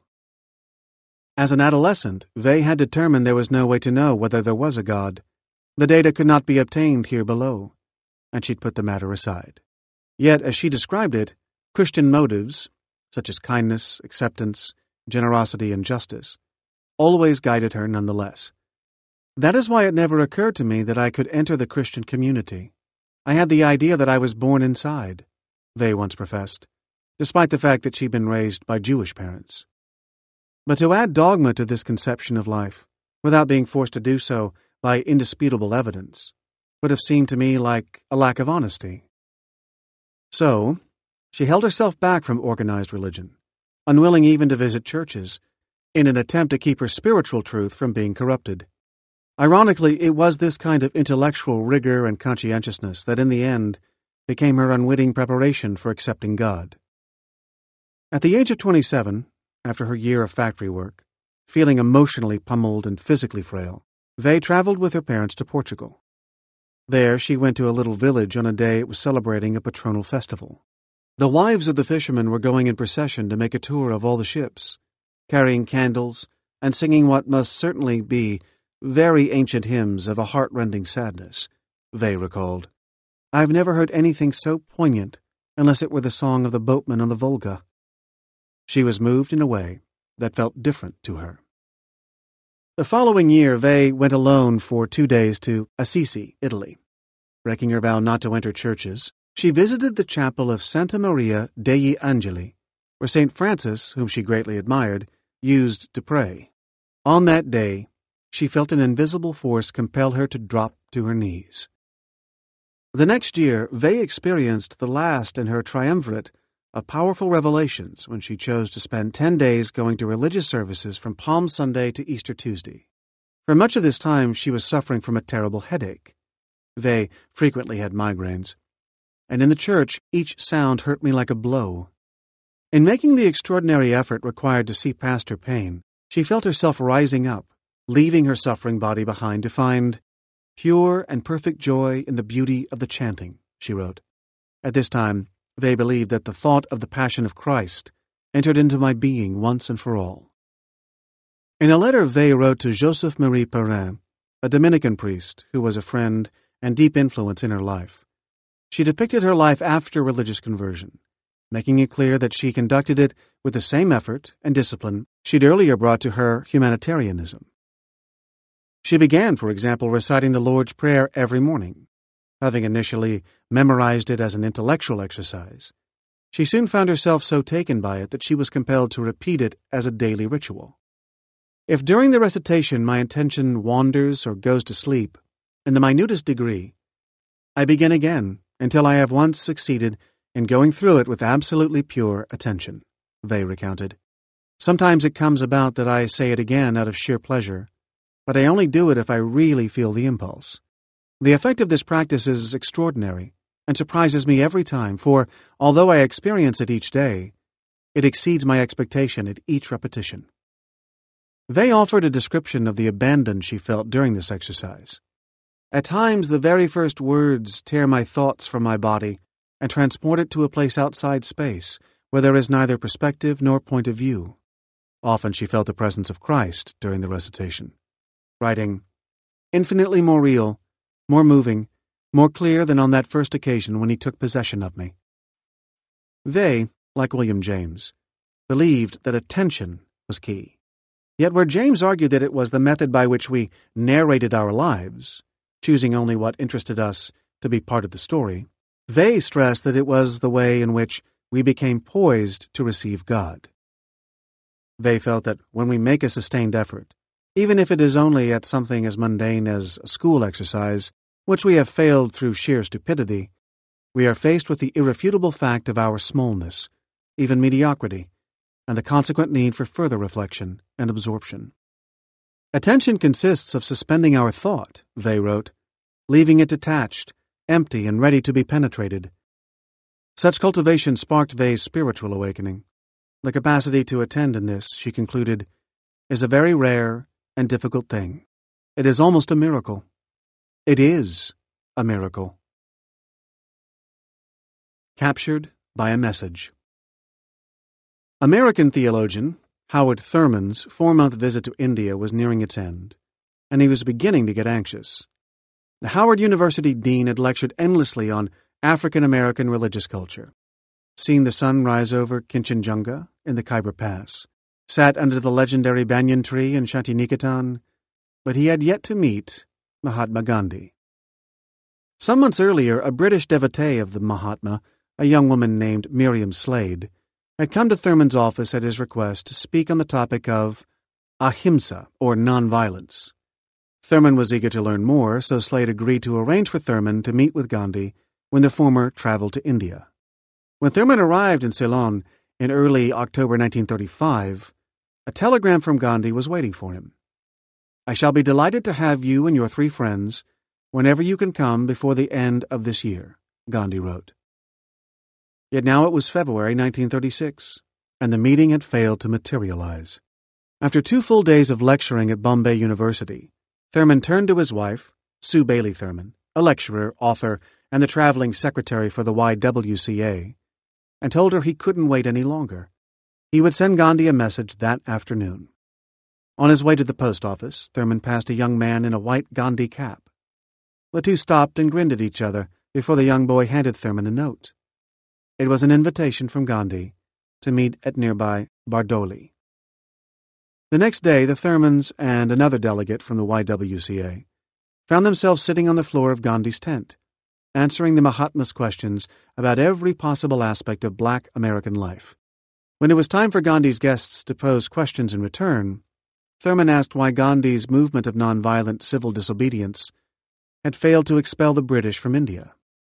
Gandhi told the visitors that his fellow citizens, whose dedication to the cause was paramount to the success of the movement, had lacked vitality to hold such a lofty ideal in their minds for a sufficient amount of time. The first reason they lacked vitality, he explained, was hunger. India at the time was in the throes of its own Great Depression, partly brought on by the British government's high taxation and fees and its refusal to let Indian citizens export goods. The second was that they lacked self-respect, and not because of British rule, but as a result of their own unethical behavior. We have lost our self-respect, Gandhi told them, because of the presence of untouchability in Hinduism. If the shadow of an untouchable falls on the Hindu temple, or in some instances on the street on which the Hindu temple is located, the temple is considered to be contaminated. Thurman sensed something significant in this message. How on earth did you attack such a thing as that? He asked. The first thing I did as a caste Hindu, Gandhi replied, was to adopt into my family an outcast and make that person a member of my family, legally and in all other ways. This announced to other caste Hindus, this is what I mean by what I am saying. Then, I changed the name from outcast to Harijan, a word that means child of God. Hearing this phrase, Thurman was transported back to his childhood in Daytona, Florida. His father died when he was 7 years old, so Thurman and his two sisters were raised by their mother and grandmother, an experienced midwife. His grandmother had spent the first 22 years of her life as a slave. She couldn't read, and often asked her grandson to read aloud from her Bible, though he was not permitted to read from Paul, who, in his epistle to the Ephesians, justified slavery. His grandmother told him that a few times a year, the slave master where she grew up would allow a local black preacher to speak to his slaves. The preacher was theatrical in style, bombastic in tone. As the sermon reached a high point, the preacher, dripping with sweat, would move his eyes from one face in the crowd to another. You're not niggers, he would bellow. You're not slaves. You are God's children. Throughout his years in college and later at seminary, Thurman pondered this concept.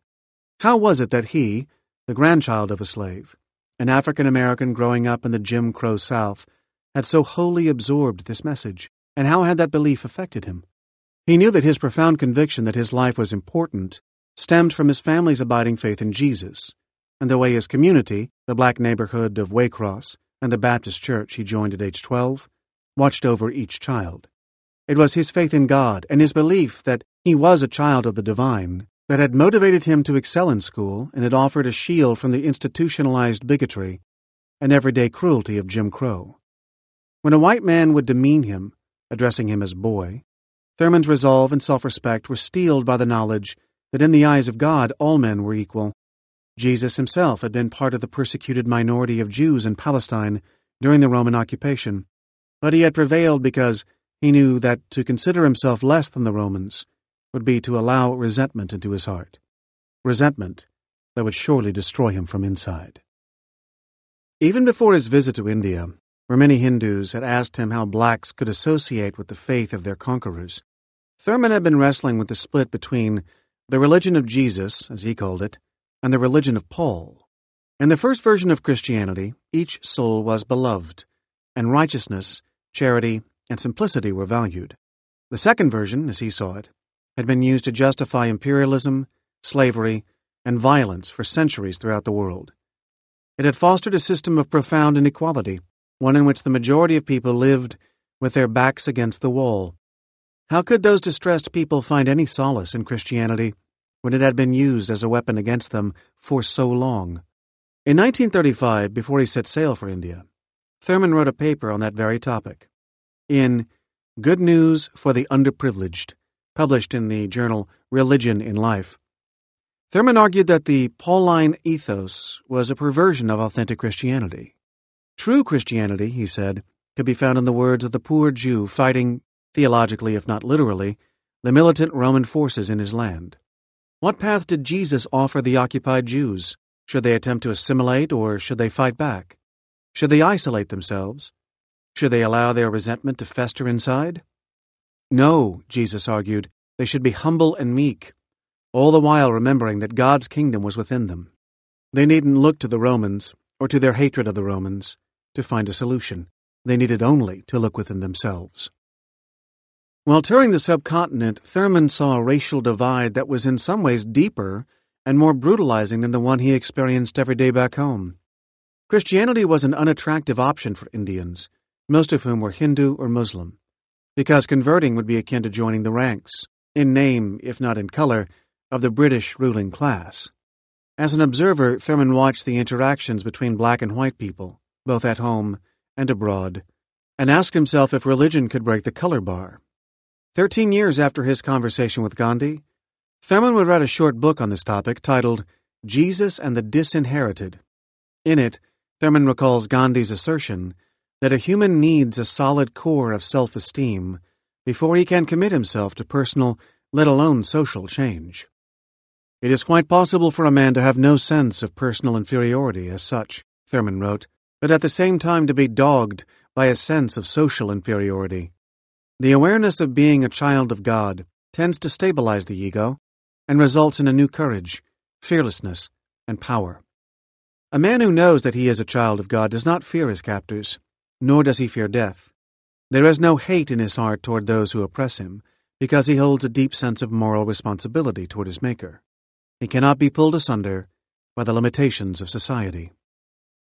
Sitting on the floor of that sparsely furnished tent in India, Thurman saw how faith in God, self-esteem, and the ability to dedicate oneself to social change were inextricably bound together. When one of these precepts failed, the others would follow suit. Thurman was lucky. He had always known he was special in the eyes of God.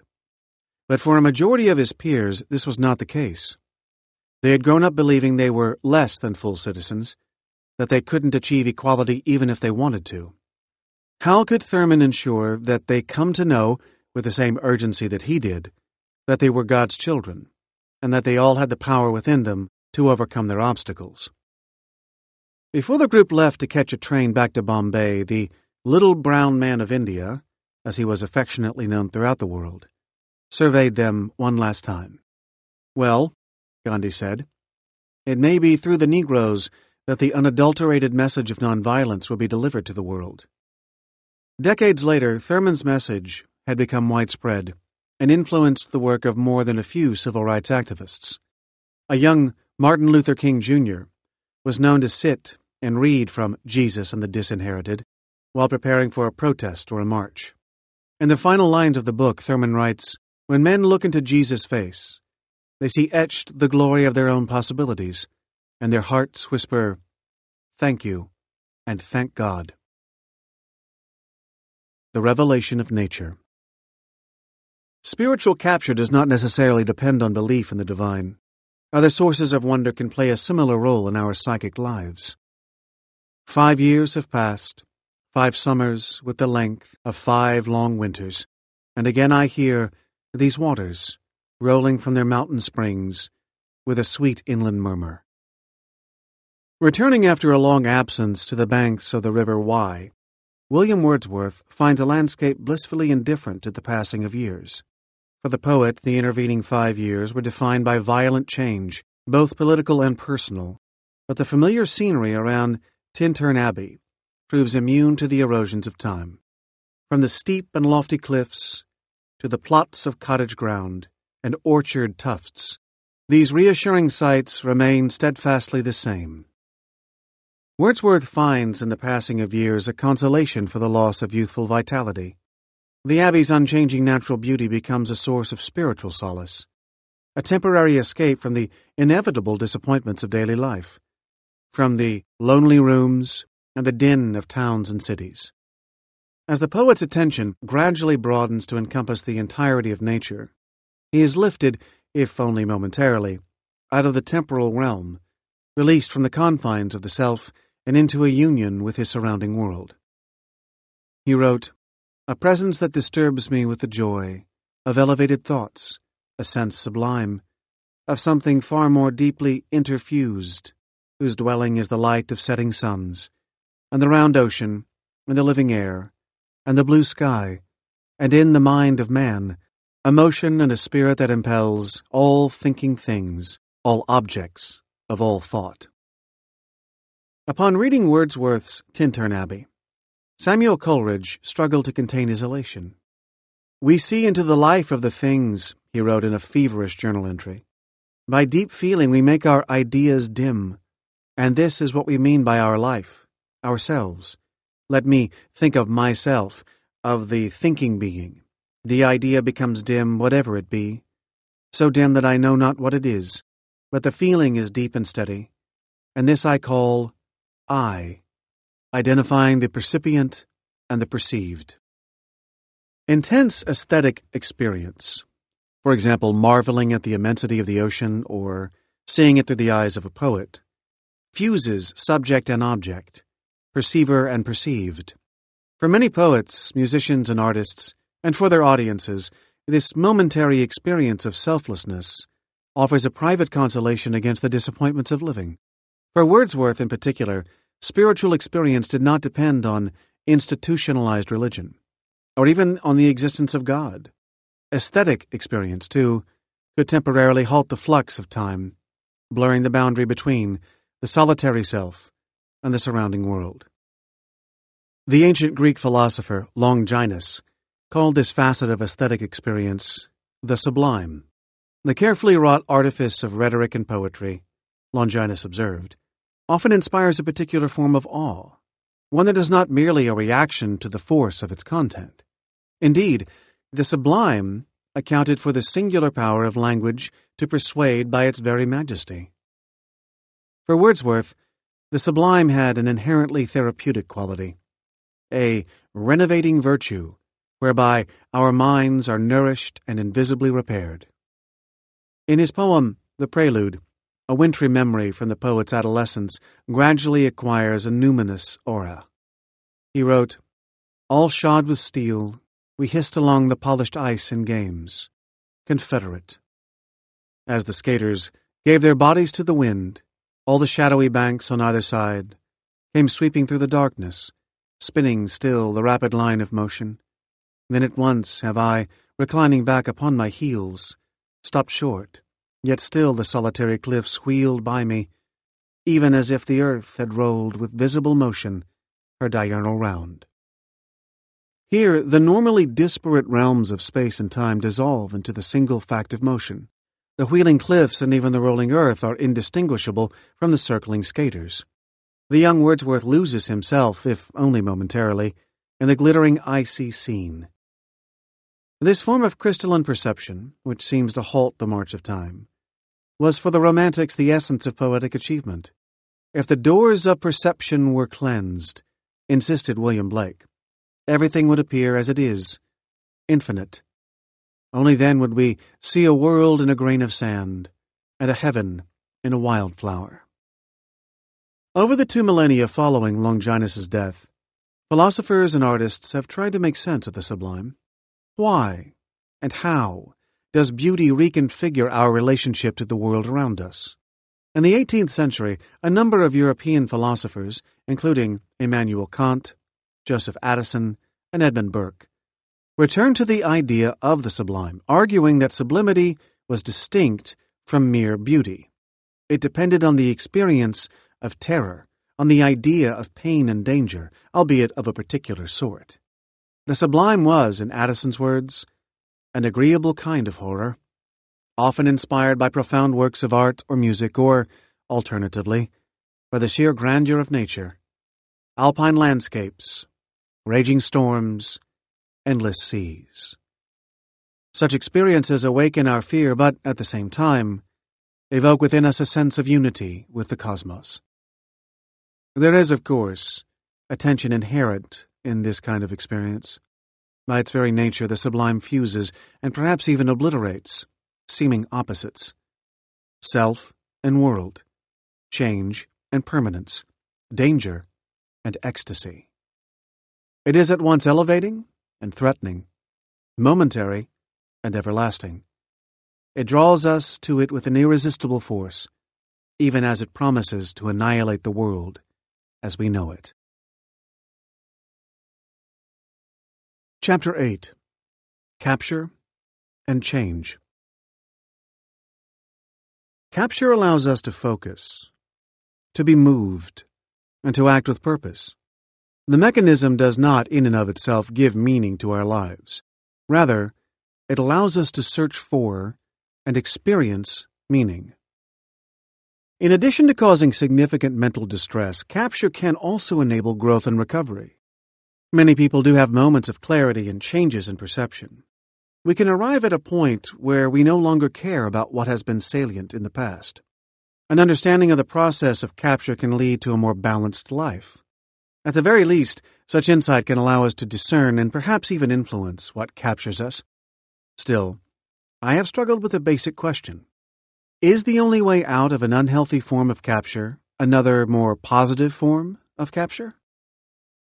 Just as we have explored how capture can shape experience and take control of our lives, it is important to delve into stories about people who, having realized they were on a destructive path, were able to change course. Before looking at these stories, however, I want to step back and look at capture from a different vantage point. Throughout the book, we have seen individual, dramatic outcomes of capture, a spectrum of experience that charts the progression of capture's influence. We have taken an intimate look at a continuum of mental afflictions and obsessions, beginning with inner torment and ending with devastating suicides. Capture can lead to behavior that is harmful to the self, and can even destroy that very self, when we most desperately need to quiet a storm of psychic pain.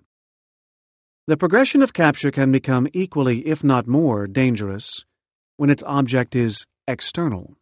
When a person becomes captured by an abiding sense of rage, the burden is no longer his alone to bear. That mental suffering can endanger entire societies. Violence against others is an extreme consequence of capture, but one that commands our collective attention. Capture has even more significance when the salient object is ideological. Ideologies have a powerful allure to the disenfranchised. The individual becomes dedicated to a higher cause, which promises to give meaning to his life, to connect him to something greater than the self. Of course, conversion, or dedication to a greater cause, can also result in the opposite of terrorism: benevolence that positively influences the lives of others. The most heartening aspect of capture is the possibility of being released from the suffering by escaping the orbit of a feedback loop that causes profound distress. We find stability and self-awareness by exchanging one capture for another. The stories that follow show how capture can also be a profoundly positive experience, charting a way out of mental anguish. Martin Luther's Anfechtungen. When Martin Luther prayed from the modest quarters of his monastery cell in Wittenberg, a wave of dread would rise up. He had struggled with this inner turmoil for more than a decade. Year after year he prayed for insight, but it rarely seemed to help. So he had learned to be patient. These moments of Anfechtung, the German word for the equivalent of nausea, overpowered him, immobilizing his mind with despair. The young Catholic monk desperately sought assurance that he was a genuinely good Christian, worthy of God's love, but all he recognized were his sins. Those who knew him would have been bewildered by Luther's vision of himself. The behavior of this monk, now in his early 30s, hardly justified his profound sense of inadequacy. He was a brilliant student of theology and philosophy, sharp-witted, good company, even charming. He was also a humble, obedient monk, assiduous in his observance of rituals.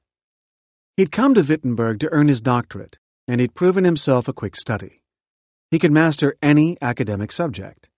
When I visited Wittenberg and spoke with a Luther scholar, Silvio Reichelt, he told me Luther had gotten a free ride at the University of Wittenberg, an opportunity to earn his Ph.D. without a fee. He came here to start from scratch, he told me. Living conditions in the monastery were harsh. Like other monks, Luther lived in poverty.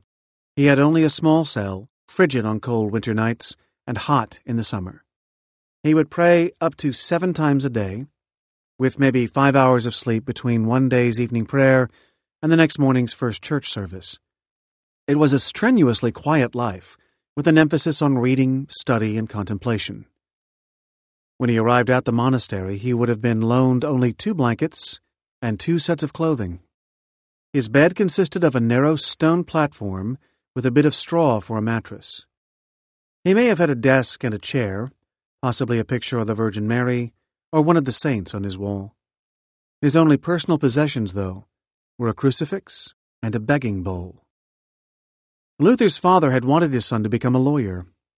When Martin opted instead for the monastic life, the elder Luther voiced his doubts. "Let's hope it's not all deception and delusion." That response took root in Luther's mind as the beginning of the preoccupations that would, as he put it, drive him toward his world-changing insights. Yet almost a decade later, he was still in the dark.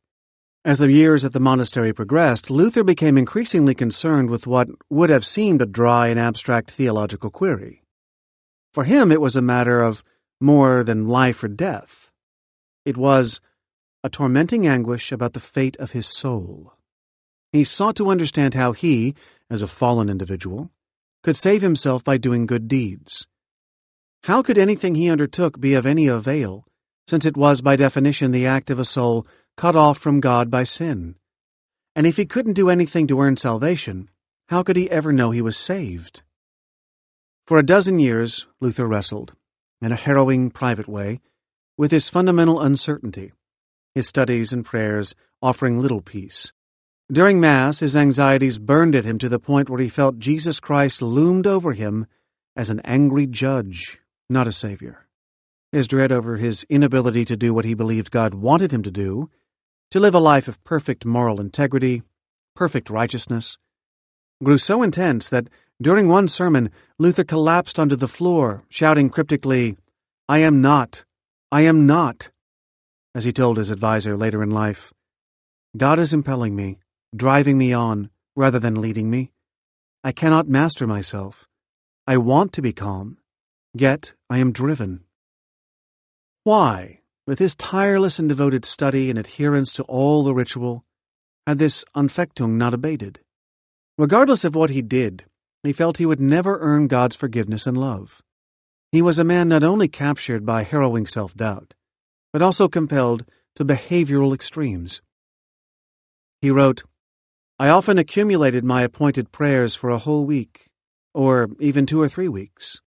Then I would take a Saturday off or shut myself in for as long as 3 days without food or drink until I had said the prescribed prayers.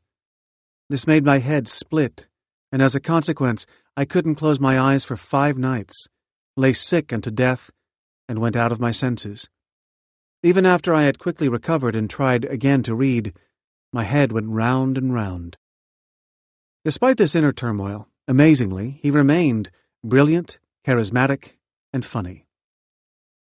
At his first monastery south of Wittenberg, in Erfurt, Luther's talents and intensity caught the eye of his superior, Johann von Staupitz, who had been appointed as a reformer with a mandate to steer monastic life closer to its roots in Augustinian theology. He saw in Luther a potential ally, but he also felt a deep respect for and connection with the young man's integrity and innocence. It was a fortuitous meeting of mentor and protege. Staupitz became a spiritual father figure for Luther, one of the few people who could provide the young monk the solace he craved. Luther depended deeply on Staupitz for encouragement and acceptance, and once spent 6 hours continuously confessing his sins to the older man. During one of these sessions, seeing how harrowing Luther's self-doubt had become, Staupitz suggested that Luther abandon abstract questions about moral judgment and simply contemplate the humble and compassionate sacrifice Jesus made on the cross. He steered Luther into a deeper study of theology, possibly as a way of distracting the monk's thoughts, but also as a means of preparing Luther for a career that Staupitz may already have had in mind for his student. All this helped wean Luther from his sense of Jesus as wrathful enforcer and opened him up to a vision of Jesus as a fellow sufferer whose life and death brought forgiveness, not justice. Yet, moments of Anfechtung kept recurring for Luther, overpowering him with anxiety about his spiritual peril. He wrote about these hellish immersions in vivid detail. I myself knew a man who claimed that he had often suffered these punishments. They were so great and so much like hell that no tongue could adequately express them. No pen could describe them, and one who had not himself experienced them could not believe them. At such a time God seems so terribly angry, and with him the whole creation. At such a time there is no flight, no comfort, within or without, but all things accuse. In this moment, it is strange to say, the soul cannot believe that it can ever be redeemed. This was not the experience of a scholar or theologian debating questions of sin and grace. His was existential torment, an all-consuming descent from which Luther couldn't imagine the possibility of rescue. In response to his students' distress, Staupitz advised Luther to read the German mystics, such as Meister Eckhart, with his emphasis on the terrible emptiness, what another mystic, St. John of the Cross, referred to as the dark night of the soul, that precedes spiritual insight. It didn't immediately help. Luther was no mystic. Yet Staupitz offered the idea that Luther's sense of abandonment, the sense that he was lost, could be a sign that he was closer to God than he suspected. Staupitz hinted that the awareness of his immense separation from God could have been, in effect, progress. It was a prolonged awakening to the reality of sin, which was one of the final steps for Luther to then recognize the reality of God's love. Staupitz offered Luther a way to see these periods of obsessive self-doubt as genuine, involuntary penitence, a prelude to forgiveness and understanding. In response, Luther began to regard his suffering as practice, a path of learning how to get closer to God. Yet reframing his bouts with Anfechtung as necessary didn't make them any easier to endure, and Luther still craved a different understanding of God. Staupitz suggested that seeing penitence as the first step toward God was putting things in the wrong order. First came love, then penitence. As he listened to Staupitz's words, something opened up within Luther. Suddenly it made sense. Penitence followed from a love of God, not the other way around. Penitence, his painful awareness of his sinfulness, was a sign that he loved God, which was all God wanted. His anguish was to be welcomed. How simple. He wrote, "This your word stuck me like some sharp and mighty arrow. And then, what a game began. The words came up to me on every side, jostling one another and smiling in agreement, so that, where before there was hardly any word in the whole of Scripture more bitter than penitence, now nothing sounds sweeter or more gracious to me." In 1516 he looked to the Bible, hoping again to see the truth it contained in a new light. And he did. What he found was a new understanding of faith as the first and, in a way, final step. Faith, and not good works, was what brought righteousness into a person's life. With this insight, his personal doubts and despair dissipated. His eyes fell on Romans chapter 1, verse 17, which read, "In the gospel, the righteousness of God is revealed, a righteousness by faith from first to last. As it is written, the righteous will live by faith." With these words, everything fell into place. Luther later wrote, "If God was committed to condemning all those who failed to achieve moral perfection, then the central act of the Christian religion, which was reenacted at every Mass, the death of Christ on the cross, became pointless. I began to understand the justice of God as that by which the just lives by the gift of God, namely by faith. The just lives by faith. This straightaway made me feel as though reborn, and as though I had entered through open gates into paradise itself." Luther had not only successfully broken free from the anguish of his capture, but he was now able to channel that same focus and intensity into meaningful action. The very question that had plagued him for more than a decade, the efficacy of good works, would become the basis for his rejection of the Catholic Church and its various practices and rituals that he viewed as corrupt or an abuse of power. The realization he'd been struggling toward for a decade not only dispelled his Anfechtungen, but also drove him to work for change in the world, setting in motion the Reformation and the division between Protestant and Catholic. Meaningful Association. In his memoir, titled Darkness Visible, William Styron wrote of the moment he decided he would take his own life. I felt my heart pounding wildly, like that of a man facing a firing squad, and knew I had made an irreversible decision. As he soberly prepared for his own demise, disposing of his journal, visiting his lawyer to draw up his final will, attempting and failing to write a suicide letter, reduced to an exhausted stutter of inadequate apologies and self-serving explanations, he wrote, Styron observed his actions from an unbridgeable distance. In Darkness Visible, Styron cannot fully explain his depression. I was 60 when the illness struck for the first time, in the unipolar form, which leads straight down, he wrote. I shall never learn what caused my depression, as no one will ever learn about their own. Instead, he offers a host of probable reasons. He had recently quit drinking. His sleep was restless enough to make him feel he'd been sentenced to a lifetime of insomnia. He was fearful about having recently turned 60, that hulking milestone of mortality, and he was experiencing unprecedented difficulty with his writing. He gave up drinking because, as he wrote, he felt alcohol was no longer his friend, and then he went into a kind of withdrawal, as is natural, but he didn't come out of it. Rose Styron recalls of her husband during this period. It became clear to me that a lot of his buoyancy and ability to write and write and write every day, he never drank when he wrote, but he drank for a couple of hours in the evening afterward, and that allowed him to relax and think of what he was going to do the next day. Suddenly, he didn't have that. Styron was exquisitely aware of himself and the surrounding world. This was, after all, the force behind his finely wrought fiction. Self-loathing was part of both his depressions in 1985 and in 2000, Rose explains. Styron died of pneumonia in 2006, at 81 years old, after another struggle with depression. He was uniquely sensitive to every change in the wind and the moon, general or personal. He was extremely sensitive to anything he perceived as a criticism or a slight. Every big writer gets good and bad reviews. He pretended he'd never read any of the bad reviews, but it wasn't true. He internalized and fretted about them. Styron also speaks of these emotions in his memoir.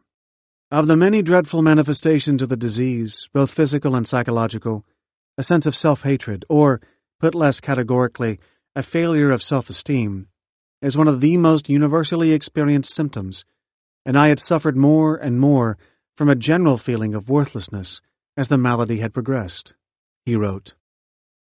In 2000, after being absolutely depression-free, as Rose describes her husband, this feeling returned, like a wrecking ball abruptly collapsing the 15 years in between, and Styron sank into a depression once more. He said the most interesting thing. The worst thing about him is that he'd been unproductive and fallow, his daughter Susanna noted about a visit to him in the hospital during this time. He hadn't written a novel in 20 years, hadn't done the work he was supposed to do. I realized how painful that was for him and that there were no reassurances about his having written 3 masterpieces, which is more than most people ever do, that could possibly soothe him, though I tried. She recounted that he had told her sister Polly that, besides the great novels, there were many smaller things he wanted to write, that they were like little beasts, and he had watched them turn their backs on him and walk away. As was true for David Foster Wallace and Ernest Hemingway, these thoughts were predicated on an accumulation of experiences and triggers over the course of a lifetime. Depression, when it finally came to me, was in fact no stranger, not even a visitor totally unannounced, he conveys in Darkness Visible. It had been tapping at my door for decades.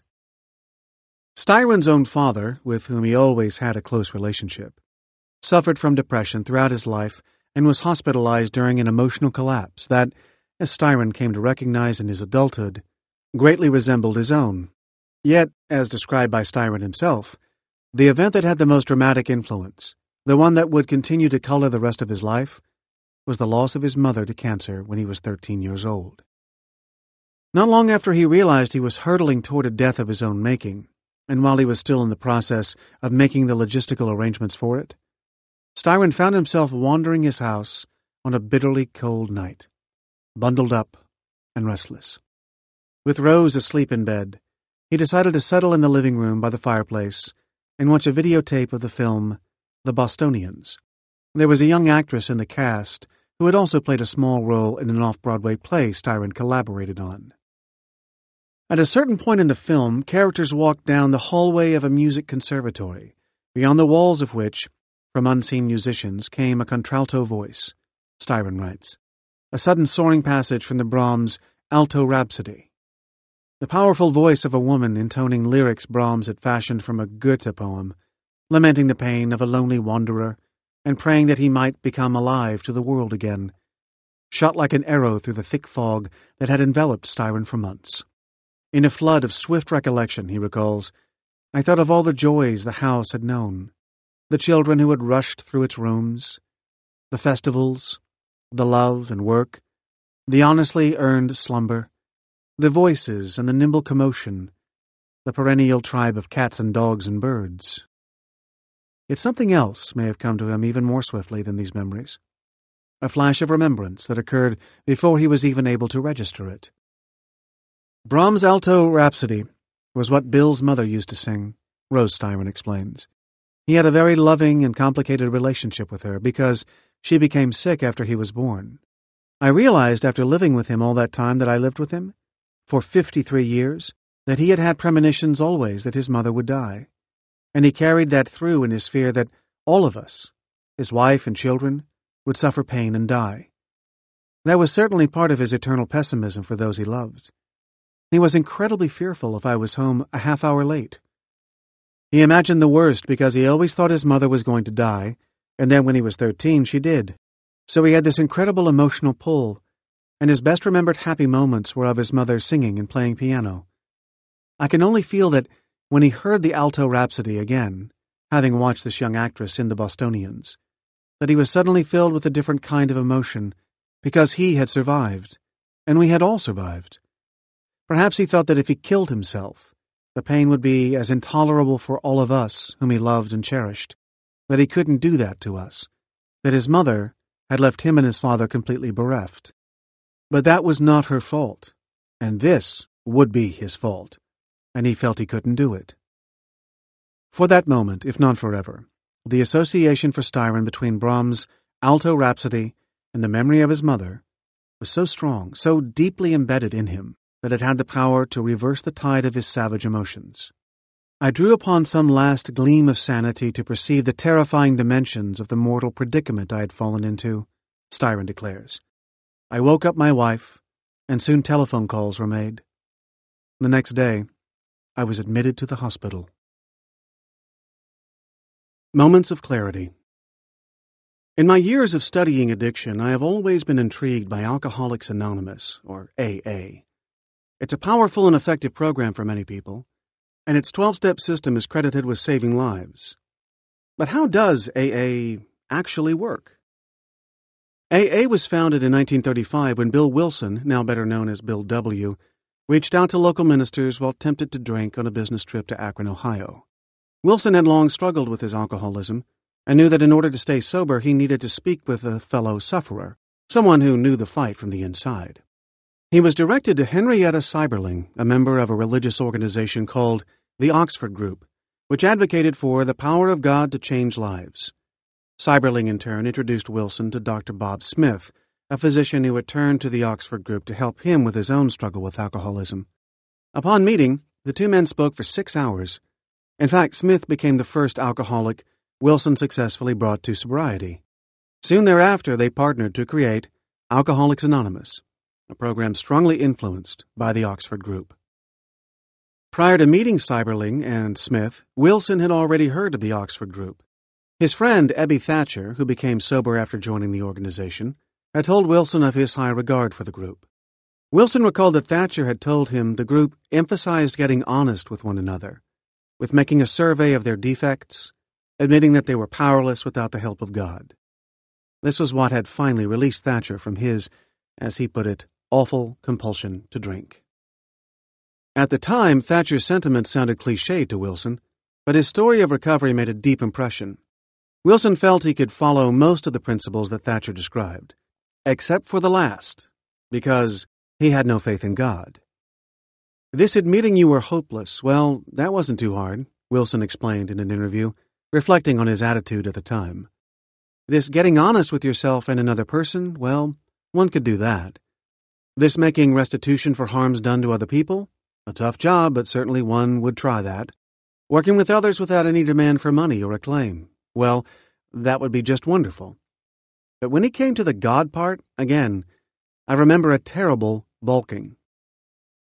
As Wilson's depression and drinking worsened, however, he landed in the hospital for the last time. I still gagged badly on the notion of a power greater than myself. But finally, just for the moment, the last vestige of my proud obstinacy was crushed. Wilson later said, "All at once I found myself crying out, 'If there is a God, let him show himself. I am ready to do anything, anything.' Suddenly the room lit up with a great white light. I was caught up into an ecstasy which there are no words to describe. It seemed to me, in my mind's eye, that I was on a mountain, and that a wind, not of air, but of spirit, was blowing. And then it burst upon me that I was a free man. Slowly the ecstasy subsided. I lay on the bed, but now for a time I was in another world, a new world of consciousness. All about me, and through me, there was a wonderful feeling of presence, and I thought to myself, so this is the God of the preachers. A great peace stole over me, and I thought, no matter how wrong things seem to be, they are still all right. Things are all right with God and His world." There have been many interpretations of Wilson's spiritual experience, with some dismissing it as the product of hallucinations brought on by the injections of belladonna he received in the hospital. Regardless of the source, the experience triggered in Wilson a spiritual awakening and an evangelical zeal to help other alcoholics. Many years later, in an interview, Wilson offered a profound insight into how he envisioned AA working. The secret would be deflation at depth, forcing the alcoholic to face the enormity of the problem, using the tools given us by science, the compulsion plus the allergy, he explained. Then, when one alcoholic carried this message to the next, he could reach the newcomer where he lived, even below consciousness. Then, bringing about the deflation, he would create a dependent of the newcomer upon a sponsor, upon a group, if there were any, and finally upon God. In other words, AA offers a substitute form of capture, exchanging dependency on alcohol for reliance on community and spirituality. AA's actual success rate remains unclear. There is no doubt, however, that it allows some people who previously felt hopeless to reclaim their lives. Some participants experience what they describe as a moment of clarity, wherein the mind becomes sufficiently detached from its thought pattern long enough to see the pattern. This moment itself is freedom. The difficulty is maintaining that freedom. A creative life. I just want to fall asleep and never wake up again.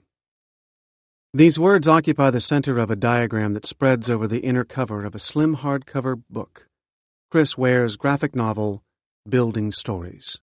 The diagram itself is a flowchart of the author's endless cycle of tortured rumination, a metaphorical perpetual motion machine. Its cogs are small icons, including a pistol, a noose, and pills. The book is one of 14 items, including folded strips of paper, pamphlets, broadsheets, and board-mounted panels, that together resemble the makings of an elaborate board game.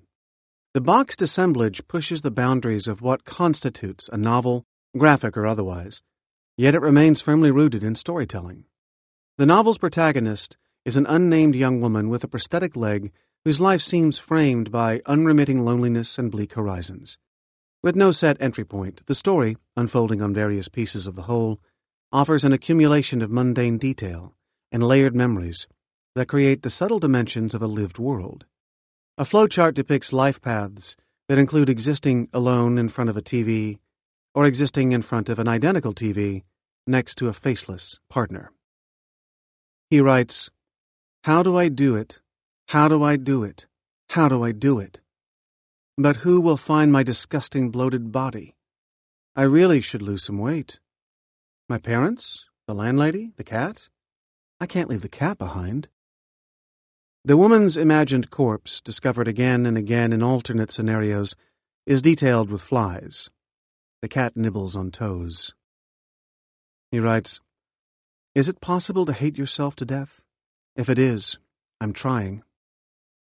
In my conversations with the author, Ware describes his experience with depression as physical and emotional. It sets in the bones, in a way. There's something of a heaviness or a leadenness in the limbs and in the joints. It's almost like a hopelessness that spreads from your toes upward. You'd think it would be the other way around. This sounds really embarrassing, but the phrase, sad wall, comes to my mind. I don't understand why. It's like I've hit a wall, literally, going at a certain speed. It overwhelms me to the point where I almost can't move. It can last, he says, anywhere from a day to weeks at a time. But that understanding of a finite duration, a prognosis that experience knows to be limited, is not accessible to the mind in the midst of it. You can't see over the sad wall. When you're in the bubble of despair, you just feel like, oh yeah, this is it. How am I going to find my way out of it? I never will. I'll be here forever. And then when you're out of it, you're like, that was too bad. Well, hopefully that will never happen again. It's a lesson that he never fully learns, for reasons that he doesn't understand. He jokes that he should print a laminated card inscribed, "Get ready. It's going to come back, and you will forget how horrible it is." Chris acknowledges that his work serves as both the most common trigger for his episodes of depression and the readiest antidote. His resolve to continue making art is a mark of inner resources that have carried him safely through past episodes of depression. Whether putting himself through the public paces that his career prescribes, or mining his most troubling memories for material, he exhibits a resilience that belies his trumpeted self-doubts. Chris notes that he has never been hospitalized for depression or taken medication for it, despite the recommendations of doctors, and says that his condition has never been as profoundly debilitating as that of others he has observed. He said, "Part of the solipsistic ridiculousness of it is that I've spent most of my life trying to figure it out within my own artwork, and of course it brings it on at the same time. But I've thought a lot about my childhood and my upbringing and my experiences." He describes his early life as confounded by uncertainties. His father's abandonment even before his memory registers, and the ensuing open questions of self-blame. The subsequent paternal figures as initially unknown quantities.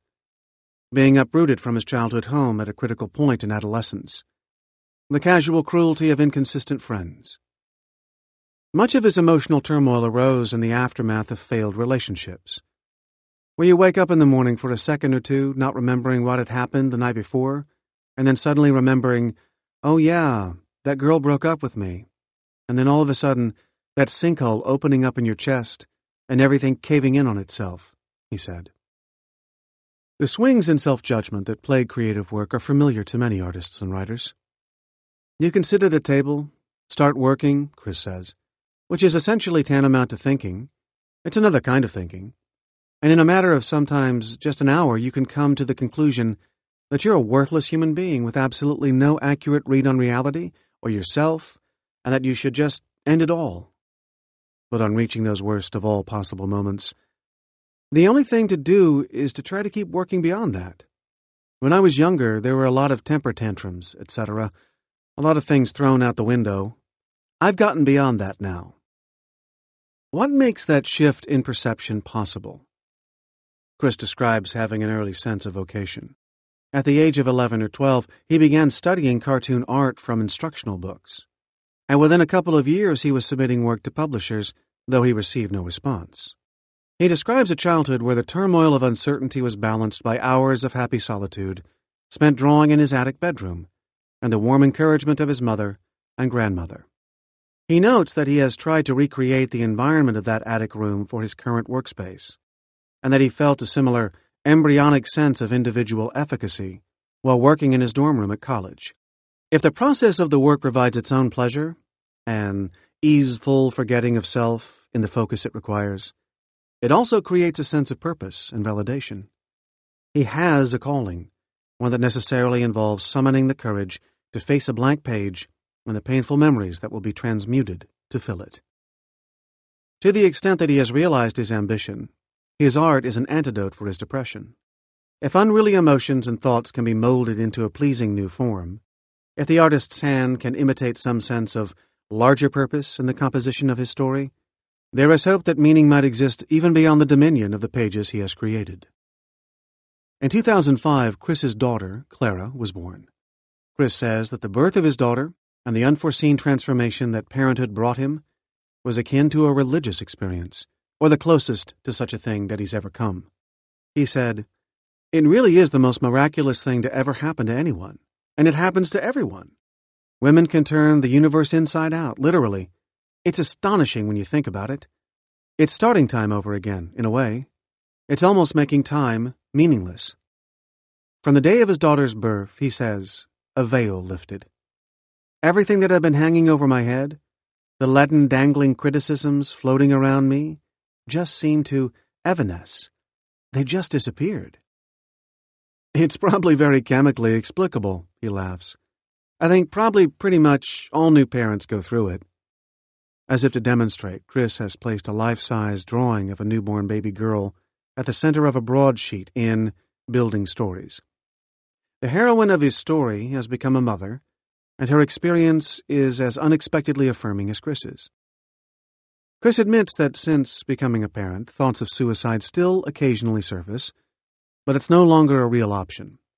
In the light of parental responsibility, to oneself as well as to the mental health of a child, the longing for extinction somehow fades to a shell-like sense of the rhetorical.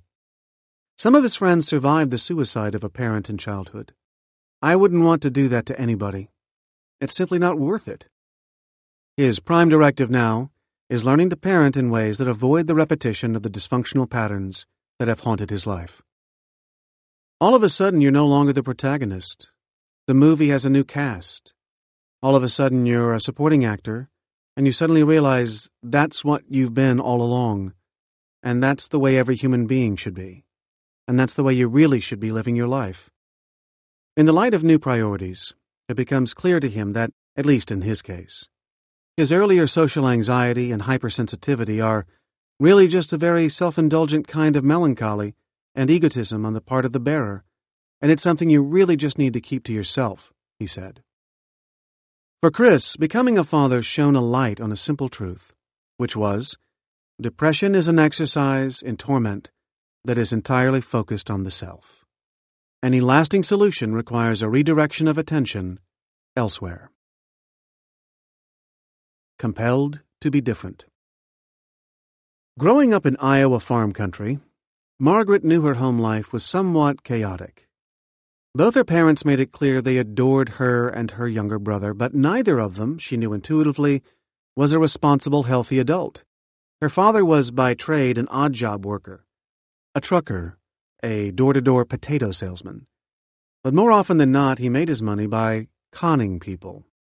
Uneducated but handsome and charming, he sweet-talked the man next to him at the coffee shop counter into accepting a bad check or buying a piece of stolen farm equipment.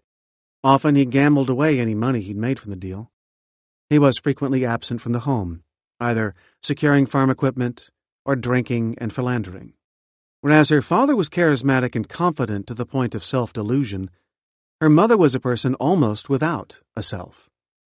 Though she was an intelligent woman who had once dreamed of going to medical school, she had succumbed to familial expectations and moved back to the small farming town where she grew up, only to find herself trapped with an unfaithful husband and a crushing sense of disappointment. Margaret's mother was often depressed and rarely interacted with people outside the immediate family, sometimes lying in bed for days. As a young girl, Margaret surveyed the scene around her and thought, "I don't want to be like this. I don't want this to be my life." As many intelligent children do, she dealt with the instability by achieving. Starting in grade school and on through high school, she stuck to a rigorous schedule of studying and activities. Class got out around 3 p.m, Margaret, now nearing 50, and a college professor in Colorado, remembers. I would jump in the car, change into my dance clothing, and my mom would drive the 20 miles to the next town where there was a dance teacher. I would go to dance class for 2 hours or 3 hours. I'd get back in the car, we'd drive back another 40 minutes home, and then I'd do homework. On the weekends, I'd have dance class all day Saturday. I'd go to dance recitals, And then in high school there were speech contests and theater and band concerts and so on. Both she and her brother knew that succeeding in school was a means of getting out of their provincial hometown, where the teachers often read directly from textbooks as lessons, and most people would look at you cockeyed if you wanted to do anything other than be a farmer or marry one. Right around the time the family moved to a modern split-level house, where they remained for 6 years, the longest the family would be able to afford to stay in one place, Margaret began running track in school and fell immediately in love with the sport. She had known since age 7, when she began dancing, that individual sports were an effective outlet for her. Tossed balls were not her friends. But running was more liberating than dancing, which involved a painstaking focus on perfection. Running was a free, calm, isolated event, and I really enjoyed that, she says, seeming almost soothed just by talking about it, even now. She wasn't a fast sprinter, so the track coach started her out in 2-mile races, and even though she didn't win her first one, she still felt blissful from the experience. Whatever that feeling was, that was really good. I liked that. From then on, she ran constantly, with friends, solo, in snowstorms or oppressive Midwestern heat. She ran around her tiny town's one paved road and out on the smaller gravel roads in the farmland. Running, she felt unencumbered by her family life, in some ways depleting herself of energy so she didn't have the strength to worry. I could put myself into a mode where I would master something, and that would be the thing that I would think about, not about who was going to pay the rent or whether my father was going to come home. Running has been so potent a balm for Margaret that she has continued doing it for more than 35 years. She's run marathons and adventure events and has gotten increasingly into triathlons as her joints have aged, and she's had to cut back on her weekly mileage. Now her average run during the week is 5 to 7 miles, and on weekends it's 8 to 10, and she supplements her running with cycling and swimming. I don't know anything really about Buddhism, but it seems to me that whatever I'm worried about, I start to disassociate from in a way. Sometimes I actually say to myself, I'm going to work on that on my run. She also lapses into a state of flow, during which she says she feels attentionless as opposed to very focused. At the end of the run, she feels smoothed out, she says, and is able to face a long day dealing with students and administrators with energy, enthusiasm, and flexibility. For all the positives running has brought to Margaret's life, I ask her what would happen if she weren't able to run. How would she feel? She immediately starts laughing. Very, very anxious. My anxiety level would rise pretty rapidly within a couple of days, and I wouldn't feel like myself, she says, reiterating how important running is to her identity. It's so integral to her sense of who she is that she has continued running even after undergoing several foot surgeries a few years ago. I can't really do a full marathon run anymore, but I could do a half marathon run. I think that the hardest thing is trying to get the bump in the mood when you can't go as hard as you used to go. Have you felt the need to take it up a notch over the years? And have you been able to control that? I ask. I fantasize all the time about quitting my job so I can train full-time, and that's not healthy, she says, before pausing.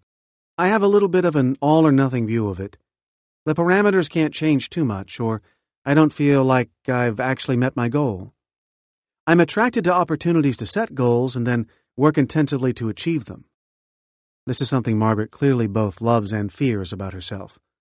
Her ability to ignore doubts and withstand discomfort in service of the goal. I think that there's some quality in artists and entrepreneurs and criminals and cheats that's similar, which is that they really do have to believe in something, and they have to convince other people that it's true too.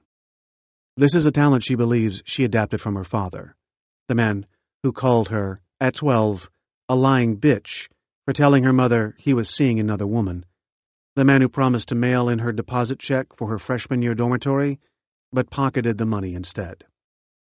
I just didn't want to be a person who couldn't master my urges, I guess, Margaret says. She stops for a moment, presumably connecting the dots in her head. You find ways to create meaning, in order in your life, and having this physical routine gives you all those benefits, plus mental mojo. It's a survival technique. It's not just like, I feel better. It's survival. Being in the right place. It's not shelter or nourishment, but it feels like a need, Jerome says to me. He goes to more than 300 concerts a year. At 30, he is unmarried and works for a not-for-profit. Though music is not his only avocation, he knowledgeably and often passionately follows sports and politics. His house is filled with more than 4,000 vinyl records. The reason for his prodigious concert-going, he says, is best summarized by a conversation he had with Trey Anastasio, the guitarist and lead singer for Phish. I remember explaining to Trey that the first time I heard the word flow in a certain context was in a Phish song called The Lizards, and then later I learned in therapy what the word means in that context. I told him the reason I go see Phish is to achieve that experience. When I am seeing and hearing the band, nothing else matters. He said that's why they play, to feel that level of focus. Jerome describes the effect of music on him. What's in front of him is the only thing that is part of his thought process. He doesn't drink or do drugs. It's simply that this is all that matters at this very moment. He goes to see music in order to discover and to be engaged. A good live music experience can bring energy and a positive feeling, and if I've had a long or a negative workday, that experience can bring distance from that. When I return to work from a trip to see music, I often get asked whether I had fun. I struggle more than I should with that question. Fun? Sure. But it doesn't matter. In instances in which I'm getting on a plane or driving for hours, I hardly have any choice in the matter. It's where I'm supposed to be. When he was 4, Jerome had a brown Fisher-Price tape player. He used to play the B-52's album, Cosmic Thing, while walking around the house. A few years later, he heard Pearl Jam for the first time. They became his favorite band. He's now seen them 70 times. They're still my favorite, he says. Jerome's parents encouraged this type of behavior. His mother in particular nourished his interest in music. He recalls, "Before I was old enough to ride in the front seat, the quizzes would begin. She would turn on the local oldies station and test me on different Motown acts. Understanding what made the Four Seasons bad and the Four Tops good was as important as any life lesson. I don't know how old I was when I completely understood, but I know now. She was teaching me about authenticity." What's most important to Jerome in music is honesty and earnestness. Even if it's a sad song or an excruciatingly painful song, if you're a fan, you see the achievement there, and that can be a positive experience too. You don't walk out of a concert after an hour of sad songs necessarily feeling sad. You might, but there's the potential to understand that you were part of something great, that you witnessed something special. There are times when music can move Jerome to sadness. Angel Olsen's Burn Your Fire for No Witness, his favorite album to come out in 2014, with its melancholic character, evokes a feeling of empathy with the artist's expression. Vic Chestnut's song, Flirting with You All My Life, can trigger pain. Because of my depression, it was difficult for me to seek out positive experiences, Jerome explained. Going to concerts was not always easy, so he began setting a schedule and buying tickets well in advance. There were times when he bought tickets only to throw them in the trash the night of the show. One such moment still bothers him. St. Vincent was playing a headlining show for the first time in D.C. The sense of regret when he folded up that ticket was instantaneous, but the negative inertia that kept him from going was even stronger. While Jerome had a strong relationship with music since childhood, in later years, during his depression, he challenged himself to go to concerts even when it was difficult. His efforts proved worth the investment. People who want to die don't make plans. I've spent the majority of my life wanting nothing more than to just be in the room with the music I loved, he explains. I've worked hard to make sure nothing takes that away from me again. Why push himself to go? There's a sense of belonging. Not belonging in the sense that you belong to a community, but that you belong, that you're in the right place.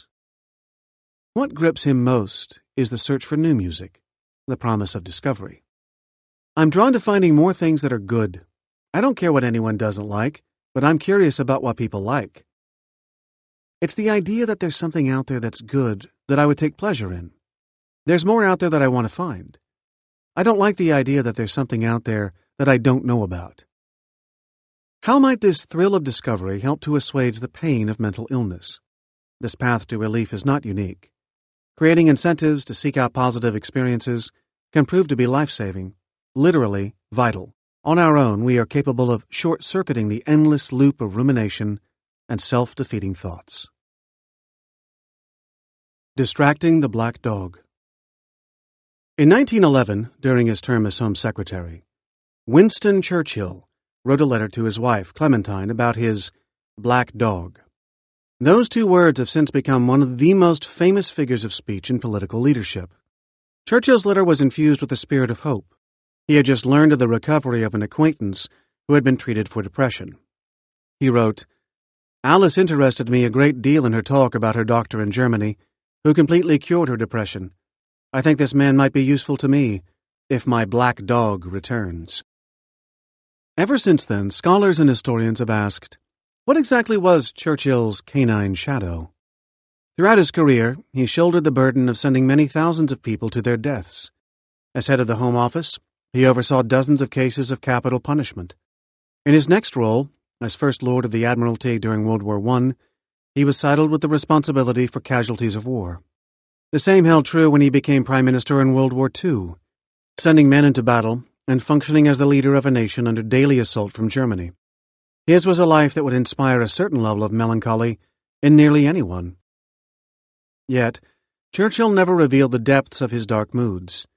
Over these years, he published 36 books, and in 1953, he earned a Nobel Prize in Literature. He never lost his remarkable energy and mental vitality. It wasn't enough to be running the world's greatest empire.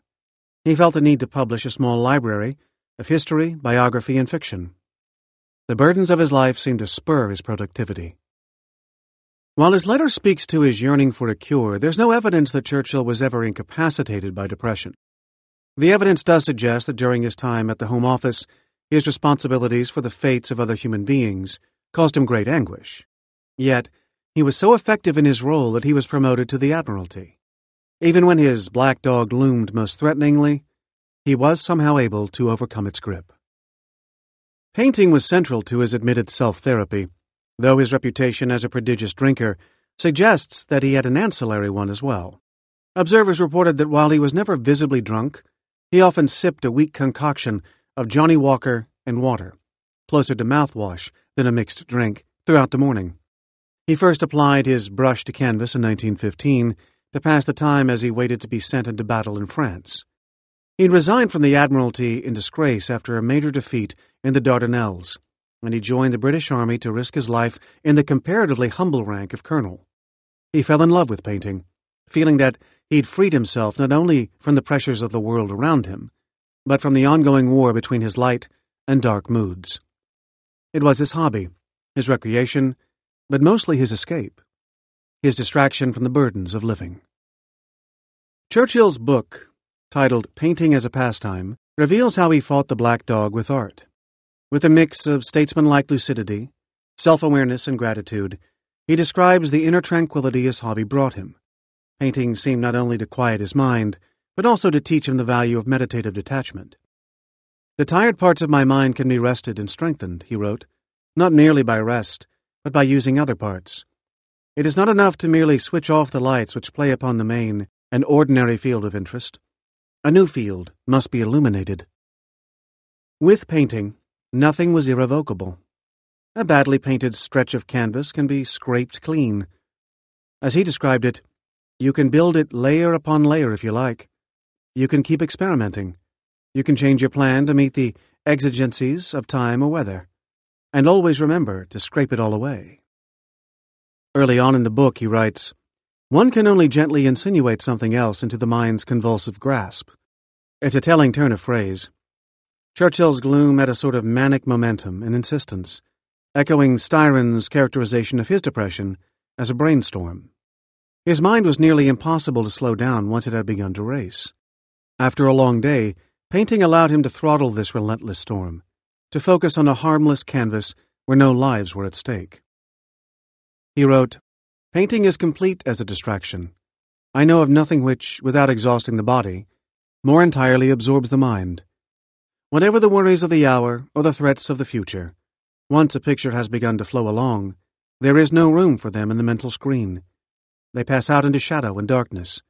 All one's mental light, such as it is, becomes concentrated on the task. Time stands respectfully aside, and it is only after many hesitations that luncheon knocks gruffly at the door. Belief. Reverend Rachel Rivers' understanding of God is not that of most pastors you will meet. As a minister of the Swedenborgian Church, a Christian denomination, and as a psychotherapist, Rivers believes that God cannot be defined by an institutionally determined set of qualities, let alone contained in a three-letter word.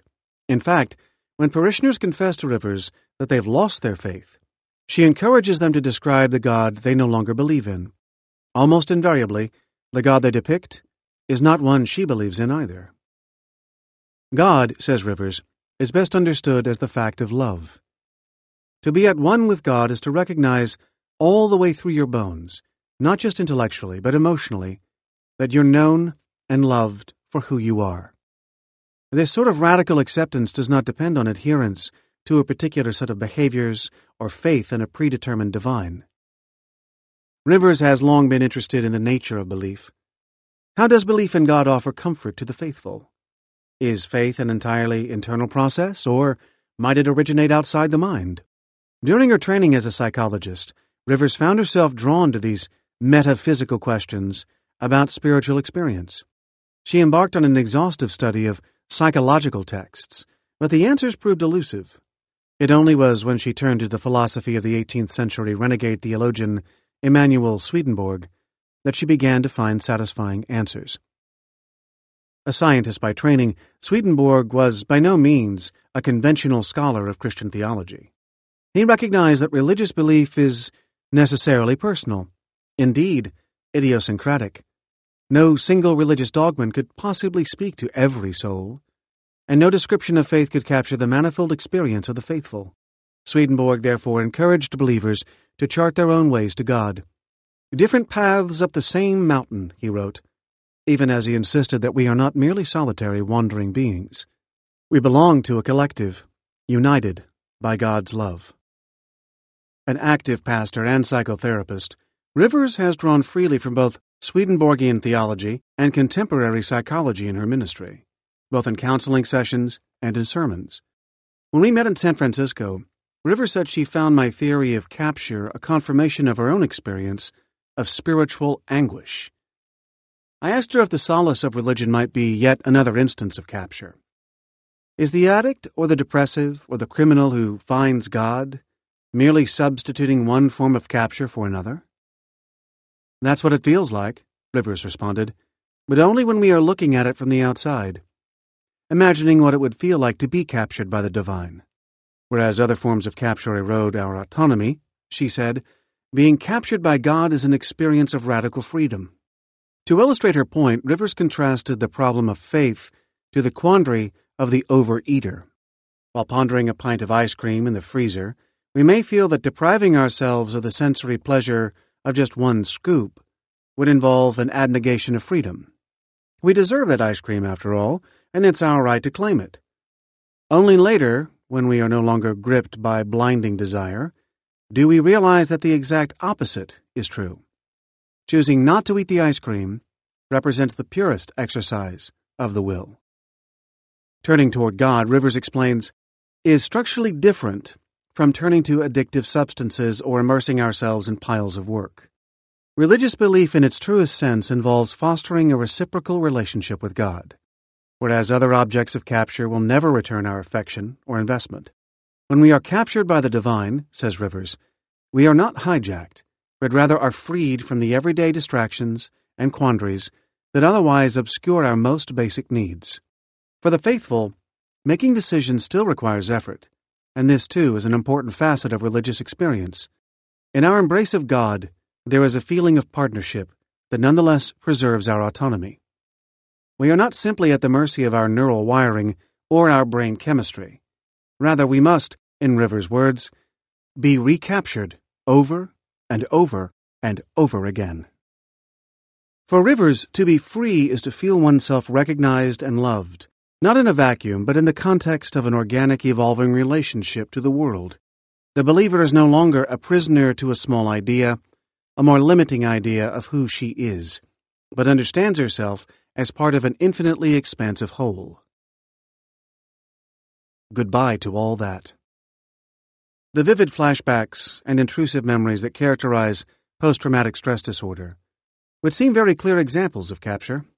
The poet and novelist Robert Graves, who fought as a soldier in World War I, brings a precise self-awareness to his own story of wartime trauma and recovery.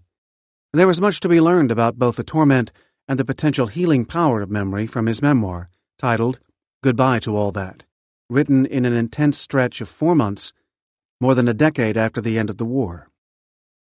In it, Graves recounts the odds against surviving in the trenches on the Western Front. Within 3 months of enlisting, 1 in 5 young officers would be killed, 1 would be seriously wounded, and 3 would sustain wounds minor enough for them to return to the front within weeks.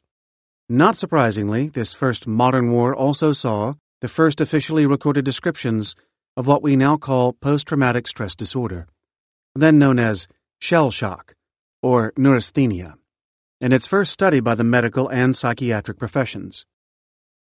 Graves writes in his memoir that an exceptionally difficult spell of combat, along with the death of a close friend, pushed him to the edge. He wrote, "My breaking point was near now, unless something happened to stave it off. Not that I felt frightened. I had never yet lost my head and turned tail through fright, and knew that I never would. Nor would the breakdown come as insanity. I did not have it in me. It would be a general nervous collapse, with tears and twitchings and dirtied trousers. I had seen cases like that."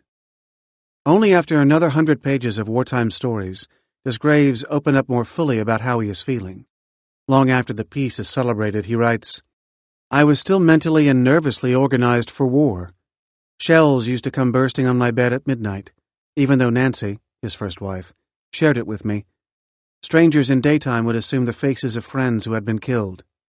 The flashbacks would continue to haunt him for more than a decade after the war. At first, Graves did not seek help for his neurasthenia. He did, however, organize an intervention for his close friend and fellow poet, Siegfried Sassoon, whose own breakdown had led him to protest the war publicly and to desert. Graves got Sassoon admitted to Craig Lockhart War Hospital in Edinburgh, Scotland, where the psychiatrist W.H.R. Rivers was experimenting with psychoanalysis in the treatment of soldiers' nervous symptoms. Rivers was especially interested in the poet's soldiers under his care, both Sassoon and the English poet Wilfred Owen. Through his letters and conversations with Sassoon, Graves was exposed to Rivers' ideas, which influenced many of the choices he made as he managed his own recovery. In late 1917, the same year he began working with the war poets, Rivers delivered a paper to the Royal Society of Medicine on the repression of war experience. In it, he argues for the constructive role of memory in balance with forgetting, then a new concept. The accepted wisdom of the time prescribed the deliberate repression of traumatic memories, including the avoidance of any mention of the war in conversation. Rivers noted how such a strict regimen did not prevent nightmares, anxiety, and psychosomatic ailments from surfacing, but that these symptoms subsided when the individual relaxed his efforts at repression. Only by communicating these traumatic memories, Rivers argued, could veterans achieve true catharsis. Graves struggled to write a novel that he hoped would rid him of the poison of war memories, but he had to abandon it, ashamed at having distorted my material with a plot, and yet not sure enough of myself to turn it back into undisguised history. He would not find a true voice for the work until 1929, when he wrote his memoir. Graves' recovery and the integration of painful memories had a timetable that could not be rushed. Graves found some solace in daily life.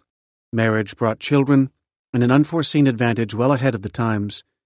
His wife was an ardent feminist, and his days became filled with housekeeping duties and childcare, which suited him well.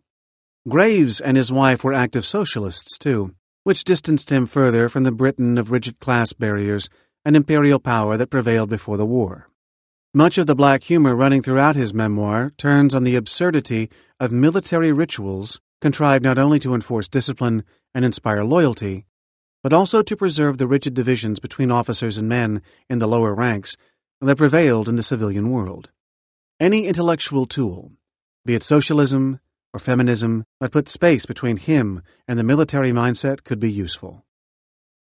Graves also put miles between himself and the war, moving to Cairo for a teaching job. Eventually, at the age of 33, having just completed goodbye to all that, he moved permanently to Majorca, where he would spend the rest of his life. A full 6 years later, he could finally write with the ease earned through long effort and hindsight. Entrance and exit wounds are silvered clean. The track aches only when the rain reminds. The one-legged man forgets his leg of wood. The one-armed man his jointed wooden arm. The blinded man sees with his ears and hands, as much or more than once with both his eyes. Their war was fought these 20 years ago, and now assumes the nature look of time, as when the morning traveler turns and views his wild night stumbling carved into a hill. Reconciliation and forgiveness. Though the injustices of South African apartheid swarmed around her, Thandi Shezi had always been a vibrant young woman. The cheerful mother of two was raising her son, Ayanda, and daughter, Mbalizethu, in a large and loving multi-generational family, surrounded by aunts, uncles, and grandparents. But there were few opportunities for schooling in her Soweto township, so in the late 1970s, her father took Shezi to the Zulu capital of Ulundi so she could complete her education. As a student, she says, she was talkative and loud, though rebelliousness was not built into her character. She didn't smoke or drink, and was dutiful about her schoolwork. Shezi loved to socialize with her classmates, and was known for her willingness to lend a hand to anyone who needed help. It was that generosity of spirit, combined with her outgoing nature, that got her elected as a student representative to the Inkatha Freedom Party, or IFP, one of the political parties in the forefront of the anti-apartheid movement. With that first step into activism, her life began to transform. Shezi's main responsibility as a member of the IFP was to attend meetings and bring information about the party's activities and agenda back to her peers at school. She continued that work until graduation, and then returned home, where her interest in politics deepened.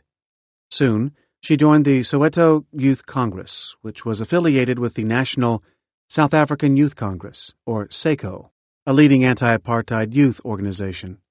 Increasingly active in the underground group Umkhonto weSizwe, she began to covertly transport ammunition that would be used to destroy government buildings.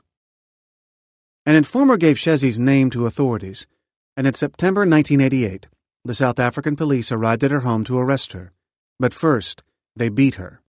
The men struck her with such brutality that her mother, who had been forced to watch, cried out to them, "Do not kill her in front of me. Show me her body when you are finished." Shezi survived the attack and was thrown into a van with other detainees. Their destination was the Central Police Station of Johannesburg, legendary for its brutality.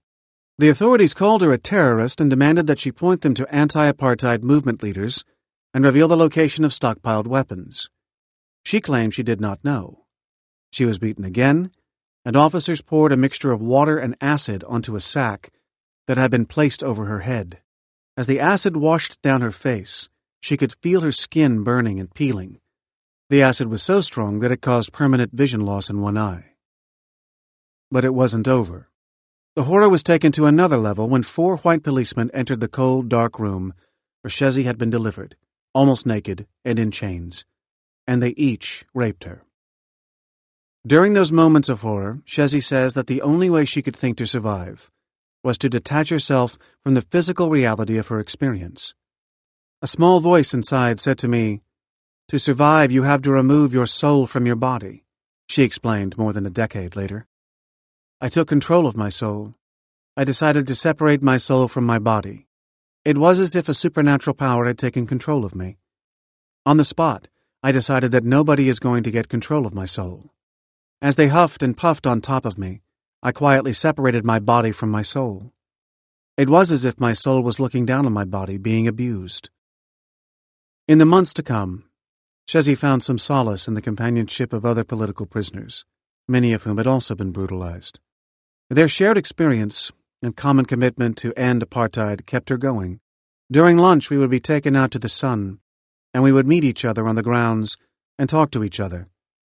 So when I was in jail, there were so many people that were helping me cope with the situation.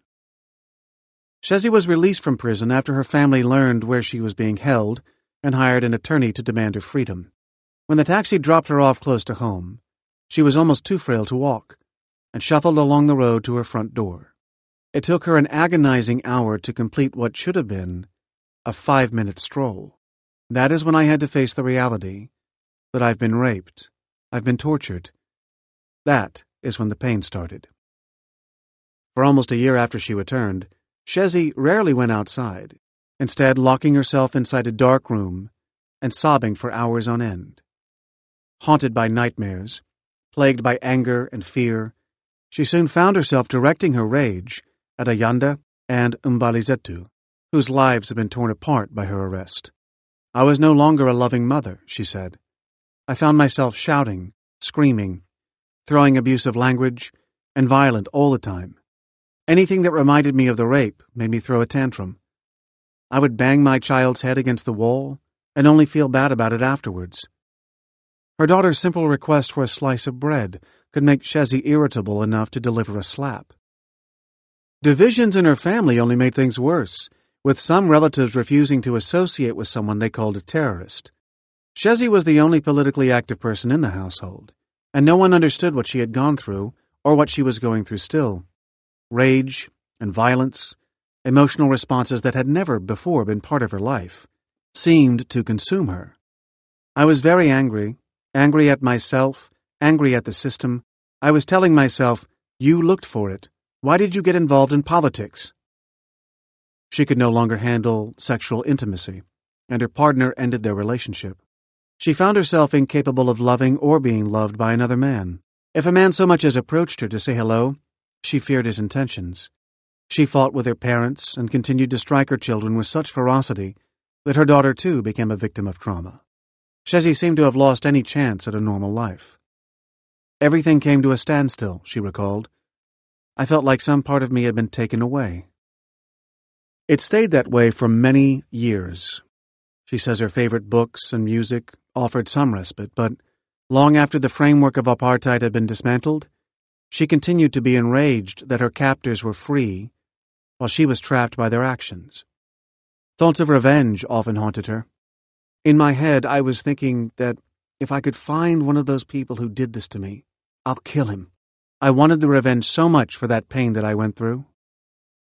At the same time, she bore a heavy burden of guilt and frequently turned the blame inward, as if she were somehow responsible. So great was her shame that she told no one all the details of her time in prison. I just kept it in myself, she says. I thought it was going to be my secret. I thought I'd done something that I deserved to be treated like that. All along, I had thought I could keep this inside myself and just retain it up until I die. But the silence threatened to consume her. It took me 10 years before I could realize that I've got this baggage inside me that is eating me up, she acknowledged. Slowly, and with great difficulty, she began reaching out to others, becoming a counselor at the Kulamani Support Group, a grassroots organization established to support the victims of apartheid. But though she encouraged others to share their stories, at first she revealed little of her own. Her colleagues and clients knew she had been imprisoned and tortured, but she held on to the secret of the gang rape for a long time before finally telling her story in a one-on-one counseling session. It would be another 2 years before she was ready to tell the world. In July 1997, Shezi stepped onto the witness stand at a hearing of the Human Rights Violation Committee of the Truth and Reconciliation Commission, established by South Africa's unity government to reveal the abuses of apartheid and promote reconciliation. There, she described in excruciating detail the torture she'd endured. It was the first time even her own mother heard the full story.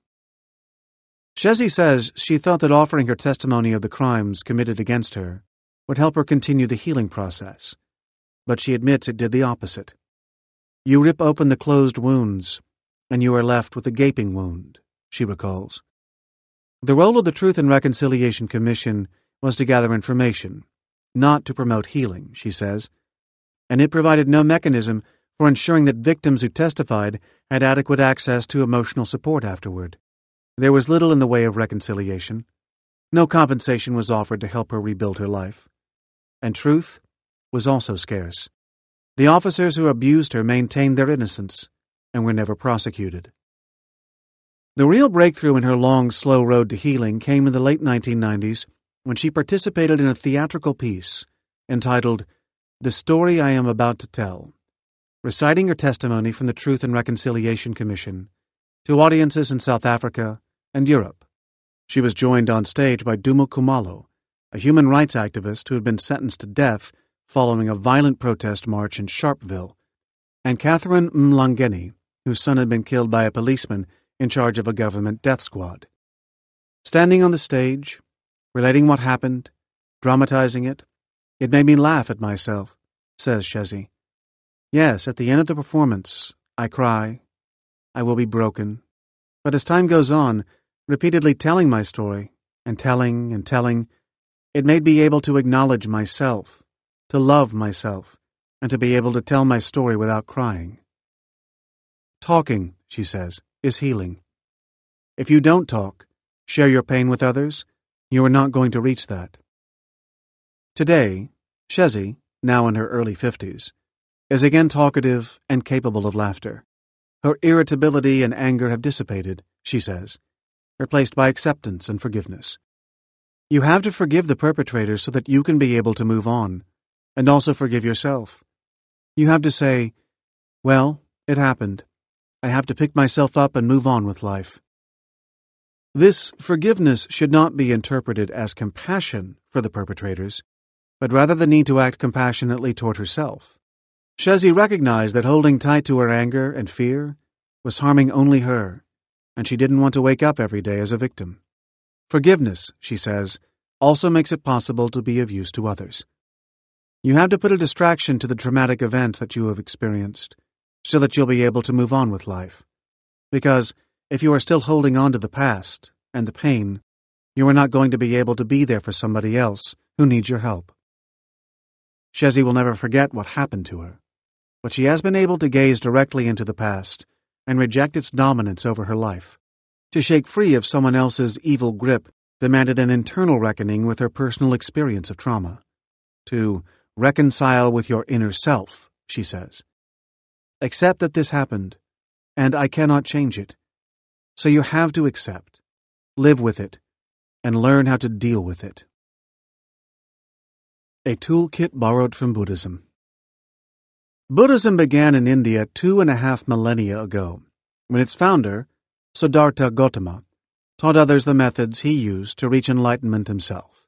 A religion that excludes the notion of an all-powerful creator, Buddhism developed into richly diverse traditions as it spread throughout Asia.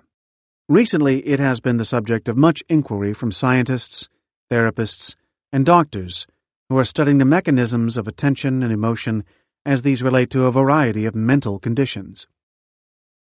Buddhism offers as its essential premise the belief that liberation from mental suffering, whether driven by worldly desires and the trappings of ego, or by hatred and enmity, is both the goal of spiritual enlightenment and a practical possibility. This would appear to be a useful model for attaining freedom from the captured mind. But is it really possible to quiet the neurological circuitry that biases attention to salient stimuli? I posed this question to Evan Thompson, a philosopher whose work encompasses cognitive science and philosophy of mind, as well as Asian philosophy. Buddhism would certainly claim that you can unbias attention, said Thompson. This goal can be accomplished, he continued, through mental training, including meditation or other contemplative practices, and by ethical training, how you live in the world and how you behave. He went on to describe how Buddhism strategically substitutes one form of capture for another. He said, in Tibetan Buddhism and in Indian Buddhism generally, they would use the term applying an antidote. For example, an antidote to anger might be generating a mental state of wishing somebody well, or of compassion or loving kindness. You're shifting the bias from a negative to a positive, so you're still working with a biased or referential function. There are also meditation practices, common to yogic traditions as well as Buddhism, that shift attention from external sensory stimuli and focus it inward, whether on the breath or a repeated sound or mental image. He said, "There are all ways of disengaging attention from outer, fluctuating sensory stimuli and anchoring it in something that's internal, and that gains an increasing mental stability the more you practice. The more you can stabilize your attention through such intense concentration, the quieter, more focused, and more peaceful the mind becomes." Thompson also describes a different type of Buddhist practice, a form of mindfulness meditation that cultivates an open, non-reactive awareness. The goal is a balanced, poised state of mind that's ready to respond or act in a positive way, but is not biased by either sensory salience or affective salience. In this type of meditation, though, your eyes are open. You do not focus on an object. Rather, you maintain mental stability and an alert clarity of awareness. When a distraction arises, whether an external intrusion on the senses or an inner thought, you acknowledge it and then release it. You do not let it hold your focus or carry your thoughts off in a new direction. This open monitoring practice, as Thompson calls it, aims to improve emotional balance, or what Buddhists call equanimity. A mind that can process stimuli without bias can, in theory, keep an even keel through favorable or unfavorable winds. Formal training in the meditation techniques that lead to this open, non-judgmental awareness is traditionally undertaken by Buddhist monks who have dedicated themselves to years of practice in the structured environment of a monastery. But mindfulness practice has also proven effective in surprisingly small doses. The basic techniques have been adapted, often secularized and stripped of Buddhist references, for clinical applications. For example, for self-help workshops, in elementary school classrooms, corporate training sessions, and even military training. Some question whether lifting these techniques out of the ethical context in which they were traditionally taught may have unforeseen consequences, but there is strong evidence for their benefits in mental health. I spoke to John Kabat-Zinn, professor of medicine emeritus at the University of Massachusetts Medical School, who pioneered the use of mindfulness meditation in the treatment of chronic pain, depression, and stress-related disorders. I asked him, as I had Thompson, if one can ever really break free of the mechanism of capture. He replied, "The short answer to your question is yes, I do think it's possible. That's the essence of the work that my colleagues and I have been doing for many years. What's required is what we call an orthogonal rotation in consciousness, where all of a sudden you're looking with different kinds of lenses. While everything is the same externally and internally, including your addictive impulses, you're recruiting another dimension of your humanity that allows you to make choices that you never, ever thought were available to you. And that is the freedom to actually see the addictive impulse and to cultivate a muscle to a sufficient degree of stretch where you can tilt in a different and much more profoundly healthy direction." How does one achieve this freedom? A typical format for Kabat-Zinn's training in mindfulness-based stress reduction and related programs that have substantially reduced participants' risk of relapse and major depressive disorder is an 8-week course that combines weekly group sessions with daily individual practice. Can one really learn something so radical as escape from capture in this time frame? Or is it another process of substitution? It's a lot more complicated than that, answers Kabat-Zinn.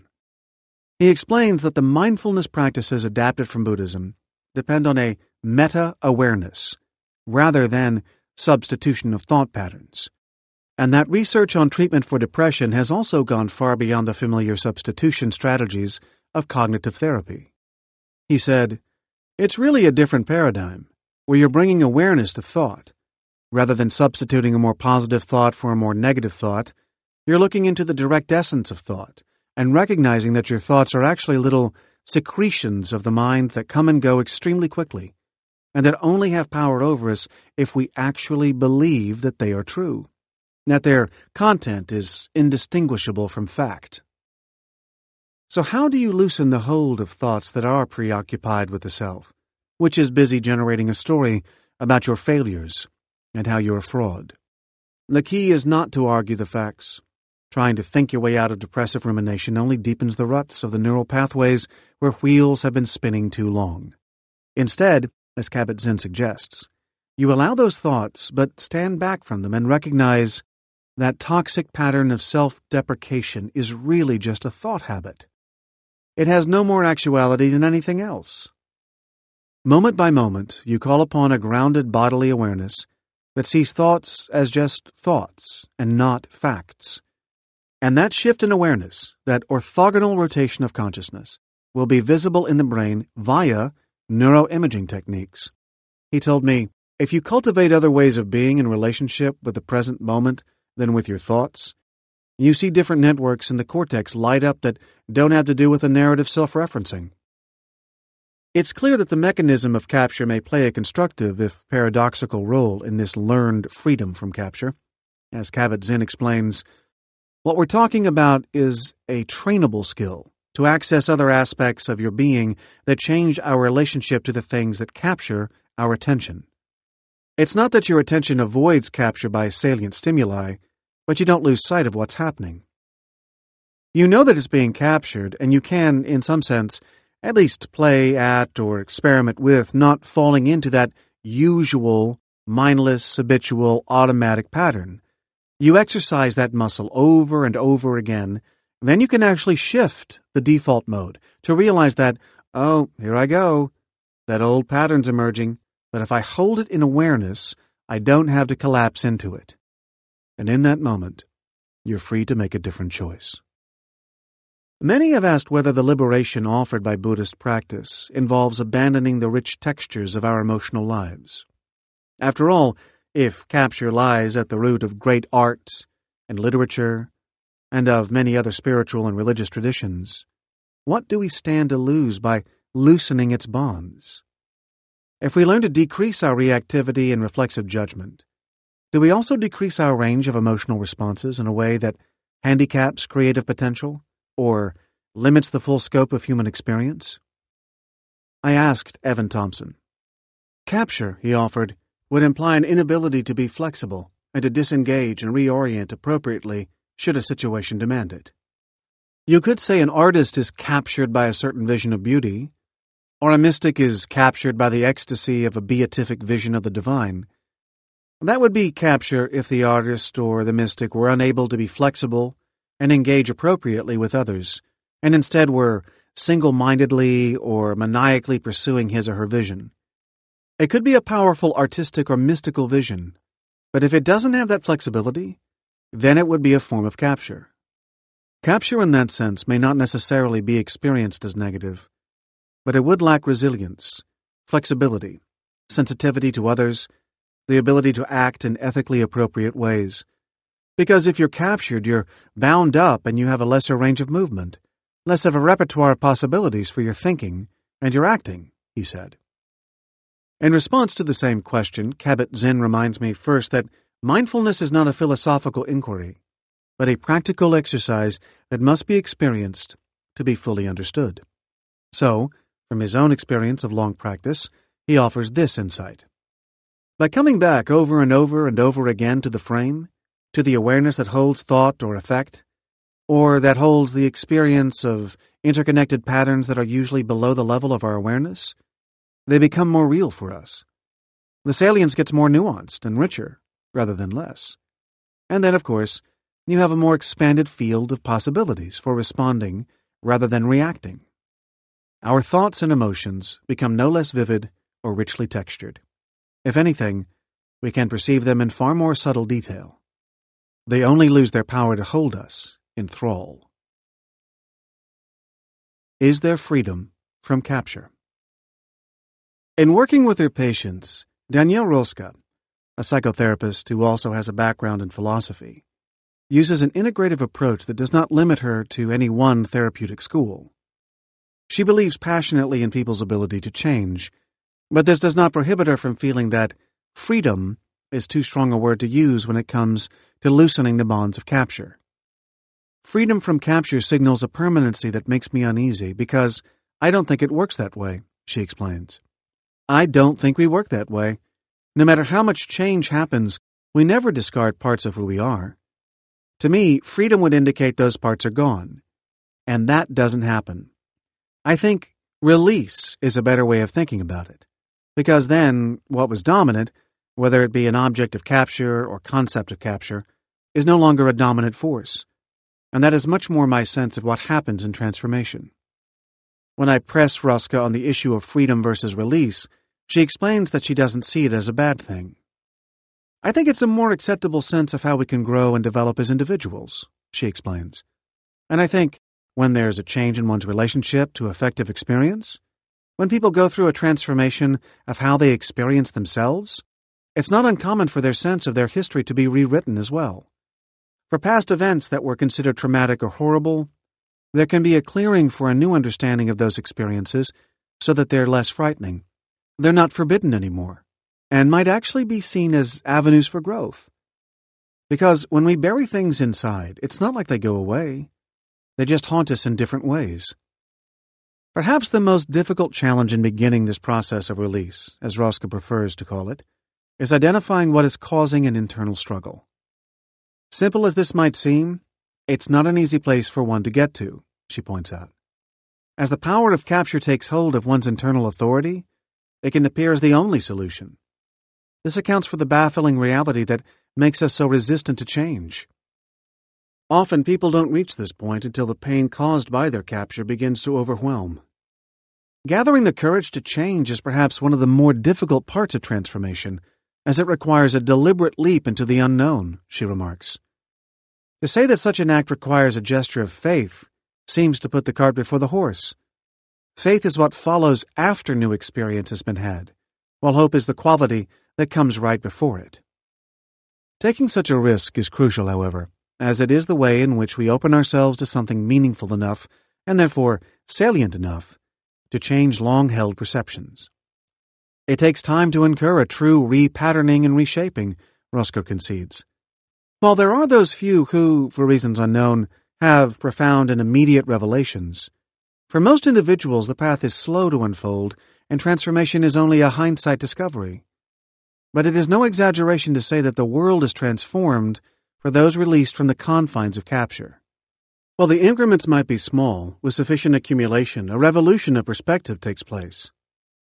Yet even when such a drastic shift in perspective takes place, there is always the possibility of return.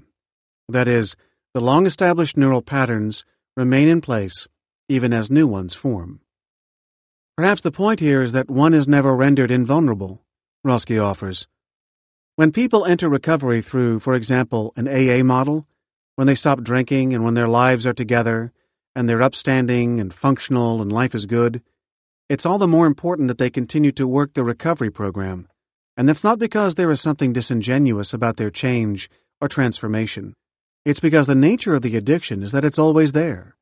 And if there's not a continued reinforcement of a new way of being and understanding, there will be a gradual pull to go back to the foundational, tried-and-true escape through drugs and alcohol. Roski also believes that the community aspect of Alcoholics Anonymous may offer an advantage in breaking the spell of capture. Similar to religious traditions and Eastern practices, AA is useful in a way that psychotherapy can be limited. There's an important feeling of unity, of being part of something. I think this is important to the surrender process, and I think when there's a sense of capture, it usually eclipses any sense of unity. If the mind is captured, it is only going to do what it does under the state of capture, until there's some other force, whether it be a deity, or a person, or a suggestion that's allowed in an authentic way. I ask Roska if it is in that moment that another affective experience will take place that allows for change. That's right, but it's twofold, she responds. For example, if alcohol has been the solution, anytime there's emotional discomfort, which is not uncommon, or extreme joy, any strong effect, then there's a real need to be able to tolerate those feelings without going to that solution. And so it means creating space where those effects can be experienced in a new way, which is painful but also liberating. Our sense of ourselves is only based on our experience of ourselves. We cannot feign a persona as an act of faith that something more integral will emerge. Such acting will likely backfire if there is not at least some belief that one can become the person that he or she aspires to be. When you've seen patients make this kind of shift, I ask her, how difficult has it been to maintain? There are no people, even if they really have a sense of peace in their lives, who won't get triggered, Roscoe says. There has to be a real desire for presence, so that rather than reflexively engaging or falling into the overdeveloped neural pattern, there's actually room to choose something different, or there's room to allow the affective experience to pass through without ascribing the behaviors of the past or the beliefs of the past to it. Roscoe's earlier use of the word surrender caught my attention. I ask her how this word, in the context of capture, differs from release in her mind. I think surrender is what happens when there is just that fragment of willingness to allow something else in, to stop fighting the feeling and let yourself feel the impulse without giving in. It's kind of a funny thing because it seems like it's work, but it's actually an opportunity to stop controlling things, to stop trying to control your affect or your experience, and to allow yourself the experience. Then, release is the quality of experience that is able to be felt after. A modest form of autonomy. Human experience is, by nature, chaotic. At any given moment, the brain is bombarded with an astounding variety of stimuli. These stimuli arrive steadily at the gates of the mind, without form or structure. Faced with this barrage of disconnected perceptions, we need to shape them, to give them meaning, ultimately, to construct a sense of self.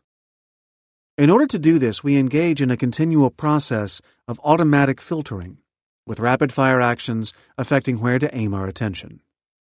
This process has practical applications, such as helping us to become aware of the child who has just run in front of our car, as well as much more profound implications for our lives. The same filtering process that helps us avoid an accident is also responsible for selecting which experiences come to define each of our individual realities. Where one person might experience defeat in the face of rejection, another is inspired to act with greater determination. Where David Foster Wallace felt a deep sense of fraudulence and inadequacy, another person might have experienced a profound sense of accomplishment. Over the course of a lifetime, each of us creates a coherent account out of the jumbled, often fragmentary chaos of life, the ever-evolving narrative of our lives.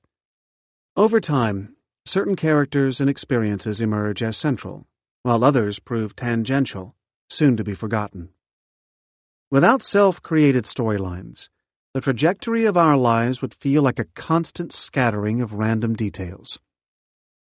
Joan Didion gets to the heart of it in a few words. She wrote, "We tell ourselves stories in order to live." An essential question, then, is how our stories are conceived. I believe that capture is the instinctive process by which we wrest a narrative from our disordered surroundings, and therein lies the challenge. Though capture permits us to make sense of the world, it does so largely outside rational thought. These stories, then, the stories of our lives, do not always feel like the ones we intended to tell. Is there freedom from capture? Can we throw a switch and see the entire stage, every trap door and spike and rafter for what it is? In the most basic sense, the answer is no. Attention is, by its very nature, selective and self-reinforcing. Our environments, historical, economic, physical, dictate what becomes salient for each of us, forging patterns that in turn determine how we experience the world and, ultimately, who we become. Yet a more modest form of autonomy is within our grasp.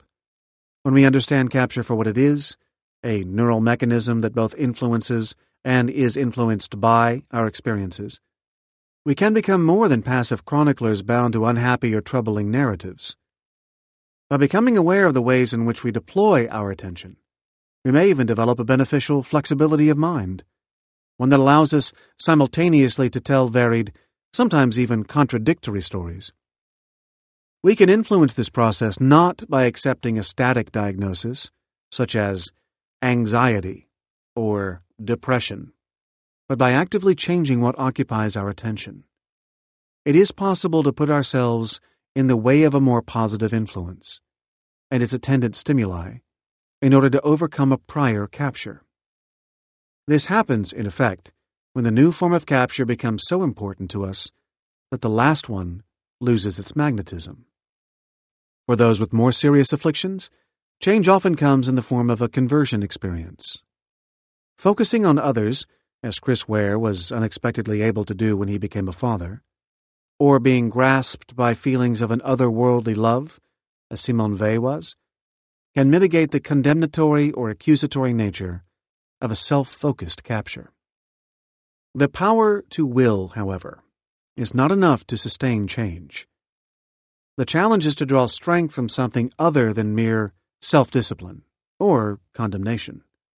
Lasting change occurs when we let go of such isolating pressures and allow ourselves to feel support and connection instead of preoccupation with the self.